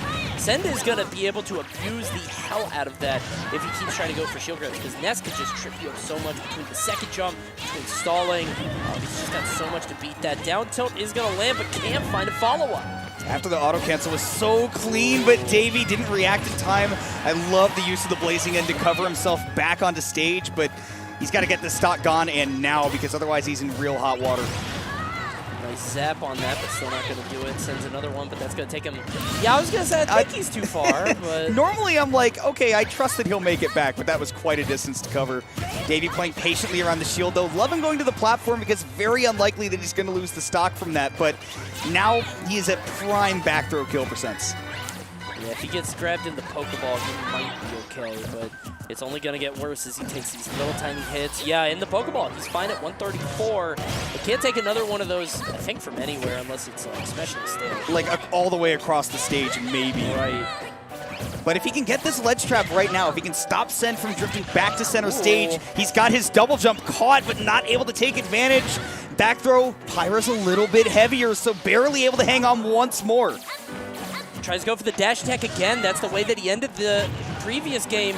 We got 74 to 149. Wait a minute. Pyro with rage gets kind of spooky. One forward air here at the ledge is enough to do it. Davey knows that parry into the up air through the platform, though. That movement from Send was incredibly clean. And, man, even when it came down to a heart-stopping moment, he held cool and he got the set. Yeah, I love that drop through because I think that, like you were saying, it's just kind of in those sorts of scenarios, I think a lesser player would have frozen up a little bit, seen the opportunity before them and be like, okay, I know if I drop down here, maybe if I get a neutral air or a forward air or something, I can do a drag down. But no, Send recognizing the opportunity, realizes that an up air is lethal and you can just pop that and takes the set 3-1. Davey's showing us some stuff, but fortunately just couldn't keep up. It's that veteran knowledge, I think. It's over a long set, it just feels like Sen just sort of locked it down. Yeah, but honestly, that's not even like the end of a disappointing run or anything. He's obviously got loser's bracket ahead of him, and he had to beat the powerhouse Young Link Z3 to get to that point in the bracket, right? That was where she was supposed to be in the bracket, but he pulled off that upset and then played really well against Sen too, but now going to have to continue that run down in the lower bracket where, I mean, we talked about a couple of unfortunate sets that are set up. I just wanted to shine a light on the fact that PG Stats lead editor Bobby Wasabi is playing against PG Stats lead writer Jackie Peanuts and Losers. Oh, no. Which I think is just the most terrible twist of fate. Poor Jackie Peanuts. Yeah, Jackie Peanuts, because he plays Doc, and Doc Villager sounds miserable. You'll never catch him. Like, you'll never get him. And if you're ever off stage, like most characters have it's kind of privilege. You have this luxury of like, okay, just don't go low. Don't recover low. You know he's going to bowling ball. Dr. Mario cannot not recover low. Because if you try to do tornado in just like that middle distance, it just, and then you're just, oh God, that sounds horrific. Good luck, Jackie. Hope you take a game. And I'm going to have to voice over whatever drama happens from that in the PG Stats video. That's great. A PG Stats awesome. Civil War erupting here at Lost Tech City. Jackie's going to write something salty about it, and then I'm going to have to be like, all right, I'll voice it, and then Bobby's going to be like, I'm not going to put the... I like to pretend this kind of drama will happen. It probably won't. You guys already made HBox too strong. I mean, you made that HBox video, and then he won this. You gave him something to prove, and now HBox is he's becoming too powerful. PG Stats power. Yeah, it's terrifying. So we're like the opposite of the Madden curse. You speak it into power. Yeah, we talk about somebody just like totally off whim, not talking about their performance or anything, and they're like, time for me to do my thing. Let me get some views, bro, on that video. Absolutely. So we'll get our next match. Oh, is that Yanni? Let's go, Yanni. That is indeed Yanni, and going up against Another big name from the South, and Kirby Oh, I didn't know Kid. that was Kirby Kid. That's crazy. Yeah, Oh, he's man. he's grown up. He really has. Big shouts to Kirby Kid, one of my fellow Ren and Stimpies. Oh, true. And Nasby, that's my guy right there. Up against Yanni, so this is one of those upsets that might not actually, well, I think it would be an upset for K-Rool to beat Steve. Yeah. But in terms of the seeding, 18 to 15 might not be too crazy. We'll see how Kirby Kid adapts. Now, this might be, okay, in your professional opinion, is this one of those matchups that, like, Steve's have to worry about? Because I wouldn't think so, but... In terms of, I mean, characters showing up or, like, weirdly, I don't think that K-Rool's brand of zoning is particularly demonic for Steve.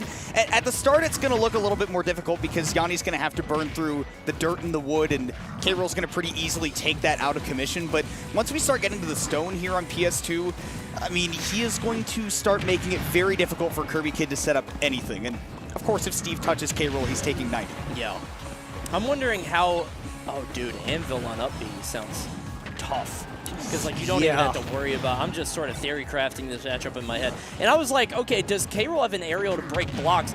I guess back air has, like, the sweep of, like, an Ivysaur forward air, but... Yeah, neutral air as well, right? It's got the lingering hitbox, and it's kind of strong, but...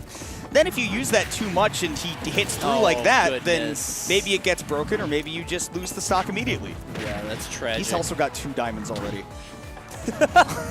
Dude is, oh my goodness. He said, look, it's Minecraft, so I'm going to do that. Oh, but Kirby Kid on top of him and 1 diamond out of commission quick. As much as we were talking about this matchup being difficult, Kirby Kid is keeping it very competitive at the start here. You can see just, oh, he sucked out. I love that sound effect. Woo! This character's cartoons. Oh, no, yeah. Doesn't take too much. He gave him a it's block on the platform, too. And not only that, but Kirby Kid took advantage of it, and now potentially an edge guard. Yanni may get almost no use out of these diamonds, and that is huge for Kirby Kid. Oh, that's terrifying. Just him doing short hops, just bouncing around in front of you. When the K-Rool starts walking, you know he's in trouble, because he's got the strut, too. He'll show off the belly, but right now, Yanni trying to drift back to the ledge. Yeah, just make himself some space because Kirby Kid is definitely expecting him to try to drift to center stage. Like you were talking about, Anvil could be really big, but Kirby Kid, with the right recovery, is taking the lead right now. He was ready for it. He drifted in on the stage just to go totally under it and was not going to get hit by that Anvil. 20. That's too much.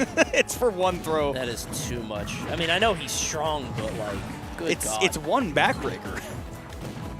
Now Yanni, all right, yep, getting the stone set up one more time, and underneath the platform, going to be really hard for Kirby Kid to jump on in over him. He's been spacing those crowns really, really nicely, and he just yoinked him. No way! All the hits? Every single one. Yanni, though. Oh, the crown didn't come through. I was going to say, if the crown keeps coming, might be able to save him from that, but no, the crown just kind of falling short there.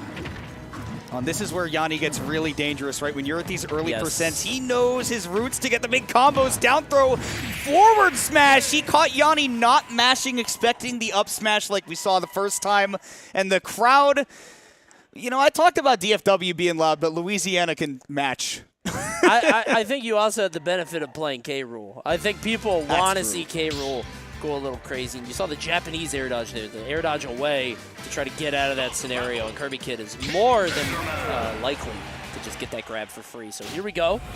We are on to Enderman, and that kind of surprised me because I thought he said Mega Man at first. I was like, no way. No, Yanni does not have a Mega Man. He did try it at a Shockwave once for some reason. He got fought through losers, got all the way to grand finals, and then against Lima, he was like, yeah, I'm picking Mega Man. I was like, okay. And he lost. We just kind of went like, well, congratulations, we'll see you next week. But he's obviously sticking to the Minecraft Steve, to the Enderman, and here on Battlefield, he definitely gets more opportunities to avoid this projectile hail that Kirby Kid's constantly going to be lording over him. And again, cannot understate that the combos are going to be really, really important in this match. The fact that he didn't get that many against Kirby Kid in Game 1, and that he hasn't now, causing him a lot of problems. Good Lord, this K-Rool is just running over him. It feels like Kirby Kid is doing such a good job of just controlling that horizontal space, just between the crown and the cannonball. Just doing so much. Already 36, 48, and the issue here is like, oh, no way. No, he makes that back. Yeah, but he shouldn't even be there. How did he even get down there bouncing off the thing? Okay. You know, he foisted by his own petard, because Yanni will set that block up so that he can get a back throw, and then you miss the tech. Yep. As he's looking for... At that same tournament I was talking about, he just fished for it for an entire set, and I was like, okay, this is great. But if he does hit it, then obviously, you know, easy stock and activate that TT. Yeah, it's not going to help you. No, but 112 is still a high percent. One of the things that I was going to mention is that I think Steve does get a benefit against a lot of, there's that combo you were talking about, horizontal or vertical. We're taking a joyride, I guess, and another one. All right. But I don't know why we did that. We went Diddy Kong Racing. We started in the jet, and then we went to the cart, and we died both times. But what I was going to say is, like, Steve doesn't have the advantage of just, like, I guess against Fox and against, like, a light character, you have to really worry about your combos. Sheik, like, characters that need those combos are historically, like, very light. They could just die super early by anvil. They have to worry about that sort of vertical distance as you're above them. K-Rool doesn't have to worry about those things, because even if you're getting hit by anvil at, like, 110, you're fine. Yeah. You can live for a while, but the problem is that you go to 110 very quickly. This is the other issue. You pay the heavy tax, and missing the tech on the side, Yanni will set that up every day of the week. That was a very strange setup that I have not seen before. So you put the block out, and then the fire, and you go to the right, and then you have to okay. That I think was specifically calling out Kirby Kid doing so many recoveries under the stage to avoid the anvil. And now he's like, okay, well, but if I Flint and Steel get the fire out there, you better be ready to tech. But it's a multi-hit, so good luck. Dude, that's intelligent. This game's damn Ultimate kind of crazy. Ultimate go crazy. Yeah, dude. One of my favorite things about watching Minecraft Steve is that just the toolkit is endless, and you will constantly see new stuff. Steve gets buffed every 48 hours. That's the meme, right? Yeah, by somebody just discovering new things and Waidu giving it the worst names you can think. I love Waidu so much. That's my guy. He's so great. Anvil down, not gonna land. Gonna get the platform. Oh, you cheeky. Tried to get the anvil, but no. And Kirby Kid's been doing such a good job of mixing his way off the ledge. Like, I cannot stress this enough. Kirby Kid is making this look very even, and that is on him, because this is, as you can see, a tough matchup. Yeah, no question. I think the theory of it, as we were sort of trying to guess it, it sounded awful. And then he makes it look doable, and he does that a lot. He's able to find answers to matchups that you would never expect K-Rool to do, but yeah, you could see Yanni kind of changing the question here. He's a man on fire. Crown in hand as well. Yeah, one of the things that makes Kirby Kid so good is that up throw's barely going to miss the KO.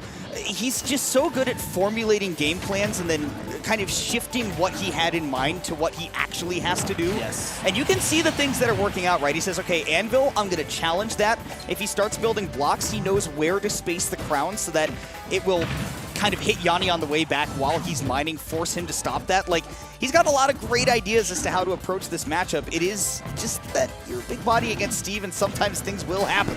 Oh, no, like that. Really? I'm kind of shocked by that. He had a lot of shield left, it looked like, but it's like the opposite. There's always a meme about Diddy Kong shield where it looks so low, but it never actually pops. And that seemed like the opposite, where he had a lot left, but I guess he's a big body.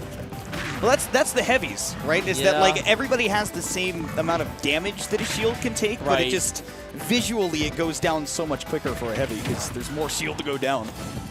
109 here. Tried to get the suck up. Not going to happen. Yeah, we're chilling. Time to mine. Although, forward tilt, maybe that can hit.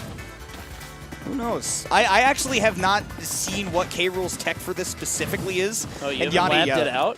You call yourself a caster? You haven't labbed out K-Rool against Steve on the right side? Sorry, I'm only on character 56. I haven't gotten to 71 yet. Yeah, you'll get it. A little bit more experience. I'm not as experienced as That's you what are. it is. Many years in the game. I've been playing Steve since Brawl. Yeah, totally. All right, big up air there. Has the diamond on deck. Woo! Oh! Amazing tech there by Yanni, and he hit back with that up tilt too, but man, Kirby Kid, again, like, these are the things that he's labbed out day and night. He knows how to capitalize on these scenarios. There it is again, going way under the stage, just to make sure that Anvil's not going to drop. Going to fire the cannonball, but nothing. He just spaces that crown perfectly when Yanni starts mining every time, like whether it's 1 block, 2 blocks, 3 blocks, he always tosses it in just the right spot. And now, I mean, dead even game, Yanni's going to mine because he really needs iron, but he's not going to get the chance. Kirby Kid kept it in the back, and Yanni went, oh no. Good heavens. Oh, that kills. He got hit by the back air on the block. You know, you talked about the forward tilt. I didn't think we expected something that bold. No, just that's committal. That takes a lot of setup. Like you gotta do a jump. You gotta turn your back. You gotta like that takes a long time. And Kirby Kid definitely catching Yanni unawares on that area. Well done, putting another game on the board.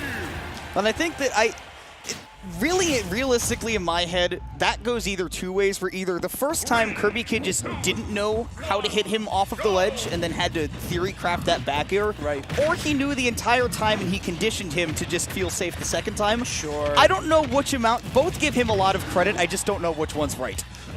Oh, you can see Yanni with these offstage setups. One of the most creative minds when it comes to doing that stuff. Got 74, but it doesn't matter because now he can't even get back on stage. Good God. He's just all right, get me out of here. Long flight. Coast to coast. 6 hours, no layover. Yeah, he's chilling. You got a flight for that movie? A movie for that flight? All right, now got the TNT. Done it plenty of times, but Kirby Kid finally gets the reflect. He was like, and you can see Yanni in the player cam. He's like, I should have known that he wouldn't fall for that 3 times. I mean, literally, this is exactly what you were talking about, though. We got to give Kirby Kid so much credit because he's getting hit by this stuff, and he is adapting and formulating new strategies on the fly. But the 4th time works. That was a setup. I just realized that's the 2nd time he's done that, and I just realized that what Yanni's doing is he catches the roll with the back hit, the initial part of the up tilt, and then the front part of it detonates the TNT, and it's literally a true combo. Yuck. That seems crazy to me, but then again, it's just, I guess, don't roll in that situation. It's tough as a K-roll coming off the ledge, though. And now you're going to be taking a trip off the stage. Yanni went for the double dunk. Yeah, close, but just a little bit too much rage, maybe, or maybe too high a percent. Goes a little bit too far down and can't link them together. Now needs to do a bit of mining to get some materials. Has no more. Yeah, he's done.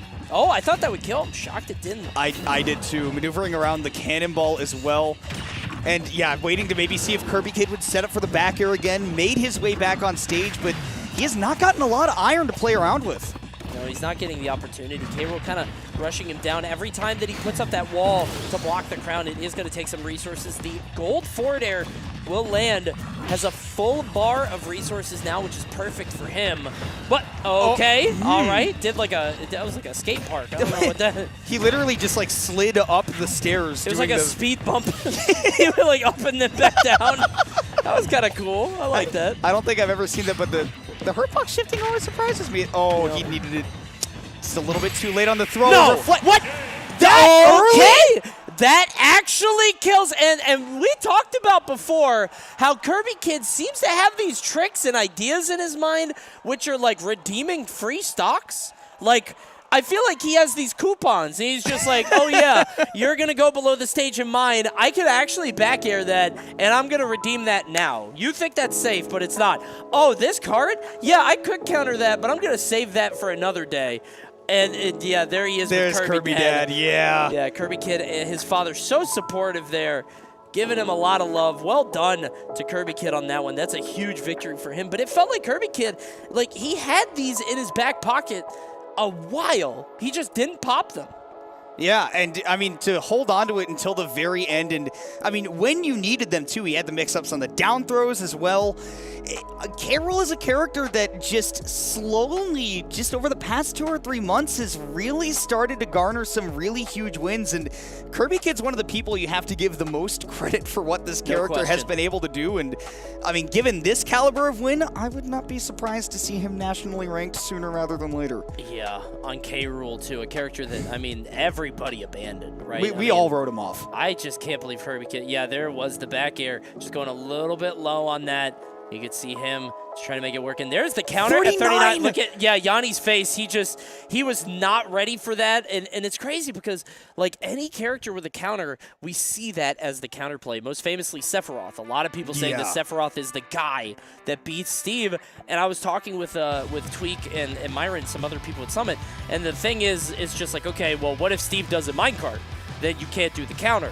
Okay, but then Steve loses one of his most powerful tools. So you're not dying at 30, and you have all these other tools, but then you get stuck in that situation. Yanni, I think, just slipped it, didn't think about it. And maybe that was something that was in his mind earlier, but I think Ultimate, more than any other Smash game, and I don't know if this is your experience as well, I think the mental stack is at an all-time high in this game. There's so much stuff. I totally agree with you, and I feel like that's one of the reasons why Leo is like the top player, because I feel like him compared to everybody else, he just has like infinite RAM. Right. Like he can just remember anything until like it just doesn't run out. It's unbelievable. Yeah. And you know what else doesn't run out? These tournaments on the Panda Cup, well, it does run out because we're halfway through, which is why it is so important for you to get started. Guys, you are here currently at Lost Tech City in San Antonio, Texas, with 3 people qualifying for the Panda Cup. Obviously, we have so many more events happening, including Big House up next, Let's Make Moves Miami, Saving Mr. Lombardi. You can read the rest, all leading to the Panda Cup finale, which is going to be the biggest Smash Bros. Celebration of all time, happening December 15th through the 18th in downtown LA. There's so much stuff to do nearby, guys. It's happening at the convention center. Also, did I mention it's free? Because it is. 32 players will qualify for Ultimate and Melee. Guys, you do not want to miss this. Start.gg/Panda Cup finale. Check it out. Yeah, get in there for sure. It is something you can't miss. And you can't miss the merch from Panda either. You head to panda.gg/shop and you can just see some of the most comfortable esports merch I have ever worn. I remember when I got the Panda really Cup is. shirt in the mail, I put it on and I was like, I want every shirt to feel like this from now on. Yep.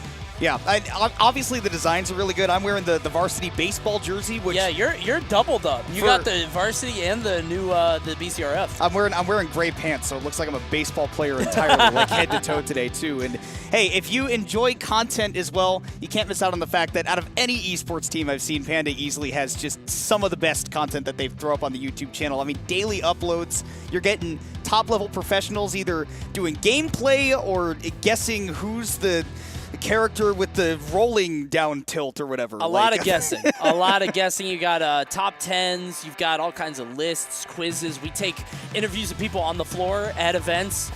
Maybe you'll see first to 10s with players. All kinds of stuff on the Panda YouTube. Check it out. Subscribe. Why not? Subscribe to him on YouTube, too. He's almost at 100,000. Oh, my God. Yeah. Thank you for the organic. Guys, I'm almost at 100,000 on YouTube, and I post Smash Brothers content all the time. Oh, it's every day. Yeah, I love playing Smash Brothers. Check it out, Coney on YouTube, please. And listen, we're going to take a quick break. That gives you plenty of time. YouTube Coney, check it out. I'm almost at 100K. It would mean a lot to me. Thank you. Go do it now. We're going to go on a break, and I'm not coming back till you do. So you got to do it right now.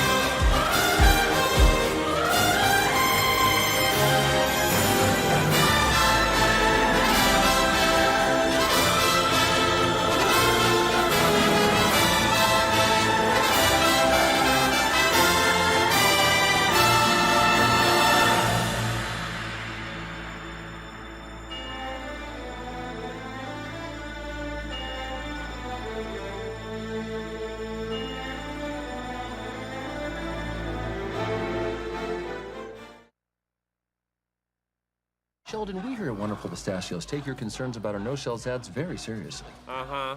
Then what's that? Don't look away! Is that how people eat those? You two, get in here! I'm going in.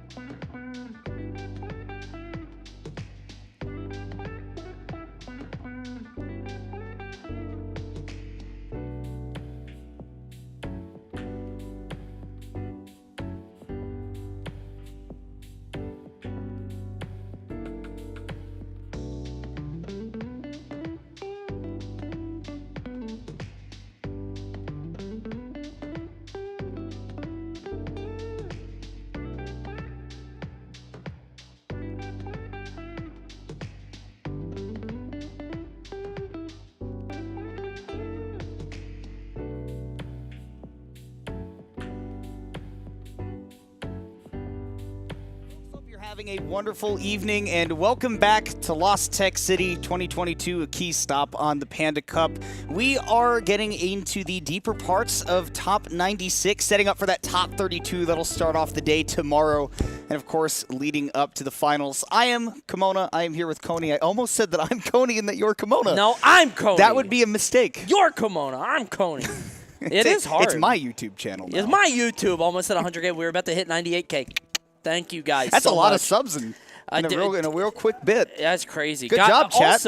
Also, I will mention, please follow this channel if you're into Smash content. This is a brand new channel. Normally, I don't do this, but Panda Cup is a new channel, and there's going to be all kinds of Smash stuff on it. So it's not like, an established Smash Twitch channel. Yeah. So just make sure you don't miss anything. Follow the channel. It's free on Twitch. Just go below the stream. Yeah. You're already here. Well, and also, you're going to get to keep up with the regional qualifiers and everything for the online qualifiers for the Panda Cup as well if you follow this. So, I mean, it's definitely, you're getting nothing but Smash. You know what you're getting when you tune into this channel. So give it a follow, give it a sub if you want to, I guess. But yeah, keep up with everything that's going on, especially this weekend, right? This is a very, very fun weekend. I always love when majors come down to Texas because there's a lot of space. There are a lot of great crowds down here. Obviously, great food too. And we get to see some great players. In fact, a return of one of the old greats in Megafox. Oh my God, Banjo mentioned that name to me, and I felt like at the end of Ratatouille. Like, I swear to God, Megafox, if I'm not mistaken, and let me know if I'm wrong here, because Banjo said yeah, but I'm not sure. I'm pretty sure Megafox, when I started in Brawl, was like a 14-year-old Fox player from Texas that never left. Yep. So to see him now, 10 years later, like, good God. Like, I've never seen him in person because I only saw him on Smashboards, right? Like, that was the only way that you ever talked to anybody. And there he is. Oh, my God. This is a big deal for me, all right? Because I've never seen Mega Fox's face. I only read about him on Smashboards about this Fox kid that was tearing up the Brawl. Oh, my God. This is unbelievable. And he never got the chance to travel even through, like, Smash 4 and then by Ultimate, right? He kind of fell out of the game a little bit, but he's like, hey, I've got a major in my backyard. He is San Antonio local. He's gotten a couple of big wins, including over Grayson to get here. Lima on the other side had to take on Risky Nerd and Shu to be here. And, I mean, this is a really big match because this is kind of a ghost to the past and a ghost to the present and now fighting for the future. Like, I'm just so excited to see Mega Fox back again, man. Absolutely. I just like seeing Fox in general because it really feels like it's light.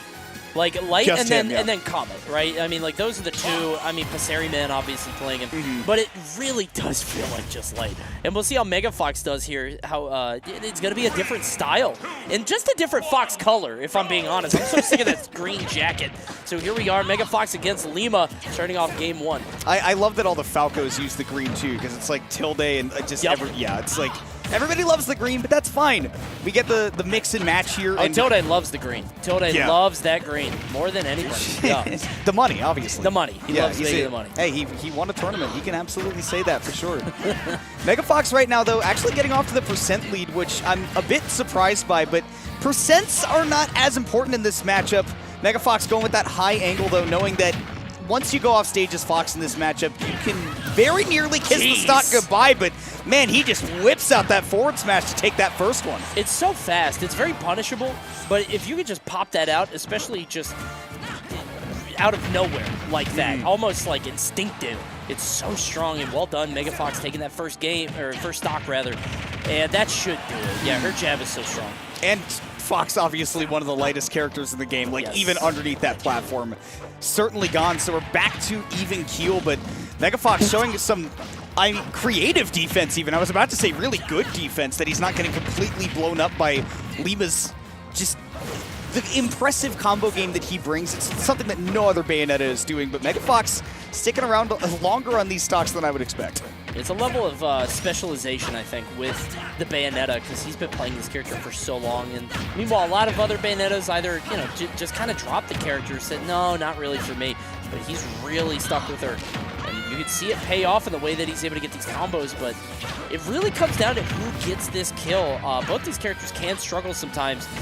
Tries to follow a drift down, but instead he air dodges through, and now Lima in a bad spot. Oh, there was so much lag there. Yeah, well, and that's one of the things that Lima has to be really careful about, is that against a lot of characters, he can mix up on that shield, use a ton of those specials, and then when he lands with all that extra lag, like you'll see there, normally not a problem, but Fox is so fast and has access to really quick kill power that you have to be really discerning if you're going to go with that route as a Bayonetta. Forward throw, not enough to do it.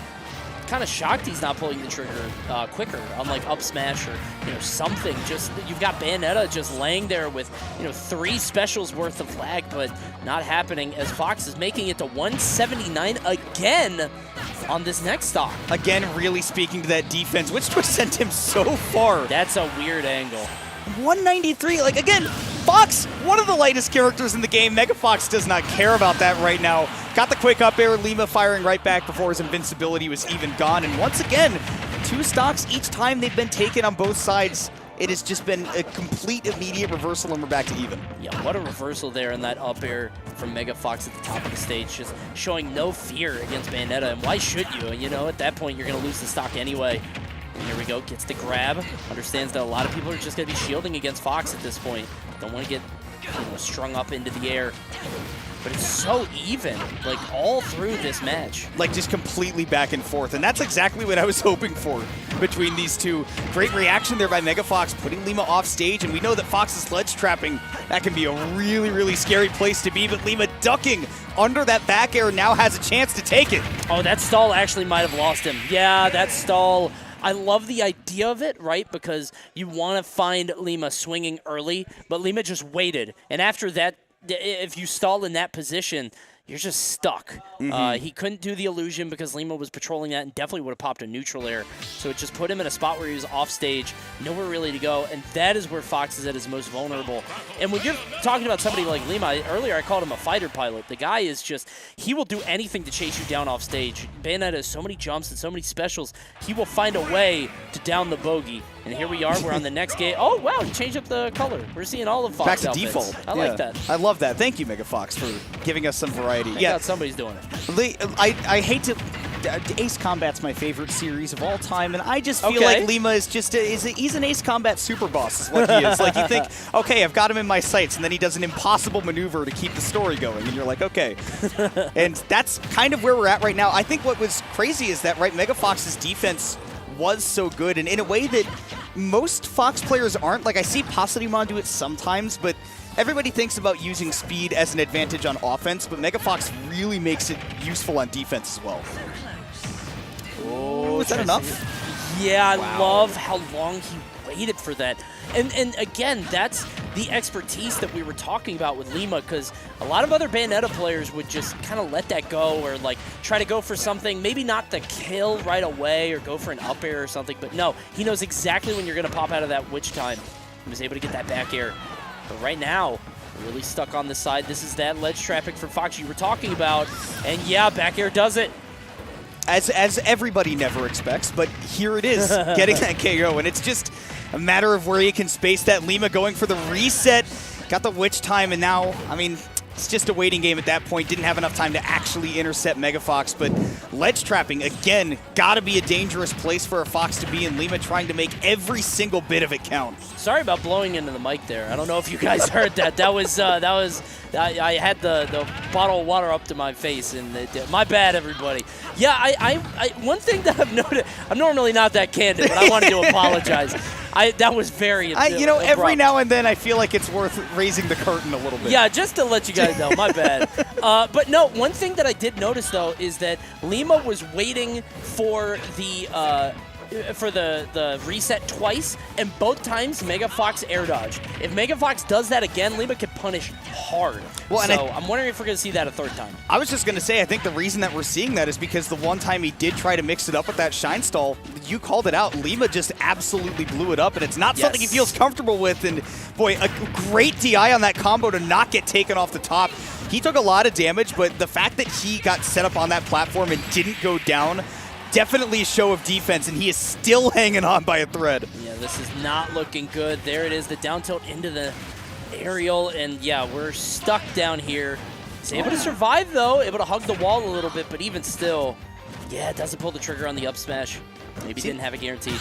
felt like one of those moments where Lima didn't have like the stakes 100% behind him, didn't go like crazy off stage and messing up that recovery. It wouldn't be a set with Lima without one SD. True. So it's out of the way now.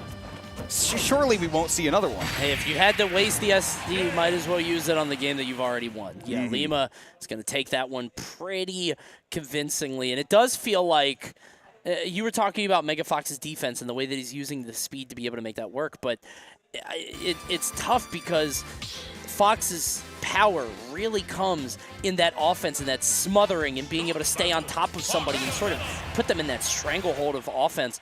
It feels like on defense,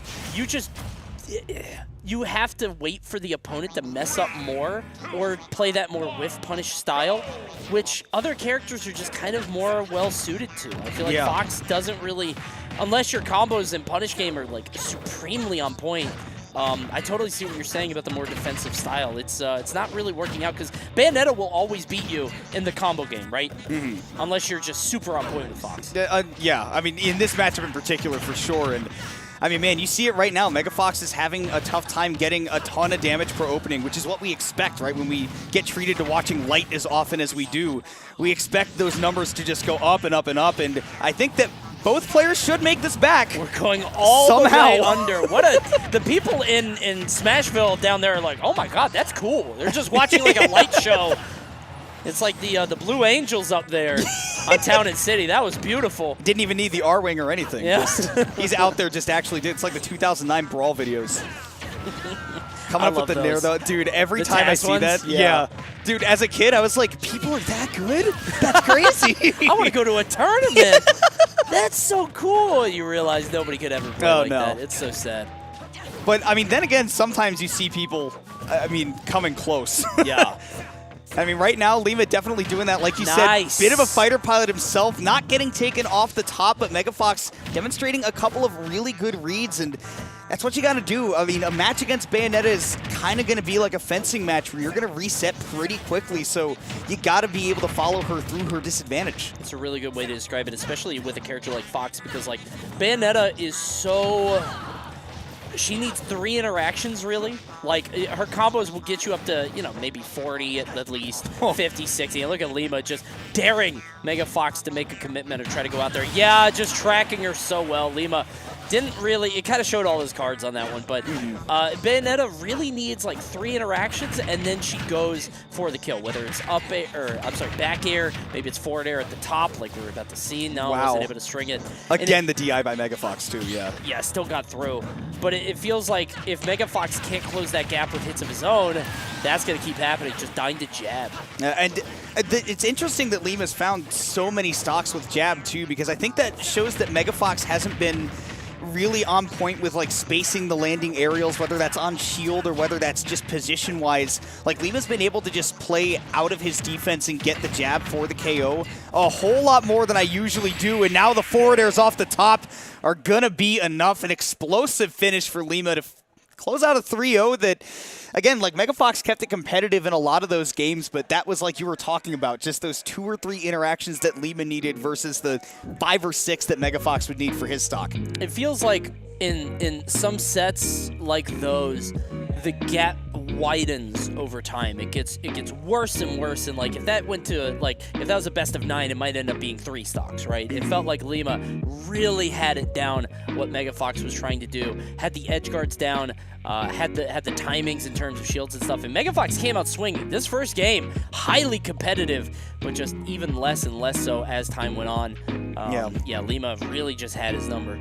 I mean, Lima's just an adaptation monster is really what there is to it, because he's constantly looking for just small flaws in your defense in particular that really, really open up just what he can do. Stuff like this, right, where you give him one wayward jump, you give him one habit out of shield, and I mean, it just keeps on going. And that's why you'll constantly see him poking at you with tons of different things, using up all his resources on the ledge or on your shield, because he wants to just see one thing that you're going to poke in a panic scenario that he can take advantage of later. I mean, it's just set goes on and he just shows more and more things. Yeah, Panda just kind of has to find that one opportunity and just blow you wide open. But coming up next, if I'm not mistaken, I think this matchup Yeah, I'm looking at it. This sucks that this has to happen. I'm just going to say that straight up. This next Surely matchup, it's not Bobby and Jackie. No, it's not. It's worse.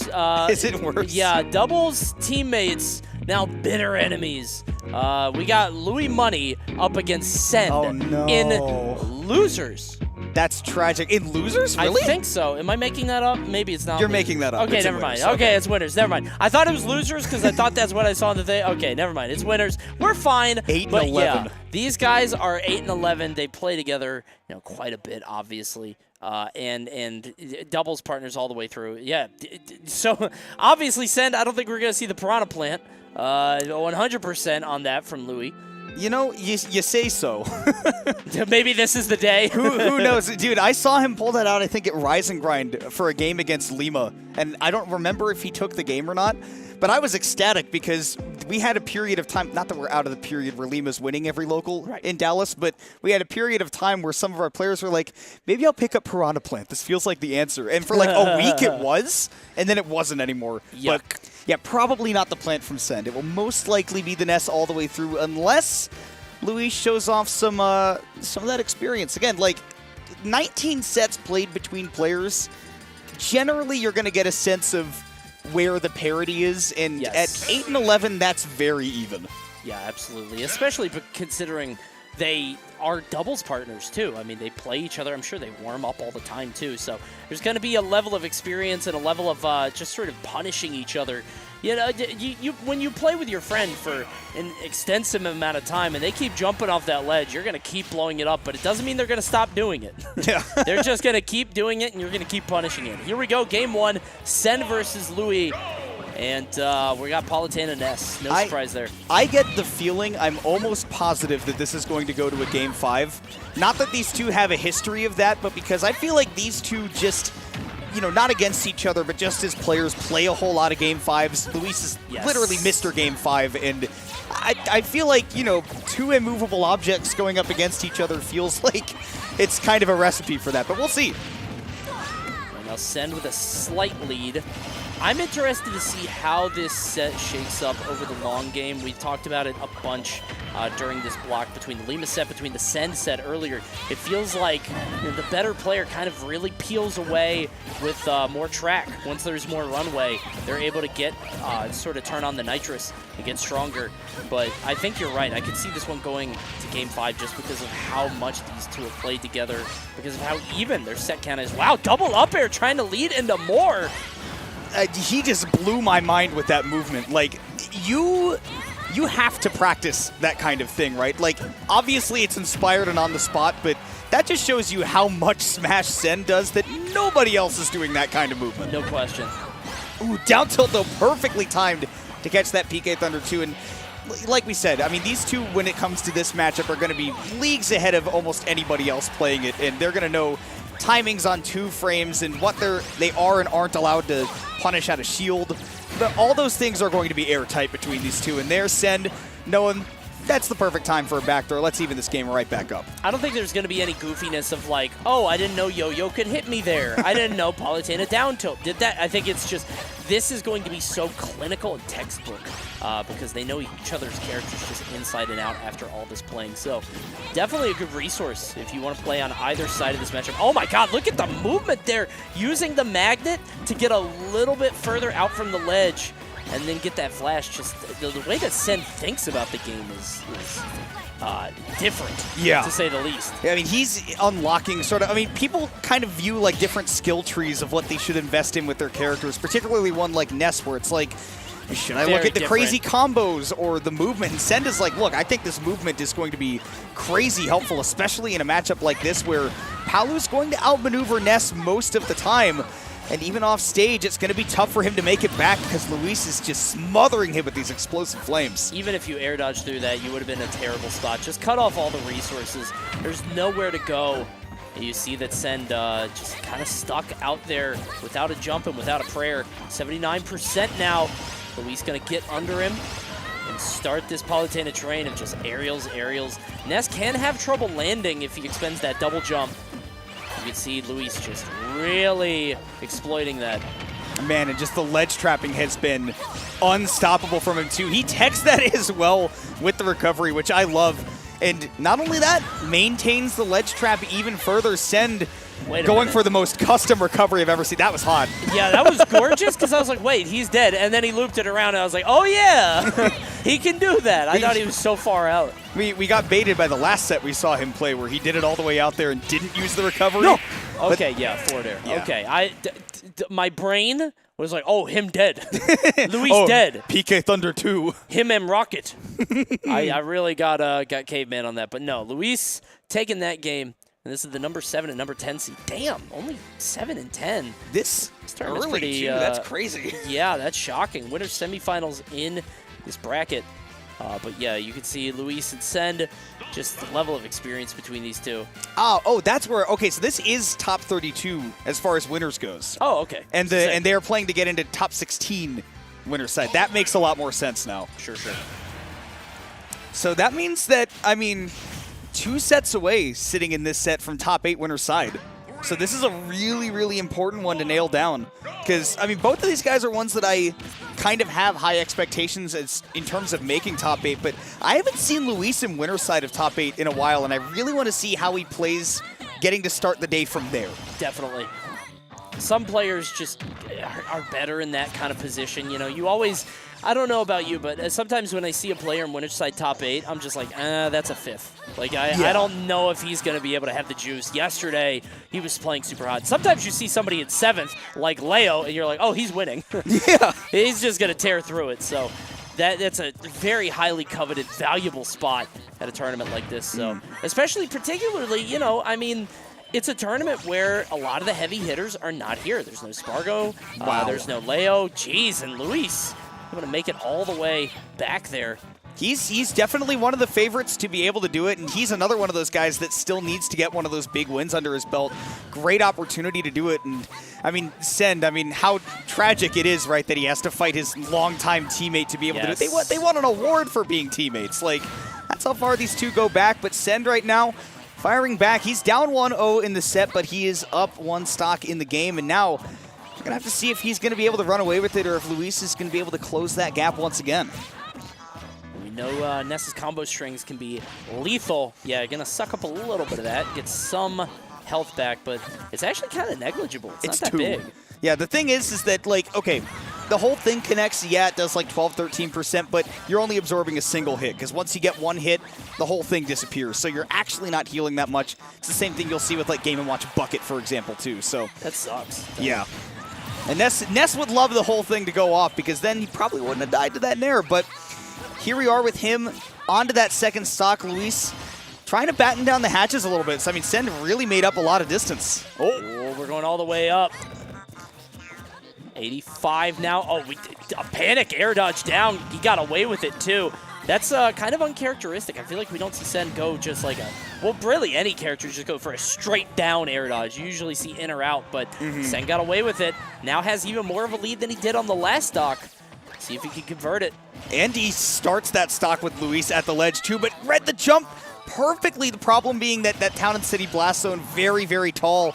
So Send able to hold on to it just for a little while longer. And against a character like Palu, who sometimes can struggle to find a halfway decent confirm. It's about reading that movement at a disadvantage. And, I mean, if Send can stay tricky, he can really keep racking it up. If he could stay in the center stage, too, because Palutena really kills off the side. That I mean, obviously has some stuff to kill off the top up air, right? But usually, especially at these percents, you're going to see a back air. You're going to see a forward air just like that. You're going to see more aerials to push you. She's more of a horizontal killer. So if Send could just hold center for the rest of this stock, I think he's in a way better spot because having the advantage of a kill throw in this kind of scenario when you're up 90% is huge. Or you can just yo-yo and kill it 100. That's fine too. Well done. Yeah, really, really good by Send. I mean, recognizing he took the double jump away, so why even fish for something when you know that you just toss that yo-yo down on the ledge? Worst case scenario, Luis just kind of dinks off the first hit, and then he can air dodge back to the ledge, and then guess what you do? You throw out another down smash, and the best thing he can do is get up attack you. So really, really great scenario there for Send to even the set back up to 1-1. And again, you can see the parity between these two that they'll take that adaptation into the next game. I knew we were not going to see a Dark Samus. I saw it as a, huh? Surely this is some kind of mistake. That's wacky. It's not even near Ness. I don't even know how he selected that, but here we go. We're out to Battlefield for the next one, and I think what you said is true. I think we're going to get a game 5. I'd be shocked if we didn't. The way that these two are going back and forth for sure, but definitely a great counterpick for Luis right now. Sen gets access to a really generous combo game here, but the control that Luis gets at these platforms, especially against a character that he can kind of outmatch with things like the back air and the neutral air, it's going to be all over him here. I love the confidence to go out there and go for that back air. I think a lot of people just wouldn't do it. I mean, having an invincible back air that is that disjointed definitely, yeah, it gives you a little bit of courage. But regardless, I mean, I think a lot of people would just say, okay, I'm just going to take this ledge and punish Ness when he comes back. But well done. We know Luis to do that. I don't know about that one, though. It was a, what do we call it, a bad read, where if it works, you're like, okay, well, you got the read, but, I mean, did you? Yeah, I think low-level play would pop, like, birthday party play, they love that. Like, oh, what a read! If you're at a college dorm, you know. That's how you hit the Falcon Punch, yeah. Exactly, yeah. But here, I'm like, hey, yuck. No. Big back air there, and yeah, this is looking like kind of a wash, man. Yeah, okay. I missed that, though. Great drift to hold back near the ledge. Gorgeous. Yeah, really, really great recovery by Luis because he knew Sen was going to be all over him. You'll see 130. Oh, he expected to roll in. That was so cool. Yeah, you can see Luis gave Sen a lot of rope, but Sen putting it down and says, nope, I'm not going to do it. But there it is, another back air to beat out that recovery. And he made that back, too. Yeah, I mean, it's all about just getting the Ness off stage, and I guess having a lot of success on Battlefield, doesn't mind the big blast zone. Sen doesn't right now either. That up smash plenty strong enough to do it, but he's going to need one of those patented crazy Ness stocks to make this back. He's got no double jump, too. Oh, never mind. I lied. That's been getting me more and more, and I don't know why. I think there was a patch. That's got to be it. I know it's as simple as looking for the double jump rings, but there's something that's been messing me up. There's a white stage. I think it's like with the blue background and stuff. I've said that so many times. At Summit, I kept being like, oh, he has no jump. Oh. My eyesight's not good enough for this anymore. Yeah, we got to get off the mic. Our time has come. It's tough. Or some glasses would also help, you know, like maybe not go that drastic. I'm suggesting just retirement. It's like, how about some contacts, right? Immediate career change. Are we going to see another back air to close this out? Yeah, he's so confident to go for it. And Sen, it's just, Sen was so scared. He knew he couldn't go higher, and a bit of a chuckle, an Omega laugh between friends here. You could see Sen had no opportunity to recover and got stuffed twice. And that time he's like, I got to go low. It's like, I shouldn't have done that. I can't go low.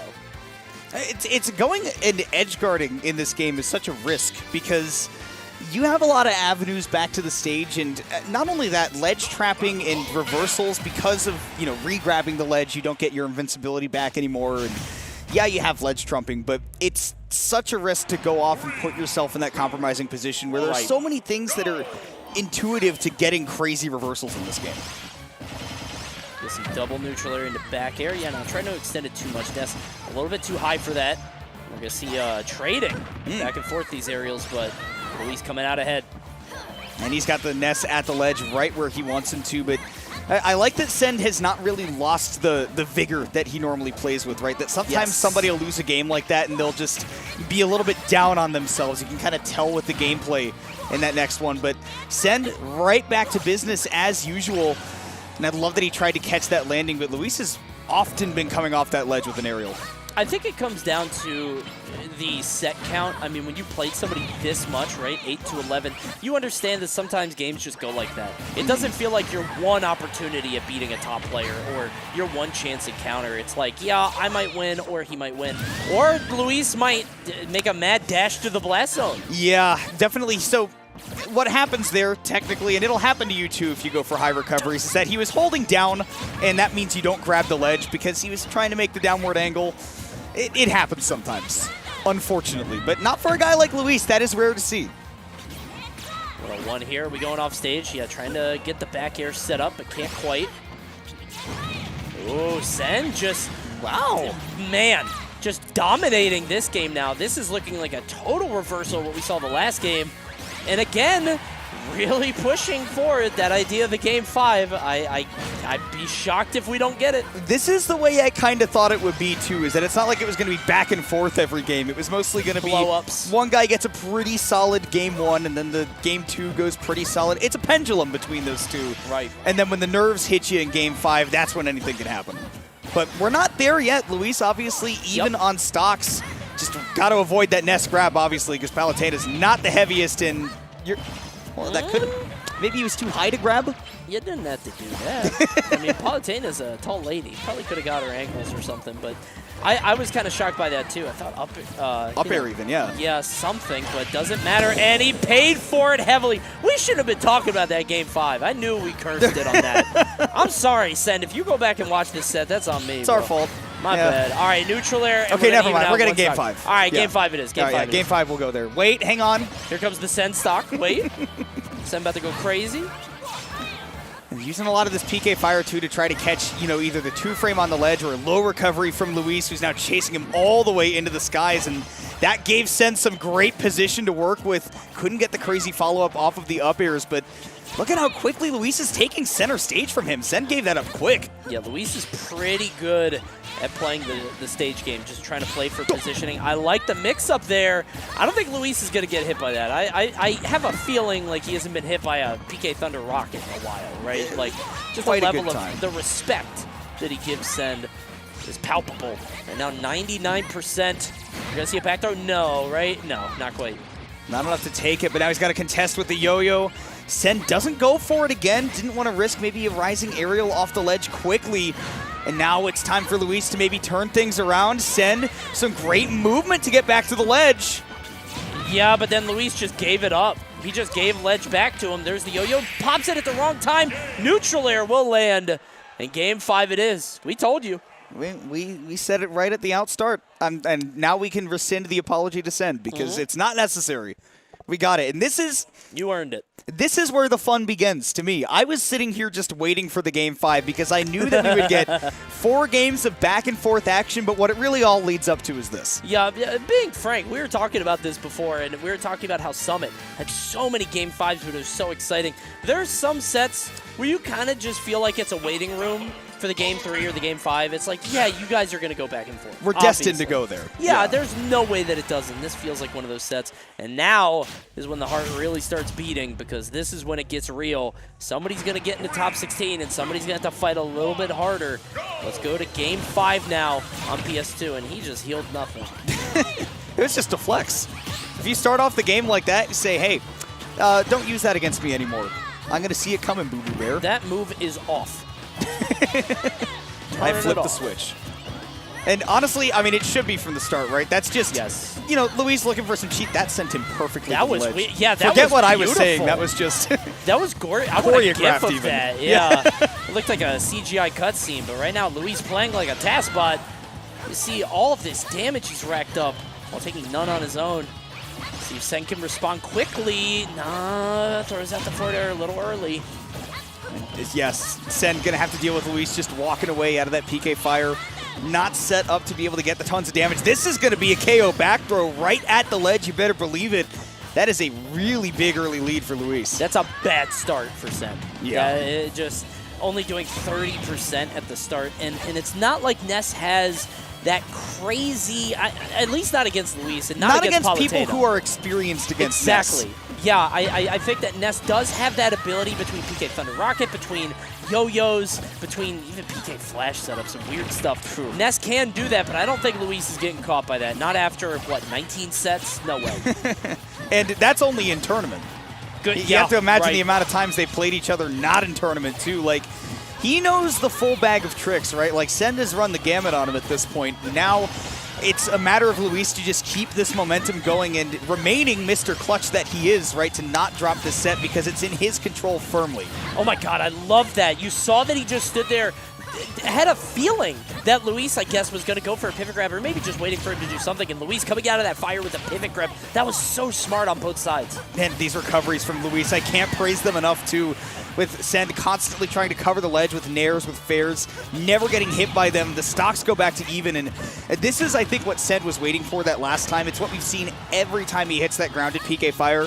Luis just SDIs out, then gets back, and no way, he does live that. That was an intentional hit to make sure that that stock was gone. Very purposeful. You'll see players do that sometimes, and it's such a risk because if you don't time the tech, you're done. And there is some variance, right? Because it's going to zoom in, you're going to have the camera, and you have to be ready to be able to tech it. And you saw Luis was more than prepared. He's been in that situation before, and had he dropped that, it'd be an even game, but now he's working with the lead. Send, though, trying to stamp it out, may just do that. The Palu's off stage, and he's hovering. This is gorgeous. Love that setup. Getting Luis to go high. Got more damage off. Oh, but he made a critical error staying above Palutena. That gets him out the other. And he takes the Thunder. There it is. Once again, the level of experience becomes crystal clear as Luis not only jumps into the rocket, but also into the Thunder itself and stamps another win over Send. Phenomenal, phenomenal kite block. 9th win he's gotten over him, and Luis says, you like that, right? Man. You like that? I did that on purpose, by the way. Yeah, I know there are people in chat. So lucky. So lucky, dude, jumping in front of you. He got so lucky. No, Luis They played 20 sets. Jeez. They played 20 sets. It was on purpose, I promise. Unbelievable there. So now 11 sets for Send and 9 for Louis Money. Still needs a couple more to be able to bring it back up, but to be able to do it on that big stage definitely means a lot. So Luis can advance on to what? You said top 16, right? Yeah, top 16 winners quarter. So if he wins that next set, he's in winner's side top 8. And again, I can't stress enough how badly I want to see Luis play from that position because he's normally a guy who relies on playing long sets, making small adaptations over a course, and then when you have to play 6 or 7 of those through loser's bracket, it gets exhausting. But if he gets that luxury of playing fewer sets and winners because you advance through the bracket faster there, I want to see if that can give him the confidence and the energy boost to make a run all the way to the top. Yeah, he used to have the nickname, I think, Mr. Reverse 305, because he would always he would always do that. Mr. Best of 5, that was it. Mr. B05, that's what it was. Luis had sort of he had a reputation for being able to win those long sets, and if he can keep it up, we'll see how much further he can go. Unfortunately, Send gonna drop down into losers, and let's take a look at the top seeds. Only 3 of the top seeds have been upset, as you can see here. Zamba, of course, the first seed of the tournament, along with Meister, and like we talked about before, I think Meister is. It might be his tournament, man. Yeah. Honestly. It's honestly just a complete toss-up between Zamba and Meister for that 1 seed. And I think you just have to give Zamba being more active and having good results lately, giving him that 1 seed. But it really just could be Meister's tournament. You can't forget about a lot of the guys on this page, though. Even the ones in losers, right? I mean, we saw SkyJ go down to Atomic earlier. I mean, even Send going down to Luis, right? He can still make a big run. A couple of DQs along the way as well. Goblin, God bless, I hope he's doing well in Florida with all the hurricane stuff. Couldn't make it out here. Sure. But ESM was able to make it in, out from Florida. Cosmos wasn't able to make it. Yeah, Vicky got stuck out there, too. Vicky got stuck out there, too. Yeah, Vicky was supposed to be on comms for this event, but unfortunately got stuck. So, yeah, hope everybody's safe. If you're watching this from Florida, hope you're taking care of yourself. But, yeah, Cosmos, Goblin, not able to make it out here. But these are the top seeds. I know we keep sort of banging this drum, but I really think it might be Meister's tournament because if you look at the other seeds, I mean, Mars, ESAM, even MVD. MVD, yeah. Yeah, like Game & Watch is in a very comfy spot. But we were talking about this before. One of my favorite players to watch in the game is Mudace. I love watching Mudace, and I want to see him go crazy. I really do. Not only that, but he's like not just fighting like on home turf, like from a state side, but he lives in San Antonio. He's he does. He's like 20, 30 minutes from this venue, so he's fighting for his home city right now. And honestly, Mudace at Texas Majors goes crazy. He's won DreamHack Dallas twice. Jeez. I feel like this is kind of when you put him in a venue like this, high pressure situations, he can do well. And I mean, you see so far he has done rather well. He made it out of his pools, no problem, right? 2-0s all the way. Even against Brandon with, a Shoto going up against Peach can be actually quite scary. Yeah, it can be very terrifying because you know that you're going to have to come in aerially. It's like one of those characters, we were talking a lot about it at Summit, Wario. Gluto having a very difficult time against FGC characters. There are just some characters that get stuffed out by them, and Peach definitely could be one of them. Obviously, he's a great combo game, but what happens after that? Especially because Peach not really great at killing, but was able to make that work. I'm excited to see how well Mudace does, because I think Mudace, we were talking before during the break, Mudace one of the best players in the world at last hit. Like, I think does not die, finds a way to just avoid and sort of float around and maneuver around stocks. I want to see Mudace go as far as possible. He's the Fundies king.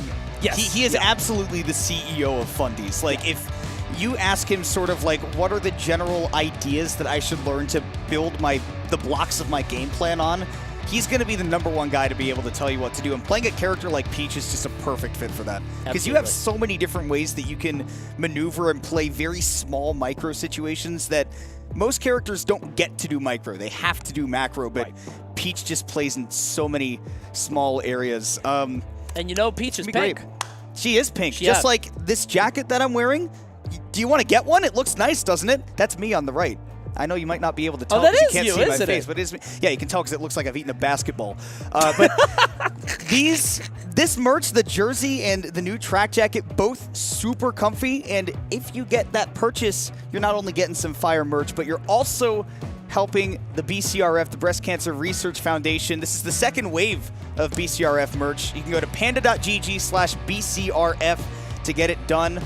Yep. And pick it up. And 25% of all the proceeds go to BCRF, so you're helping a great cause there too. Also, if you're a nerd like some of the people here, geek, check out PG Stats. Poindexter. Yeah, check out PG Stats on YouTube or at pgstats.com. One of the crazy things that I think a lot of people don't know about PG Stats, you know, you probably have a page on there. If you've ever competed, just search your name. You're going to be shocked. You can find data, VODs, history, deep dives, rankings, all kinds of stuff, both on pgstats.com and on the YouTube channel. And I mean, you could talk about it. You're on the YouTube more often than not. Yeah, go check out the YouTube channel. I'm probably going to be giving you a recap of the events on Tuesday that you'll be able to hear. Or if you actually subscribe on YouTube, they have the memberships now, and you can actually get early access to the audio recordings of those recaps. Forgot about that among some other things. And one day you might hear a recap about this tournament, but you should go first, so you might be in the recap and make a big run. It's Low Tide City, happening May 13th and the 14th, 2023 next year. Kick off the Summer of Smash with one of the best tournaments of the year. Low Tide City is happening in Round Rock, Texas at the Kalahari. It's going to be a lot of fun. It's one of those, it's a water park tournament. It's going to be great. Check it out, start.gg/Low Tide City 2023. And this LTC thing is so confusing. Low Tide, Lost Tech, low tier. You know, as a tourney locator individual who knows a whole lot of the intricacies behind LTC esports, I'm very excited for Low Tide City 2023. You all should go check it out, sign up. It's in Round Rock is like 20 minutes away from Austin, by the way. So you also get you're very, very close to all the action that you get to see out there in a great, great city in Texas. Texas is too big. you have too much state. Neighbor had to drive 5.5 hours to get here. And yes, we also live in Texas. That's too big. I don't like that. You guys got to split that up or something. That's way too much. Oh, check this out. We got are we still on? I don't think we are. Oh, did we get – okay, we got kicked off. Wait, are we here? That merch was great, though, wasn't it? Hey, had to show you – TK hit the smolder, though. Had to show you a bit of merch on that one. Oh, and the Panda shop has merch. One priority. What? Are we –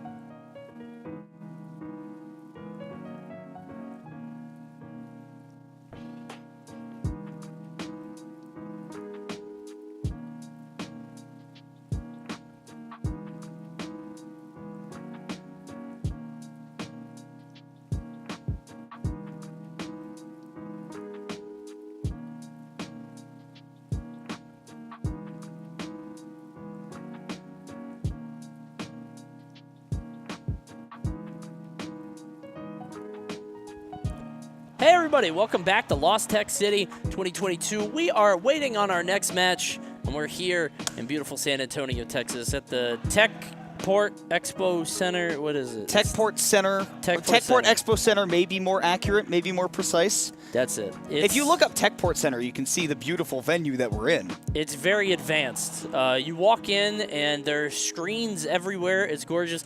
And there's food right there. And There's it's literally a food It's court. not meme food. It's actually pretty good, but it is kind of expensive. I will But say you're that. at a convention center, so I what do you expect? deserve it. Yeah. That's true. Although I will say, I went to there's like a land center right over there where they're having multiverses, and I got an Aquafina. It was only $2, so I was like, Oh, wow. wow, okay. I shouldn't have said Aquafina. They didn't pay us to be here. Whatever. I got a bottled water, and that's what I got. Over I know there. why it was $2. It's because it was Aquafina. Okay, well, I didn't go that far. Aquafina, hey, let's talk if you want to give us a call. It's fine. No, I have but, beef with different brands. Yeah, so we're chilling for a little bit. We got our next set coming up in just a bit, but we're here to just talk about the tournament and just hang out. Hope you guys are doing well. Remember, I told you this before, but you should follow the channel because we've got all kinds of Panda Cup stuff happening all over the country, and you don't want to miss the tournament. Next week we're going to be in Detroit, Michigan for the Big House. The 10th one, the big 10 years, I think, of Big House. Woohoo! So that's going to be a lot of fun. You don't want to miss that, so follow the channel. Yeah, I mean, that's just one of the most historic, storied Smash tournaments of all time, right? Like, you could list any number of iconic things that have happened there. Did he walk up slowly and down smash? Invisible ceiling glitch, right? People getting major first-time wins at those tournaments. Like, it is just one of the absolute bastions of the Smash scene. It would not be the same without the Big House. I'm so happy that it's back, man. Yeah, Big House is an amazing tournament. Can't wait to be there next week in Detroit. And there are just so many events happening all throughout the year. Want to stay on top of it. All, of course, leading up to the Panda Cup finale in December at the the Los Angeles Convention Center, which is going to be, I can't wait for that. I mean, there's stuff all over that venue to do. So it's not just like a tournament, right? I feel like if you've ever been to one of these, sometimes you'll go to an event and it's like, okay, what's there to do around? Well, there's the tournament. You pay $9 for a hot dog if you want to. I mean, that's exciting, right? But that event is going to have so much to do all around. It's going to be very exciting. You don't want to miss it. It's kind of more of like an expo on the side with the big tournament alongside with it, which I think is so cool. And can't forget the wonderful Pistachios Last Chance qualifier too, where, I mean, that's the most slots that a tournament will put players into the tournament with, because there are 4 up for grabs at that. By the end of the tour, if you're not in, you kind of got to go there. No question. And I've heard some people saying, like, oh, I'll just make it at the Last Chance. I'm not worried about it. I don't know. I mean, if Enough everybody... people say that, yeah. Exactly. If everybody says that, you're it kind of gets stuffed out. There's only so many slots open. But we are going to decide 3 here. 3 people are going to make it to the Panda Cup at the end of this for each game. So... Yeah. So we are fixing some stuff on the back end, guys. There's some issues with something on the back end. So we're going to take a quick break. We'll be back in a little bit. Don't go anywhere, okay? And hey, while we have a break, why don't you follow me on YouTube? Subscribe. I'm almost at 100K. Watch some of my videos, but then come back. We'll see you soon.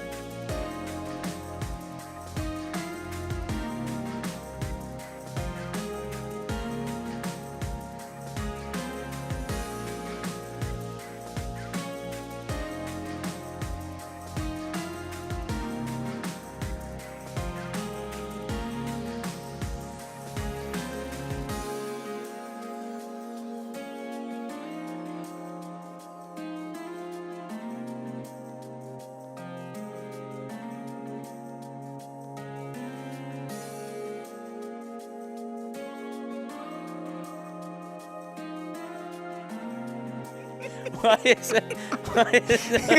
Welcome back to Lost Tech City 2022, everybody. Had a little break to fix some technical difficulties, and we're back now, so that is exactly what we have all wanted, because I think you've seen the players sitting up there for a little bit. We finally get to see a fun set come back up. It's Kimona and Coney still at it, and we're about to see MVD and Texas local Nico go at it to try to, I believe, determine who's making it into winner's quarters. Too many Nikos. Yeah, there's Nico, and then there's I think they played at a tournament not too long ago. Oh, did they? Yeah. Okay. So there's this Nico who plays Cloud, and then another Nico that plays Shulk, who I think might have quit, or I think he might have switched off, but I don't know. I feel like I haven't heard from him in a while, but very talented player. But this is a different Nico. We got Cloud versus Snake happening here, and you were talking before. Cloud doesn't get to do Cloud things. He doesn't get the opportunity to do what he wants to do. Generally, Cloud wants to try to keep the game plan as consolidated around throwing out that back air as possible, but that requires you to not be very precise with your spacing. You really just want to try to take control of that area, but now you can't just do that because you're contesting with grenades and even pummeling on that grab. Not working out, but Nico does get off to that percentage lead, and if there's one thing Cloud can definitely do, it is juggle Snake for a while. Oh, yes. Snake just kind of gets stuck in the air, popping that Cypher. It's so easy to just keep him up there.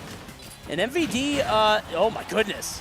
MVD known for his set play. Very good at kind of creating a zone and keeping you out. And that was so smart because he knew he had limit. Nico would not have been able to make it back from being out there unless he had that limit. That was so good. Yeah, and most people would fear, right, a limit move coming out to edge guard them, and MVD's like, okay, well, I'm just far enough away to not worry about cross slash. I can react to the blade beam as well, but no, Nico just keeping it, again, plain and simple. The more you use that back air, the more success you're going to have. It's a good move, and he came all the way back on stage somehow. Why did he go that way? I thought Nikita always sent you the way that Snake was facing, but I guess that's not true. Oh, that's neat. I didn't know that. I feel like somebody's told me that before. Maybe they were lying. Yeah, I know the Pichu one. That's the only one I know. Oh, yeah. on the Thunder. But yeah, well done there. He's able to survive 159, living forever. MVD has got to find a way to take off this stock.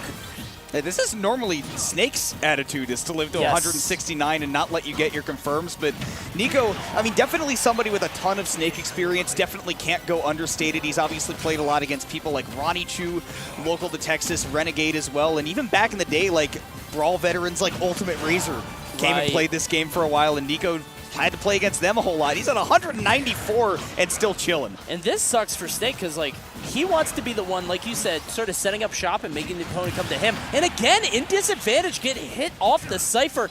Like, if Nico can take grenade trades, that's golden. That's what he wants. He wants to just sort of trade that damage. That stock has been around forever. Reading the air dodge, finally, the only option he had, dying at well over 200. Yeah, 212% is a crazy percent to live to against Snake, and I mean that also, basically when you're at 160, Snake gets a grab and you're going to go bye-bye because he gets the down throw, but Nico using that sword to his advantage, not giving MVD the range to get in and get that grab, and like you said, now that he's playing with the lead, he doesn't mind taking those grenade trades either. He's in a great spot, but C4, MVD's starting to cook something up. Has the limit. Yeah, the fear there, knowing that MVD was just going to shield. He's able to wisely jump over, and MVD, again, trying to get that set play started. He has the C4, just try to put on the platform, try to set up the grenades, but now Nico able to just penetrate that defense. He used a grab to set up MVD into his own grenade that he threw and then nearly got a big combo off of it. Good awareness of the C4 as well, but there, MVD playing around that back air. Again, you know that's going to be such a big threat for Cloud, and if his back is turned to you, it's actually when he's at his most dangerous. He's like a bee. And he got stung by that one, the Charles Barkley, the big golf swing all the way up there. And we saw MVD kind of like do the little head tilt. Sometimes he'll do that to try to, you know, to try to get himself back into the game, to think hard. So nice try there, but unfortunately did not make it happen. And Nico coming out with fire on that first game is the lower seed by quite a bit, 6-22. So did not expect that kind of blow up for game one. Yeah, but Nico has, I mean, anybody in Houston can tell you that, I mean, just every day this guy plays the game, he comes up with something else that you've never seen before, especially just from a player like mindset perspective. It's just crazy how he's able to play with the pace of the game, even in a matchup where he shouldn't be able to. That's Snake's job most of the time, but he has not let MVD run away with things. And again, getting off to that early lead and going for a big one too. 62% now. And you can see Cloud just juggling Snake. This is what you were talking about before. If Snake ever gets put in the air, he's just kind of stuck up there for so long. MVD getting kind of impatient too. This isn't the collected MVD that we see sometimes. MVD is kind of known for when he comes to the ground, sometimes, like more often than not, he'll pop an aerial, just try to force his way, and he can be sometimes kind of stubborn. And I think that's the MVD we're seeing. There it was again, using that aerial instead of just standing his ground. But wait a minute, there's no limit here. Love using the up smash, and then the C4 to follow it right there as well. But Nico knew he had enough invincibility to just hang on the ledge for both of those, even at a higher percent. And MVD missed spacing that forward tilt. You can see it in the player cam too. He's a little frustrated that he's just not on his P's and Q's right now. Yeah, Snake is a very difficult character to pilot at top level. He just has so many things going for him. Meanwhile, Cloud, obviously difficult to play, but a little bit more, you know, you kind of know what you're getting into. It's spacing these back airs, going for the up air juggles, a little bit easier in terms of the way that he operates. So MVD has got to be a little bit more careful in how he approaches this matchup. And this is where he's most at home. When his back is to the ledge, has the C4 on a platform, throwing grenades. I mean, we talk about how much of Cloud's game plan is portended by him jumping in, starting things by aerials, but yeah, if a Snake is behind a platform, and especially with the C4 on it, good luck getting anywhere near him, because he's going to be setting up daisy cutters on the ground. See 49-54, and now MVD has slowed the pace of this match down to a crawl, and this is exactly what MVD does best. He just sort of playing to Snake's strengths. The weight differential between him and so many other characters becomes so stark that he just wins by virtue of it. It's kind of like a war of attrition. He just, even if you're both racking up percent, he's going to be a little bit heavier, and he just kind of beats you by inches. If he can run away with momentum, that's great, but he doesn't have to. I like that you're thinking about it as a war of attrition, too, because it really goes to, I mean, like Sun Tzu or whatever, right? Where if you are at the numbers disadvantage, you have to have something unorthodox to take that advantage back. And right there, Nico crossing up the shield and then immediately pulling out that golf swing afterwards.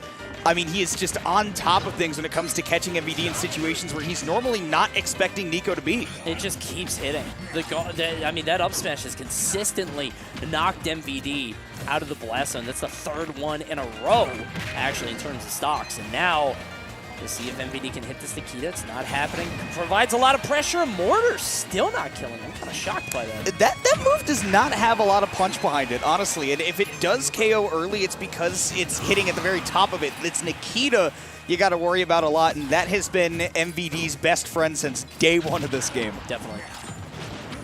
Juggles again, though, man. Dude, Nico's been chasing him crazy up there. He's so good at it. The issue is, of course, the grenades, especially with neutral air. I think with up air, you can kind of hit Snake's little, like, his tootsies, right? You can hit his feet as he's going up, but neutral air has such a bigger swipe that you kind of have to hit the grenade, but I think at this point it doesn't matter. There's that landing aerial, lands on the C4. Wait a minute. I thought that MVD had a setup on that, too. You saw him jump in close. center stage, too. Oh no, he gave up ledge. He's gonna get away. Okay. Yeah, sending the Cypher can kind of cover you sometimes, especially with a grenade, but oh dear. I see what he was setting up for too. Yeah, he was actually trying to make sure that he would get hit by one of those grenades on ledge so that he would either be able to refresh the invincibility when grabbing it or go high, but Nico catching some not prepared DI from MVD, probably trying to dash back, make some space, and then holding to the right on that dash attack. Means that Nico's got a 2-0 lead on one of the favorites to get deep in the bracket. That was weird. Yeah, kind of strange. Didn't have any, bro, what did Conroe, Texas do? What the heck? What's going on out there? Yeah. They got ops for a city I've never heard of. I live in this state. Yeah, that's why I told you have too much state over here. You got to break it up. We need to divvy it up. Do like we did with the colonies. We got like so many of those states over there that are like a mile long. Come on. Rhode Island. All right, here we go into Game 3. Again, PS2, MVD not opting to change it up. I think it's... What? That had to be a misimput, certainly. Either that or he expected Nico to teleport. Like he's playing DBFZ. Yeah, a little strange. I'm wondering if MVD, because MVD did say that he was playing multiverses, and he was like, I hope I can switch through games. It's hard. Yeah. Two very different games, and juggling them is not easy. And obviously, you know, Nico is playing phenomenally, not to take anything away from him. But yeah, weird, uncharacteristic decisions there. And even there, overshooting, like, forward tilt into turnaround up tilt is a very common thing that you do with Snake. But there, Nico didn't even give him an inkling that that was going to happen. He just kind of sent it. Yeah, and I think that MVD's starting to feel, right, down 2-0, he's got to try to make some big plays. I mean, he's gotten a couple of good reads here to start off this game, and I mean, I think that sticking to PS2 probably his best decision as well, because Snake loves this stage, but he's not using the space that he's making as efficiently as I normally expect him to. I think you can't go Battlefield either against Cloud. Like, Snake loves Battlefield, but good lord, Cloud would just never let you land there. So right now, Nico taking advantage.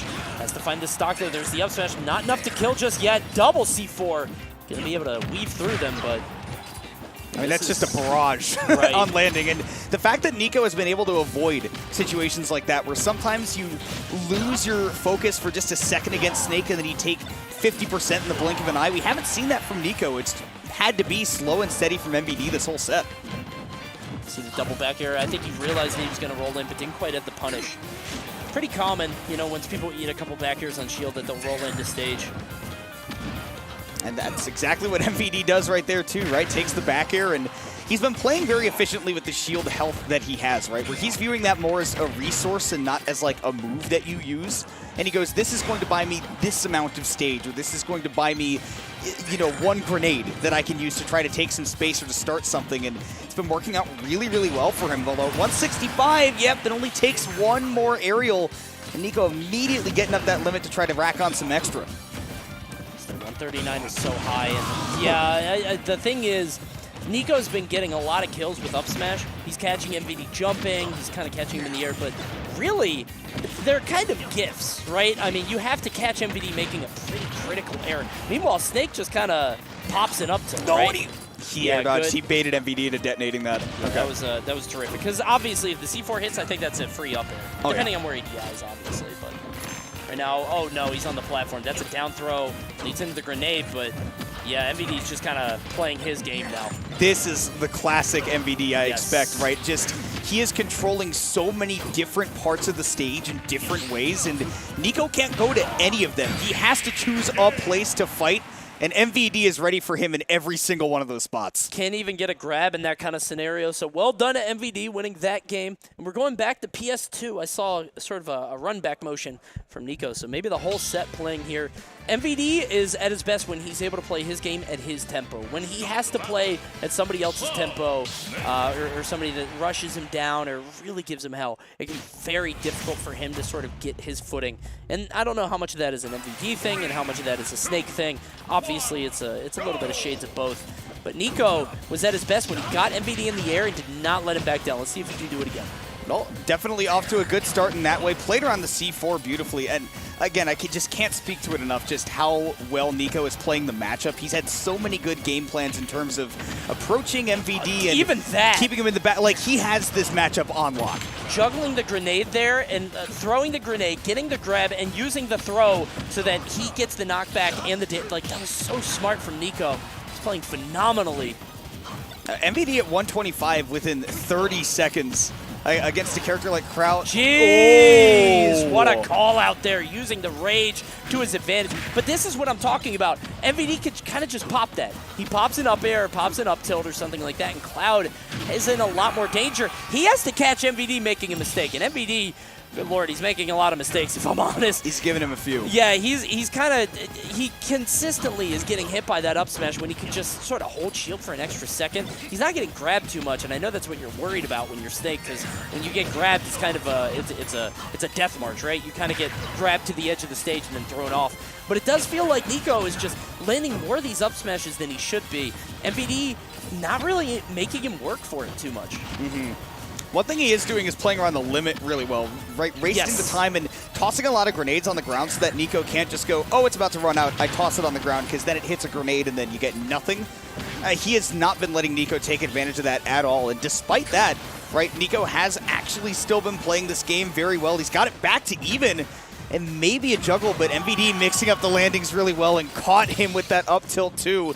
We're one game away from that game 5, potentially MVD finding a reverse 3-0. Yeah, this might be a game 5, just the way that MVD's cooking. He's playing with a newfound level of confidence. Looks like he's kind of woken up here.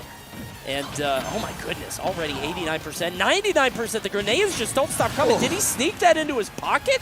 It's like Fallout or something. Just kind of reverse pickpocketed that into his trench coat. There are a lot of pockets on that thing. You give it back to him, and he's like, wait, where did that...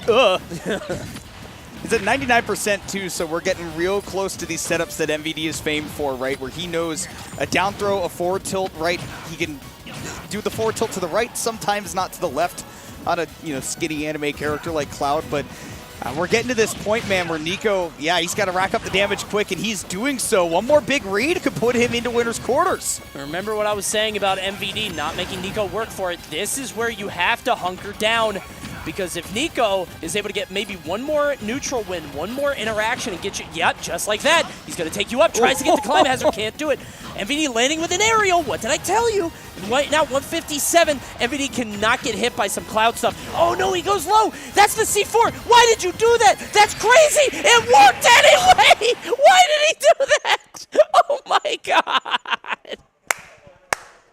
He could have done so many things, and he decided to just slap a kick me sign to the back of him and then finish it. What a bully! Oh my Doyle gosh! Rules. Oh my goodness! If you've seen MVD at a local or anything, you know that he's a bully when he wants to be, and I think that that's one of those ways that you get yourself back into a set, right? You want to go in with all that momentum when you're looking for a reverse 3-0, and I mean, right now he's living high on the hog. Good Lord. What an ending to a match that was in our 5th game. 5th one on PS2 also. Let's get it going. MVD against Nico. Nico was really showing us some great stuff in the first 2 games, but MVD buckled down like you've never seen before. Started playing MVD's game. Started playing that Prime Snake. We'll see what happens this game 5. We know that Nico can do it, but it's been all MVD for these past 2. And I think that part of that is that Nico came in with a very rock-solid, very just steady game plan, right, that he wanted to stick to. But the point of that game plan is not to win the whole set off of it. It's to give you a starting point. That's where you want to adapt from, and that's what I want to see from Nico. Can he take what MVD has given him these past 2 games and change it up just enough that he can thwart that reverse 3-0? We talked about it consistently, too, about that veteran knowledge of being able to win the long set. You can win 2 in a row. But when it comes to that crucial 3rd game, can you make it happen? Landing aerial from MVD, not gonna land just quite. You can see there's the back air. Are we going high? No, we're gonna go low on this one, which is fine. Nico stationed on that platform. The back air will land. 109 here. How is MVD gonna get this stock? He's just going to try to catch the landing. I think expected Nico to retreat to the platform, but again, always being aware of where that C4 is. And he's playing like a boxing game against Snake as a Cloud incredibly well. He's not been tripped up once. MVD, I think, is getting a little antsy. You can see how he's aggressing, he's approaching. He's not just playing Snake's game, and he's going to get hit again and again. Obviously, you have to get this kill, but you can kind of play it at your own pace. Cloud, it's not like it's going to go to time, right? Eventually, does land that up tilt. But I think MVD is going to have to slow it down a little bit, if I'm being honest. That's where we've seen him have a whole lot of success, right? Stick behind that platform, force Nico to do something about what you're throwing at him. Because, again, when you've got projectiles and you're camping, you're still advancing the game state to a point, right? That Nico still has to do something about that. And it's been a real problem for MVD that he hasn't been able to set up that kind of game state. At 124, Nico's getting real close to doing it. And he will send it with the limit climb hazard, 1 stock away from sitting in winner's quarters. Saw him go all the way up there, and I think everybody saw it sort of almost about to happen, MVD included, but he thought it was coming out a little bit earlier. Nico really checkmating him on that one. Right now, 85%. Now MVD on his final stock here. Can he make it work? I think he's given Nico a lot of big openings. He is committed to some big things like that up tilt that Nico has found huge counter hits on, and he DIs past. Yeah, MVD not able to get the big hit he needs. Don't know if it would have, I mean, I assume so, 112, but regardless, he's not going to see it. 123 now, Nico just climbing higher and higher here. And I mean, any percent is fine for Nico, because not only do you get the rage, but like, even if you take the trades, again, this is exactly what Snake normally wants to do. But this means once he comes back on that next stock, an up smash will kill. Yeah, and when you're playing from behind a Snake, it gets real tough. And now, stuck at the ledge with the back airs coming out. One more from Nico will do it for him. MVD's defense holding solid for the moment, and he's right back to that Pokeball. But Nico on top of him with one more forward air, and he's almost got that limit, and it could spell the end of the game with the up smash. It's a 5-star performance from one of the best players in Houston.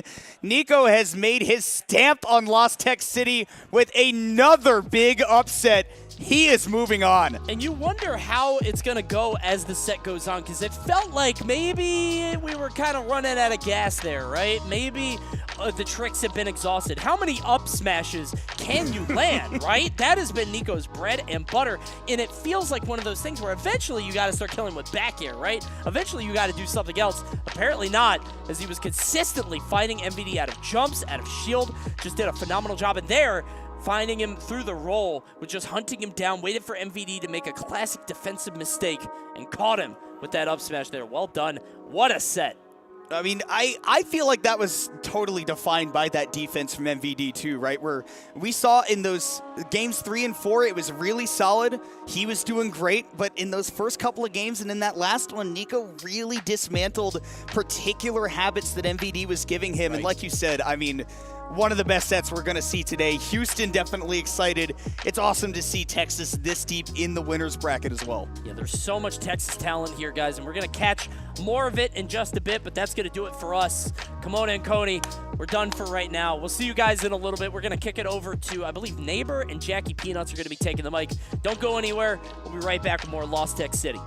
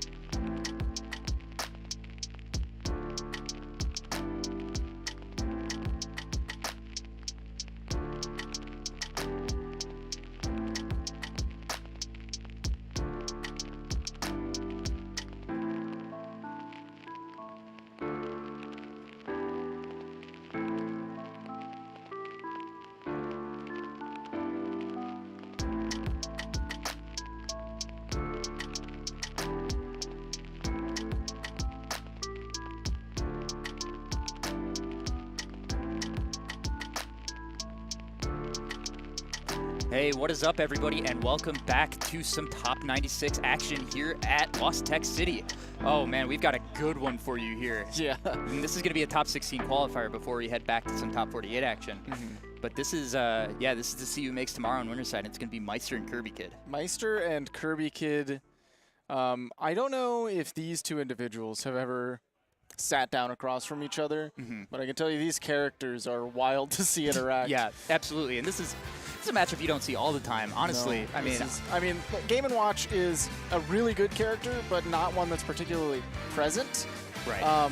There's a couple of those characters that we know are like amazing characters that see one or two reps. Also, like, not the kind of character that you'll see people often being like, all right, time to bust out the secondary Mr. Game & Watch, exactly. Right? So, meanwhile, on the other hand, you also have Kirby Kid rocking the extremely, meta relevant. In every tournament, you're going to see one or two of these in a round.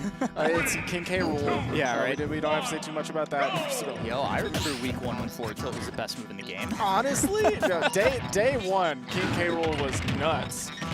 Day X times 1,000. Yeah. He's a character. People have perhaps figured it out. Yeah, punish game a bit important in this matchup. Yeah. Game & Watch will hit you with one nair and then do 1,000 damage.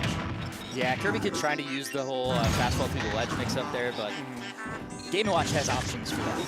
Yeah, Game & Watch, one of the characters who can actually go incredibly low and cover K. Rool's recovery surprisingly well. A lot of characters just kind of fold at the helicopter, but Game & Watch can go extremely deep and then get to the side of him to get the turtles out. Yo, Kirby Kid, you should hit him. Yeah, that's one thing that I would recommend. To win, you do have to. Oh no! There we go. All right. You do have to hit the other player sometimes. Yeah, I mean, I feel like the back air Franklin is just like the biggest home run in this matchup. Absolutely. Like, oh my goodness, just going all the way out with the disjoint, the cross-up potential, the low edge guard. Like, there's so much that back air does. Back air, really all of Game & Watch aerials see unreal play here. It is crazy. Because the up air, like, you're a huge body. K. Rool is going to struggle to get down. That's actually one of the rare things that Kirby Kid would have had an opportunity to punish on field, but Game & Watch dash attack kind of hard to read the cross up there. Yeah, it's a move you almost have to guess. Do you think that's one place where K. Rool's big body might be helpful here? Like, probably the only one. Cross-up protection. That's true. Okay, you gotta, whoa, that's so slow. That's crazy. That is terrifying if you're Kirby Kid. Yeah. Like, that was supposed to be my slow-moving projectile that locks you down, and now I can't ledge trap anymore. Yeah, going for the flare blitz through. Not gonna work. Unfortunate for Kirby Kid. That down smash just covers everything. What a wait for Meister. Slow down just a second to catch him countering. Oh my goodness. I gotta say, I also feel like allowing Smashville was a little bit of a mistake here against Game & Watch. Yeah, absolutely gonna do it. As K. Rool, of course you love Smashville, right? It's it's the close stage. Nobody can escape me. I'm large, but it doesn't matter who I've tried against Game & Watch. I really don't know what to do when you're on that platform above him because there's so much space. Like, if you drop down through an aerial, he can just sit there on the ground and whiff punish it. Yeah. And if you sit up there, he'll just pressure you with nair, up air, up B, all up kinds air's of impressive for a lot of characters. Even the skinny ones, like that up air is going to stop them from landing. Yeah, totally. All right, so what? Interesting. Like to see this though, because I really don't think sticking to that for another 2 games is going to be the answer. It's not. And Louisiana known for their heavies. Sure. Kirby Kid, a pride of Louisiana. Yeah, and Jordan, right? Yeah, I am shocked that there's a Sephiroth here. I've not heard of the Sephiroth. Maybe it's a real thing that I just didn't have the knowledge of. But Kirby Kid is synonymous with that crocodile. Yeah, going out super deep, and I don't think there's anything you can do. And maybe we're seeing why we haven't seen much of the Sephiroth before. Yeah. This is desperation. Well, here's what I think. Like, I feel like a lot of Game & Watch's tough matchup are these big swords, but what characterizes a lot of them is a really good up air out of shield or a B out of shield. And at least for the purposes of punishing Game & Watch above you, Sephiroth doesn't bring that to the table. Or like exceptionally good ranged pressure so that up B out of shield. Game & Watch's out of shield options aren't particularly useful, and Sephiroth, That's a good answer. That is good. He has like some of that. Oh, I love the idea of the down air. Just a little off on the timing. I'm shocked that Meister was able to delay the air dodge that much and still recover. Oh yeah, incredible. What a scoop. Yeah, he got wings so early. Man, that is honestly so bad for him. You don't want wing yet. Yeah. I feel like if you're gonna lose it here when they get down to lighter stocks. Exactly. Like, you'll hold it for a little bit of the second stock, but in terms of making a comeback, you're going to want it on the last stock, and it's not going to stick around. And Sephiroth is now doing better than the K-Roll was, which it's something. Kirby Kid is playing. Yeah, the counter does seem like a really important option in this matchup, and I wasn't thinking enough about that when I saw the counter fit, but it's just a little too late, right? I mean, he's living. That There's gave invincibility him on that. I did not know that, and I don't think Kirby Kid did either. Yeah, very educational stuff here. Okay, Meister going for the cool stuff. Not finding it. Oh, I like the short come up there. Gotta be a little brave in that spot, right? You gotta try. You have to try sincerely. That really showcases how good that down air from Game & Watch is, though, right? Because he just whiff punished that massive up air, giant up air, right? Incredible spacing for Meister after that whole game. Like, yeah, and not just playing around, that one instance, but the fact that Sephiroth's sword is genuinely, and on that stage as well, taking up half of the stage. Yeah, totally. I sometimes feel bad for Meister because he makes it look so easy Right. that it really takes away from like what he's doing. There are not Game & Watchers who are doing this. Like until Mia surfaced in Japan, it was just him. Right, exactly. I feel like the game plan is so simple that it does really. His macro game plan is so good. Like, and to the point where a lot of, like, I feel like what separates a lot of top players is their ability to handle micro interactions, but you never get that chance against Meister. No, he doesn't let you get that far. You have to get in on the Game & Watch first. Good luck. Especially Kirby Kid playing a character like Hero who has all these like weird mechanics, right? He just didn't get a chance to use the armor. He didn't get a chance to use, the down throw berry stuff. Ooh, this could be a weird interaction. Okay, force equity's ready, and Kirby. I'm shocked that he didn't recover from there. Yeah, I mean, I think it's good on Meister to go out there and force the body block as he's hitting him. But I don't even know if that mattered. He was pretty far off. He was far. Sephiroth could get out from deep. Seriously. Meister really just not allowing him. It's crazy to see Meister able to consistently. What is all that damage? Oh my God. That is Chef. Yeah, eat your breakfast. He's able to consistently edge guard any character that you thought was unedge guardable. Oh yeah, that down smash angle is a problem. Oh, this is the food is a problem. And it's interesting because usually Octoslash just slices everything away, but there's so much he can't get all the way through, right? Yeah, and just the position that he's in, and the arc that the bacon and the. It's actually looking like all the hitbox extension is hurting because then there's just like 5 pieces of meat just hitting it. Yeah. Oh my goodness. Oh yeah. Okay. Actually, grabbing Game & Watch Nair, you won't see that one every day. No, you shouldn't. Yeah. That one was a little high on the shield. Yeah. Okay. Dude, the duck was so good. And I feel like in that position, you don't expect to have to low angle because he's just getting up from neutral. Yep. But neutral get up duck was insanely good. Oh, he did it again. Yeah. And that's good because shield is so committal. But crouch, especially, like, crouch cancel is a thing in this game. It's not, obviously not nearly as impactful as in previous iterations, but yeah, there's the back air. But like in cases where you don't want to deal with all the extra frames from shield drop, crouch is a pretty good answer. Right, he could probably just dash attack punish the forward tilt. Okay, solid damage. Wing active. We could absolutely see Game & Watch die at 50%, and here we are at KO %. Yeah, that's a lot of damage off that Scintilla. Oh! Interesting. Yeah, that's you cannot punish Game & Watch smash attacks. Yeah, you just can't. Gotta make a hard read on the next option. Imagine if he had kept charging. Right, supercharged to punish the spot dodge, but there comes the key somehow. All right, yeah, that's the other thing. Town and City, I like the idea of the space, but you also give him at least 30% of the time the chance to just auto-activate the forward air. Yeah. And those platforms are really good for Game & Watch. Yeah, I mean, that was just dominant. Like, Meister's, like I said, Meister's overarching game plan is just so strong that if you're not, like, moving perfectly, it's almost impossible to do anything against him, especially with a character like Hero, but even the Sephiroth. Right. Sephiroth definitely is not a character that I would look at and say, oh, yeah, their options are just invalidated by Game & Watch. That was Meister. That was all Meister. The chef into the up B looked like a big problem, though. Yeah. Like maybe a Sephiroth with more experience recovering has a better way around it, but that looked hard to deal with. Right. And maybe there's particular angles that you go at where you don't just decide I'm going, straight towards. But you're just giving Meister more time to set up a particular ledge trap. And there we see the up air was actually coming out, but Key's just so fast. It's so good. The lack of speed on the frame data from Sephiroth definitely an issue in that matchup. Yeah. It's got interrupted a lot. One of the slowest moving sword characters as far as frame data goes. I mean, he's got a lot of range. It just takes him a while to get there.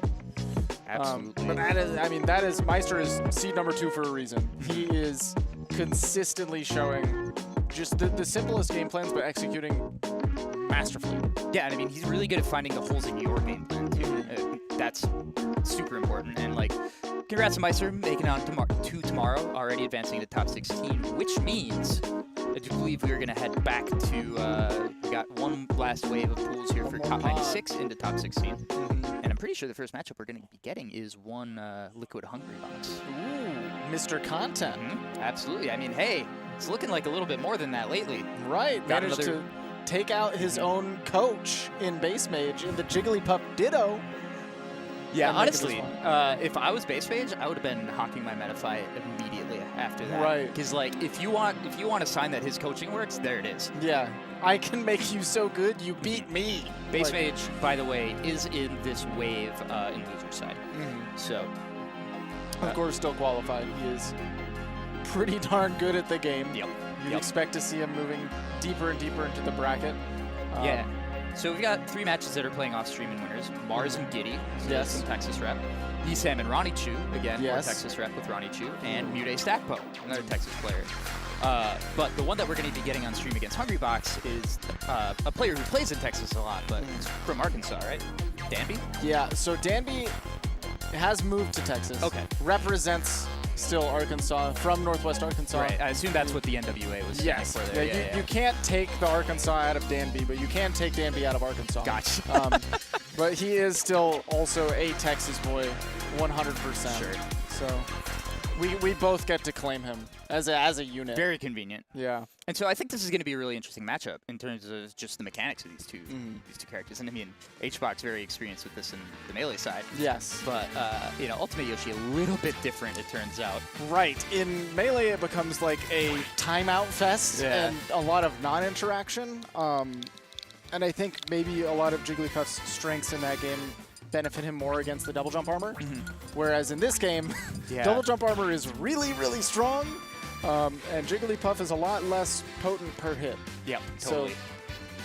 And so this is going to be really interesting to see whenever it comes to unique mechanics and a player like Hungrybox for whom this isn't his main game, I gotta wonder how much he knows about how the combo tree changes. Yes. That said, I'm pretty sure he's known that this was the match for a while. He's had time to study. He's had his coach here with him. So there is opportunity, absolutely.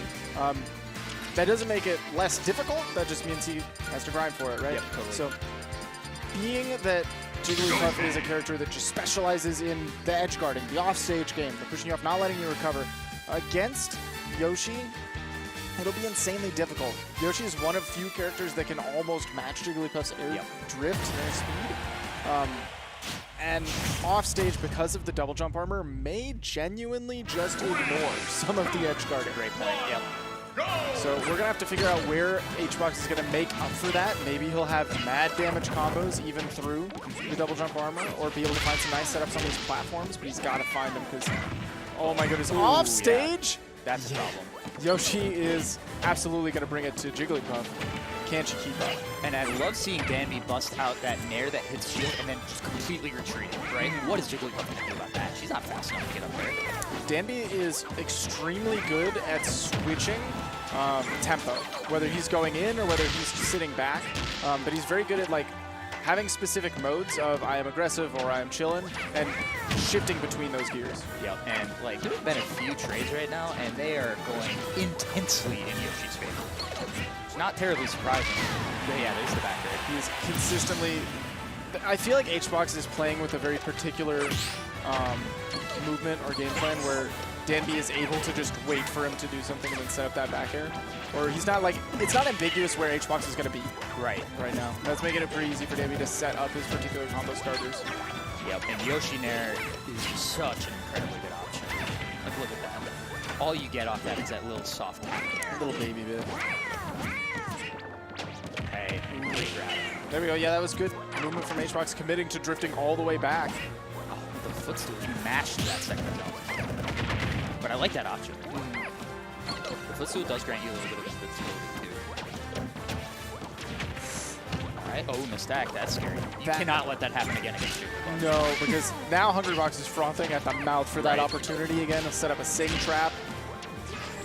Well, or even like a down air trap to follow or something, right? Like, a lot of options here. Tries to go really high with the egg.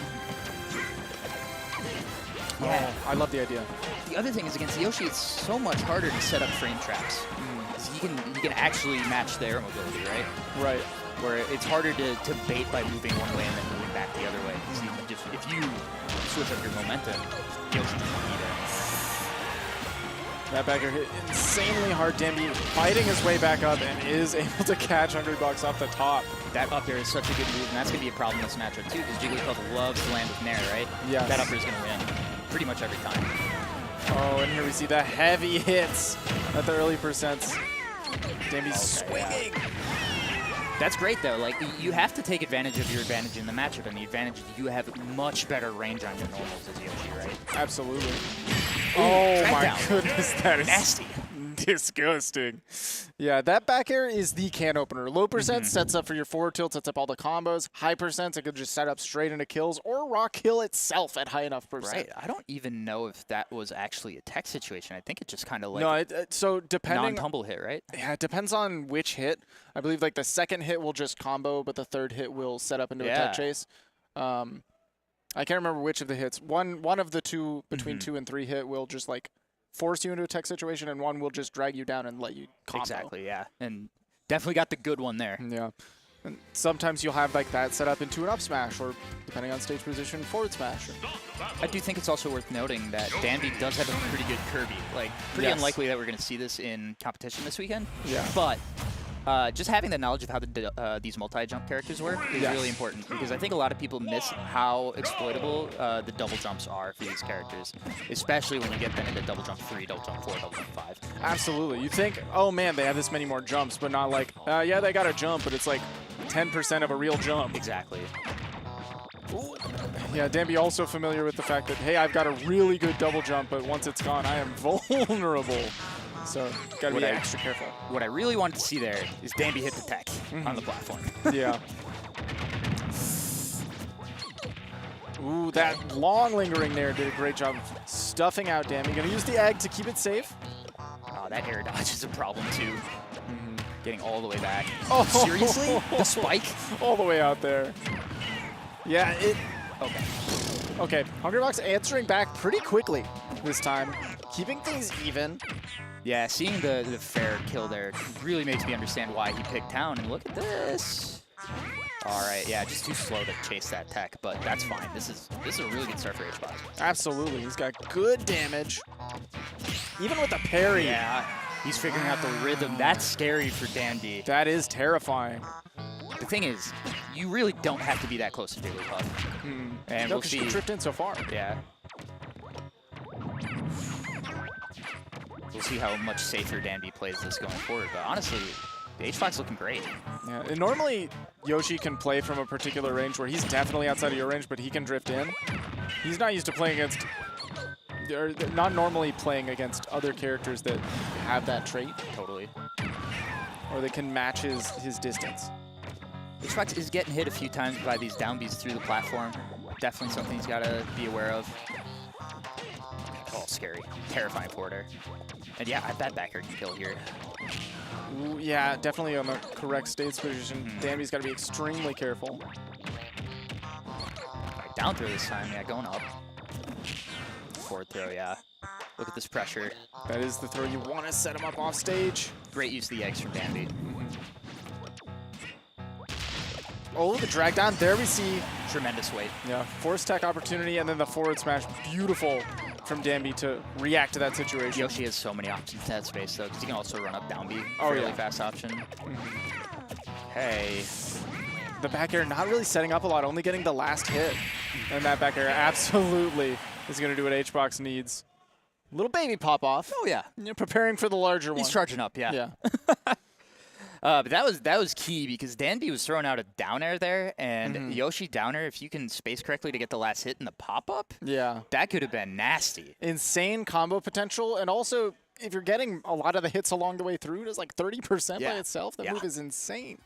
Yeah, I played against Suarez at Riptide, and like, yeah, the way that he was able to specifically place the last hit of down air in spots where if you're there, you get hit into a big combo. If you're not, he's safe. Exactly. It's, yeah, that move has so much utility.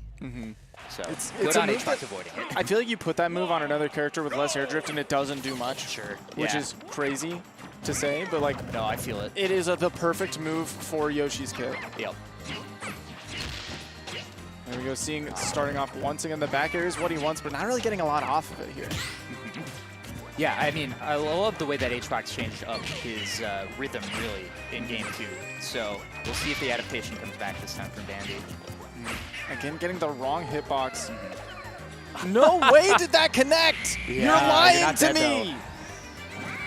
Oh, wanted, yeah, falling upper was probably the max damage, right? Yeah. And then you don't want to mess around because Jigglypuff can get out of that pretty quick. Yeah, especially this game, the rest does not last particularly long.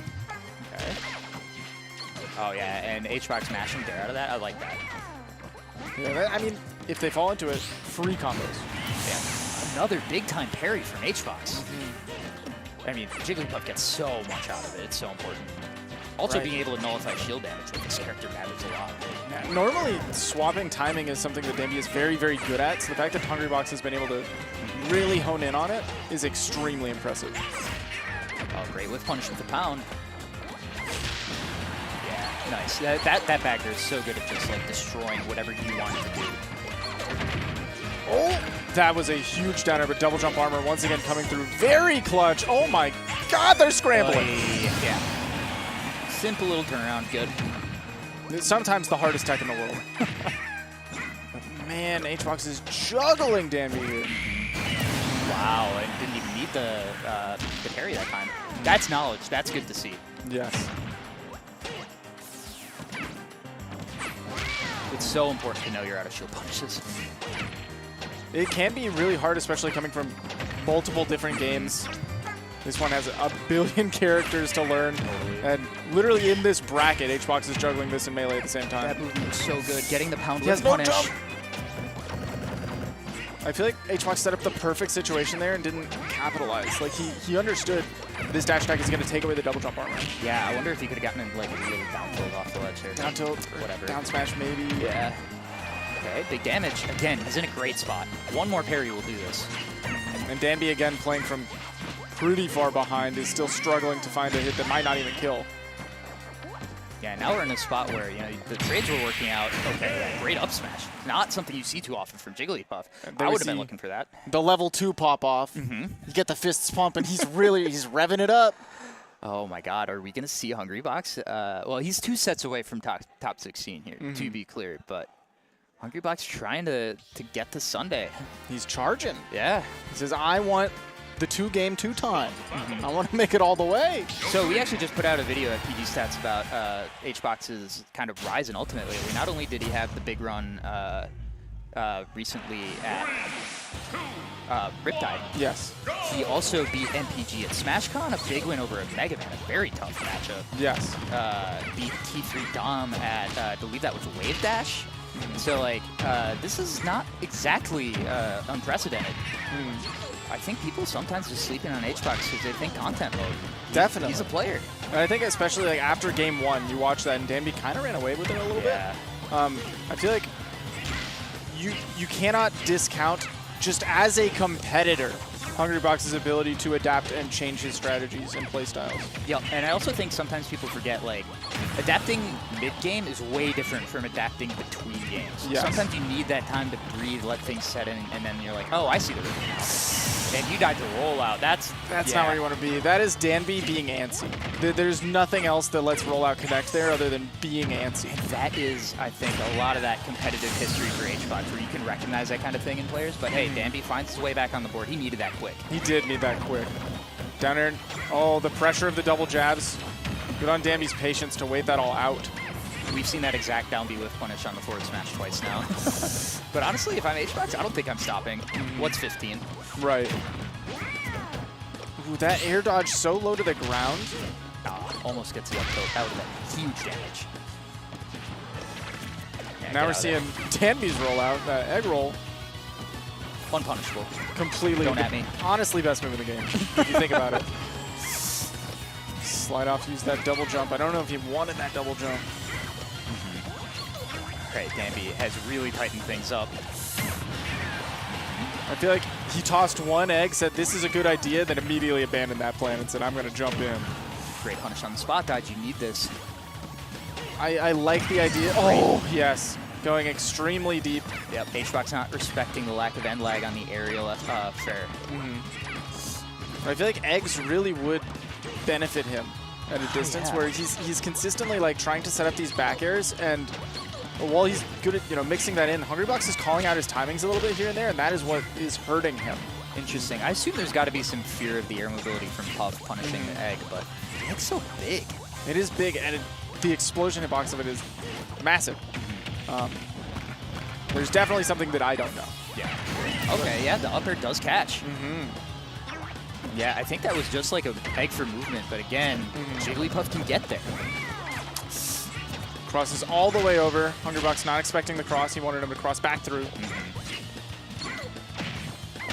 That falling up air was big. You got to match the nair there.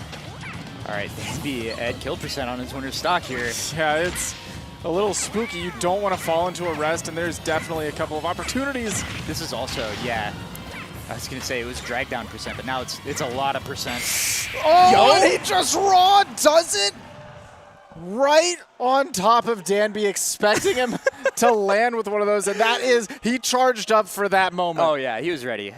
That's the release. So H-Box told my co-director at PG Stats, well, actually Bobby won our matchup, so he's the full director now. Oh yeah, that's what he fought for? Yeah. But H-Box was telling Bobby earlier that like the video that we made actually bumped him up, so like I almost feel somewhat responsible. Shout out to Trade War, the writer, for that video. That is amazing. Look at that. H-Box looking pretty nasty here. It's like, let's not forget how badly he lost that first game. It was not good. It did not look good. It was like, okay, Yoshi just has the air mobility to keep up and big hitboxes and strong hitboxes, and what's Puff going to do? And then, oh. And what's crazy, that's not even like Danby didn't know what to do against Puff. He has played against many, many Puffs. Yeah. There's been at least 3 that cycle into the region every once in a while. Sure. He's played against Cannon Red from Oklahoma. That's the one that I think of, Smash Puff 64. Sure. There are Puffs that are in and out, and he's fought them before and made them look free.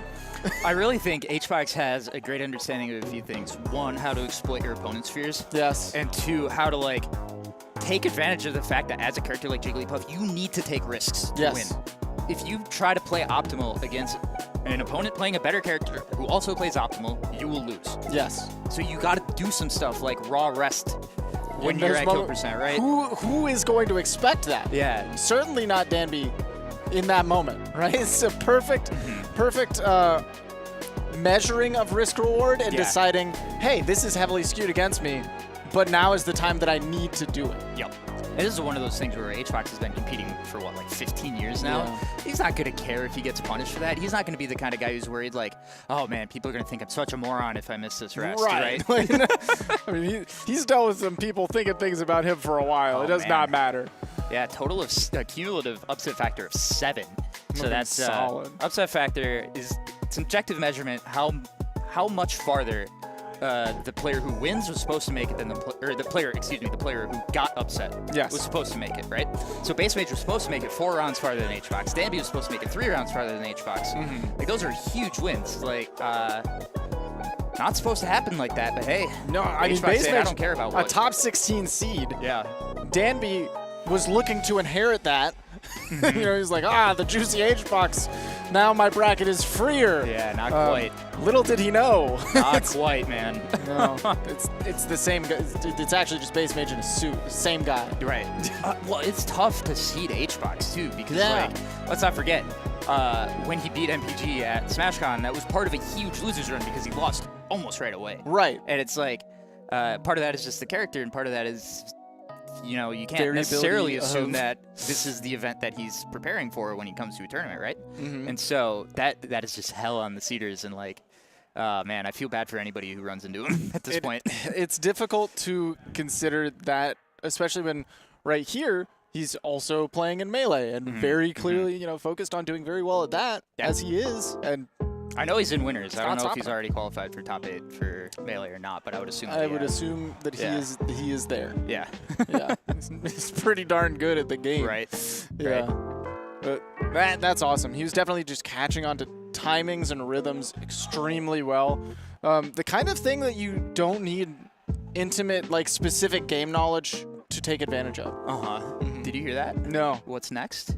Mars and Hungrybox. Ooh, so we're going to see a little bit more of the content, man. HBox is coming right back on the stream, going to play against Mars. And Mars is one who's more intimately familiar with the game, the engine. Right. More deeply than Hungrybox. And a quick update. We've got Esam through one over Ronnie Chu and Mudace through one over Dakpo. But, yeah, here's Mars' run so far. Dropped 1 game to Giddy, but otherwise it's been pretty clean. That that toast, by the way, is not the Young Link toast. No, different toast. Yep. So, but yeah, I mean, it's been pretty clean for Mars, but I mean, really, it feels like the tests begin right now. Yes. Yeah, now you have to deal with pop-off powered up Hungrybox, high on adrenaline. Here's the thing now. There's so much pressure on you as Mars to not be the guy who loses to HBox, the top player. Because Base Mage, who's ranked 25th on the last PGRU, is the top ranked player that he's beaten so far. I don't remember exactly where Mars landed on this past one, but like his peak is top 10, top 5, right? Like, exactly. Like, this would be a massive, massive one for HBox. But the way he's been playing, I can't say that he can't do it. No, it's definitely not out of the question. And Mars also, I mean, there's not just the pressure of how good am I versus, like, I don't want to get joked on by HBox, but also, like, don't want to get kicked out of Ryoku Court, you know? Right, exactly. He's already a player that has a lot of eyes on him because he has had some moments where, you know, he's fallen and he's come back. He's the classic 33rd photo that everybody loves to meme. But he's been rising back up and getting back into the groove of things here. A lot of people made jokes that he is the content man, you know, a little bit. But and I mean, he's been going back and forth with working on the Joker, right? But I don't expect to see that here, actually. I don't think we will. Yeah. You know? There's a world where it comes up. There's definitely a world where it comes up, but I don't necessarily think that's the first thing I would go to. No. And I think Zero Suit's up air, like anybody who has a big up air usually does pretty okay against Pop. So definitely a solid tool. And any character that jumps for Zero Suit Samus, pretty solid for her. Yeah, so let's take a look at what's been going on in the Panda Cup here. So we are here at Lost Tech City, pretty much smack dab in the middle of our Panda Cup schedule. We have already had 8 qualifiers. We're going to have 3 more this week and 3 more next week at Big House, though. So it's about to get big. We've also had the addition of Port Priority coming up in November 12th to the 13th. Big time to get that Pacific Northwest representation. You'll love to see that, right? And yeah, Sonic, Riddles, Toast, Onan, Big D, MK Leo, DeBuzz, and Aaron already in. Yeah, all of them in, and nobody from today's bracket. Yeah, who is in. So there's a scramble for those 3 spots, all to qualify in an exclusive 32-player bracket at the end of the day. Yep. That wonderful Pistachios Last Chance qualifier will also be adding the final 4 reps for the event. It's a free registration here at downtown LA, the LA Convention Center. That's going to be a sick venue. Side events and festivities all weekend for everybody who didn't, make it. So, going to be worth your time for sure. Show up if you can. If not, check out the streams and maybe get comfy while you're doing it. Pick up some of the Panda merch at panda.gg/shop. Some of the most comfortable and also easy to wear out esports merch, where it's not screaming at people, hey, I'm a nerd. Exactly. Hey, I like this video. I like cool clothes that look good and also supporting my scene and the people in it. Those who know. Yes. And those who don't need to. Panda.gg/shop. It's perfect. That's exactly. I like to be about that level of people aware of what I'm doing. All right, the YouTube, Panda Global YouTube, youtube.com/Panda Global. We got Mars, we got Wadi, we got Esam, we got Anna Kramling doing chess stuff. I love that content. That stuff is so great. They do a lot of cool stuff with our talent. So much personality in that group, man. I love them. Definitely. That's where we've seen Mars become the content man. Yeah. But stepping into the player role today, he brought his, his player pajamas. Totally. As he does. Well, we will see, won't we? Because, I don't know if he's in pajamas today. Sorry, run that by me one more time. All right, so we are going to head to a break real quick, and we will be back with Mars and Hungrybox. Keep it here.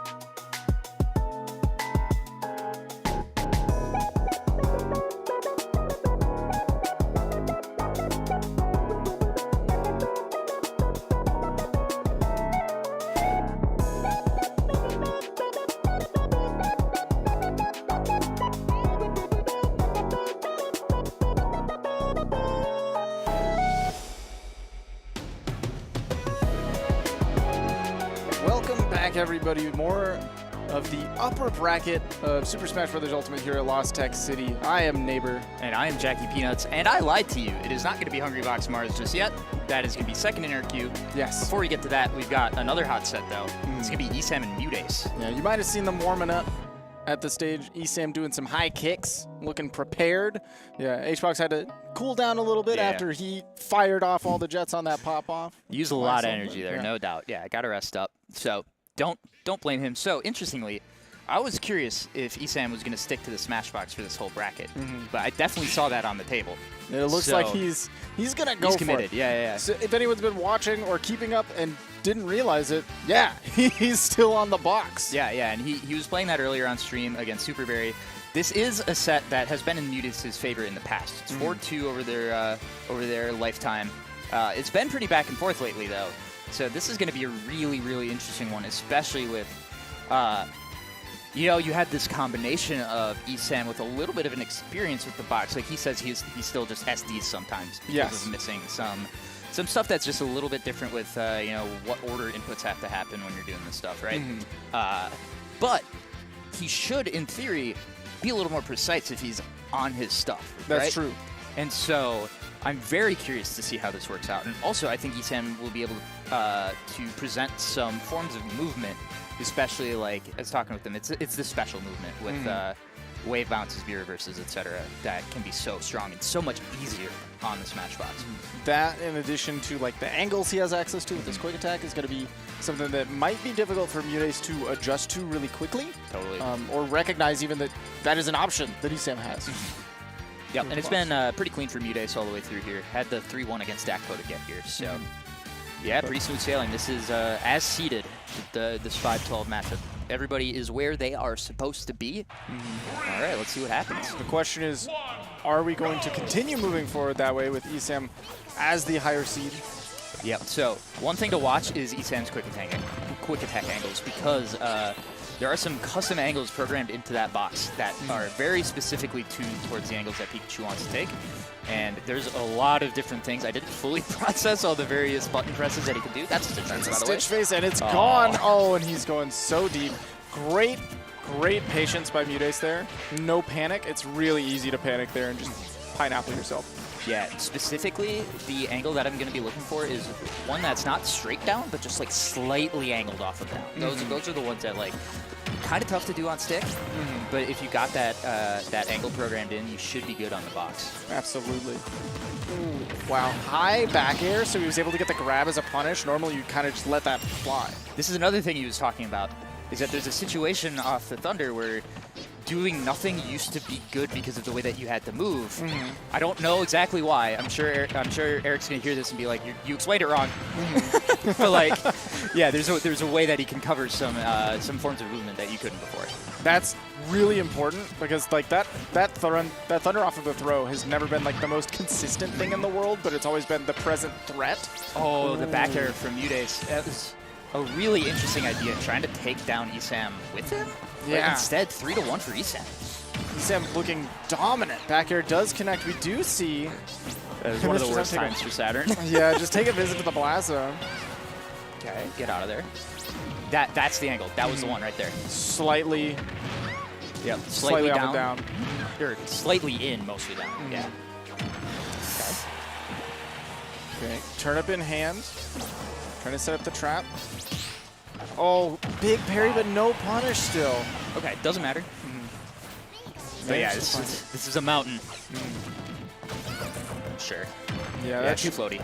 Absolutely be a punish there, but I'm shocked he only got like one back air.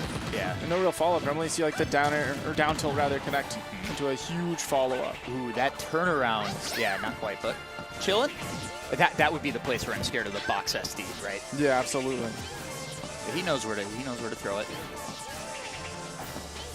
Yeah, staying nice and grounded here. I love that.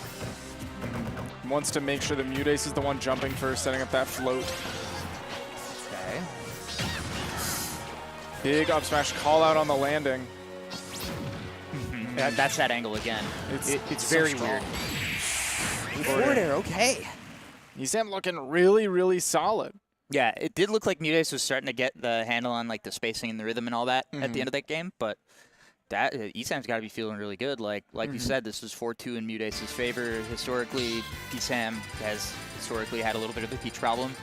Yeah, I mean, your first game against the current best Peach on a new controller, and you take the win. That's got to feel great. I feel like the play style or like the positions that Esam is moving in is definitely a lot different than what we're used to seeing, and I feel like that's what Mudace is having to adjust to right now. So I talked to Wadi about, because he played against Sean when Sean was on the Smashbox. Yes. And it was just like, I expected him to be stiff, and he was, but then there were also points where it's like, you're not supposed to be here. Right. You're not supposed to be able to move that smoothly. Yeah. Oh, interesting. What a that's thunder. such a bad spot. Wow, Holy the fact cow. that sent left was so bad for Mudace. That is a reversal if I have ever seen one. Seriously. That was really smart from Esam. Look at those angles. Yeah, How do you get that distance straight off those box angles? And that's like something that can be tough because Pikachu can't go, the same direction twice. But one of the buttons on the box actually shifts the angles by 30 degrees. That's crazy. Yep. And so that is not a thing that's on the base box either. That's like, some people, according to Esam, there's actually specifically one person from Finland who has labbed and experimented a lot of this stuff out. Really looking for the here up we smash go. to finish stuff, but Mudace mix things with the cross up. Yeah, man, what a sequence. And could have been even more if not for that T-Jolt. And again, calling out the jump. I feel like we've seen that more than once where he tosses out the Thunder Jolt to cover the landing, so Mudace says, okay, I don't want to land, I'm going to jump. And then immediately gets called out with the double jump fair. Okay, where's the edge guard? Oh, the turnip saved him. It did. I didn't realize that took over the knockback. Okay. Up there we go. That does take it down to last stocks. Mudace getting a little bit more comfy and adjusted with the way that Esam is moving now. Yeah, nice little DI mix too. Ooh, not able to get the up air bridge. Uh-oh. I think that was supposed to be a quick attack. Probably intended to be one of those quick attack ins. Yep. Okay, yeah. That down tilt, super safe, so much pressure. Oh, the platform pressure though, it's so good. Mudace is getting all the opportunity for these juggles. Yeah, and playing against Mudace, like, the fear that he puts into you when he floats anywhere near you, so precise. It's crazy. Normally his damage output is just insane per win. And oh no, shot that just happened. Yeah. Oh man, I don't even know. Is Peach up B fast enough to interrupt that? Because I feel like that's the only option. You either have to do that or neutral air dodge, and that's even scarier. I mean, it definitely would interrupt. It definitely would get in the way, but I don't think it's fast enough. Right, that's what I'm saying. That's the thing. Oh, that's so painful. And that's great awareness, though, that once you hit that down tilt, you go. But the thing is, seeing that... Me Brawler now. Ooh. This is a stage counter pick. No? No? Maybe he thought I shouldn't have got that dub. Yeah, maybe. Which I don't like the idea of that as a thought in your head, but we were also talking a bit about this, and Esam was saying, like, what is the point of playing this character if you're not going to occasionally just throw out some huge moves? Yeah. And so that, I think, is going to be key to making this work. But I also do like Brawler against floaties. And honestly, maybe a little bit of, I think my opponent might be tilting. Sure. I'm going to take advantage of that. Oh, yeah. Almost had to confirm. I don't know a character that tilts more consistently than any Mii. Yeah. And I think the thing is, it's less that the Mii's are bad characters, because I definitely, especially for Brawler, don't believe that to be true. Right. But this is some nerd stuff. Definitely. it's some wacko. Yeah, like, he's got the crying face emoji as his avatar. Yep. And by the way, that is absolutely why this character appeals to me, to be clear. Yes. I love hitting people with nerd stuff, so I love seeing this from Esam. Yeah, watch that shot put. Gotta be careful. Really late drift and wow, yeah. Wolf at home. Wolf at home 100%. That back air is so strong sometimes. Yep. And it also has a deceptively big hitbox. Not as big as Wolf, but like, he'll get you. Oh yeah, that nair is very scary. Oh. Yeah, he's fine. Oh, well, he was. There's a tech opportunity there for sure. Yeah, I didn't expect there to be one. Well, Mute had gotten quite a few stitches. It was about time that one of them eventually shot, right? Absolutely. I just am shocked that we're not seeing more huge combo extensions out of Mute.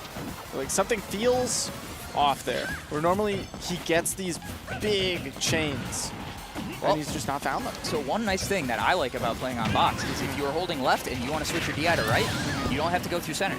Yeah, that might be a huge factor. And there's not a big window to get your DI in. It's a smaller window than in previous iterations. So I do think that matters. And yeah, this is huge damage. Yeah. Yeah. Trying to end everything with that downer, doesn't quite find it, but not really anything to be scared of if you have the flip jump as he does. Yeah. I mean, it's no Zero Suits, but it's good enough. It'll get you out It's of there. Zero Suit at home. But hey, when you take every good character's at-home kit and combo it together, you got something nice. Oh, man. Oh, that's it. That's the Thrupper, and that is ESAM 3-0. Dominant. Absolutely dominant.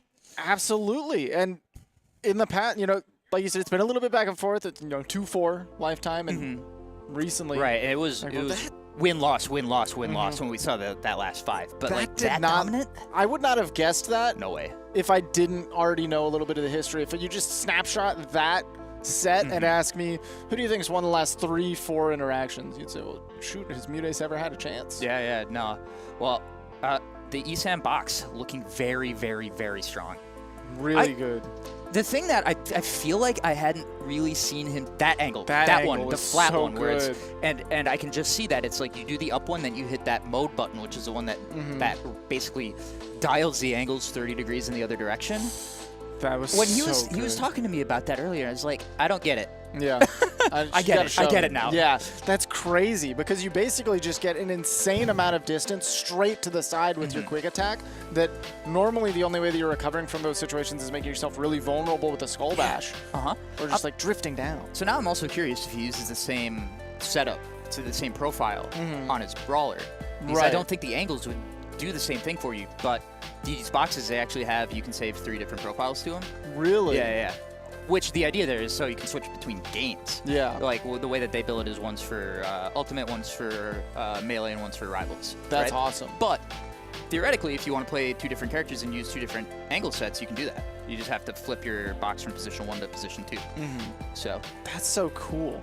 Man, technology is awesome. It's very fun, and man, I gotta say, playing with a GameCube or Pro controller, if you don't have good posture, which that's what I attribute, it's not just the controllers. Right. I was one of these hunchers, you know? Oh, yeah. But it can really do some strain on this part, and this was what was getting me, and that thing saved my ability to play this game. That's awesome. Yeah.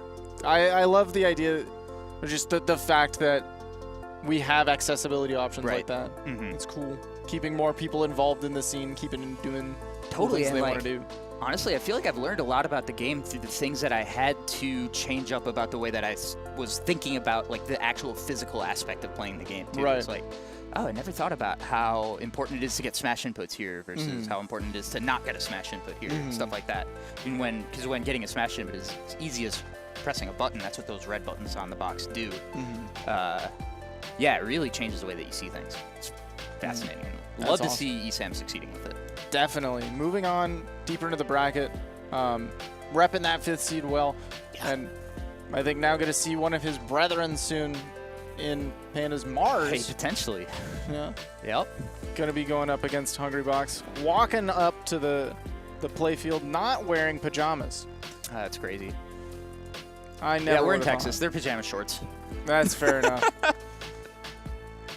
But we were talking a little bit about it before, but that bicycle kick up air that Zero Suit has in this matchup is definitely going to come through really big. I feel like Zero Suit as a character is so strong at juggling and keeping opponents who are aerial. That's right. So You know, these two have played before at Genesis, but I would say that Genesis was before we really saw HBox start to power up in this game. So Yes. I don't know exactly what to make of that, frankly. Mars had a great run at Genesis. I believe he finished 7th there. really solid. But yeah, it was one of his like big like, you better not have forgotten about me. Yeah, the return run. Yeah. And I feel like this is a scenario of HBox might have to really consider how to play Puff more grounded, against this character. Staying low to the ground, you're going to maybe make Zair more difficult to connect, make that nair a little bit less The crouch easy is very to good here. set up. Crouch is wonderful, and if you start jumping, you give access to up air without Mars winning an interaction first. That's a great That point. becomes really, really good for Zero Suit. Any matchup where characters have to jump to get anything started, Zero Suit is just phenomenal. Yep. So Zero Suit can struggle with the shorties, though. yeah, absolutely. You know, So, yeah. Game & Watch has been a problem in the past. Yep. For similar reasons. Pikachu. Mm-hmm. Yeah, I mean, even I like Duck Hunt as a counter pick to Zero Suit at times, Yeah. just because you can also throw your Clay Pigeon through some of the projectiles, right? So, yeah, a lot of those small characters can give Zero Suit trouble. So we're going to see maybe HBox can stay grounded, abuse dash attack. It's surprisingly a really good move for Jigglypuff. And if you are jumping, it's a lot of short hops. Yes. Short hop, fast fall kind of stuff. Stay low, threaten the forward air, threaten the neutral air, and Jigglypuff also has a frame 4 air dodge. yeah, it's a pretty big problem That here. does hurt a lot. Yeah. That makes the juggling that much more damaging. It means Zair follow-ups, too, potentially. True. Yeah, you might have very easy setups from Zair into boost kick. Yep. Zair back air. Zair back air is the terrifying one. Gonna be on Battlefield. I would not have expected this as a strike. Something's off. He's shook. Yeah. What is What are we going doing? on here? What are we doing?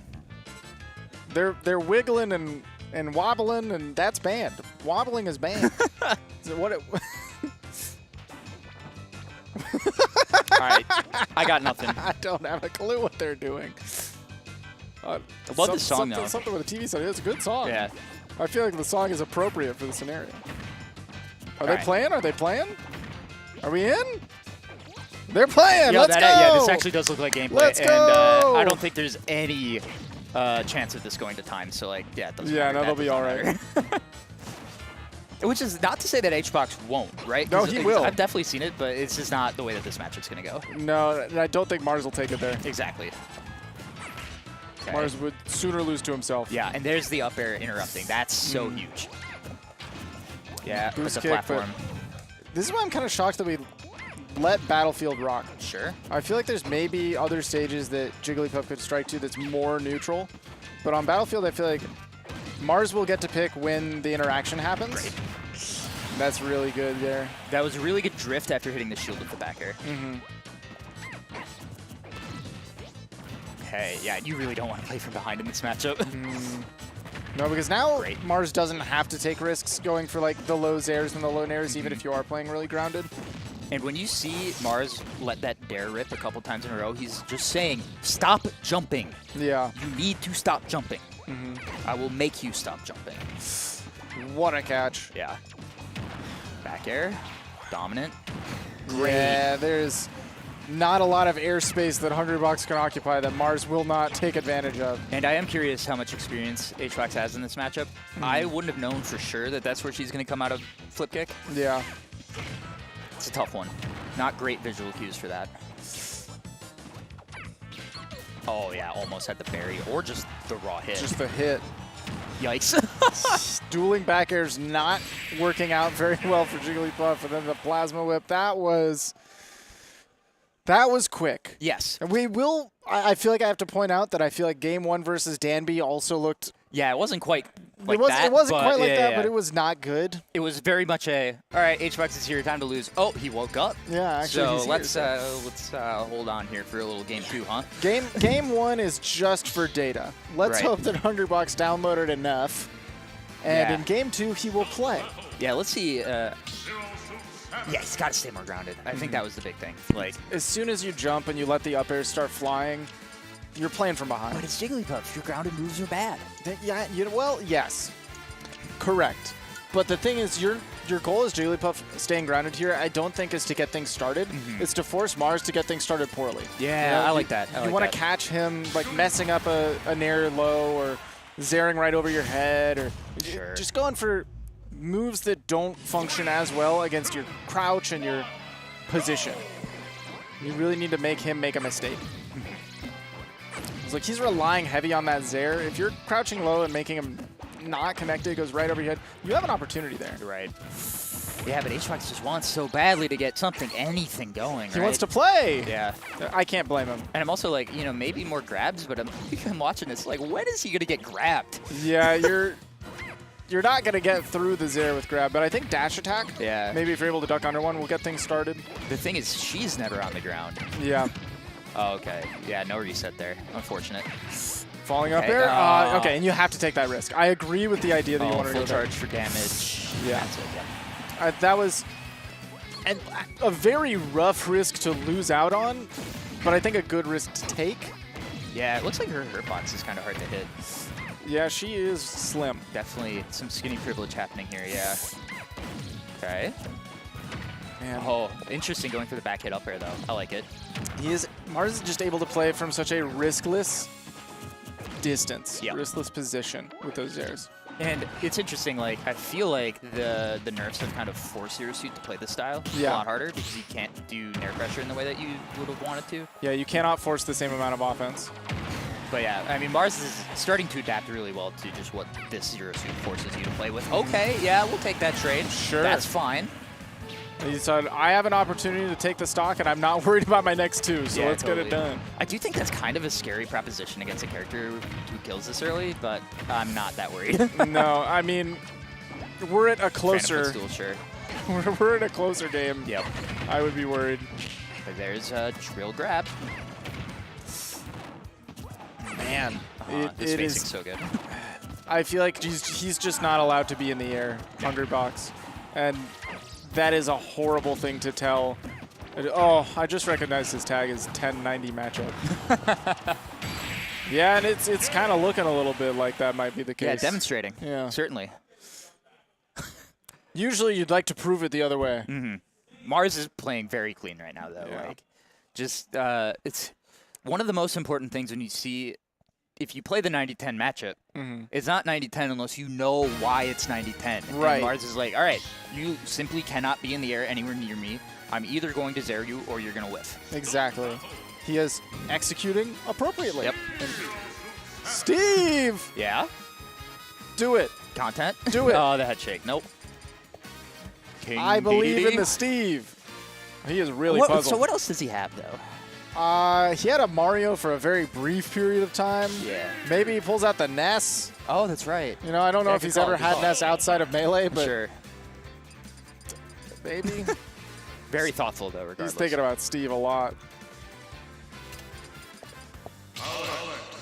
I mean, just thinking about the YouTube thumbnail.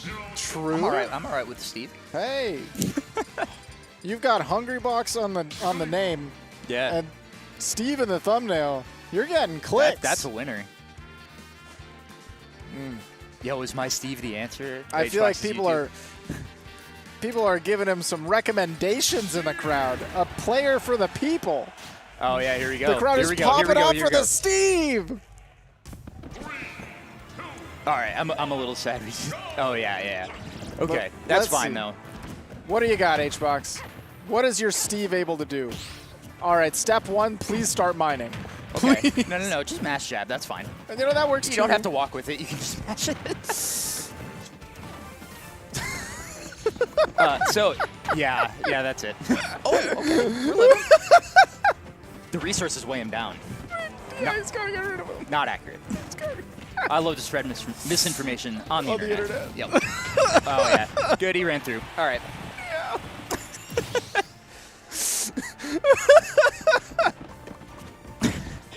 HBox looks like he's taking this one pretty seriously. Yeah, you know, I feel like, what was that?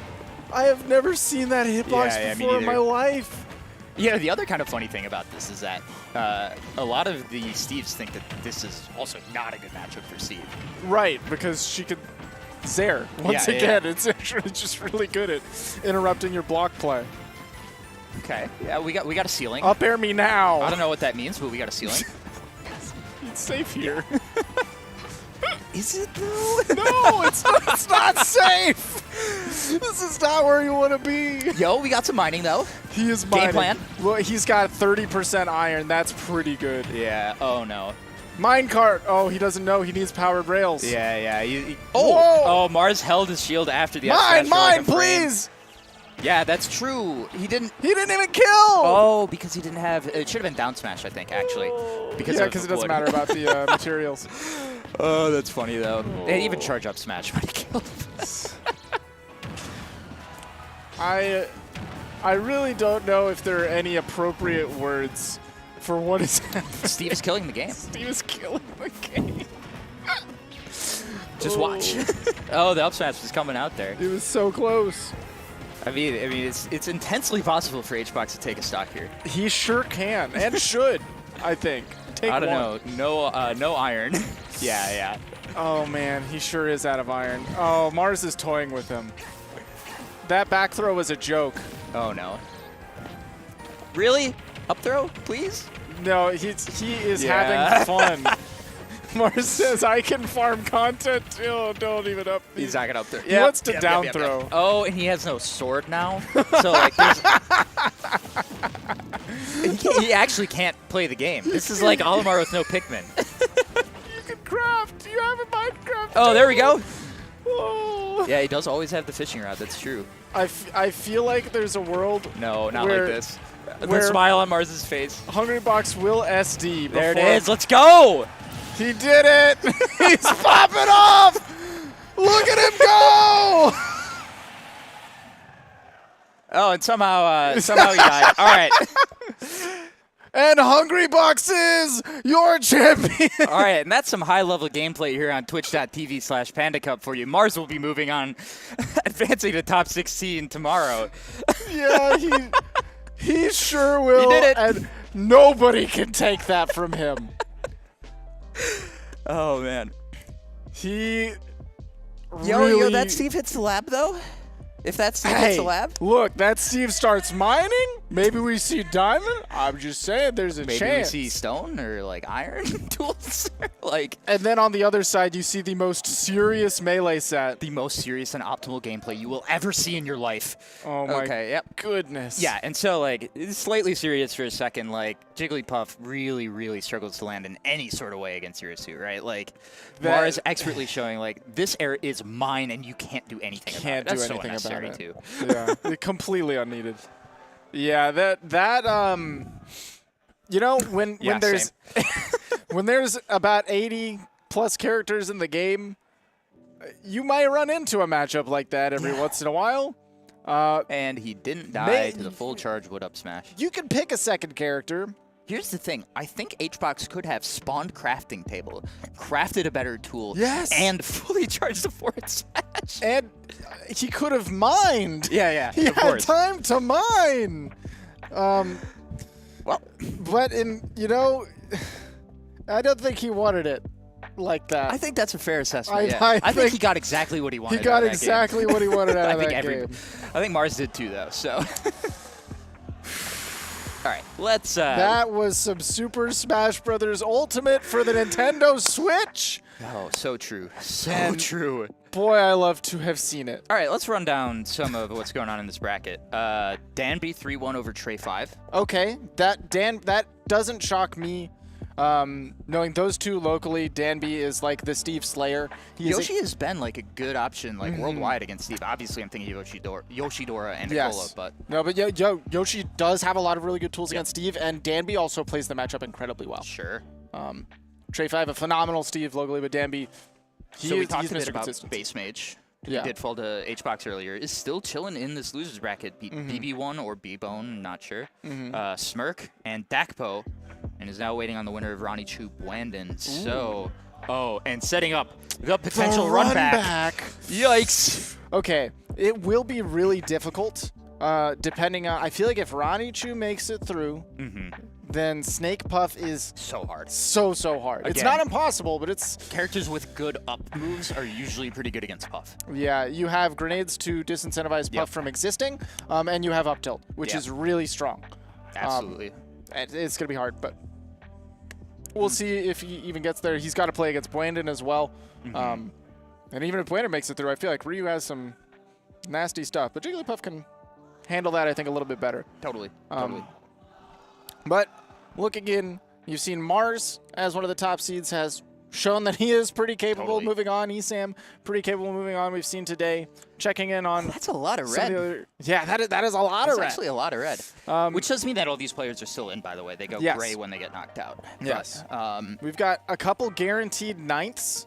We've got Zaba, Esam, Meister, and Lima chilling in the guaranteed ninth zone, as well as Louis Money. MVD and Wadi are going to be playing for loser gets 13th. Oh, yeah. Interesting.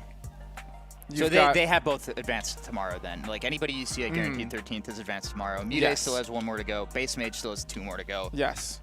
And Mars did make it. Just hasn't updated. It hasn't updated. Yeah, he is guaranteed 9th as well. He just took it out. Yeah, because it still says next opponent on Hungrybox. All right, so yeah, let's take a look at some of these guys who are still sitting in winners. Now, Pretty clean for Zamba, yeah. Pretty incredibly clean. Only blemish was the 1 game against Dark Wizzy. And that was the Lucina game. So has dropped 0 games as Rob. And looking super, super strong.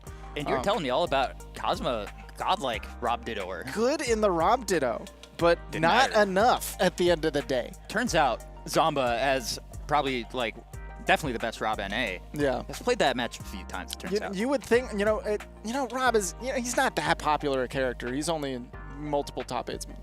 Sure. Realistically, Rob is one of those ever-present characters. You cannot play this character and not be good at the Ditto, or you are not going to succeed long term. It's a funny Ditto, too, because it feels like you either die at 50 or you live to 250. Yes, it is wacky as anything. Meister, seed number 2, also extremely consistent, not dropping a game and looking unbeatable. That's an interesting character lineup that he's seen with the Falco into the Olimar into the K. Rool. And I think that just shows the efficiency of Meister's game plan, right? Yes. He can adapt it to whatever is presented to him. Right. A lot of people will be like, oh, yeah, I've prepared for the meta matchups. And then when they see none of them, they wonder what the heck's going on. Exactly. But, going into Falco's one of those characters that is really, really solid, but you don't see him that often. If you don't know the correct little mix-ups of the things that make him not function, then he can tear you apart. But I've seen Chef play. Very explosive. Yeah, insanely good. Not enough here. Army Ollie, same kind of scenario. We see Olimar is one of the biggest matchup check kind of characters.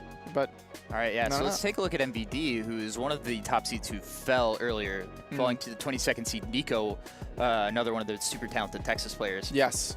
But yeah, able to take out Grayson, another top Texas player, DFW, right, for Grayson? Yes, correct. I didn't realize they played that often. I wonder if there's some online in there, but still. Very likely from super early Ultimate. Yeah. For the very first couple of months of Ultimate, when MVD was in Oklahoma, would come down to Ultimate Shockwaves in Dallas very frequently.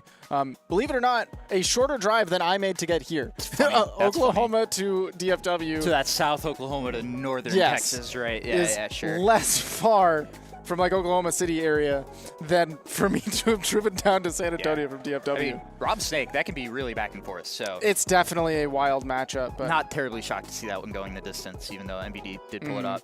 And yeah, so HFox got, he had a little bit of a rough time against Mars just now, but let's not let that take away from his run today. Cause it's been amazing and will continue to have potential to be amazing. We were talking about, he is waiting on the winner of Base Mage and the winner of Ranichu and Blandon. Right. So Ranichu, Blandon play, winner plays Base Mage, winner plays Hungrybox. He's big chilling right now. And I mean, you look at it, he had to play Broken. Yes. Ken with that Shoryu. Right, that is explosive. One of the best anti-airs in the game. And we were just talking about how much Puff struggles against characters with good anti-airs. So that is not nothing that win there either. Yeah, absolutely. And very talented local player. Meanwhile, we also have Dallas-Fort Worth Lima showing up.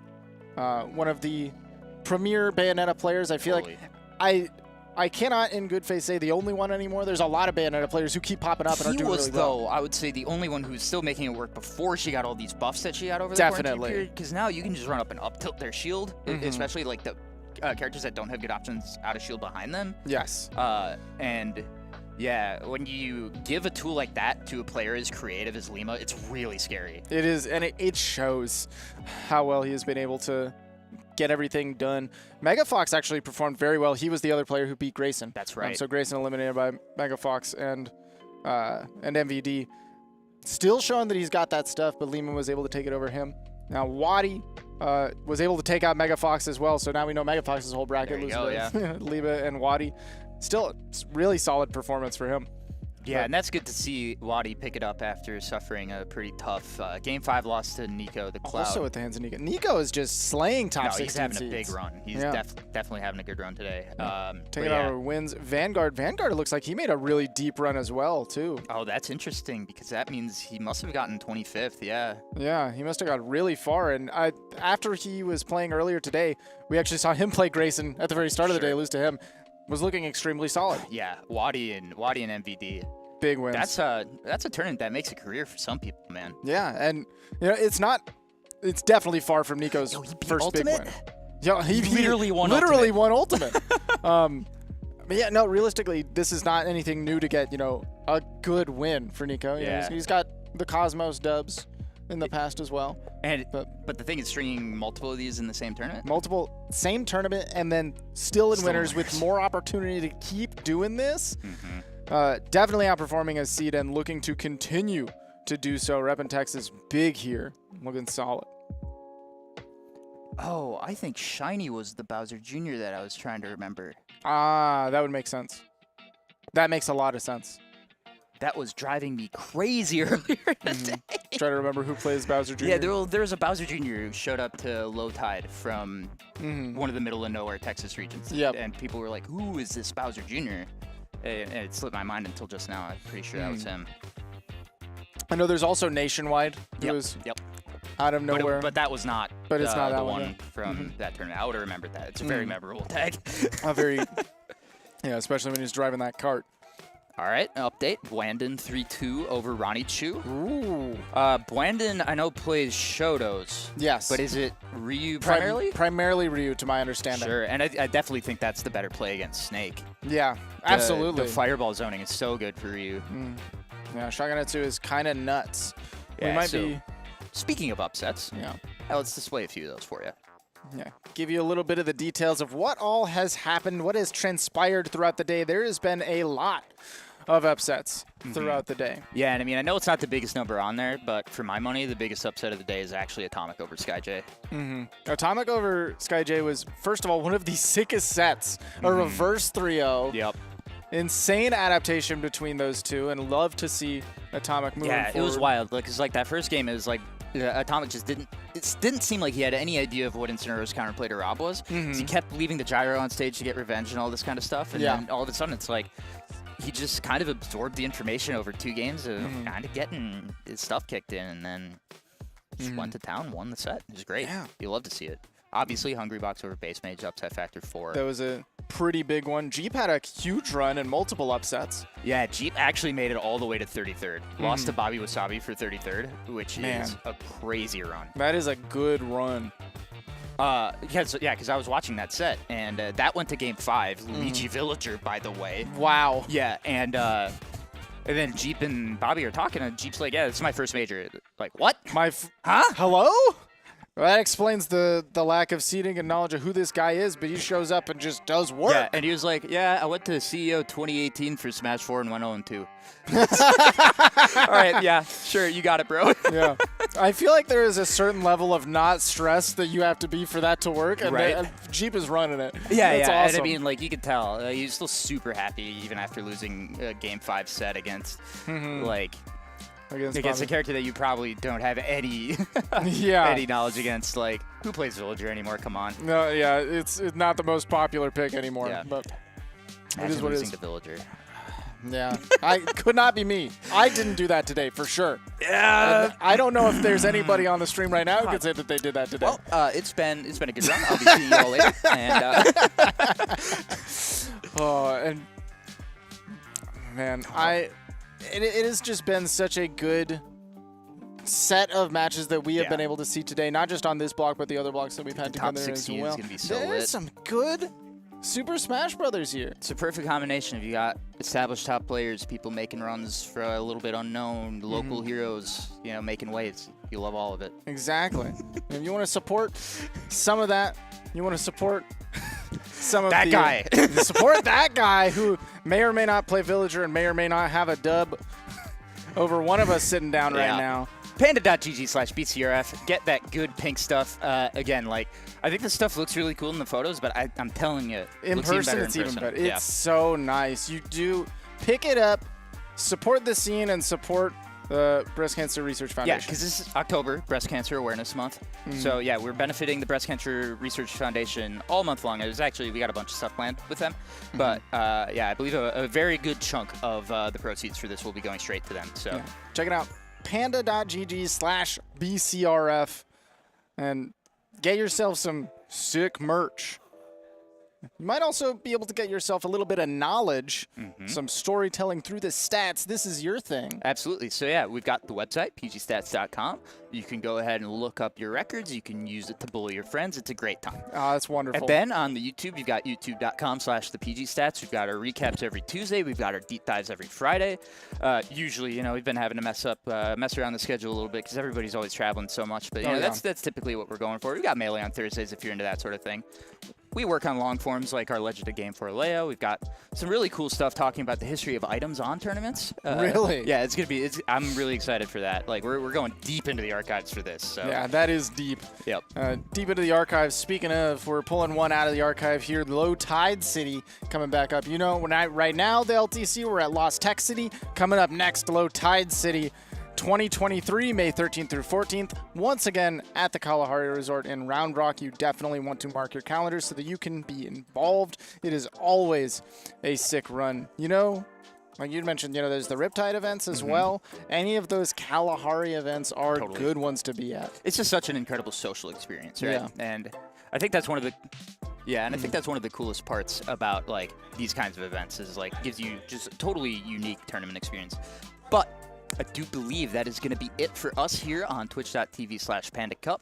However, Ultimate might be done, but Melee is still going. So stick around here if you want to catch the rest of that action because they are cutting to top 8 tonight. So should be some pretty good matchups still coming your way. Some of the high quality stuff. If you wanted to watch more HBox, you might find it there. Stay tuned for some Melee action.